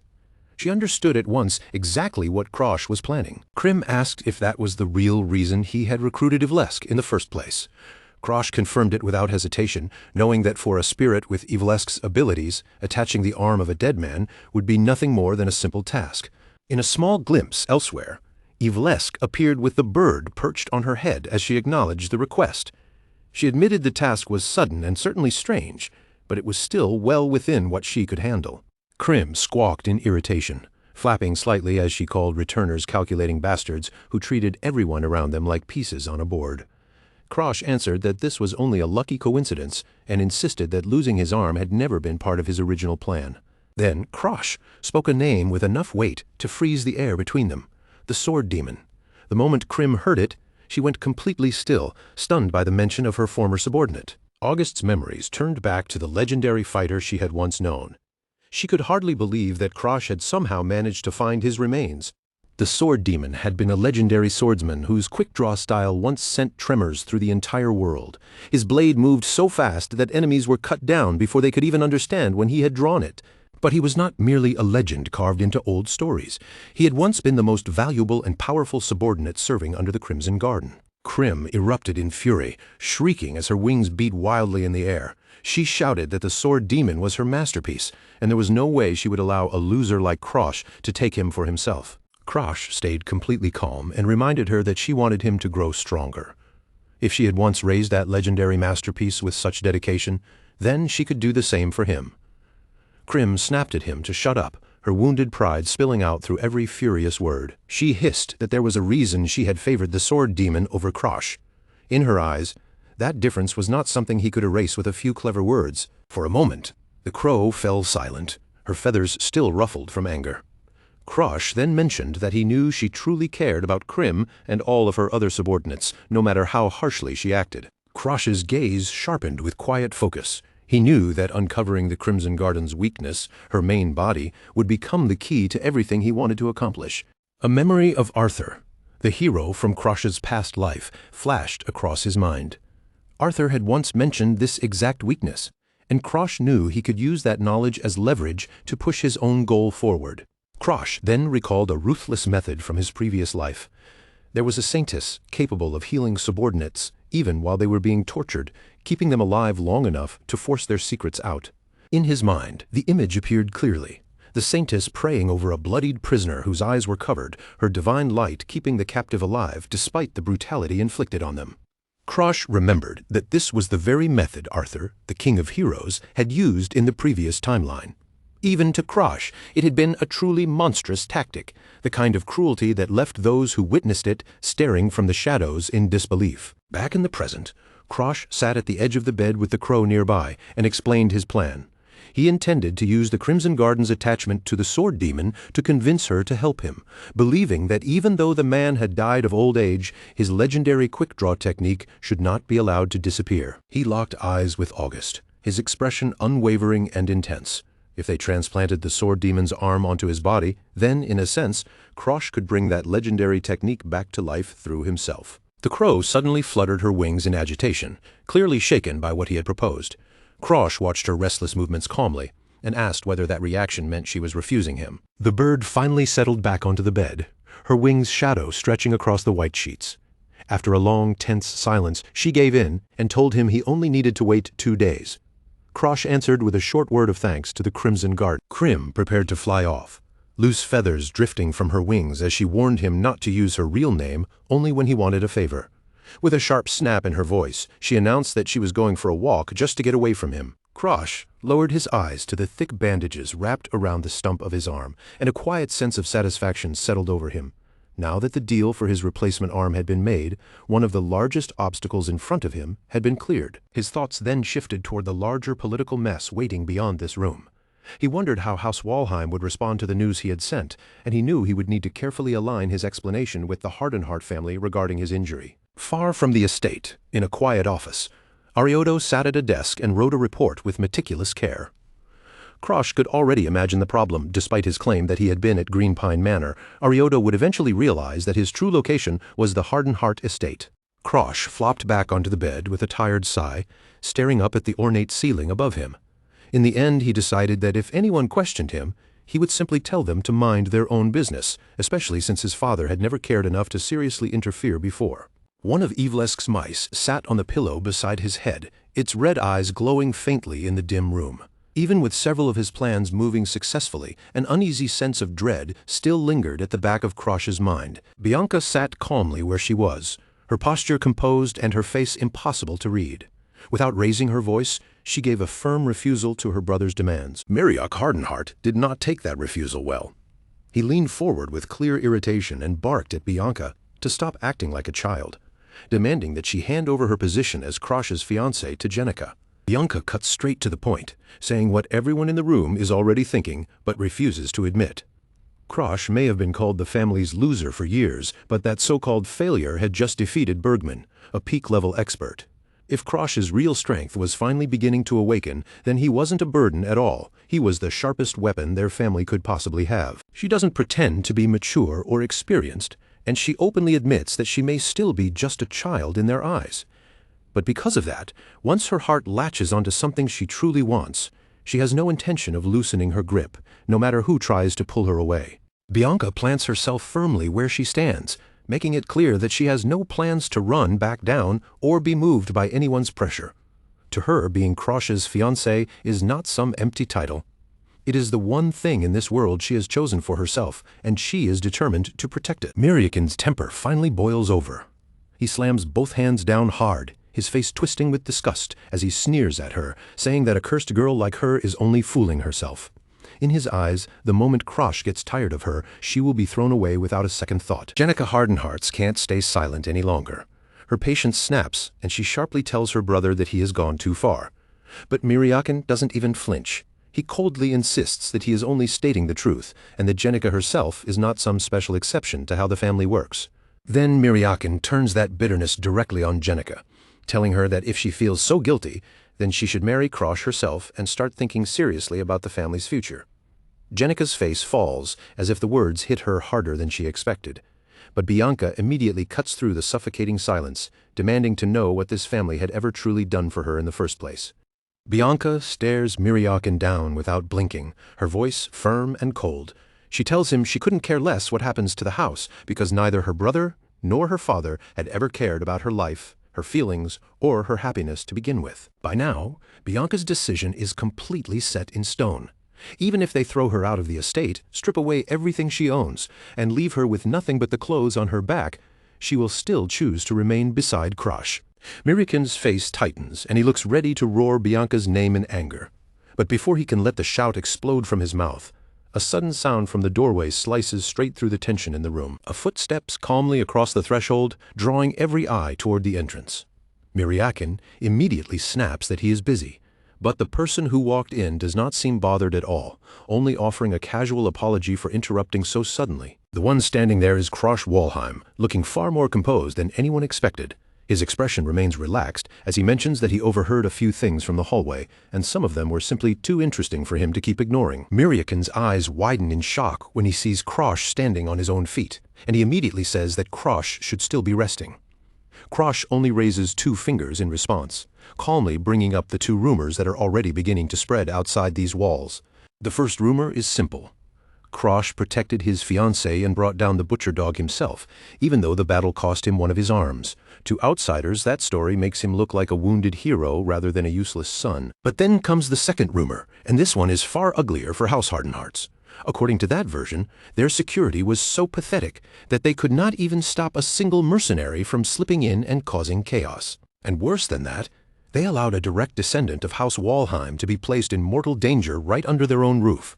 With the patriarch currently away and unable to handle the matter himself, Krosh calmly asks Miriakin which of those rumors would be more convenient for him to face.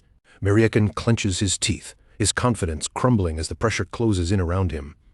Realizing he has been cornered from every angle, he glares at Krosh and asks what exactly Krosh wants from him. Krosh does not make the demand complicated. He simply tells Miriakin to let Bianca decide her own path. Whether she remains in the engagement or chooses to end it, the decision belongs to her, and no one else gets to force it. Miriakin freezes, clearly caught off guard by that answer. He had assumed Bianca's goal was just to escape the estate and cut herself free. But from the look of things now, he had completely misunderstood what was really happening between them. Krosh adds one last thing, making his stance unmistakable. He has no intention of throwing Bianca away, and he could not care less about some so-called curse. Bianca tightens her hold around his arm, her face burning with fierce emotion, while Miriakin stares in disbelief, unable to accept that the two of them have formed such a real bond in so little time. At last, Miriakin lets out a heavy sigh, the fight draining from his shoulders. With no better move left to make, he tells Krosh that for now he will leave Bianca in his hands. As they leave the room behind, Krosh's thoughts shift to the next problem waiting for him. He wonders whether a hardened priest can truly pull off the impossible and successfully heal the arm he lost. He tells them they will know the result in 2 days, and that they can report back once the time comes. After all, if the priest succeeds, it will not just help Krosh, it will also become a very profitable boost to the priest's reputation. Jenica remains behind, watching their backs as they walk away. She can't shake the feeling that Krosh is planning something beneath the surface, but for the moment she decides it is better to follow along and see where this leads. The door swings shut with a sharp slam, and the sound echoes through the room. After all the shouting, threats, and pressure, only a heavy silence remains. Jenica finally calls out to her brother, her voice breaking through the stillness. Miriakin stands there in place, still trying to process everything that has just happened before his eyes. Krosh notices right away just how different Bianca seems compared to before. She is still clinging tightly to him, her cheeks faintly red, and in a small, embarrassed whisper, she even suggests that maybe they should simply get married already. Meanwhile, in another place entirely, a hand settles quietly on top of a report. Written across its pages are the recent events surrounding Krosh, Bianca, and the disturbance at House Hardenhearts. The head of House Walheim stands half-covered in shadow, gazing out into the night beyond the window. In a low voice, he murmurs his son's name, fully aware that Krosh is finally beginning to make waves loud enough for others to notice. 2 days later, in a quiet corner of the Hardenhearts estate, Krosh has already returned to training. His body is drenched in sweat despite the cold, and blue flames crawl across his skin as he forces himself through another brutal attempt. He gathers everything into a single focused point, trying to fuse his aura with the extreme blood poison raging inside him. But the two powers resist each other fiercely, and balancing them proves far more difficult than he expected. In the next moment, his strength gives out, and he collapses heavily into the snow. The freezing ground should have cooled him instantly, but the heat pouring from his body is so intense that even the cold barely touches it. Krosh lies face down, breathing hard, each breath scraping out of him as he curses his own lack of progress. Even with all the knowledge he carries in his head, actually forcing this weak body to follow through is painfully brutal. Fortunately, his snow doll trick activates just before things spiral completely out of control. Cold energy whirls around his body, pressing down on the extreme blood poison and smothering it before it can explode into a full rampage. This is Krosh's extinguishing flame erosion, a technique that uses Ignis to burn away the world-corrupting energy buried inside him. It is dangerous, violent, and powerful enough to tear through the poison from within. The effect gives him an enormous boost, pushing his body beyond the limits it should naturally have. But that kind of explosive power comes with a heavy price, and Krosh knows better than anyone that fire like this never burns for free. The moment the technique fades, his entire body locks up. He cannot move even a single muscle, leaving him helpless in the middle of the field as exhaustion presses over him like a dark shadow. His internal temperature rises to a terrifying level, hot enough that it could cook his organs if he pushes too far. No matter how useful the technique is, he simply cannot maintain it for more than a few brief moments. Krosh stretches one hand toward the open sky, watching a bird glide past above him. If he wants to use this power in a real battle for any meaningful length of time, he needs something that can cool the core of his body from the inside. A memory flickers through his mind, someone standing in the middle of a raging sea of flames. The heat in that vision is overwhelming, yet beneath it all, Krosh remembers a presence that felt strangely cold and chilling. That man is his next target, Aslan Wigrit, the Flame Emperor. To control his own internal fire, Krosh needs the chilling moon shadow limb that belongs to him. It is a dangerous goal, one that could easily cost him more than an arm if he fails. But if Krosh wants to master this heat without burning himself alive from the inside, there is no other path that makes sense. A sharp grin spreads across Krosh's face as the answer becomes clear. He has found his next objective, and from the look in his eyes, failure is not something he plans to consider. In his thoughts, the silhouette of the Flame Emperor rises like a towering mountain of fire and shadow. Krosh knows this is an opponent he will eventually have to face, and his decision has already been made. Once his current wounds are healed and his body can move properly again, Krosh intends to track that man down himself, and when he finds him, he plans to steal his curse. Krosh later tracks down Evelask's residence and finds himself standing before a massive, ancient-looking tree. Staring up at the strange place, he asks if this is really the house, and the crow perched on his shoulder confirms that he has arrived. Claude's crow lifts off from a nearby post and flies away, leaving Krosh alone in front of the enormous tree-like dwelling. Whatever strange habits or bizarre experiments Evelask keeps hidden inside, he now has to face them himself. A maid wearing rabbit ears and a face mask soon steps out to greet him. In a perfectly calm voice, she introduces herself as Corpse Unit Number 8 and informs Krosh that her master has been expecting him. Krosh can't help pausing for a moment, his gaze lingering on the rabbit ears. Even for a genius researcher like Evelask, this kind of design choice feels more than a little strange. He follows the rabbit-eared maid inside and immediately notices that the interior is far larger than the outside of the tree should allow. From the unnatural depth of the space, it is most likely connected or expanded through spatial magic. Inside, Evelask is already fired up and practically waiting for him with excitement. She welcomes Krosh back with bright energy and tells him that the transplant for the sword demon's arm is finally prepared. He stares down at the withered black arm resting on the table beside Claude's crow. At a glance, it barely even looks like a body part anymore, more like a burned branch pulled from a fire, but Krosh knows he needs that thing attached to him right away. Evelask warns him before they begin, making it clear that the pain is going to be brutal beyond words. She even offers to put him under first. But Krosh simply answers that pain is already something he knows far too well. Her face grows sharp and serious, her widened eyes glinting behind her glasses. Then she tells him directly that once the procedure starts, she will not stop, no matter how badly he screams or begs. Krosh removes his clothes and takes his place on the edge of the cold stone table. Nearby, Number 8 steps forward with the demon arm in hand, preparing to begin the horrifying operation. He lies back against the stone, forcing his body to stay calm, as Evelask gives Number 8 the order to hold him down. If he loses control during the surgery, even one violent movement could ruin everything. The operation begins with a violent flare of dark red energy. Evelask drives her power into the severed connection point, and from that moment on, the real nightmare finally begins. Sparks scatter through the air as the alien flesh starts fusing into Krosh's shoulder. The process is rough and bloody, with torn tissue knitting together in a way that looks anything but natural. Krosh clamps down hard on the gag, his face twisting from the unbearable pain as the sword demon's arm finally binds itself to his body. The fusion succeeds, but this is only the beginning of the suffering. Evelask gives him no time to recover or even catch his breath. Her hands blaze with concentrated red light as she prepares for the last step, the most precise and dangerous part of the entire procedure. She forces the nerves to connect, sending a shock through Krosh's body like a bolt of lightning tearing through his bones. His eyes shoot wide open, almost bulging from his skull under the sheer agony. By the time it finally ends, Evelask is soaked in sweat from the strain. Even she has to admit she is impressed that Krosh managed to remain conscious through the whole nightmare. Number 8 quickly makes herself useful and moves to his side.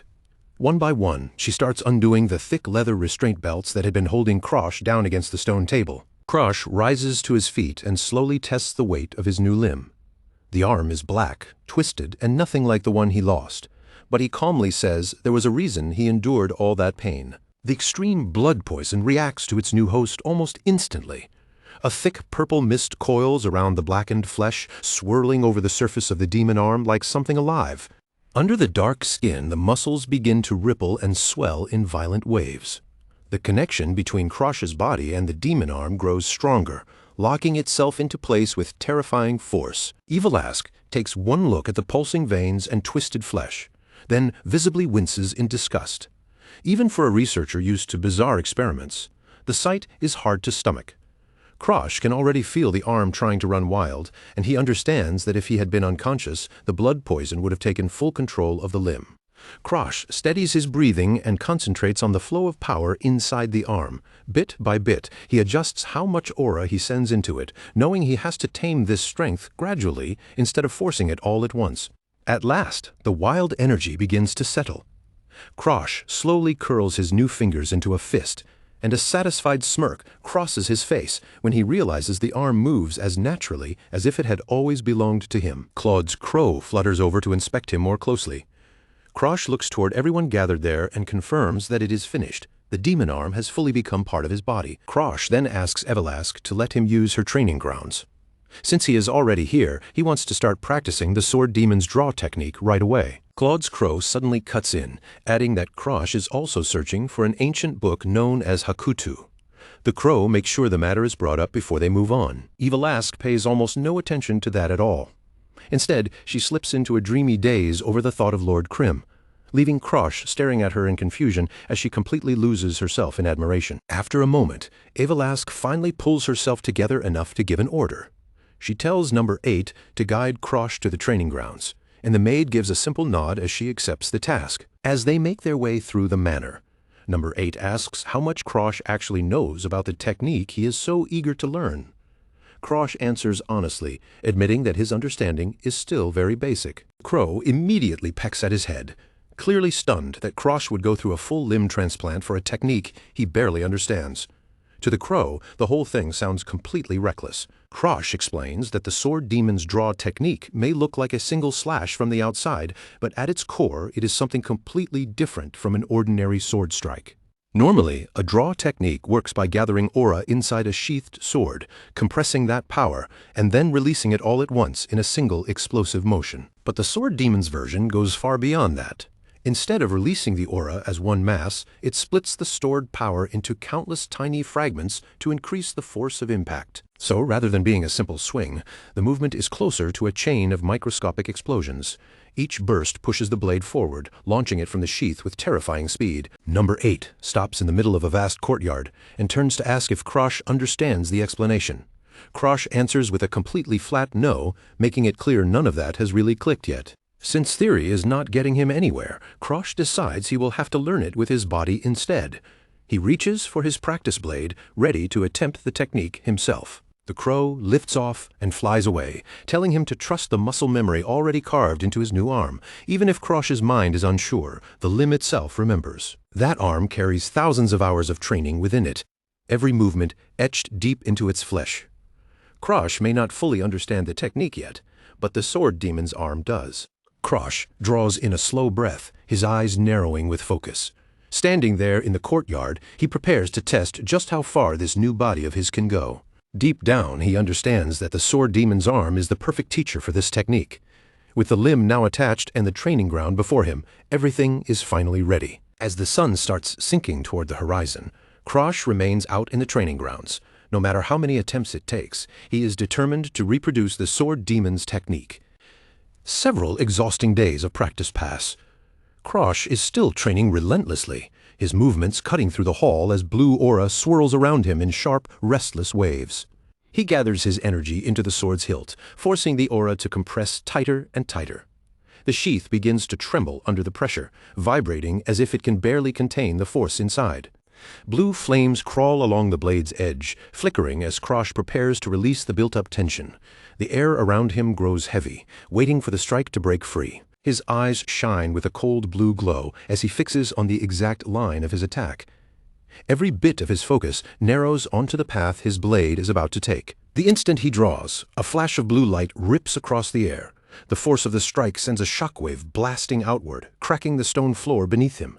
From the side, number 8 watches the entire attempt in silence. Her masked face gives nothing away, making it impossible to tell what she thinks of his progress. Krosh lowers his gaze to his hand, frustration tightening across his face. The slash was fast, but he could still follow the blade with his own eyes. The true technique is supposed to be invisible. If Krosh can still see the movement clearly, then he has not yet reached the sword demon's highest level of speed. He realizes the problem lies in his aura control. To close that gap, he will eventually have to return to Blue Pine Hall and learn the next step properly. Krosh slides his sword back into its sheath and thanks number 8 for spending the past few days helping with his training. She responds calmly, telling him he should have more confidence in himself. She then reveals that the single-digit members of the corpse unit are all master-level fighters, so the fact that Krosh can keep up with them at all is already impressive. But Krosh knows he cannot be satisfied with simply being decent. The enemies waiting for him in the future are far beyond the level of ordinary masters. Eva Lask eventually wanders in, looking as if she has just dragged herself out from under a mountain of books. When she sees them, she seems genuinely surprised that they finished so quickly. Krosh then tells her that he is heading back to the Walheim estate today. The news hits Eva Lask so suddenly that her eyes nearly pop out of her head. He tells her plainly that bringing her with him is out of the question. The moment she stepped onto the estate, someone would notice, and once that happened, the whole situation would turn troublesome fast. For now, the safest choice is for her to remain hidden here, away from curious eyes. He makes it clear that the 5 elders at the estate are not people she can afford to underestimate. If they sense even the faintest trace of her presence, they will react immediately. And strangers are not exactly welcomed gently inside that family's territory. He asks her to stay where she is for a little while longer. But before leaving, he adds that there is one more thing he needs from her. He wants her to watch for the Poison King, Dagurakin, because he cannot allow a dangerous figure like that to interfere with the Hardenhart family's affairs. Eva Lask freezes for a moment, stunned by how casually he says it. After all, he is asking her to keep one of the 10 strongest humans in the entire world in check, as if it were just another simple favor. She falls silent and gives the request real thought, her expression slowly settling. If the task is only to protect the head of the house and prevent outside interference, then she believes there is at least a chance she can handle it. Krosh's face softens into a sincere smile, and he thanks her without any of his usual guardedness. Then he tells her that if she ever needs anything from him in return, she only has to say the word. That sudden honesty hits Eva Lask harder than she expects. Her cheeks turn bright red, and she quickly looks away, trying to hide how flustered she has become from his unexpectedly genuine words. Krosh turns and walks down the sunlit hallway, his figure slowly moving farther away beneath the warm light. Eva Lask quietly watches him leave, knowing he has no idea what she had truly wanted to ask of him. Number 8 asks her if she is really certain about letting him go like this. Eva Lask answers honestly, admitting that the version of herself from long ago would have followed him without even stopping to think. She lowers her gaze to her own hand, her thoughts drifting back to days she can no longer reach. In Krosh's stubborn determination, she catches faint echoes of the companions she once walked beside. Number 8 remains quietly at her side while Eva Lask thinks it through. If she follows Krosh now, she knows she will be dragged into uncertain hardship and forced to face powerful corruptors one after another, so in the end she convinces herself that staying behind truly is the wiser choice. Wrapped in a soft, hazy warmth, Eva Lask lets a faint smile rise on her lips. The light catches in her hair as she tries to accept that a calm life indoors may suit her better now, and little by little she finds comfort in the decision she has made. At the carriage door, Krosh Walheim stops for just a moment and glances back one final time, his eyes steady and unreadable. He is heading toward the path waiting for him, but the companions he leaves behind remain alert, prepared to move the instant danger comes looking for him. After the long journey back from Hardenhart, the white carriage finally rolls onto the estate grounds once more. Krosh has returned home at last, but the quiet moment of relief around him is not going to last for long. As the carriage comes to a stop, Ariad lowers himself into a deep, graceful bow and welcomes the young master back with flawless formality. Above them, a large black crow circles through the sky, as if quietly observing the entire homecoming. Krosh steps down from the carriage, with Bianca sleeping peacefully in his arms, careful not to wake her. Without wasting time, he turns to the butler and asks whether anything important happened while he was away. While they begin walking toward the mansion, Arioto explains that the main house has been asking about Krosh's movements. In particular, they seemed very interested in why he had suddenly left with Lady Bianca. Arioto, as always, handled the matter with quiet cunning. He told the main house that a messenger had simply failed to pass along the proper details, shifting all suspicion onto a supposedly incompetent servant. The people above accepted the excuse immediately, partly because they already looked down on Krosh and expected little from those around him. The messenger was dismissed on the spot, and with that, the real story behind their departure was neatly buried. Krosh cannot help being impressed by how cleanly Arioto managed the aftermath. He gives the butler a small nod of approval, acknowledging how well he kept the family from breathing down his neck. But Arioto's expression makes it clear that a larger problem is already approaching. He warns Krosh that the head butler will soon arrive at the estate to formally reevaluate his progress. The head butler is no ordinary servant. She commands every servant under the Walheim name and answers only to the family head himself, making her the person who guards the dignity and standing of the direct lineage. Her judgment is harsh, precise, and impossible to ignore. Once she finishes evaluating a member of the direct bloodline, the way that person is treated from then on can change completely, and she has absolutely no patience for weakness. For Krosh, being forced to deal with a masterclass opponent right now is nothing but a headache. Still, he understands that if he wants to gain real influence, he cannot keep hiding in the shadows forever. If he truly intends to take the power of the Flame Emperor, Aslan Uygrit, one day, then he will need the strength, resources, and support of his family behind him. That means proving himself now is a dangerous risk he has no choice but to accept. Krosh asks if there's anything else he should know, keeping his mind fixed on the difficult road ahead while the pressure of the mansion's politics closes in around him. Arioto then adds that Darling Danfirion has begun growing impatient. The alchemist is apparently demanding the promised materials right away, showing the same complete lack of patience she always has when something is delayed. Krosh lets out a tired sigh and thanks the butler for warning him. Too many dangerous people are already moving around him at once, each one capable of creating trouble in a different direction. Before taking another step, Krosh knows he needs a moment to sort through the board and decide his next move carefully. Then, without warning, a cold pressure sweeps across the courtyard. A powerful presence appears on the balcony above them, and Krosh realizes that Charlotte Walheim has already arrived at the estate. A dark, threatening smile spreads across Charlotte's face as she looks down from above. Her gaze fixes on her brother like a predator watching its prey finally return to the den. She plants one boot hard on the railing, preparing to drop down. Around her body, a blue aura flickers and coils, revealing just a glimpse of the immense power she is currently holding back. Without the slightest hesitation, Charlotte leaps from the high balcony and comes plunging toward them at frightening speed. Even as she falls, she greets Krosh in an almost cheerful voice, the tone sharp with mockery. Krosh looks up at her in genuine shock, his eyes widening as he recognizes the sword star of the Walheim family. He knew Charlotte would come eventually, but her arrival is far earlier than he expected. Charlotte Walheim lands with effortless grace, as if falling from that height meant nothing at all. She teases her brother for making his older sister wait, casually twirling a lock of hair while looking almost bored by the lack of excitement. Then her eyes drift to Bianca, still asleep in Krosh's arms, and she wonders aloud whether she should have stayed away a little longer so the two of them could enjoy their private time. Krosh simply stares back, a bead of sweat sliding down his face. Charlotte's gaze suddenly sharpens, her blue eyes cutting straight through him.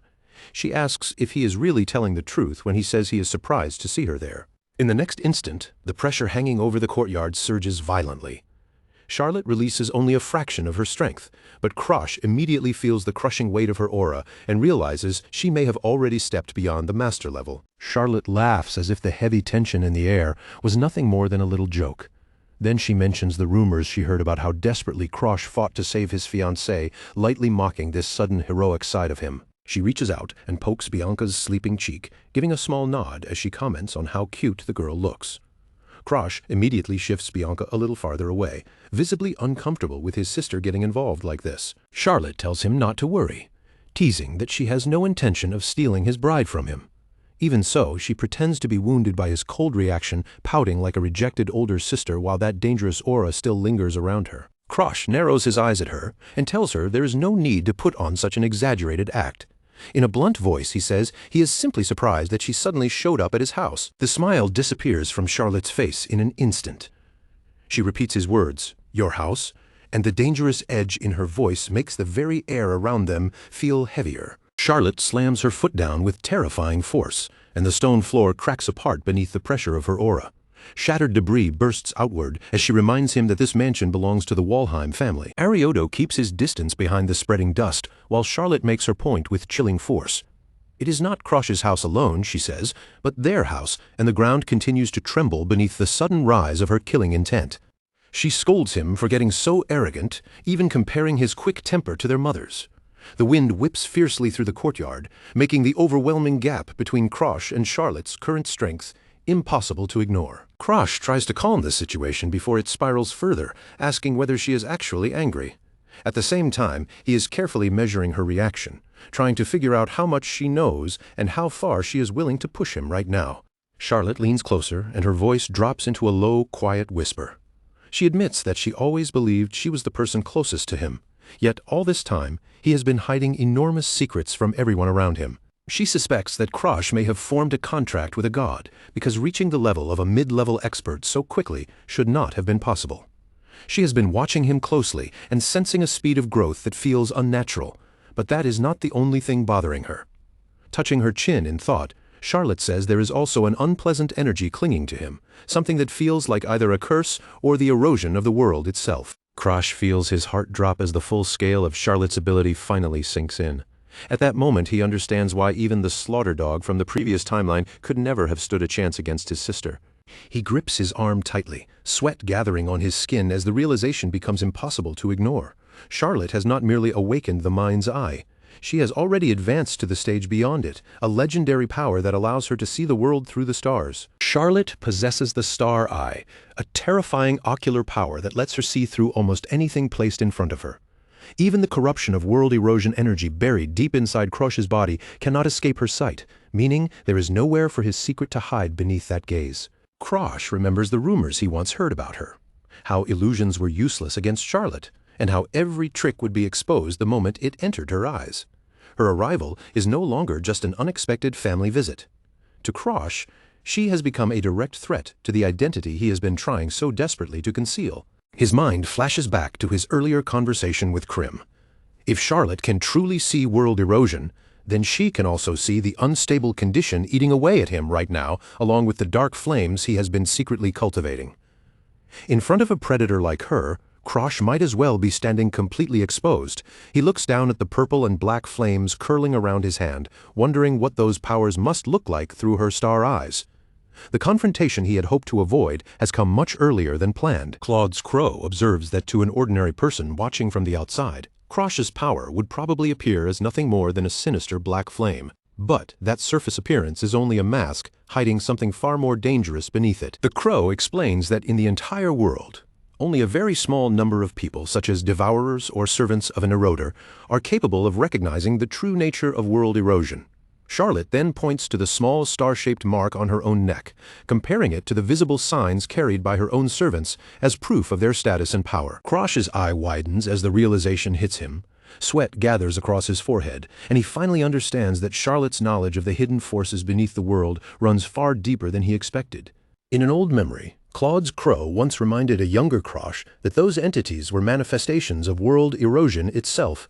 Crush, however, was not the same as them. He was simply taking that dangerous, unstable power and mixing it directly into his own aura. The young Crush stares down at the purple mist gathering in his palm, watching it shift and coil like something alive. The Crow tells him that most people who saw this condition would not understand it at all. They would simply call it a terrible curse. Back in the present, Crush stands there with the sleeping Bianca still held carefully in his arms.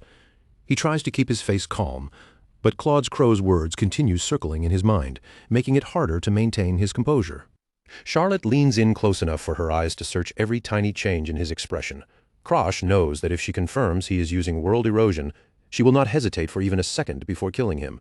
Then she lifts his chin with one finger, her tone turning playful as she asks about the impressive collection of equipment he has gathered ever since his personality suddenly changed. Charlotte begins to pace around him, her boots clicking lightly with each step as she studies him from every angle. With a faintly amused voice, she notes that this obvious greed of his is something he must have inherited from her. There is a trace of nostalgia in Charlotte's voice as she continues. In this moment, she says, Crush probably resembles their mother far more than he would ever want to admit. Charlotte glances at Bianca, who is still fast asleep and drooling without a care in the world. Then, with no room for argument in her voice, she orders Crush to put the child somewhere safe and come meet her at the training grounds for a proper evaluation. Out on the field, Charlotte is swallowed at once by a tremendous surge of blue aura. The power rolls off her body like a storm, and she looks eager to test her brother's real strength with her own eyes. Crush stands facing her in the open Walheim courtyard, feeling the crushing pressure of her presence bearing down on him. Dust stirs around their feet as the space between them grows tense and heavy. His hand tightens around the hilt of his sword. As he stares at Charlotte, Crush realizes that even before his regression, he never once had the courage or the chance to face her in battle. Charlotte waits across from him, with only a simple wooden training sword in her hand. Despite the harmless-looking weapon, she appears completely relaxed, even while a lethal intensity continues to radiate from her entire body. She gives him one final warning before they begin. If he dares to hold back against her, she says she will be truly angry, so he had better attack her with every bit of strength he has. Crush lowers himself into a combat stance, his expression sharpening as the tension settles over his face. Then he gives Charlotte a short, determined nod, letting her know he understands before the first strike begins. The siblings face each other in a silence so thick it almost feels physical. Between them, the air seems to tighten, waiting for the violent, high-speed exchange that is about to erupt. After 3 full minutes pass without a single movement, Charlotte finally begins to lose patience. She points out that Krosh still has not drawn his weapon or raised his aura to answer hers. With a small sigh, she adds that since she was the one who suggested the spar, it would feel strange for her to keep waiting forever for him to make the first move. Krosh does not move an inch. His eyes stay locked on Charlotte's body, tracking every breath, every shift, every tiny motion as he waits for the opening that is bound to come. With one sharp exhale, Charlotte decides the waiting is over. She lunges forward in an instant, and her speed tears across the training ground so fiercely that it whips up a whirlwind in her wake. The moment her wooden sword comes down, the impact sends shockwaves ripping through the air. Krosh is forced to move with everything he has just to survive the first clash without being overwhelmed. Steam begins spilling from Krosh's mouth as the heat of his forbidden technique rises inside him. His internal energy starts to boil, pushing his body toward a limit no ordinary fighter should cross. His eyes flare with a fierce yellow light as he forces his body far beyond its natural boundaries. At the same time, he burns the stolen power of world erosion as fuel, driving himself into a dangerous state of explosive strength. On the back of his hand, a demonic mask symbol begins to glow. That mark signals the desperate activation of his limit-breaking maneuver, a move meant to squeeze every last bit of power out of him. Krosh has only 1 second to act.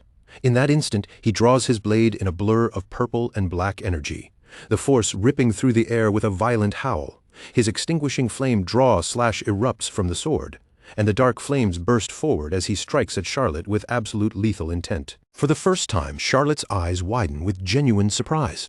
She sees the destructive force and terrifying speed of the black flames rushing straight toward her, and even she cannot ignore the danger in that attack. Their weapons collide, and the clash detonates into a blinding explosion of energy. The training ground beneath them cracks under the pressure, splitting apart as their power crashes violently against each other. Anyone watching can tell at once that Krosh is not testing the waters. From the very beginning, he is using his full strength, refusing to give even a single inch against his seemingly invincible sister. And Krosh does not stop after the first strike. With black aura still raging wildly around him, he lifts his sword high, preparing to drive in a follow-up attack before Charlotte can fully regain control. He pushes his body even harder, extending the limit break until it stretches to a full 2 seconds. His eyes burn with an intense, hollow glow, as if the power inside him is eating away at him from the inside out. A towering vertical pillar of dark flame erupts from his blade as he brings down a single crushing slash. The attack looks powerful enough to split the ground itself, carving through the training field with terrifying force. The force of Krosh's strike is so overwhelming that Charlotte's wooden sword finally cannot withstand it. With a sharp crack, the practice weapon snaps cleanly in half. Splinters scatter through the air as Charlotte narrowly avoids taking the blow directly. In that instant, she realizes Krosh is definitely hiding something enormous, and now that her wooden sword has been destroyed, she can no longer afford to treat this as a simple game. A wild grin spreads across Charlotte's face as she releases a brilliant cyan blade formed from pure condensed aura. The moment it appears, there is no mistaking what it means. This is the unmistakable power of a true master. Since her practice weapon is gone, Charlotte decides to show him what a real aura blade can do and finally bring the fight onto a different level. The cyan energy crashes against Krosh's dark sword with a clear metallic ring, revealing the overwhelming skill of a masterclass swordsman. Charlotte looks at him with sharp amusement and asks what he plans to do now. His current style has been blocked. His momentum has been brought to a halt, and the next move is his to prove. Krosh answers without words. From the palm of his hand, a terrifying shadow maw lined with sharp teeth bursts into shape and lashes toward Charlotte as if it has a will of its own. The predatory Black Hood skill surges forward, its jagged purple jaws colliding directly with the shining brilliance of Charlotte's cyan aura blade. The dark, chaotic force of Krosh's attack stands in violent contrast to the clean, refined power of his sister's masterclass technique. One side looks like a devouring shadow, while the other shines with controlled, flawless strength. Sparks explode between them as the two opposing powers grind against each other. Charlotte's face shows a flash of stunned disbelief as she feels the pressure behind the attack. Krosh knows that with his current raw strength, he cannot simply crush her aura head-on, but that does not matter. All he needs is one path through. The fanged shadow maw finally closes in and snaps down, allowing Krosh to bridge the distance between them against all odds. Sweat runs down his face, but he still manages a tired, triumphant smirk, because he has finally reached the untouchable sword star. Krosh lashes out with every bit of strength he has left. Purple aura surges around him as he swings toward his sister, pouring everything into that single opening. Charlotte's eyes widen as the blow lands with shocking force. The impact is so violent that it begins to crack through the defense surrounding her, something that should never have happened. Krosh is exhausted and battered, his body already pushed close to its breaking point. Even so, he forces a smirk onto his face, knowing that he has finally managed to reach her. Charlotte stares back at him in stunned silence. For a moment, she cannot believe that Krosh has actually made contact with the flow of her aura. Charlotte possesses a rare power known as the Aura Stream. It is a divine, flawless barrier, one that is supposed to be impossible for anyone weaker than her to pierce. In Charlotte's mind, the idea that a mid-tier expert like Krosh could break through that shield should have been completely impossible, but now the proof is right in front of her. High in a nearby tree, the crow watches the fight unfold from above. Charlotte admits inwardly that even though she had been holding back, Krosh still managed to force her hand. As Charlotte walks away from the training ground, a cold thought continues to cling to the back of her mind. If Krosh's attack had landed cleanly in that final exchange, the result might not have ended as a simple spar. It could have become fatal. For just that brief instant when their powers collided, Charlotte felt something she never expected to feel from her own younger brother. It was the faint, unmistakable brush of death passing close enough to touch her skin. Before that thought can settle any deeper, Arioto steps in and interrupts her silence. He approaches the young lady with measured steps as she stands alone in the palace courtyard, her expression still carrying the weight of what just happened. They speak about Krosh's condition after the battle, and Charlotte listens carefully for every detail. When she hears that his reconstructed arm endured the strain without falling apart, a quiet sense of relief finally crosses her face. Meanwhile, back inside his room, Krosh is completely unconscious. The mock battle had taken every last bit of strength from him, leaving the boy collapsed in deep sleep, unable to move even a finger. There are only 3 weeks left before enrollment at the academy begins. It is not much time at all, but for Krosh it is still just enough for one final push before stepping into the next battlefield. Charlotte has no intention of simply standing around and waiting for him to catch up. She decides to leave ahead of him, setting a target in the distance for her brother to chase with everything he has. A few days later, inside the Danfurlian Manor, Darling is practically glowing with excitement. In front of her sits a freshly completed elixir, and judging by the bright look on her face, she is clearly proud of her newest creation. The elixir only took her an hour to brew, but Claude's crow immediately warns Krosh not to underestimate it. If he plans to drink something this powerful, he will need a wide open training ground, not a cramped room where things can go wrong fast. Because of that, they go to meet Darling and ask to borrow the training grounds. This is not the kind of potion someone casually drinks in a bedroom, especially when no one knows exactly how violently his body might react. Krosh studies the elixir in his hand with clear suspicion, his eyes narrowing slightly at the strange liquid. He cannot help wondering what kind of reckless madness he is about to pour down his throat. Standing in the center of the hall, with his upper body bare, Krosh steadies his breathing and prepares himself for the breakthrough. Every muscle in his body is tense, waiting for the elixir's power to strike. Darling and the crow watch him closely from the side. Their usual teasing and light banter fade away, replaced by a heavy, expectant silence that makes the entire space feel strangely tense. The moment Krosh drinks it, he realizes he may have acted too quickly. His expression shifts, and only then does he ask what exactly he just swallowed. Krim finally reveals the truth. The pill is called the Nine Whales Dragon Pill, a legendary elixir that tears apart the body and aura from within, only to force them to rebuild themselves stronger than before. Krim leans closer with a wicked grin, clearly enjoying the situation far too much. He tells Krosh that all he has to do is endure 9 screams of agony, and after that he will be able to step into an entirely new level of power. For a moment, the room falls into a strange silence as the potion begins moving through Krosh's body. Everyone waits for the pain to hit, but the expected physical agony has not arrived yet. The crow is completely baffled when Krosh does not immediately collapse or scream.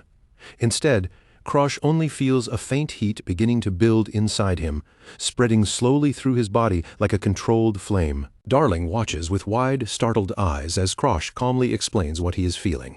To him, it is nothing more than a steady prickling warmth, almost too mild to be called real pain. Krosh has already lived through suffering far worse than this in his previous life. Compared to the hell he has endured before, a little internal burning is nowhere near enough to break his mind. Krim is left speechless, staring at him as if he is looking at something completely abnormal. He cannot help wondering what kind of miserable, hellish life Krosh must have lived to consider this level of torture manageable. The crow quickly tells him to stop wasting breath and concentrate. If Krosh focuses properly, the energy will be absorbed more efficiently, and every bit of the elixir's power can be pushed into his body. Deep within Krosh's mind, Krim's presence looms silently as he watches the process unfold. Even there, he can see just how intensely Krosh is focusing, refusing to let even a trace of pain scatter his thoughts. The reconstruction inside him is brutally violent. His organs are being scorched, and his nerves are being stitched back together in real time, one thread of pain after another. Most people would have lost their sanity under that torment, but Krosh's determination is what makes him so dangerous among regressors. Only his absolute obsession with reaching his goal keeps him conscious through the agony. No matter how badly his body is torn apart from within, he refuses to let his mind sink into darkness. The crow stays close beside him, watching every change in his body. If Krosh ever reaches the point where he can no longer stand on his own, the crow is ready to force him back onto his feet. This is no longer just another round of training. For Krosh, this pain is tied to the vow he made to himself, a promise that he will never again remain powerless in front of those who can take everything from him. At the center of that storm of pain, Krosh suddenly feels something shift. The crushing pressure inside him begins to loosen, as if the wall holding him back has finally started to crack. The aura within him, once so small it was like a shallow puddle, begins expanding at incredible speed. In only moments, that limited pool of energy stretches outward, becoming something deep and vast, like a lake. Until now, Krosh had focused mainly on refining the quality of his aura, but no matter how pure it became, there had always been a natural limit to how much power his body could contain. Then, in a single explosive leap, he breaks past that boundary. Krosh rises from a mid-tier expert straight into the upper tier, gaining a massive increase in raw power all at once. The ocean of energy inside him finally settles and stabilizes. The violent surging begins to calm, marking the moment his transformation is complete. Krosh slowly opens his eyes, and they shine with a sharper, more intense light than before.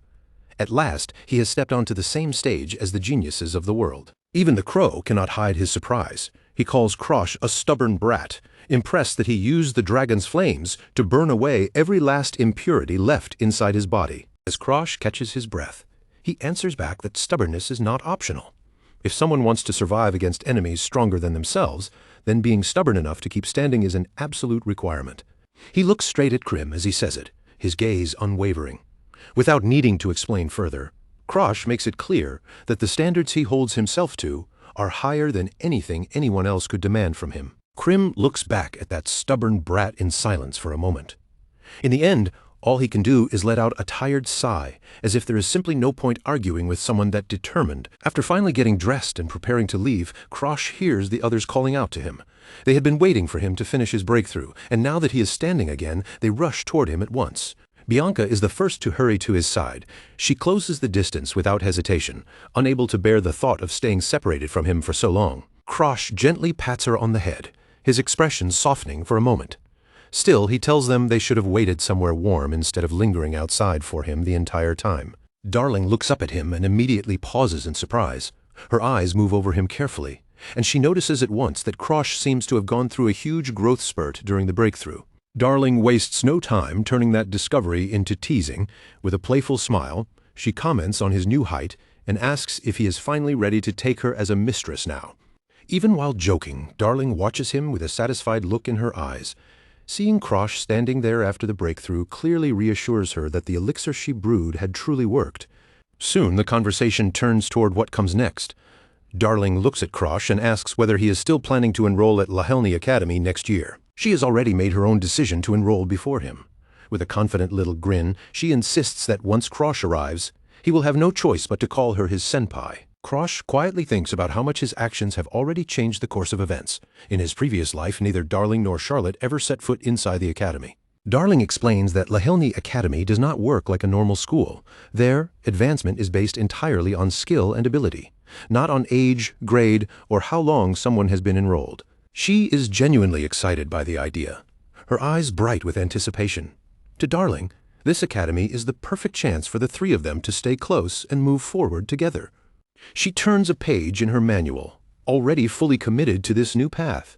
Instead of following her original life as a wandering world traveler, Darling is choosing to step into a different future. Krosh cannot shake the feeling that even Charlotte is being pulled toward the academy this time. One by one, the people who should have walked separate roads are starting to gather around that same destination. Darling reaches her hand out toward him, making it clear that she is already looking forward to seeing him at the academy 1 year from now. Hearing that from his fake-acting father sends a strange chill through Krosh, yet somewhere deep in his subconscious, those words still leave an uneasy weight behind. That heaviness settles deeper in his chest as he tries to make sense of just how drastically his own fate has begun to shift. Then, before he can fully process it, a desperate shout suddenly echoes across the manor grounds, as if someone is trying to break free and escape. A pair of polished black shoes steps out into the light, each movement calm and precise. With that quiet entrance, it becomes clear that the head butler has finally arrived to begin Krosh's long-awaited evaluation. Inside Blue Pine Hall, Catherine Walheim receives the report that Krosh has returned to the estate and is now ready to undergo his test. The air around her feels controlled and sharp, as if the entire hall is waiting on her decision. The edge of her blade catches the light, reflecting her face in a thin, gleaming line. Without hesitation, she sets the date for Krosh's evaluation exactly 1 week from that moment. A low laugh rolls through the training hall, cold and heavy enough to linger in the air behind her. The massive doors close with a final thud, sealing the tension inside. A faint blue aura begins to shimmer around Catherine's body, giving her presence an even sharper edge. Her anticipation slowly builds as she prepares to see with her own eyes just how much that boy has truly changed. When they finally stand face to face, the first thing she notices is his body. Krosh's physical transformation is obvious, and her sharp gaze takes in every difference from the boy she remembers. Catherine wears a polished, courteous smile, the kind perfectly suited for a noble household, but that smile never quite reaches her eyes, which remain sharp, cold, and carefully observant. Krosh greets her with polite courtesy, offering the kind of formal words expected in a family setting. Even so, every part of him remains guarded, because he knows better than to relax in front of someone like her. Catherine Walheim is not merely the head butler of the family. She is also Krosh's great-aunt, a masterclass fighter whose standards are merciless and who demands perfection from anyone carrying the Walheim name. She explains that because Krosh managed to defeat a high-level expert like the Slaughter Dog, the family can no longer ignore his growth.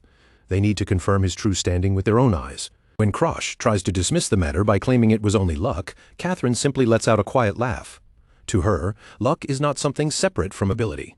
It is just another part of a person's strength. Krosh quickly realizes there is no point trying to hide the real scale of his progress. Against a master of Catherine's level, even the smallest change in his body and aura will be seen through instantly. Catherine's expression turns cold as she lays the stakes in front of him without softening a single word. If Krosh cannot even keep pace with Charlotte, then he has no right to set his sights on becoming the head of the family. For a brief moment, that blunt ultimatum catches Krosh off guard. Her words strike straight through the room, leaving no space for excuses or comforting lies. Catherine speaks of a future where bloodlines and family names will no longer protect anyone. When the world begins to collapse, only the strongest will have the right to stand at the top. Hearing that warning, Krosh cannot stop a small, sharp laugh from escaping him. The irony of her words hits him too clearly, and his reaction slips out before he can hold it back. Catherine stops immediately, her brow tightening as she stares at him. She cannot understand what could possibly be amusing about such a grim and merciless future. But Krosh only laughs even harder. After everything he has seen and survived, the idea that becoming head of the Walheim family is some impossibly difficult goal feels almost absurd to him. His reaction clearly irritates Catherine. She is not used to being mocked by a younger member of the family, especially not in the middle of a serious evaluation. Pushing aside his attitude, Catherine decides there is no point talking any longer. It is time to begin the test and see what Krosh can actually do. From this close, she can see the change in his eyes clearly. He no longer resembles the same boy he was just a year ago. Catherine draws a practice sword from her belt in one smooth, precise motion. The movement is so clean that it looks effortless, yet every inch of it carries the discipline of a master. Once her stance is set, she gives Krosh his only objective. If he can make her take even one step back, then he passes. With her presence filling the hall like a heavy pressure, she waits calmly for him to make the first move. Krosh steadies himself and prepares to act, Even knowing that the opponent in front of him is a masterclass fighter, he understands that stopping now is not an option. Catherine watches him with narrowed eyes, carefully studying the stance he chooses. Nothing about her gaze is casual, as she picks apart every detail of his posture. Krosh centers his weight, one hand hovering just above the hilt of his sword. The specialized draw stance he takes gives off an eerie familiarity, enough to make Catherine's attention sharpen instantly. Catherine's hand instinctively rises to her neck as an old scar begins to throb. The sight of Krosh's stance pulls a memory from deep within her, a memory of a battle she barely managed to survive. Her eyes widen with genuine shock, as the meaning of what she is seeing finally sinks in. This is not a simple stance copied from nowhere. It is something far more dangerous. Inside Krosh's sheath, dense blue aura begins to vibrate violently. The pressure gathers tighter and tighter, building toward the point where it feels ready to burst. A purple Hanya mask symbol lights up on the back of his hand. That glow reveals the true nature of the technique he is preparing to unleash. Behind him, the spectral image of the sword demon rises like a shadow from another world. Its aura begins to merge with Krosh's own, wrapping around him as he prepares a strike meant to kill. Krosh grits his teeth as the enormous energy surges through him, forcing his body to withstand the pressure. A faint wisp of green mist slips from his lips, showing just how much strain he is enduring. Dark purple and black aura whirl around the hilt of his blade, gathering into a violent storm of energy. Then, at last, Krosh begins to draw his sword. With one explosive motion, he unleashes the slash. A massive wave of dark energy tears across the training ground, ripping forward with enough force to swallow the space between them. Catherine raises her sword to intercept the blow, her own blue aura flaring brilliantly around her. Even then, she has to brace herself as she struggles to contain the full impact of the purple shockwave. She manages to hold her ground, refusing to give even a single step. Still, the grim and impressed look on her face shows that she fully acknowledges the power behind Krosh's attack. Blue light flickers across Catherine's face as she studies the technique head-on.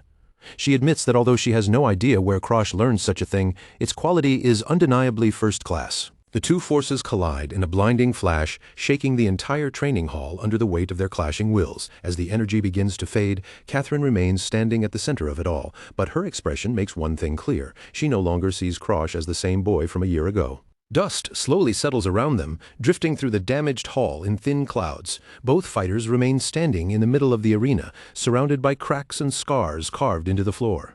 Catherine lowers her gaze to her hand and finally notices the damage. The sheer force of Krosh's strike has snapped her practice blade cleanly in two. She stares at the jagged remains of the hilt still in her grip. Around her feet, the broken pieces of the sword lie scattered across the ground like proof of the blow she just received. A rare, satisfied smile slowly appears on Catherine's face. Even though it was only an old practice sword, she admits she never expected Krosh to shatter it so completely. With her decision made, Catherine gives him the official verdict. Krosh has passed the evaluation, and not merely by a narrow margin, but with results strong enough to be called outstanding. She turns to leave, offering him a calm congratulations for a job well done.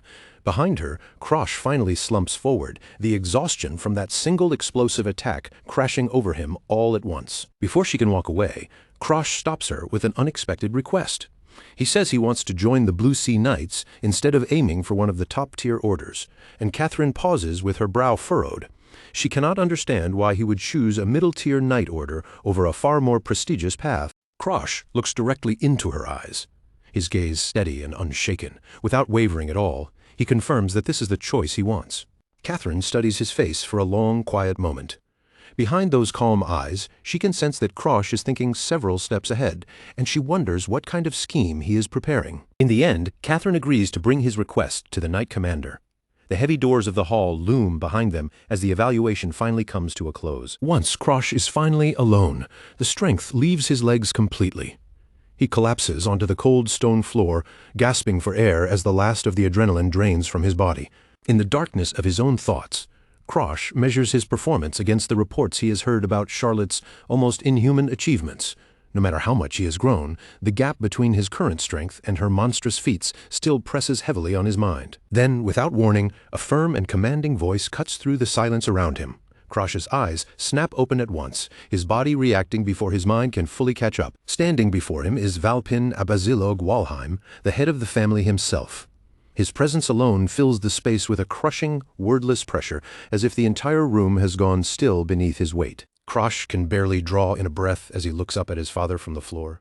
The man's overwhelming aura pins him down without even needing to move, and after quietly noting that Krosh has grown, he tells him to spend the rest of the afternoon recovering from the evaluation. Without offering any further explanation, the family head turns away and leaves with his retinue following behind him. Krosh remains where he is, staring after them and wondering why his father bothered to appear in the first place. 3 weeks pass, and Krosh soon finds himself standing in the lively magic city of Hargram. This place is known as the sacred seat of the Red Magic Tower, a city where magic seems to fill every street and stone. He moves through the crowded streets with a companion at his side, keeping his gaze sharp as they make their way through territory ruled by magic supremacists. Every step reminds him that this is not Walheim land. All around them, shops display strange potions, old scrolls, and mysterious tools packed behind glass and wooden counters. The air itself carries the thick scent of alchemy, herbs, and magic residue. With a faint, knowing smile, Krosh begins explaining the city's history as they walk. His memories from the future give him a quiet advantage here, letting him move through this unfamiliar land with far more confidence than he should have. His thoughts drift toward the other regressors, especially the one who climbed back to her peak faster than anyone else in the previous timeline. Among all of them, she was the one he could never afford to ignore.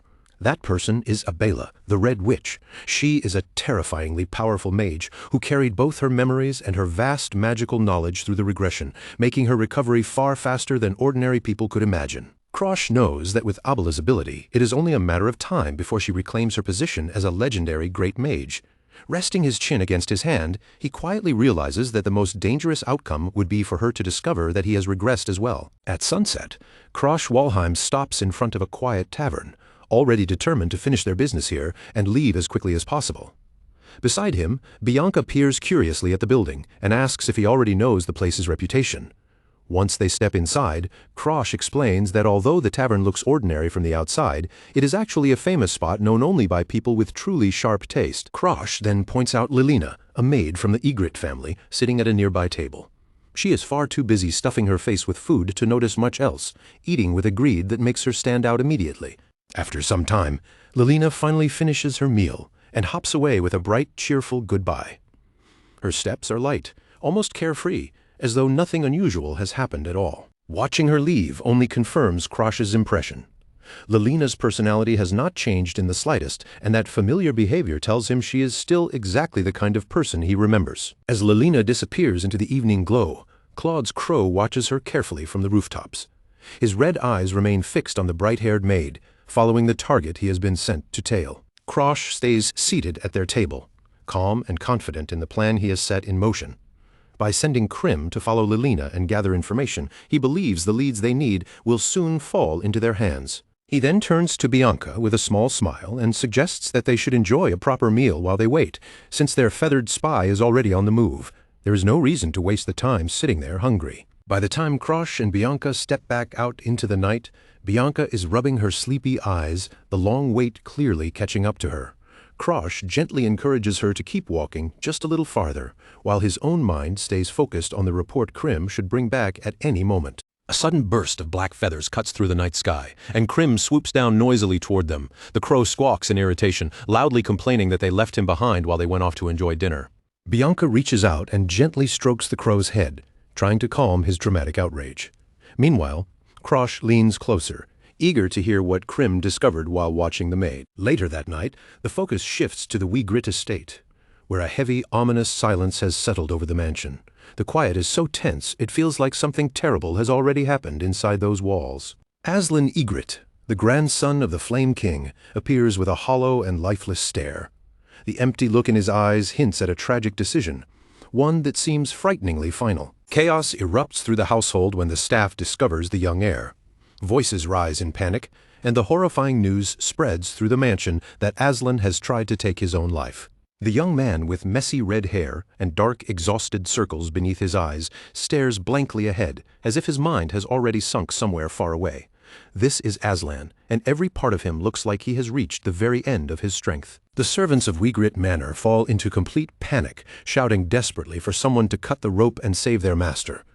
The room becomes a scene of pure confusion and terror, with everyone scrambling at once. Lilina, the ash-blonde maid, stands there watching with heartbreak written across her face.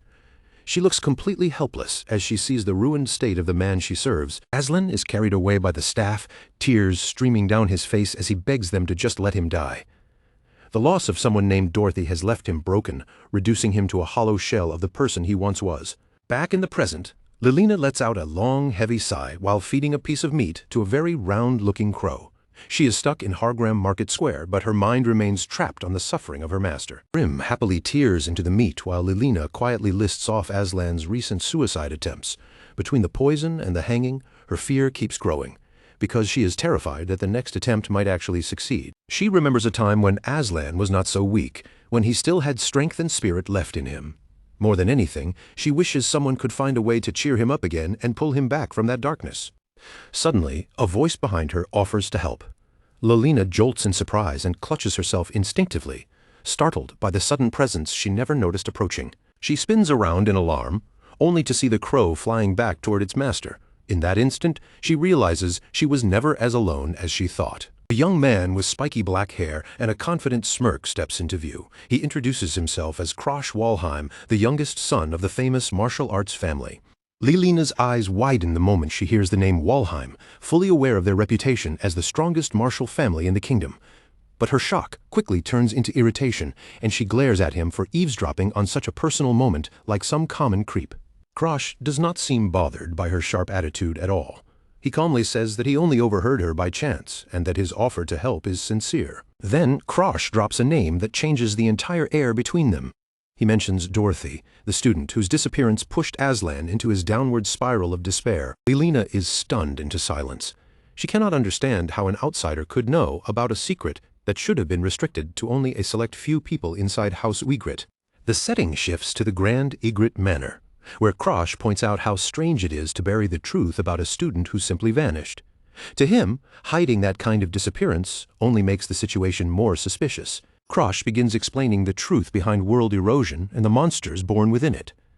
Those creatures are becoming smarter and more dangerous with time, and because of that constant growth, restricted zones like the Forest of the Spirit King are expanding without any sign of stopping. Lilina looks confused, asking why he is suddenly talking about a dangerous forest when the conversation is supposed to be about her master. Krosh answers by explaining that as the forest evolved, it eventually gave birth to a spirit so advanced that it was almost indistinguishable from an ordinary human. Then he reveals the truth Lilina never expected to hear. Dorothy's true identity was that spirit, and in the vision that follows, the girl appears surrounded by a beautiful blue butterfly-like aura of magic. Lilina finally understands why the Vice-Patriarch kept Dorothy's existence hidden. A spirit passing as a human would be treated as an enormous threat by almost anyone. Even so, she remains skeptical and asks why Krosh would share such sensitive information with someone like her, a mere maid. Krosh points to her extreme loyalty as the reason. He notes that she travels all the way to a distant dining hall every day just to bring food back for a master who refuses to eat. To Krosh, someone with that kind of heart is exactly the person who may be able to help save Aslan from the darkness holding him down. Then, after a short pause, he shares a reason that is far more personal. Aslan once saved Krosh's life, even if the man himself probably does not remember it. In a flashback from Krosh's past life, Aslan's back is shown engulfed in flames as he shields Krosh from something unseen. That is why Krosh wants to repay the debt, now. His expression turns firm with resolve, because he is determined to bring back the person Aslan lost. Krosh asks Lilina to arrange a meeting a few days from now, giving him a chance to speak with Aslan directly. If he can face Aslan in person, he believes he can offer him a way out of his despair. No matter how dangerous the mission becomes, Krosh has already made up his mind. He intends to enter the Spirit Forest and find Dorothy, even if the path ahead leads straight into danger. At the edge of the Forbidden Forest, the Ygritte family had raised enormous defensive walls, towering like a man-made cliff against the endless green beyond. Those walls were not just for show. They existed to hold back the forest itself, a living wilderness that kept spreading outward as if it wanted to swallow everything in its path. Krosh stood at Safina's side, his gaze shifting toward the woman beside him. Around her head floated a clear protective glass bubble, sealing her from the outside air and filtering out the poisonous toxins drifting from the forest. Safina was no ordinary investigator either. As a fourth-class member of the World Erosion Investigation Corps, she carried herself with calm confidence. and from the way she moved and handled herself, it was obvious she was more capable than her rank alone suggested. To enter the forest without drawing suspicion, Krosh had slipped into Safina's team under a false identity, hiding behind the cover of an official investigation. Safina handed him his authorized badge, but her slightly irritated expression made it clear that dragging him along had created more paperwork and trouble than she wanted. When Krosh found out that Safina had already been promoted to 3rd class, his eyes widened in surprise. Then, with a teasing tone, he asked if she was trying to climb all the way up and become commander before anyone had time to react. Safina brushed off the joke without much interest, saying she had no desire to sit in a commander's seat and that her subordinates were simply unusually competent. Before long, they arrived at the main gate, where the guards immediately stopped them and warned that unauthorized personnel were forbidden from entering the restricted zone. Safina stepped forward and calmly introduced their group as an investigation team from Sephiara. The guards took their papers, scanned through the documents one by one, and carefully checked whether their entry permits were legitimate. With a heavy metallic groan, the massive gates slowly opened before them. Beyond the entrance, the spirit forest rose like another world, its trees stretching high into the sky while thick spirit dust drifted through the air in hazy, glittering currents. As they moved deeper into the woods, the atmosphere grew heavier with every step. Then Safina suddenly stopped in place, her shoulders stiffening as a faint look of unease crossed her face. Safina finally admitted what had been bothering her. Since yesterday, Krosh had been acting strangely enough to put her on edge, and the feeling was so unsettling that she was seriously considering turning back before they went any farther. Long ago, one of House Egret's subordinates made a decision that would mark the family forever. He took a spirit out of the forbidden forest ruled by the Spirit King, and that single choice became the turning point that changed the destiny of his entire bloodline. Krosh Walheim listened closely to the old tale, the protective bubble around his head catching the forest light as it shimmered faintly. As he thought about the legend of the very first spirit master, he understood that the truth behind the story was far deeper than what most people had been taught. Before them loomed the spirit they were now facing, a gigantic chaos spirit, twisted and weeping as it released a guttural roar that shook the nearby trees. Its very presence pressed down on the area, filling the air with a suffocating sense of dread. Dark, ink-like liquid streamed from the spirit's hollow eyes as it muttered a name that sounded like Agni. Its unstable body wavered inside the mist as though it had been trapped for ages in a grief it could never escape. When the first spirit master died, the spirit had never been able to understand what death truly meant. All it knew was that the person it loved had disappeared, and that terrible misunderstanding twisted a loyal companion into a monster consumed by abandonment. Drowned in a loneliness with no bottom, the spirit completely lost control. In a single night of blind, mindless rage, it destroyed an entire city, and the flames born from its grief left behind nothing but ruins and ash. After that disaster, House Egret declared spirit contracts forbidden, and spirits were officially branded as entities of erosion that had to be exterminated. From that tragedy, a long tradition of fear was born. In a grim vision, a young spirit girl appeared bound in thick iron chains, her eyes empty and hopeless as she was treated like nothing more than a dangerous beast. Once she had been cherished, but now she was only seen as a threat that needed to be locked away. Inside the memory, a subordinate stood beside a red-haired man with horns, both of them forced to watch helplessly as the spirit they once cared for slipped further into madness. The creature before them had once been beloved, but now it was becoming something neither of them could recognize. The chaos spirit had been reduced to a mindless beast, driven only by violence. Vine-like appendages lashed out from its body at anything that dared come close, showing no trace of the gentle being it might once have been. Safina began forming a magic circle, deciding that the only mercy left was to end the spirit's suffering, especially since it showed no true combat technique beyond brute force. She thought retreating was the safest option, but Krosh clearly had something else in mind. Krosh stepped forward instead of backing away and told Safina there was no need to run. As he prepared to draw on a power from his previous life, he remembered that he had already defeated this spirit once before, and this time he was ready to do it again. He thanked Safina for bringing him all the way to the edge of the forest. At the same time, the chaos spirit released a deafening screech of pain from Krosh's first strike, and in that instant, the fight truly began. Krosh activated his sixth sense and slipped through the spirit's attacks with almost supernatural grace. His body moved like a blur, each step sharp and precise, as if he could read every incoming strike before it even formed. He thought back to how desperately he had struggled against these beings before his regression. Back then, every fight had pushed him to the edge, but now he carried a skill with destructive power beyond comparison, and the experience of an entire lifetime was finally showing its worth. With the spirit Ignis at his side, Krosh now had the power to burn away anything blocking his path. Flames gathered around him as if waiting for his command, and he knew he had to act before the world was swallowed further by erosion, and before the chaos spirit could grow into its full, horrifying strength. This moment was his best chance to end everything quickly. Krosh struck with crushing force, sending a violent shockwave through the spirit's enormous, slick body. The creature reeled from the impact, its unstable form beginning to tremble and break apart under the pressure. The monster gave one final scream, so loud and desperate it felt as if the entire world might split open. As that terrible sound tore through the forest air, Krosh closed the distance to deliver the finishing blow. A fierce light burned in Krosh's eyes as he remembered just how much stronger this creature had been in his previous life. Refusing to take even the smallest risk, he focused everything into one point and shouted, "Single strike," gathering all his power into a single devastating impact. It was a technique built to end a battle in one instant. A massive column of dark energy erupted upward, tearing straight through the chaos spirit, and within seconds, the fight was over. For a regressor like Krosh, this victory came almost too easily. Safina stood frozen at a distance, her mouth falling open as she watched Krosh overwhelm a high-level spirit with almost unbelievable ease. She had expected something far more terrifying, and she could hardly process how weak the creature had seemed in his hands. The spirit's massive body began to dissolve, its extraordinary regenerative ability finally failing against Krosh's overwhelming strength.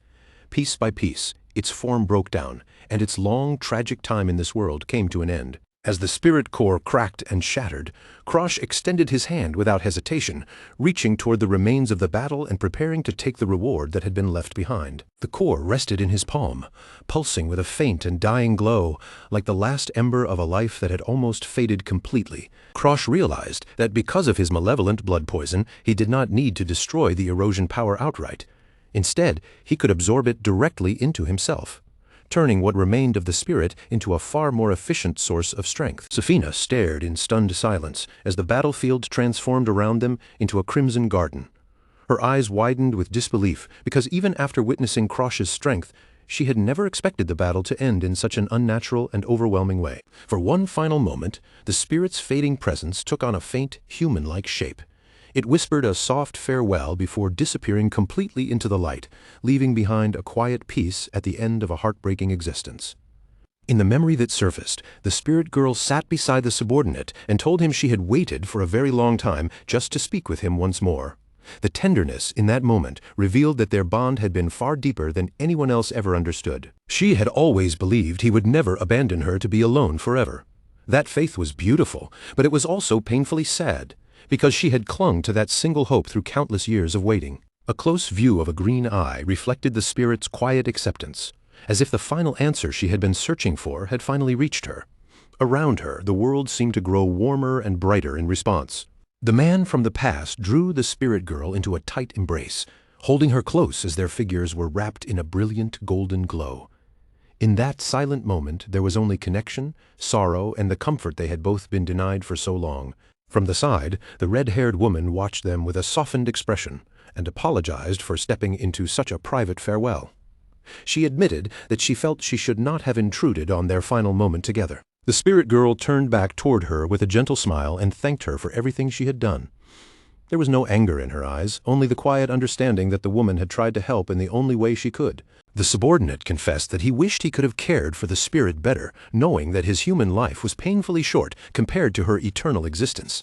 In his heart, he felt he should have been the one to protect her until the very end. At last, he understood that even a powerful spirit could not find peace completely alone. Even beings that seemed eternal still needed someone beside them. And as that realization settled in, the golden light around them grew even brighter, signaling the vision's end. He lowered his head in a final, tearful apology as the light slowly began to fade. What remained was only the memory of their bond and the weight of how deeply sorry he was for everything that had happened. Back in the present, Lilina the maid flinched in surprise when the crow Krim suddenly spread its wings and flew out from her hands. Watching the bird take off, she wondered whether Master Krosh had really been taking proper care of it. Krosh soon approached her wearing a long brown cloak, looking as though he had just returned from his mission in the forest. With a light joke, he told her that a Walheim would never be cheap when it came to paying for feed. Then Krosh showed Lilina a glowing orb and told her he had found a way to bring Dorothy back. She might not return in a perfect state just yet, but even so, it was the first real hope Lilina had been waiting to hear. Lilina looked at him with shock and fragile hope mixing across her face. Krosh explained that to call forth Lady Dorothy, they would need the cooperation of both Lilina and Master Aslan, meaning the ritual could only succeed if everyone played their part. Later that night, Krosh stood alone on a balcony of the Egret Manor, quietly planning what he would do next. Lilina had given him an artifact capable of slipping past the manor's defensive magic, and once everyone had fallen asleep, that artifact would let him move through the manor unnoticed. Because of his moonshade physique, Master Aslan had been forced into a life where day and night were completely reversed. Under sunlight, his body became painfully weak and fragile, leaving him trapped in exhaustion while the rest of the world moved on. Now, alone inside the shadowed room, he stood with a heavy rope coiled tightly in his hand, silently staring into the darkness as he considered ending his suffering for good. His breathing came out rough and uneven, each breath dragging through his chest as if even staying alive had become a burden. His tired eyes were buried beneath deep shadows of despair until a familiar name suddenly cut through the silence of the room, making his entire body freeze in shock. From within the darkness, a mysterious figure wrapped in a hooded cloak began to speak.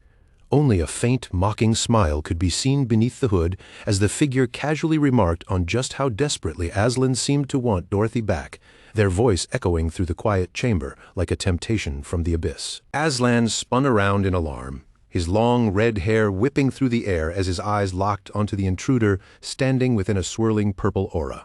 Then the figure asked the one question that struck straight into the deepest part of his grief. Did Aslan want to see Dorothy again? Desperation immediately seized Aslan's throat, leaving him barely able to speak. A bead of sweat slipped down his pale face as he stammered out his answer, admitting that seeing Dorothy again was what he wanted more than anything in the world, even as his hand tightened around the rope. Beside the hooded figure perched a black crow with glowing red eyes, making the strange visitor look even more ominous. The figure asked whether Aslan was truly prepared to give up everything he had, and without even pausing to think, Aslan shouted his agreement, ready to pay any price demanded of him. The hooded figure's smile widened, and the purple energy around them grew thicker and more intense, curling through the room like smoke from the underworld. With that, they agreed to make a deal, a bargain that felt far too dangerous to belong to any ordinary human. The crow spread its wings sharply, its voice blending with the figures as they revealed what they wanted in return. They demanded Aslan's moonshade physique, and as black feathers drifted through the air, the room seemed to darken around the sacrifice that was about to be made. The figure then laid out the rest of the conditions without hesitation. In just a few days, Aslan would have to go into the spirit forest and burn himself to death. The demand was cruel, absolute, and delivered with no hint that negotiation was even possible. In exchange for Aslan's life and his cursed physique, the entity promised to bring Dorothy back to life. Aslan's eyes widened as the full weight of the offer settled over him, the flickering purple light washing across his pale, shaken face. Then the figure stepped out into the light, revealing a young man with sharp features and an air of calm confidence. He told Aslan that if he were truly a devil, he would have begun by cutting off Aslan's limbs before bothering to say a single word. Aslan lowered his gaze, his expression becoming heavy and somber. Since he had already been planning to die, he admitted that burning himself almost sounded like a form of mercy. But what he could not understand was why the terms of this deal seemed so strangely favorable to him. He questioned whether the intruder truly understood what the moonshade body was. It was a cursed constitution born from the moon's yin energy, forcing its bearer to live forever in cold darkness. His limbs were always weak, constantly reminding him of what he could never become. And for the Rewrote family, a bloodline built on flame and powerful yang energy, his condition was more than a weakness. It was a shameful defect. Aslan had never truly felt like he belonged among his own kin. The young man looked down at the dark energy swirling in his palm and calmly rejected Aslan's view. To him, the moonshade body was not a useless curse at all. It was the perfect material he needed to push past his own limits. What Aslan saw as a lifelong burden, he saw as a rare and valuable opportunity. With his cloak shifting around him and black feathers fluttering through the air, the mysterious stranger finally chose to reveal who he was. At this point, there was no longer any reason for him to keep his identity hidden. He introduced himself as Krosh Walheim and extended his hand toward Aslan with a knowing look. Then he suggested that the two of them find common ground, because in the end, they were both people who had been mistreated, rejected, and discarded by powerful families. Krosh then asked Aslan if he was not even slightly curious about how he intended to bring Dorothy back from death. It was something that should have been impossible, yet Krosh spoke about it with such calm certainty that it was impossible to ignore. Aslan stared at him in silence, but the despair in his eyes had begun to change. In its place, a fierce new curiosity started to burn, because now he desperately wanted to know the truth behind this impossible ritual. The two sealed their agreement with a firm handshake, their completely different energies meeting at that single point of contact. Aslan could only hope, deep down, that this deal was not the greatest mistake he had ever made. Years earlier, Aslan Ygritte had been nothing more than a frail young boy coughing in the shadowed halls of the manor. Even at that age, his fragile health had already become a serious concern to those around him. He had been born into the legendary Rewrote family, a bloodline known far and wide for its unmatched mastery of flame magic and its fearsome reputation in the world. But because of his moonshade body, Aslan could not draw out even the smallest spark of the family's signature flame. To his relatives, who valued strength and talent above everything else, he was nothing more than a flaw in their proud lineage. The Flame King, Aslan's grandfather, looked down at the young boy with eyes as cold as iron. Without hesitation, he declared that Aslan would be removed as a candidate for the position of family head, and his decision left no room for argument. Agatha Ygritte, Aslan's mother, immediately tried to plead with her father.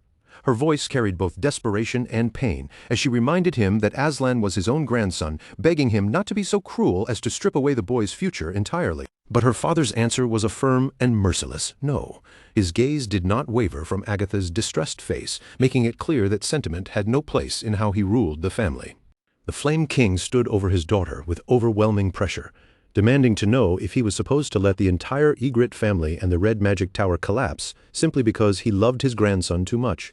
In his eyes, Aslan's existence was not something to protect, it was a liability. He pointed toward a family portrait and coldly told Agatha that if she had not married someone carrying yin energy in the first place, none of this would have happened. To him, Aslan's weakness was the result of her choices, and he placed the blame squarely on her shoulders. Then he brought up a girl from the Red Magic Tower named Abella, a child blessed with astonishing natural talent for flame magic. To the Flame King, she was exactly the kind of prodigy the family needed in order to preserve its prestige. He decided that if Agatha had no intention of giving birth to another child, then the family would simply adopt Abella and make her the new successor. With that, he turned away from his own daughter, his mind already settled beyond any chance of persuasion. The Flame King towered over the young, trembling Aslan as he prepared to leave the room, his cape sweeping behind him with every step. He did not even bother to look at the boy when he gave Agatha his final dismissive acknowledgement. Under his breath, the Flame King muttered that Aslan was a useless thing, and those words struck harder than any physical blow. Aslan was left standing there, swallowed by the oppressive aura his grandfather had left behind. Young Aslan watched his grandfather walk away, a desperate thought echoing through his mind. If only he were even half as talented as Abella, maybe things would have been different. Instead, the weight of everyone's disappointment pressed down on his small shoulders. He ran toward his mother with fragile hope in his eyes, promising that he would work even harder at his magic training so his grandfather would notice him again. The poor boy truly believed effort alone might be enough to win back his place. But Agatha looked down at him with cold, glowing red eyes, her expression stripped of any softness a mother should have shown. In a flat, merciless voice, she told him that simply working harder would never be anywhere near enough. She reminded him that his own father had been killed by his grandfather, and that was a truth he could never allow himself to forget. From that moment on, she told him he had to do everything as though his life depended on it, because in the Ygritte family it truly did. From that day forward, Agatha Ygritte became the acting head of the family and hardened herself into a severe, uncompromising figure. Every choice she made was directed toward one goal, keeping the rest of the family from killing Aslan. She began tormenting the son she loved as if she had become an entirely different person, using cruelty as a shield to protect him from the even harsher ruthlessness of the Ygritte elders. Aslan collapsed to the floor in tears, and from that point on, his life turned into a nightmare he could not wake from. Once, as they sat beside a small campfire, Krosh rested his head against his hand and quietly studied Aslan. His eyes lingered on the bandages wrapped around the other man's skin before he finally asked the question that had been bothering him. Why had Aslan's body ended up this way? Across the fire, Aslan sat hunched over, his body wrapped in silence and his expression impossible to read. The firelight flickered across his face, but it revealed almost nothing of what he was feeling. Then Aslan gave a simple answer that was chilling enough to explain everything he had endured: revenge. He stared into the crackling campfire as he spoke in a low voice about his grandfather, the Flame King, a man who valued the family's prestige above all else. What drove Aslan forward was his burning desire to take revenge on the man who had stolen everything precious from him. Covered in bandages from head to toe, Aslan recounted the desperate measures he had once taken to burn the weakness out of his bloodline. He had gone so far that he set his own body ablaze, risking everything for a chance to change his fate. That sacrifice had been meant to incinerate the Moonshade body along with his physical form, a reckless gamble between life and death. Somehow, he survived, but the flames left him scarred, wounded, and forever marked by the price he had paid. Krosh thought back to the history he knew from the previous timeline. Back then, Aslan eventually abandoned his family and rose beyond even his grandfather, becoming a legendary Flame Emperor. That knowledge explained why the conditions needed to unlock the Moonshade body's power were so strangely specific. The real requirement for awakening the Moonshade body was not just physical suffering. What had to be broken was Aslan's deeply rooted stubbornness, a mental barrier forged through years of isolation, pain, and refusing to depend on anyone else. Aslan had never wanted another person's strength to solve his condition for him. He had been determined to overcome the curse of the Moonshade body through his own will alone. Krosh watched him and recognized that fierce independence immediately. Then Krosh shifted his stance, a faint aura of power swirling around him as he remembered that night in the manor. He understood that Aslan's stubborn nature was both the weakness holding him back and the strength that might one day push him beyond his limits. Back inside the manor, Aslan held the glowing orb and looked at Krosh with suspicion and confusion. He questioned how Krosh could possibly know a way to revive spirits when even the Egret family, the keepers of the forest, possessed no such knowledge. The mystery surrounding the boy before him only grew deeper. In the end, Aslan agreed to the plan and promised that he would inform Lilina about their arrangement. He even offered to hand over the Moonshade body immediately, but Krosh, still concealed beneath his hood, refused to take it for the time being. Krosh told him that he would only take the Constitution when Aslan was truly prepared to let it go. After Krosh left him with those words, Aslan remained alone in the moonlit room, quietly turning over the meaning of being prepared. Later, under the city's night sky, August flew above Krosh in the form of a crow, questioning why he was taking such a complicated path. From above, the bird wondered whether Krosh was being unusually soft simply because Aslan had once been his comrade. Krosh lowered his gaze, his face half hidden beneath the shadow of his hood. He knew the destruction coming in the future was far too massive for him to face alone, and if he wanted to survive it, he would need powerful allies he could truly trust. In the timeline before Krosh's regression, Aslan had died when he was only 24 years old, burning through what little lifespan he had left in a hopeless attempt to erase his curse.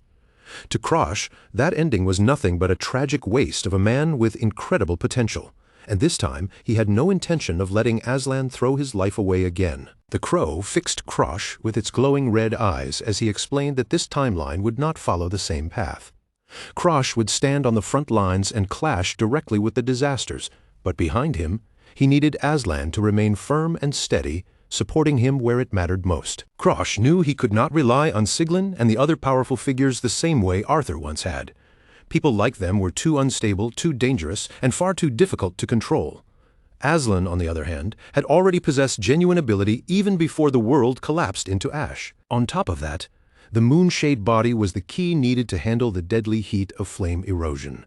If Krosh could save Aslan and obtain that constitution at the same time, then he would be removing two enormous problems from his path with a single move. As Krosh walked through the quiet streets beneath the night sky, his thoughts slowly drifted back to Lilina. He remembered the way she had pleaded with him, asking him to someday use his curse-stealing ability for something greater than himself. Lilina had smiled gently when she asked him to look after Master Aslan's true feelings. In her eyes, Krosh and Aslan might have been the only real friends either of them had in such a cruel world, and those words stayed with Krosh far more heavily than he wanted to admit. Krosh let out a tired sigh and reached up to scratch the back of his head, his expression showing just how troublesome the road ahead had become. Even so, he could not turn away from the choice he had already made. "It's a promise," he muttered into the empty night. The words were quiet, but they carried weight because he already knew that keeping this vow would be anything but simple. From high above the manor grounds, Krosh looked down over the estate and quietly finalized the steps of his plan. He had a promise to keep, and if everything unfolded the way he intended, he could achieve 3 goals in one decisive move. Then a memory of chaos flared through his mind. Agatha Egret was begging desperately for mercy, but the Flame King remained completely unmoved, while Aslan stood in the middle of an inferno he had created with his own hands. The old man's roar thundered through the flames as he condemned his own grandson as a disgrace to the direct bloodline for trying to throw away his life. But Aslan only stood there and allowed the burning heat to consume him. Through the rising smoke he let out a hollow laugh, because after years of being invisible to his family, he had finally captured his grandfather's full attention. The Flame King had no interest in listening to Aslan's words. His hands were already glowing with lethal power, ready to strike him down. Aslan understood exactly what the old man was thinking. He was not worried about him, only about protecting the flawless successor he had chosen, Abela. Agatha could do nothing but watch in despair as her son reached the very edge of ruin.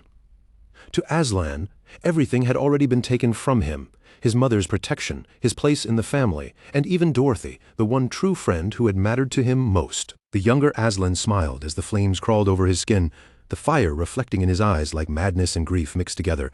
His entire life had been crushed under the weight of the Egret name, and if he was going to fall, he had no intention of disappearing quietly.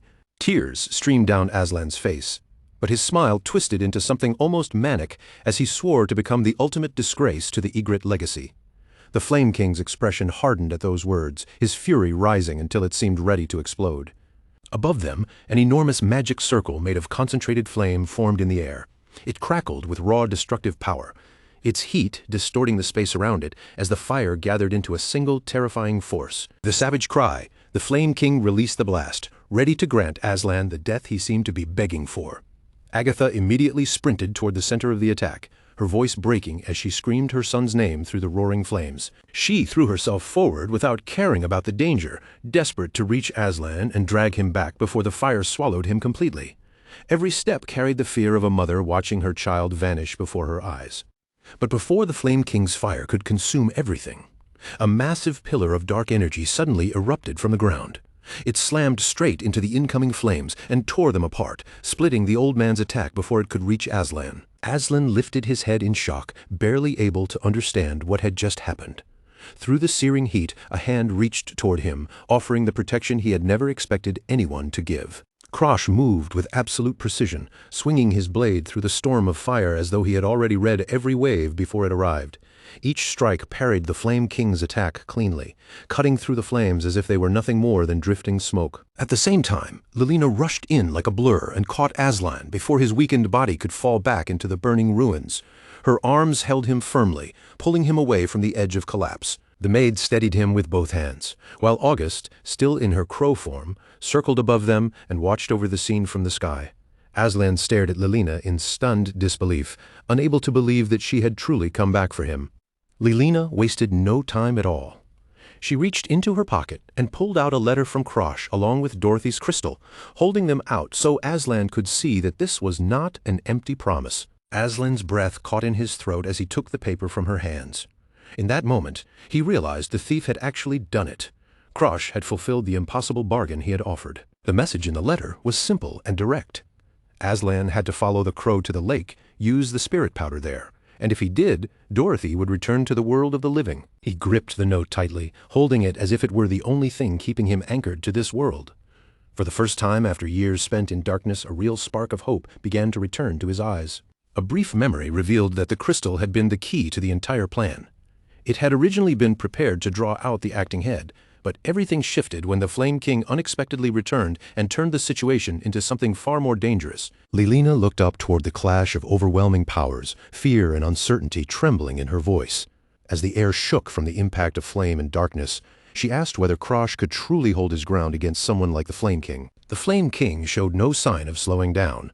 His attacks came relentlessly, forcing Krosh to draw on every bit of strength he had just to hold back the old man's monstrous power. Aslan shouted toward Krosh, still unable to understand why anyone would willingly accept a curse like the Moonshade body.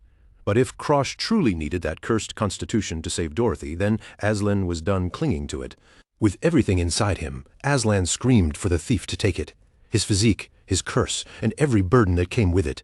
In that moment, he finally chose to let it go. Deep within the spiritual realm, a colossal golden lock began to groan under immense pressure. Cracks spread across its surface, and then, with a violent burst, the lock shattered into countless pieces. The transfer happened instantly and violently. Krosh planted his feet and endured it head-on as glowing blue energy surged into his body, his eyes blazing with the power now pouring into him. Around Krosh, a dark vortex began to twist and spiral, warping the air itself. The atmosphere grew colder with every passing second until even the air the Flame King breathed seemed to carry a chilling weight. The Flame King's rage faltered in an instant. His furious expression vanished, replaced by wide-eyed disbelief as he felt the sudden and impossible change in Krosh's power. Krosh's presence transformed completely. Dark blue, shadow-like flames danced along his sword, and the pressure of his mana surged upward so violently that the entire battlefield seemed to tremble around him. Only then did the Flame King finally recognize who stood before him. This was the boy the noble world had laughed at, the so-called failure of the Walheim family. A cold, satisfied smirk curved across Krosh's lips as the stolen power settled fully into his soul. The Moonshade body was no longer Aslan's burden alone, it had become a weapon in Krosh's hands. Krosh's eyes flared with a sharp red light as he faced the Flame King head-on. Then he declared that he had not come only as a thief, he had come as Aslan's friend,